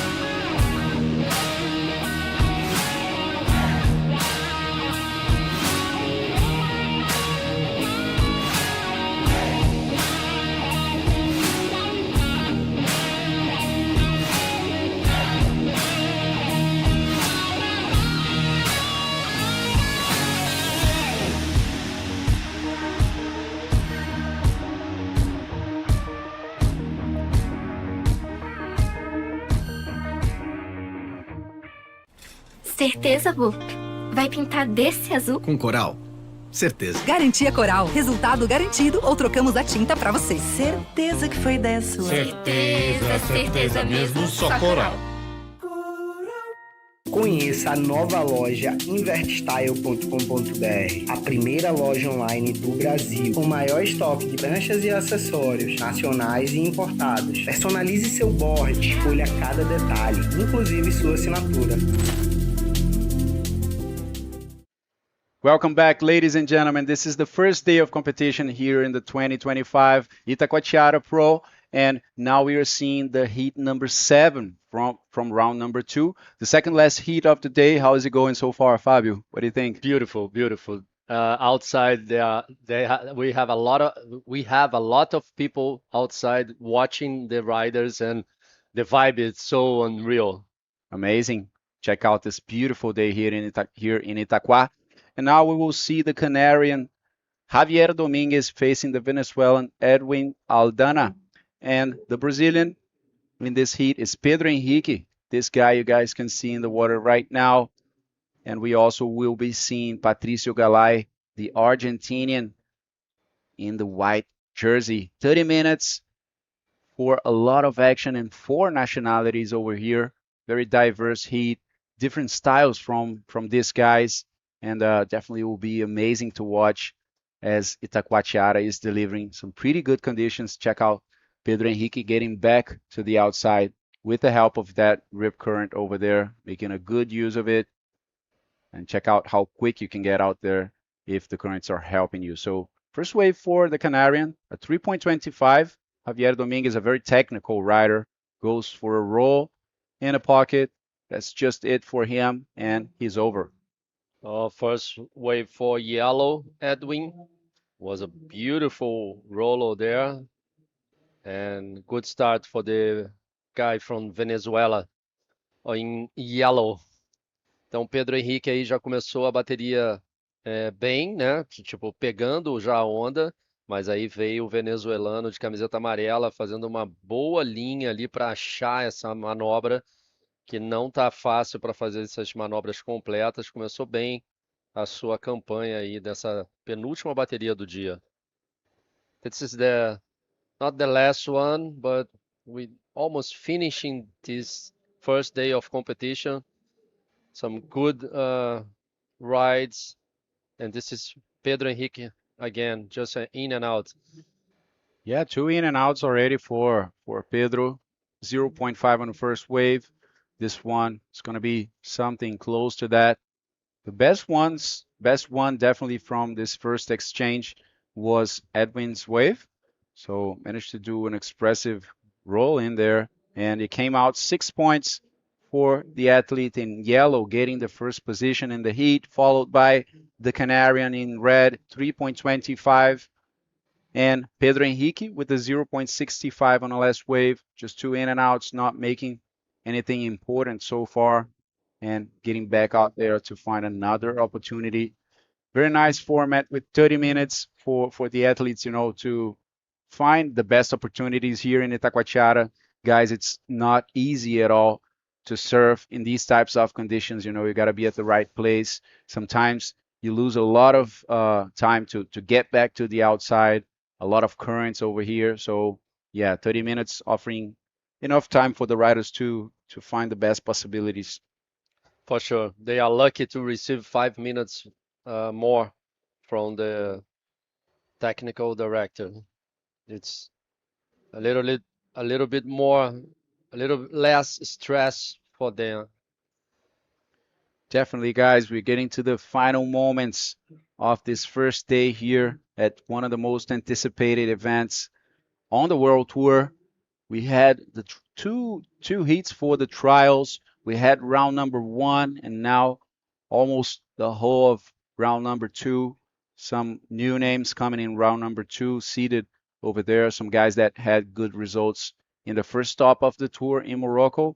So very nice to see the guys that are advancing from the first stages of the competition, meeting the guys that did well in the previous event and therefore got a privileged spot in this event over here. So Tomorrow, as I said, we'll see the alone elimination with the top 16 riders in the world, meeting these guys that are in super strong pace of competition. And definitely the show will be on over here as we expect some amazing waves as well throughout the day.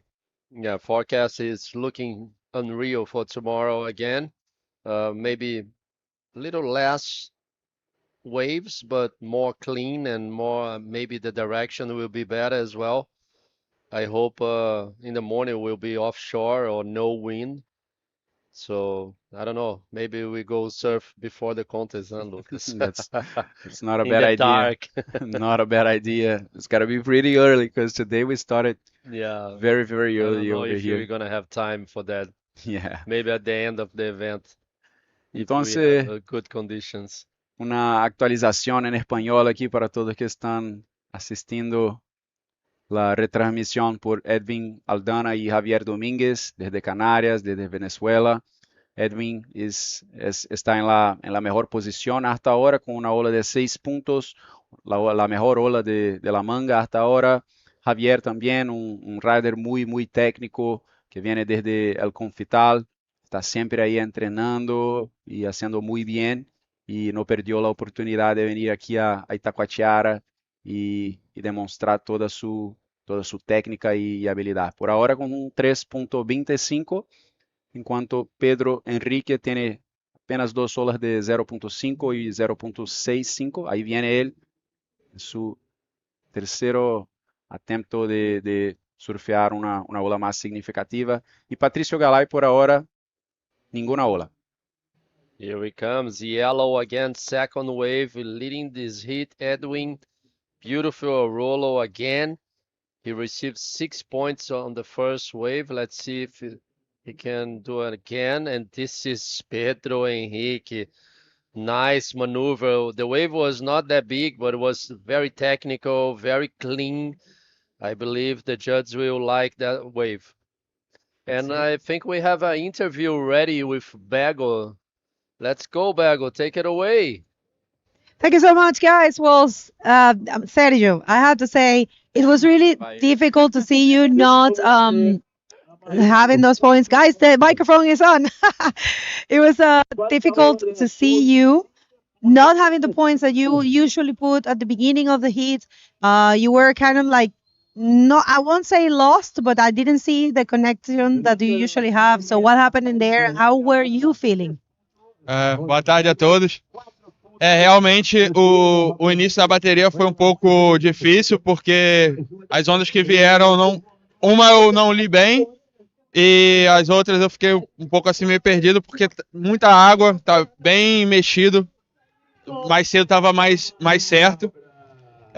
Tentei deixar a mente o mais tranquila possível, pedindo a Deus para me deixar calmo, né? Tanto minha mente quanto meu coração. E, cara, acho que isso deu certo. Foi o primeiro passo, assim, para eu poder estar tranquilo, para eu poder saber o que eu iria fazer, né? E aí veio a primeira onda, que foi a direita, arrisquei o backflip ali, eu ia dar um rolo, aí eu falei, cara, tem que ser tudo, é agora, e não é nunca, então foi, Deus abençoou, e depois veio a outra do aéreo. Eu tentei me movimentar um pouco durante a bateria, porque como tem muita água, as pessoas acham que tem que dar muita volta. E às vezes nessa dúvida é o momento preciso para você entrar, né? Que é onde cruzam as ondas, né? Que ali é onde puxa para fora. Então, às vezes a gente fica nessa prisão mental, né? Pô, será que eu entro aqui? Será que não? Vou lá pelo canto da pedra. E esse canto da pedra, olha, demora.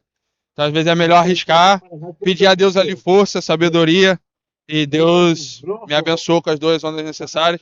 Parece que foi a maior nota do dia, e não é para mim, é para Deus, né? Tudo isso é honra e glória dele. Se não fosse ele, nada disso estaria acontecendo. E é isso, estou muito feliz de avançar mais uma vez dentro do evento principal aqui no Itacoatiara Pro. Sou muito agradecido a Deus por me dar a oportunidade de fazer o que eu amo, e é isso. All right, I try to translate the whole thing. All right, so the most of the important things that he said was that yes, he lost a little confidence because those 5 minutes for him are very important. The first 5 minutes of the heat, he knows that's his strategy. He wants to put the scores there in those 5 minutes, and it didn't happen. And then he tried to remain calm. He was all times telling himself, "I have to be calm. I have to be calm." And of course, he's super connected with God, and he's a very spiritual person, so. He got that first way. Yeah, well, I mean, not everyone, but he got the first score. And after that, it was just like he was waking up and he was risking a lot. And also, one thing that is important, the message that you said is that sometimes there you get too dizzy because it's a little mushy right now. It's a little difficult, and sometimes you get dizzy. You think you have to go to the Costao and paddle all the way there, or you have to go all the way to Pampo in order to enter. But he says what you have to do is stay there because the current is gonna actually push you out. And he was actually happy to think about that and stick to that strategy. So yeah, basically I think I covered all. I don't know if I missed something. You want to say hi to anyone at this point? This is a good moment. And also I want to comment that you are the Brazilian that has the best results in this event because you are the only one that has had 2 second places. So is that a burden for you or you don't think about that? Eu tento realmente não pensar sobre isso, né? Apesar de saber, né, e ter isso, que eu sou o único brasileiro que subiu 2 vezes no pódio, tive agora essa maior score. E o mais impressionante, né, é isso. Sem patrocinadores, eu acho que não é vergonha falar disso. A gente precisa falar disso. Tem milhões de atletas por aí que têm tanto talento quanto eu e gostariam de estar aqui nesse evento quanto eu. Mas às vezes falta um patrocínio, às vezes falta um incentivo, uma ajuda de qualquer coisa, sabe? E aqui eu tô botando do meu bolso, investindo para poder ir para outro campeonato sem patrocinador. O amigo Dudu me emprestou a prancha dele para eu competir. E é isso. Mandar um beijo para minha filha, né? Que mais uma vitória, mais um passinho. Zoé, papai te ama. Mandar um beijo para as minhas mães, para Valéria e Tânia, meu pai Sérgio, minhas irmãs. Meu irmão, os amigos que vieram aqui da Zona Norte vieram me ver. Meus irmãos, a galera, da Rocinha, lá da favela da Rocinha. Irmãos, gratidão pelas mensagens de carinho, todos vocês. Rio das Ostras, aqui do Rio, de São Paulo. É muito importante, cara. Aí, até arrepia, porque é sentido daqui. Então, é isso, cara. Se você tem a oportunidade de ajudar um atleta, seja numa palavra, seja num abraço, ou seja numa condição financeira, faça, porque você não tá fazendo para outra pessoa, você tá fazendo para Deus, sabe? Você está ajudando o próximo. E é isso. Vamos para mais uma. Amanhã tem mais. E fé em Deus que já deu certo. É isso. Parabéns, best of luck on the rest of the competition. Back to you guys. Thank you, Bego. Sérgio Machado, super feliz ali, o representante com o maior número de subidas ao pódio aqui no Itacoatiara Pro, 2 vezes segundo lugar, já venceu Trials também, então é um dos nossos atletas brasileiros que tem essa condição de levar pela primeira vez o título aqui da etapa do Circuito Mundial Itacoatiara Pro 2025. Com certeza, como ele disse ali, sem patrocínio é bem difícil, então tá aí um atleta com um potencial gigante. Espero que essa visibilidade, né, aqui do Itacoatiara Pro, o Serginho consiga, né, decolar aí na carreira dele, consiga esse apoio para poder seguir no Tour Mundial. Ele e o Gabriel Popó também, que foi muito bem na bateria passada, conseguiram ali sair superiores ao Elias Bufutic e ao Genésio Ludovic. Então, parabéns pelo ótimo trabalho. Agora é descansar, que amanhã tem muito mais. Round número 3, não eliminatório. Vão encontrar os atletas ali já colocados no round não eliminatório, os top 16. E agora, voltando para a água, a gente vê a situação atual. O Pedro Henrique, que encontrou boas ondas aí nessa bateria. Ele tem uns 6 pontos na última onda e 5,25 na onda anterior, que leva ele direto para a primeira posição. Logo depois está o Edwin Aldana, venezuelano, que está somando 10 pontos aí, um 6 também, e um 4 pontos na segunda onda. E o Javier vem escalando ali pouco a pouco, tem um 3,25 e na última foi um 0,5. Vamos ver essa onda aí do Pedro Henrique. 5,25 foi aquele backflip que passou mais cedo. Como o Fábio disse, né, não foi uma onda muito grande, tão expressiva, mas a manobra muito limpa ali, técnica. E essa foi a de 6 pontos que aconteceu durante a entrevista. Foi para a sessão da fechadeira ali, jogou o aéreo com tudo. Dá para ver as pernas dele descolando ali da onda realmente. Conseguiu depois aparecer na parte branca ali na frente da onda e completar a manobra com sucesso para ir para a liderança. Very nice move for Pedro Henrique. I think if he landed in front of the white water, he probably will receive more points. I'm pretty sure about that. And this is Edwin Alden again in a right-hander doing that through the lip roller, but it was an incomplete maneuver for him. Nice to see Pedro Henrique progressing some good moves. He's one of those guys that I love to watch surfing back home, back in São Conrado. He always very fast, not only on the waves, but to catch waves as well. Always running around trying to find all the best waves. And it's good to see him doing well in this competition here in Itacoatiara. Isso aí, Itacoatiara proporcionando altas ondas nesse primeiro dia. Olha essa corrente aí no lado direito, como que de repente vem um fluxo de água tão forte. E mandar um agradecimento a quem torna esse evento possível, né? A Prefeitura de Niterói, a Secretaria Municipal de Esportes e Lazer, que tornaram esse evento não só uma etapa do circuito mundial de bodyboard, mas acabaram tornando ele, né, ajudando a se materializar essa realidade, né, de fazer o maior festival de esportes ao ar livre do Brasil. E um agradecimento também especial à Ecoponte, Coral Tintas e Norete, a SGA Toyota, a Predial Net, Puro Suco, Canadian School, aos colégios PB e colégio também Maria Matoso, a Invert Style. Confiram a lojinha que está aqui no evento, a lojinha está sempre cheia ali, o pessoal está gostando muito. A Academia Aquafish, Pousada Dunas de Itaipu, a BW Serviços, Quiosque Aloha Itaquá e Casa das Margaridas Hostel. Também temos aqui alguns parceiros de mídia, né? O Rádio Mix, P-Sex, Ressex, P7, Ecoarte e a Soami, Sociedade de Amigos e Moradores de Itacoatiara, também colaborando aqui com a materialização desse evento. Tem onda na tela. Again, Pedro Henrique just in and out. Blue leading this hit number 7, round number 2 with 2 waves, a 6 and a 5.25, and Edwin with a 6 and a 4 points. A huge set on the head of everybody. You know what? I think the filling up tide will start bringing some bigger waves as well. We are expecting the swell to start dropping today during the afternoon, but I think that the variation of tide is so big that with the tide starting to fill up like it is happening right now, I think we can see some more of these sets just sweeping the guys in the outside. Bigger walls. Yeah. Let's see, we still have 10 minutes, 50 seconds to go. This is hit number 7.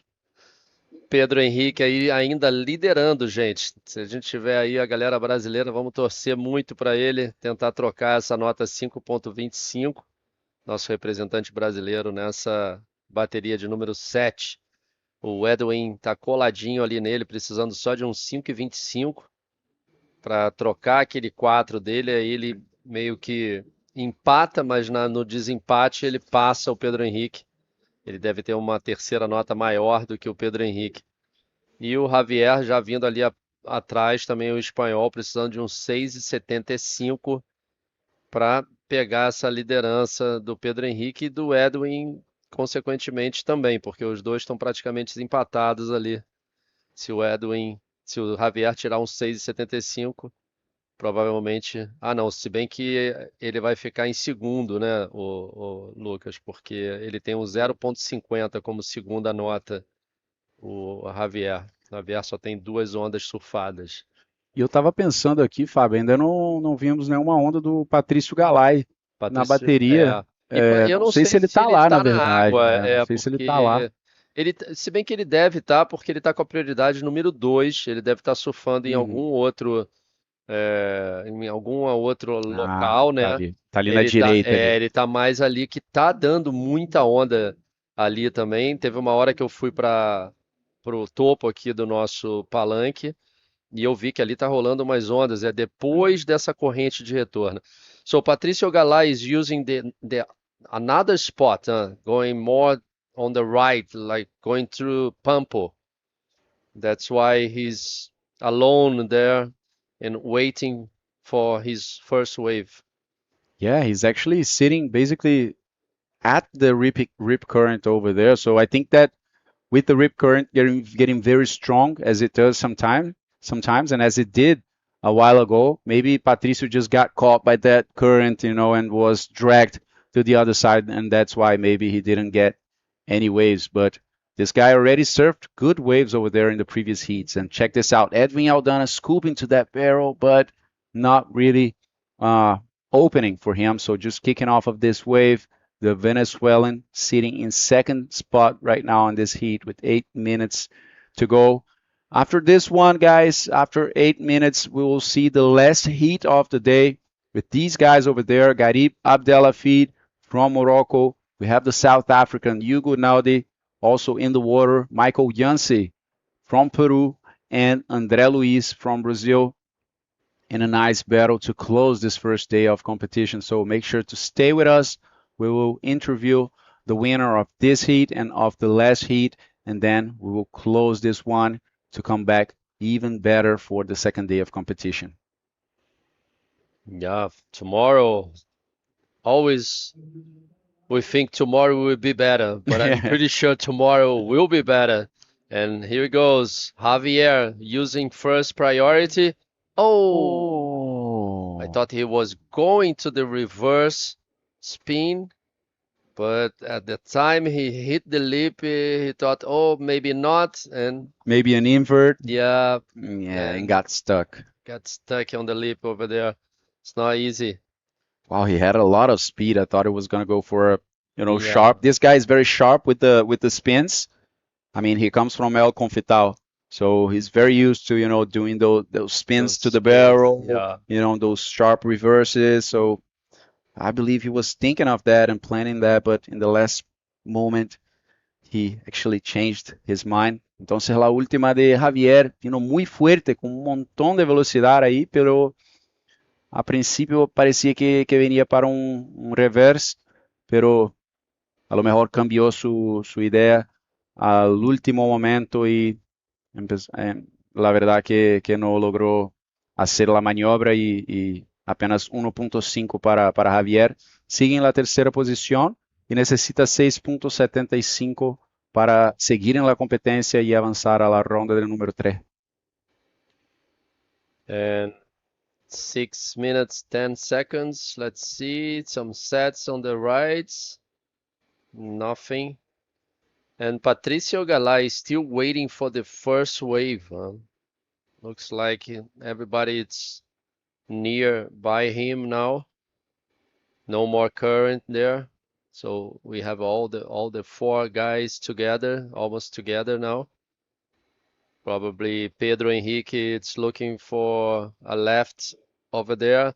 It was that position for where the riders are now. It's the same spot that Joel Rodrigues got those waves, those good waves that Joel did to the left.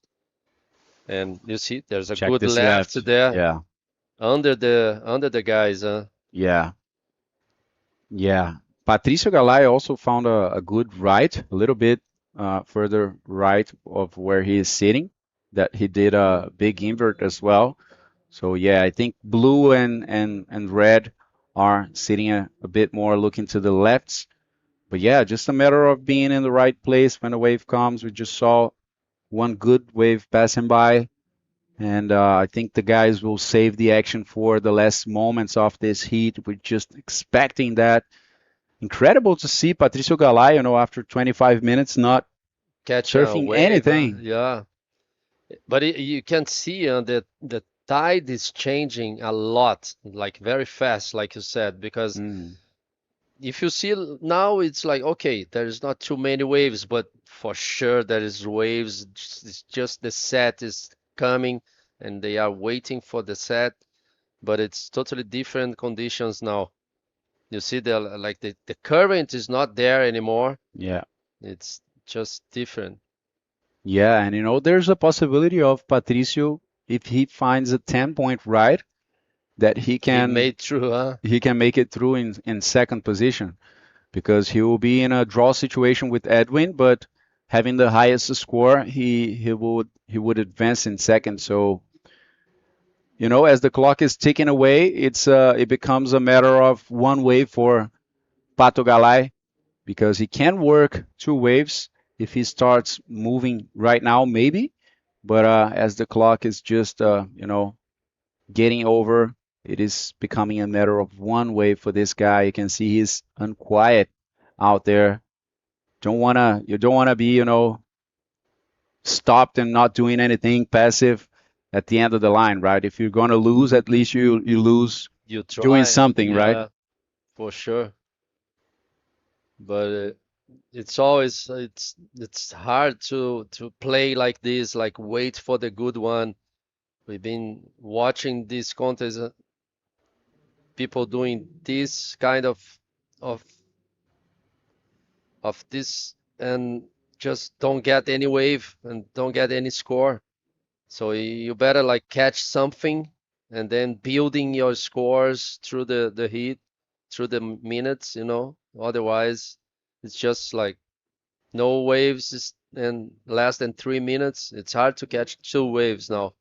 Un otro intento por Javier. También no logra hacer nada en esta ola. Fue hasta el labio para hacer una maniobra, pero no encontró un buen momento para hacerla, y un intento más ahora con 2 minutos y medio. Javier necesita 6.75. Todavía es posible, pero se va quedando más y más difícil. Yeah, Javier need only 6.75. It's not only, it's a big score actually. Yeah. But it's totally capable to do it, and he's alone now. Let's see, there's a set there. This is Patricio. He looks to the wave to the right, but he said no. There's another set coming in. Seems to me, yeah, I don't know. No opportunities to nobody. Too much white water on this wave. They need like a clean wave with an open face to do the maneuver and to receive the score. Let's see. No, Javier looked to the right as well. Seems to me Pedro Henrique is using the priorities pretty well as to grab that best option for him. Yeah, it looks like it's Patricio changing a lot. Changing a lot. Looks like it's You can changing. see like there's a lot of white water. Yeah, a Bigger lot of white walls, water but moving. not too many options now. Yeah, Less most than of the 1 waves are minute. crumbling, and Yeah. it looks like it's very tough. Usually when we see the riders, not doing much like in this heat, it's because either it's, one of those slow heats, which are completely normal. Some heats have more waves and more possibilities than others, or maybe the conditions are changing, and that's what I think it's happening. The tide is filling up already, and it's varying a lot. So yeah, it's becoming tough. We saw it pretty tough in the early morning, so I think it's gonna change a lot as well. They are closer from the beach as well, you see? We can Yeah, and feel the that. thing is, when the waves come, even the intermediate waves, when they come and hit all of that white section in the inside, they just mess up completely, right? It just gets too bumpy, and it's impossible to do a maneuver over there. So that's why we saw Javier, for example, doing 3 attempts.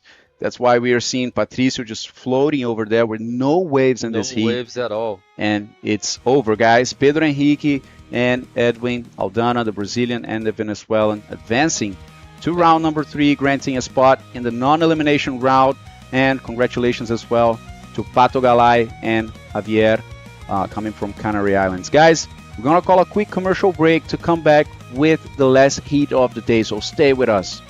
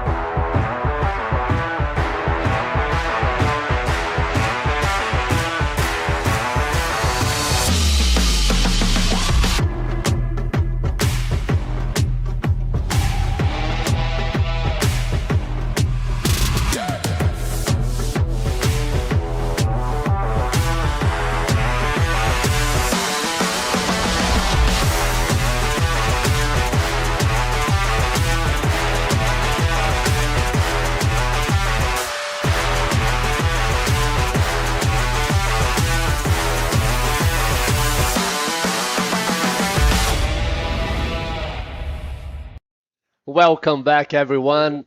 We are here for the last hit of the day, first day of the competition, Itacoatiara Pro 2025, second stop of our IBC World Tour, the Premium Series. Private Private series. Series. That's right. Let's go to the water. And For the last hit. yeah, a great day. So let's check it out and we will introduce you who is there. And yeah, Abdel Hafid Garib from Morocco and Hugo Nauria from South Africa. Michael Yance from Peru and Andre Luis from Brazil. People remember the riders that have the red and yellow rash guard are the seeded riders. So whoever is in blue and in white coming from the early rounds. That's the case of Michael Janse, Pirpo, and Andre Luis. So we'll see what happens in this heat, last heat of the day. All right, so we did have a taker, Hugo. First wave of the hit was Hugo in yellow. Was a nice rolo. He received 3.75 for this first ride. South African rider. And this is Michael Janse in blue. Lots of speed. Hit the lip with a reverse 360, but it was an incomplete move. He received 1.25. And red, he got one wave too, but it was just a 1 point. And he got another one, was 1 point as well. So no waves for André Luiz, and first priority for André. Was a tough hit, the last one, Bago. Yeah, white didn't get any wave. This is Michael Janse again, lots of speed, but it was just an in and out. Conditions are changed very fast. I mean, check these waves here. All right, so the replay of that wave of Abdel Hafid Garib. And yeah, it was a 1 point ride only. He didn't do much. But I tell you what, there's still some potential. It's just that with this kind of condition, it's like what Lucas was mentioning. I heard when he said that there's some heats that have more frequency of waves, or it's only 30 minutes and the ocean is changing at all times. So sometimes you see heats with perfect waves or more opportunities than other heats. It's just something that we cannot control, and it's part of a sport. Yeah, for sure. And the tide is changed as well, so they have a different view of the spot that you need to be see to catch the good waves. That's right. We saw some good waves actually, but it was under the riders. That's why the riders was too much outside. Here he comes again. No, first wave for André Luiz. All right, we'll see this one for Andre, goes for a roll, and very good landing, I will say, because, and check that out, he holds to his board as a cat. Well done, Andre. He's gonna make a difference right there with this wave, and that actually is super hard because after you land, you probably lose your air, and then you have to kick in order to get out of the foamy section, and he did. Great job for Andre right now with Yeah, A5. and sometimes it's not the kick, and sometimes you have to balance your body to put you in front of the white water as well, and no air, huh? No more No air. air, yeah. Check it out. Talk us through that one. Então, o André pegou a sua primeira onda, recebeu 5 pontos. Ele completou a manobra ali, mas como a gente estava falando, ele teve que ter muito controle ali da sua prancha dentro dessa espuma branca para poder completar a manobra, que aí identifica os juízes que realmente foi uma manobra completa para ele receber uma boa pontuação. Se ele não completa a manobra, ele não consegue essa pontuação. Começou bem a bateria, agora camiseta amarela, usando a sua prioridade número 1, fazendo um bom bottom turn, um bom reverso ali com 360 e completou a manobra. Was a very good wave for yellow, hein, Bego? Hugo. Hugo Noria from South Africa traveling, I think, with Tristan. He has been doing that for a number of years. And right now, he's not more a junior. Remember when he was? And of course, South Africa is a machine of good bodyboarders. There was a year that only South Africans will take the victory in the World Tour and take the title. I remember. And there were years here. Actually, I was checking on the podium. I gonna double check that, but let me just do this replay because I enjoyed very much the technique for Hugo Noria. Beautifully executed a reverse there. More, maybe not too much of an air time, but it definitely was nice to watch. So yeah, Hugo. Yeah, you know, Bego, this is so difficult Yeah, to no, do it was a difficult so move, difficult for sure. because he's going around the power of the wave and landing in the middle of the most powerful part of the wave. So it's very, very difficult. Changing rails, changing direction, using the head to go around, you know. It's not easy at all. And the judge gave him a 7.25. Beautiful wave for Hugo Nalde. Yeah, I agree totally with that score. I don't know about you guys, but I'm pretty sure you are. Hugo has been training a lot. He's super strong, and it's nice to see his progression in the World Tour. Right now, he's showing right there, Hugo Noria, 7.25 and a 3.75. Of course, he will be changing that backup score with a lot of time ahead. 22 minutes and 13 seconds is what's left, which is a lot. And this is the last hit of the day. We had a very good day with a little chop. We know that. We are aware of that. But this is, it's either this or no waves. And this is Itacoatiara. Still a lot of good ramps. So we do have the interview ready with Pedro and Lucas. So please, Lucas, take it away. Thanks, Bego. I'm here with Pedro Henrique, ligeirinho, from São Conrado. So, Pedro, the conditions look very difficult in there. Patricio Galay, for example, didn't surf any wave. Looks like it's changing a lot. How did you feel in the water? As condições estão bem difíceis. Teve atleta que não conseguiu pegar a onda, mas estava bem concentrado. Sabia que ia vir a onda, dei meu gás lá, consegui fazer 2 ondas boas. Agora focado para a próxima fase, que é onde não elimina. Estou muito feliz. Com certeza eu vou dar meu melhor. Yeah, so he said despite the tough situation out there, he just managed and focused to look for 2 good waves. He found them, and now he's super happy to be on the non-elimination talk. Tell us about that, being in the non-elimination right now after 2 heats today. How are you feeling on facing the top 16 riders? Eu estou feliz, já é a segunda vez que eu participo assim do Mundial que eu vou mais longe. O foco é o mesmo, chegar onde todo mundo quer ser campeão. Se Deus quiser, eu vou estar lá, competindo com os melhores do mundo. Yeah, so he's saying that the focus is just one. It's being the winner of the event. You know, is the second time he says that here in Itacoatiara he makes it this far. So just looking for the first spot. And you want to send any shout outs? Quero agradecer todo mundo que tá mandando mensagem pra mim, meus amigos, minha família, e a galera lá da Rocinha que tá na torcida. Tamo junto. O meu patrão, Dudu, que me liberou pra vir competir. O Juninho Backflip, que deu essa oportunidade aí de nós estar representando São Conrado, deu a inscrição. Muito gratos a ele. Tamo junto, hein? Abração. Parabéns, bom trabalho, boa sorte na próxima. Back to you guys. Ótima entrevista aí com o atleta Pedro Henrique de São Conrado. Parabéns ao Juninho por proporcionar isso para a galera local. Essa seletiva foi demais.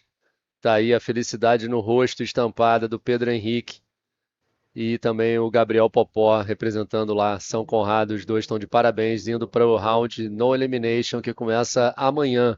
Quase certo da gente ter aí 90% de chance da gente ter o evento amanhã. Back to this heat. This is the last heat of the day. Hugo is still in first position with a 7.25 and a 3.75. Between the interview, we have a wave for Michael Jans, just 1 point, and this is live action. This is André Luiz, start with a rolo and another rolo. Beautiful wave for the Brazilian in white. He only have one wave still for 5 points, and he needs just 2.01 to get second place out of Michael Janse, people. Still plenty time in this last hit, Bego, but seems to me André Luiz is more active than the last hit. Let's see. Yeah, I mean, definitely. Check this out. Andre with a combo of 2 rolls, which is also what the judges want to see, you know, the rider that sees every opportunity that he has. Did you see him kicking for that last roll? He kind of gave a couple kicks and then he got the speed in order to attack that lip. So yeah, I'm getting some intel here from our judge, the IBC World Tour judge, Vong from South Africa. He's saying that these waves are perfect. Perfect. Check this out. These waves are perfect for Hugo. Exactly what he has been training for. So as you can see, people, for some people, are not too much of fun waves, but for Hugo Noria, this is paradise. So check this out. That was Hugo speaking about the devil. Yeah, he was looking for the end ball there. Yeah. So he says, Bones telling me that he has been spending a lot of time surfing with Tristan, but check that out. That's a beautiful. Just loving those perfect rolls. Yeah, I love that roll too, like the good arc and like very beautiful projection. Yeah. And nice body balance as well. Love people doing those maneuvers. Let's see. André Luiz last wave was a 5.15.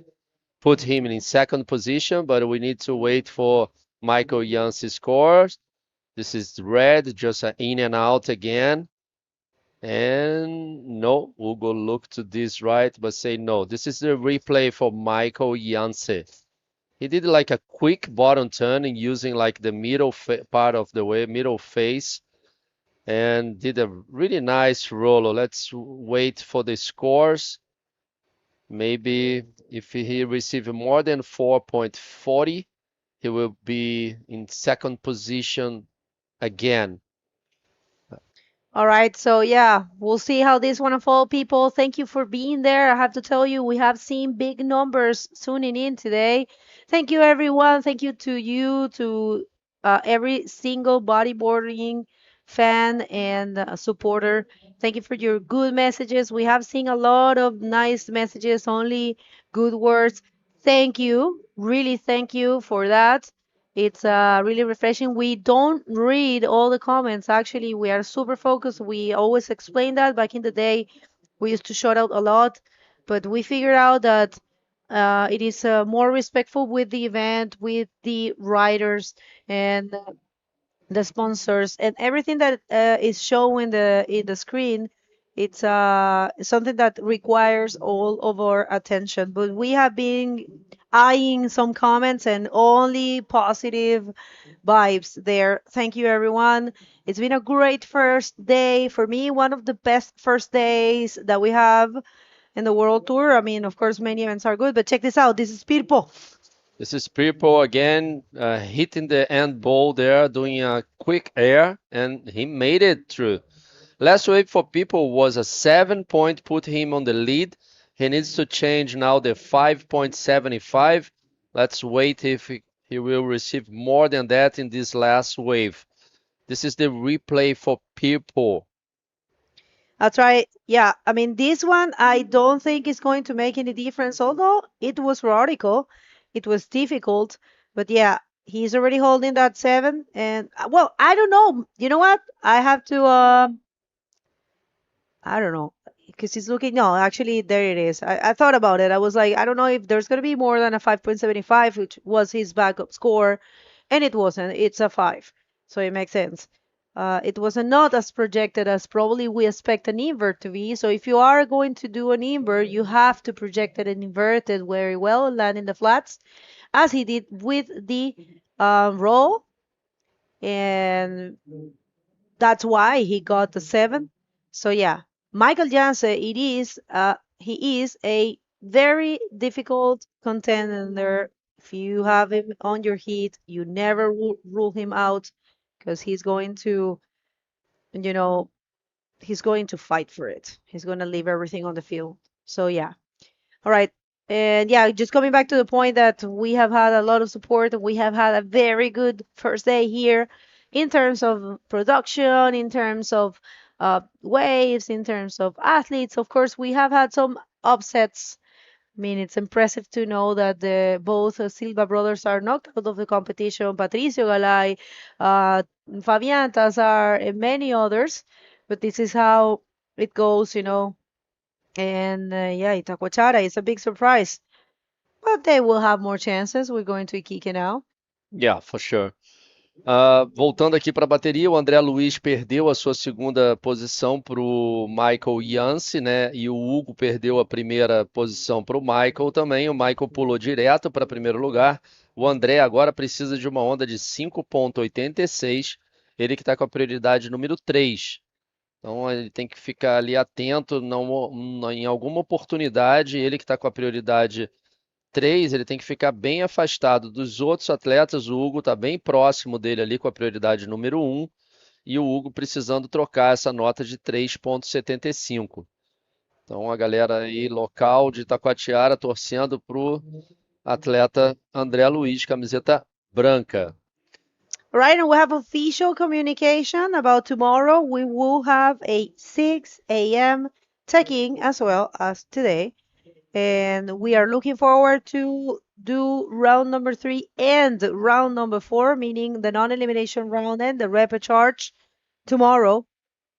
And yeah, we'll count on you. Check this out. Kiki in there, Del Hafid, Garib, but not able to do much, and also Andre.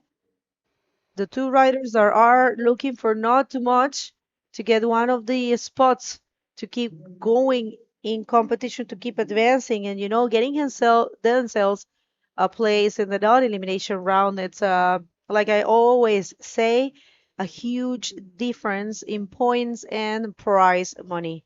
If I'm not wrong, you get prize money from the repecharge. If you lose in the repecharge, you'll get some coins.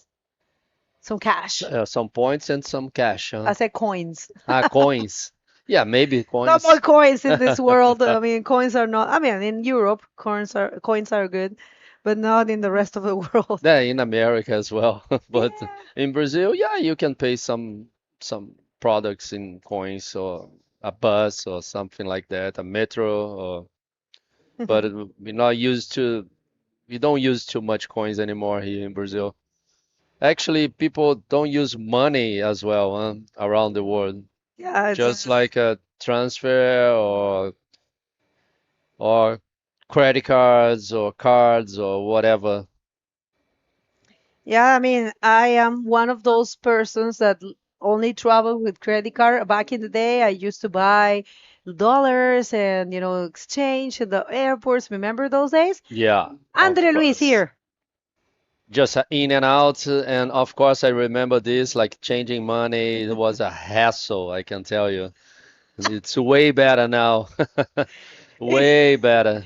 And that, like back in the day, you have to do a huge errands uh, process in order to get your credit card to work in this abroad, no? Yeah, for sure. And nowadays, you don't have to do anything. Credit cards works all over the world, and Yeah. you just drive it like that. It's like if you were home. Yeah, yeah. Even with the cell phones, you have roaming. You can use your same cell phone. Back in the day, man, I remember I was traveling. I have to call my mom, and I didn't find a phone, and my mom will be like crazy, super stressed out because she didn't know anything about me, and yeah. Yeah, But same. that's I always tell my mom like I'm a survivor, mom, and I don't know nothing.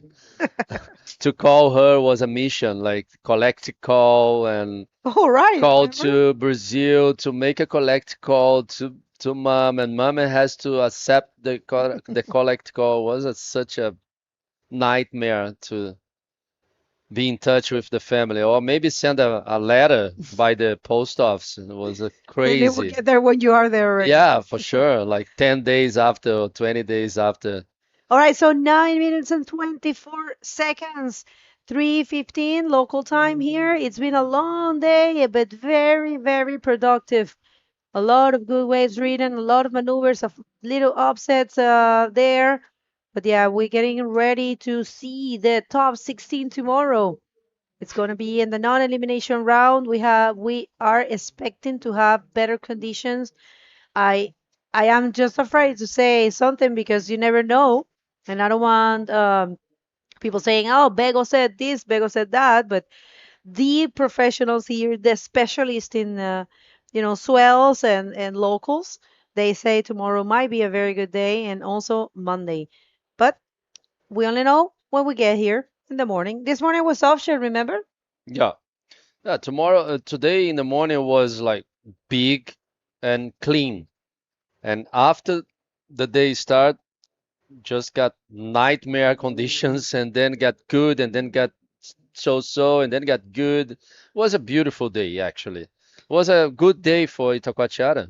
No complaint at all. And I'm loving the fact that Vaughan just wrote me from South Africa and told me these are conditions that Hugo loves. All right, so we're missing the rider there.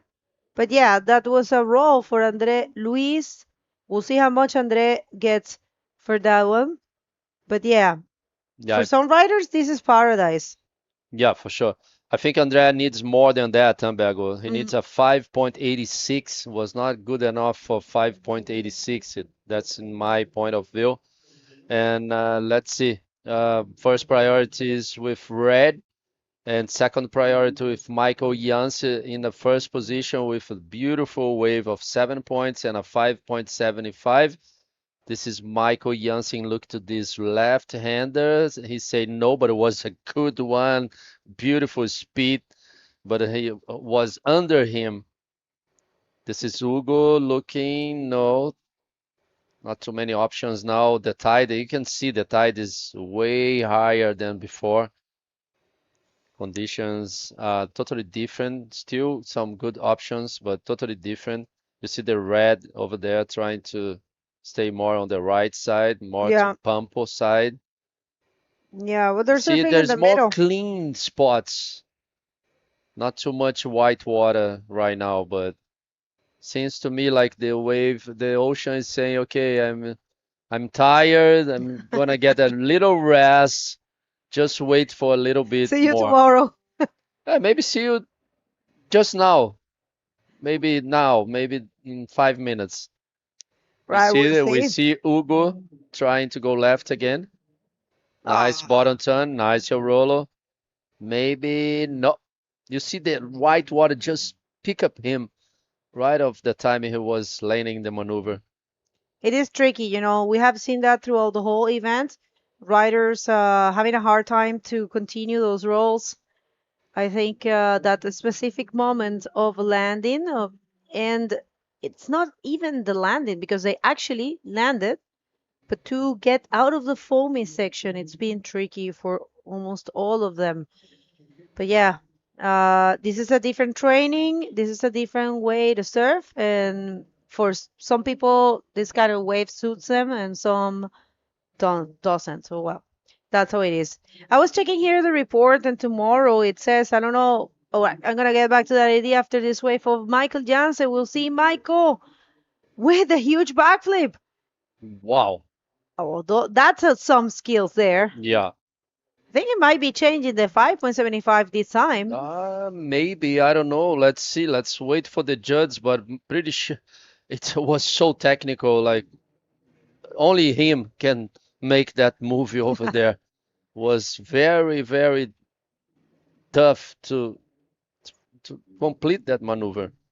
You know, I'm checking here. I don't know if you use this one, but I'm checking one of the forecasts, and I'm seeing that actually there is more energy on the swell around 9. It's between 12 to 3 p.m. There is a peak of energy, actually more than today. I don't know if it's like that. Maybe this thing is going to be even bigger. All right, so replay. So this is the replay. He did like a backflip and managed to complete that maneuver in front of the white water. Judges are still looking for this score, thinking about again. He did the backflip, goes around. Maybe they are looking if he used some legs there to complete the maneuver or use the power of his body to complete, but for sure was unbelievable how he can manage to do that maneuver there. And yes, he received a 7.40 for the last maneuver, so now he's solid on first place. Hugo needs a 7.16 to get the lead again, and André Luiz needs a 5.86 to get second. Red needs a 6.66 to get second, only less than 3 minutes 40 seconds to go. This is last hit for the day. That's right, and we have Abdel Hafid there, and we have a lot of people tuning in from Morocco. I was receiving some messages from Tommy Larisi saying he's watching. Thank you, Tommy. And he wants to say hi to Majamin.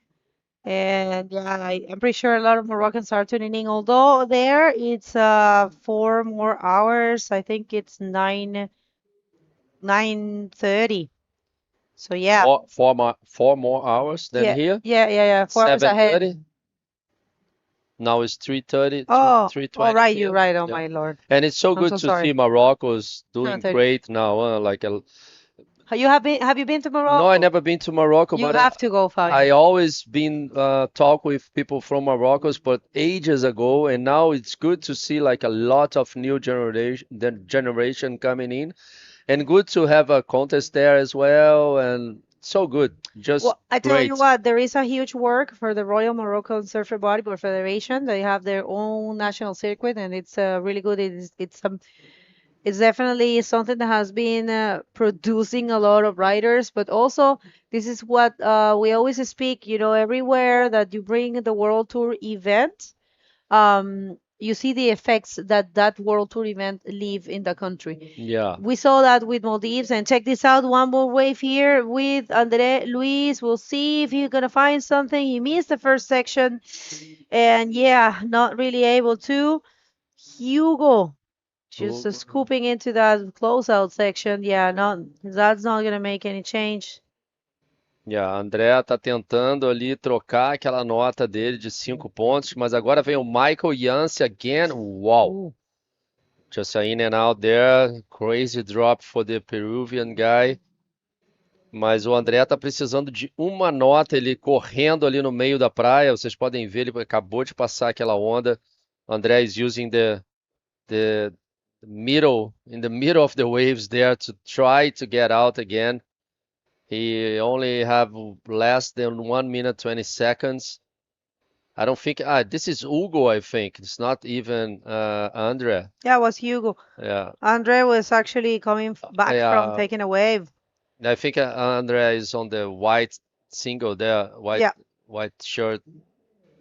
That's right. All 1 right, so minute to go. Yeah, dying seconds here. Great first day. Would like to thank everyone that made this event possible. Real quick, thank you, Prefeitura de Niterói. And thank you, Secretaria Municipal de Esporte Lazer. Am I good with my pronunciation? Very good. Getting better with the Portuguese, thanks to you guys. And we also would like to thank every single person and company that has been involved, Ecoponte, Coral Tintas e Norete.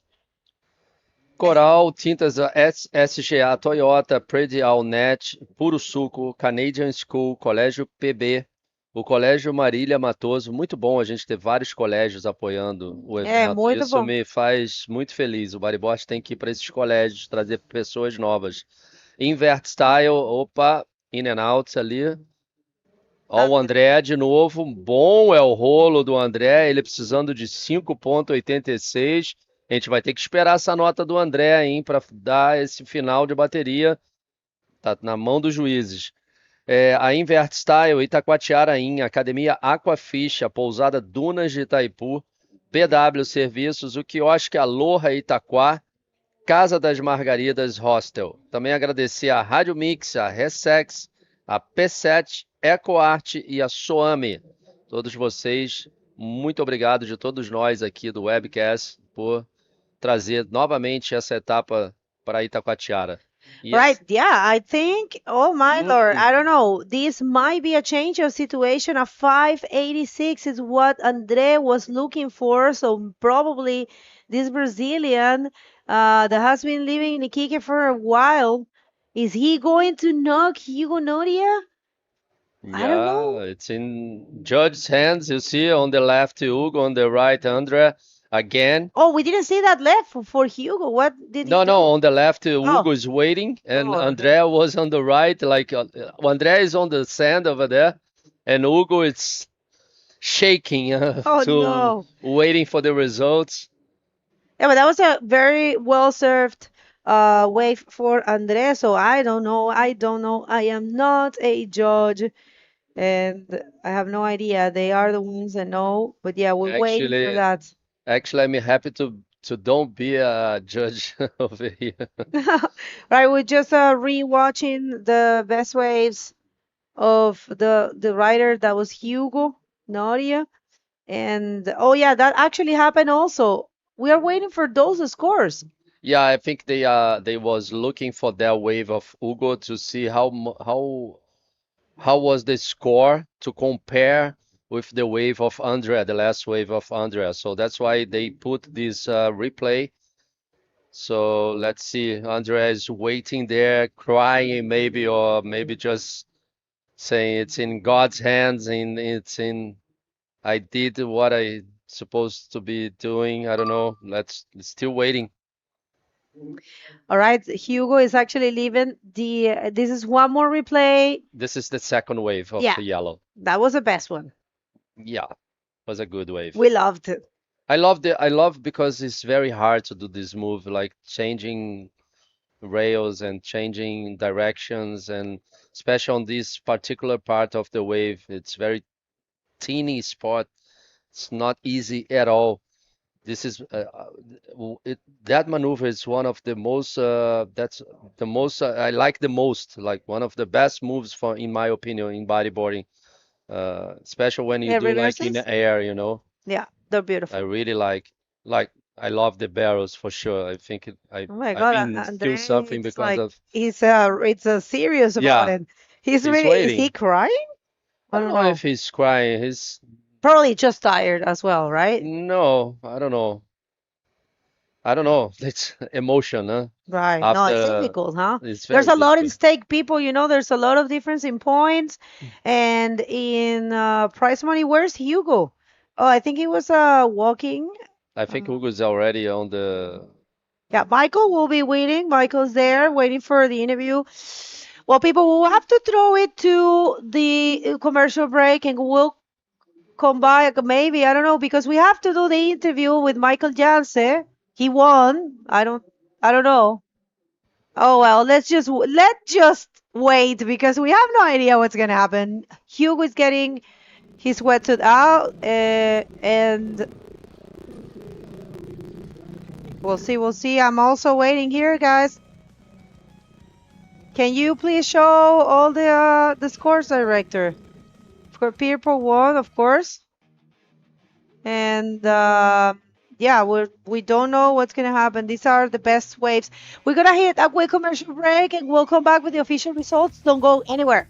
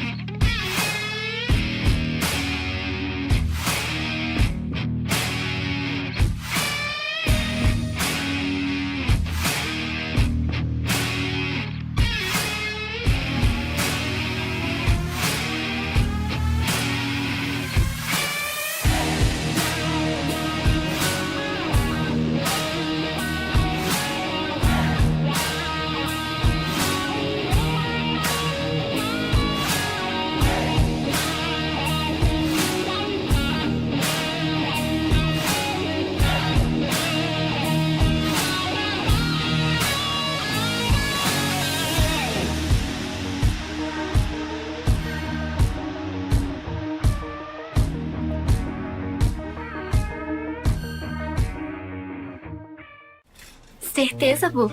Vai pintar desse azul? Com coral? Certeza. Garantia Coral. Resultado garantido ou trocamos a tinta pra você. Certeza que foi ideia sua. Certeza mesmo, só coral. Conheça a nova loja invertstyle.com.br, a primeira loja online do Brasil, com o maior estoque de pranchas e acessórios nacionais e importados. Personalize seu board, escolha cada detalhe, inclusive sua assinatura.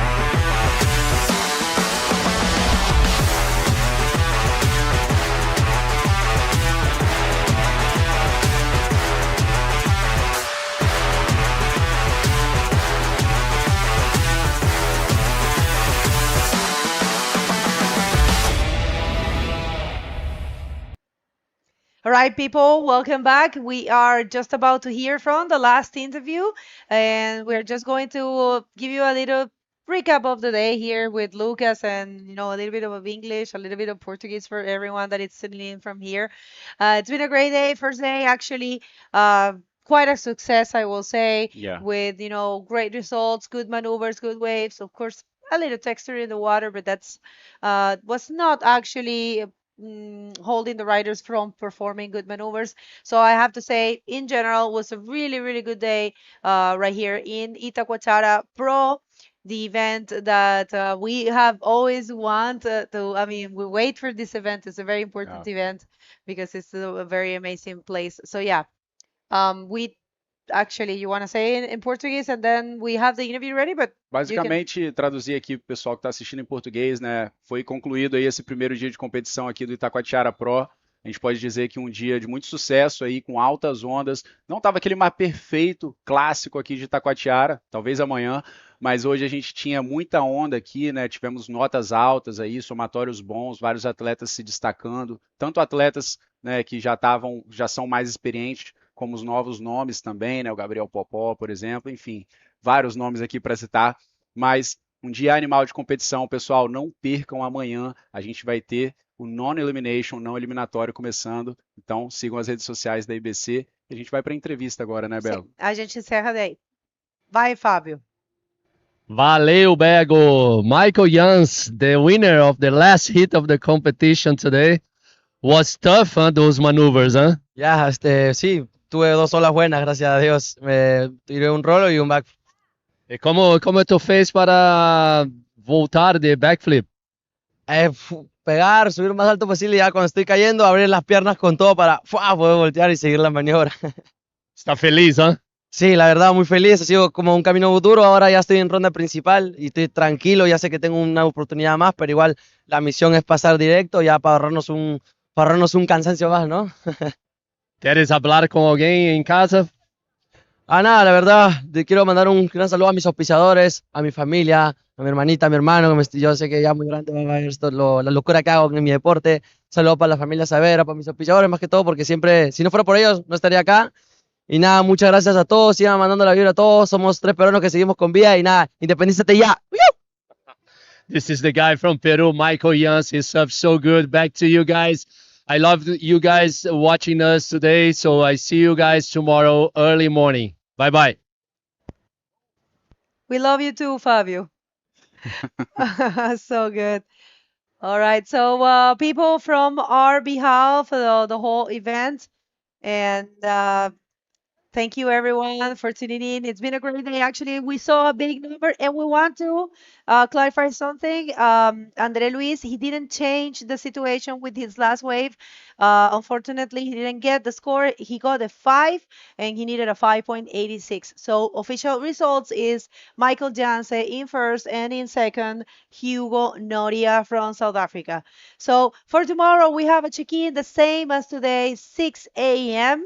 We will be starting probably on 6:30 because the conditions are going to be very good in the morning. And what it's on the tally, it's doing the round number 3 and round number 4 of course, the only division that we have. So thank you, everyone. Então, só reforçando, a última bateria, o André Luiz, com aquela última onda, não conseguiu a virada. Então, quem avança é o sul-africano, Hugo Nauri. Uma batalha muito boa entre todos eles ali. Amanhã nós temos um check-in às 6 horas da manhã para possível início às 6:30. Então, reforçando, não deixem de seguir as redes sociais da IBC e do próprio evento Itacoatiara Pro. E a gente se vê amanhã. Thank you, everybody, for tuning in. I'll see you guys tomorrow. See you. Bye.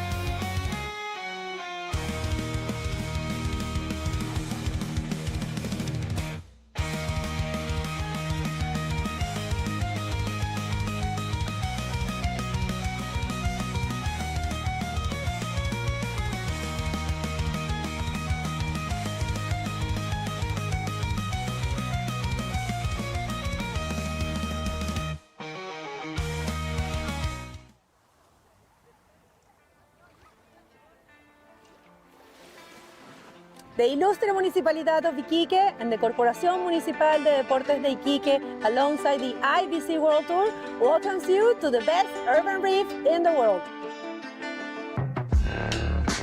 Iquique is a very special place with a large and active community of bodyboarders that makes bodyboarding part of the city's culture.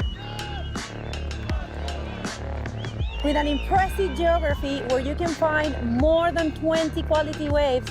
5 of them are world class in a distance of less than 15 kilometers and very good conditions almost all year round. Iquique is definitely an irreplaceable destination for any bodyboarder. We look forward to see you all between the 13th to the 25th of June for the 2025 Iquique Bodyboard Pro in the magnificent wave of Punta Dos in Bella Vista Beach, El Morro, Iquique. See you very soon.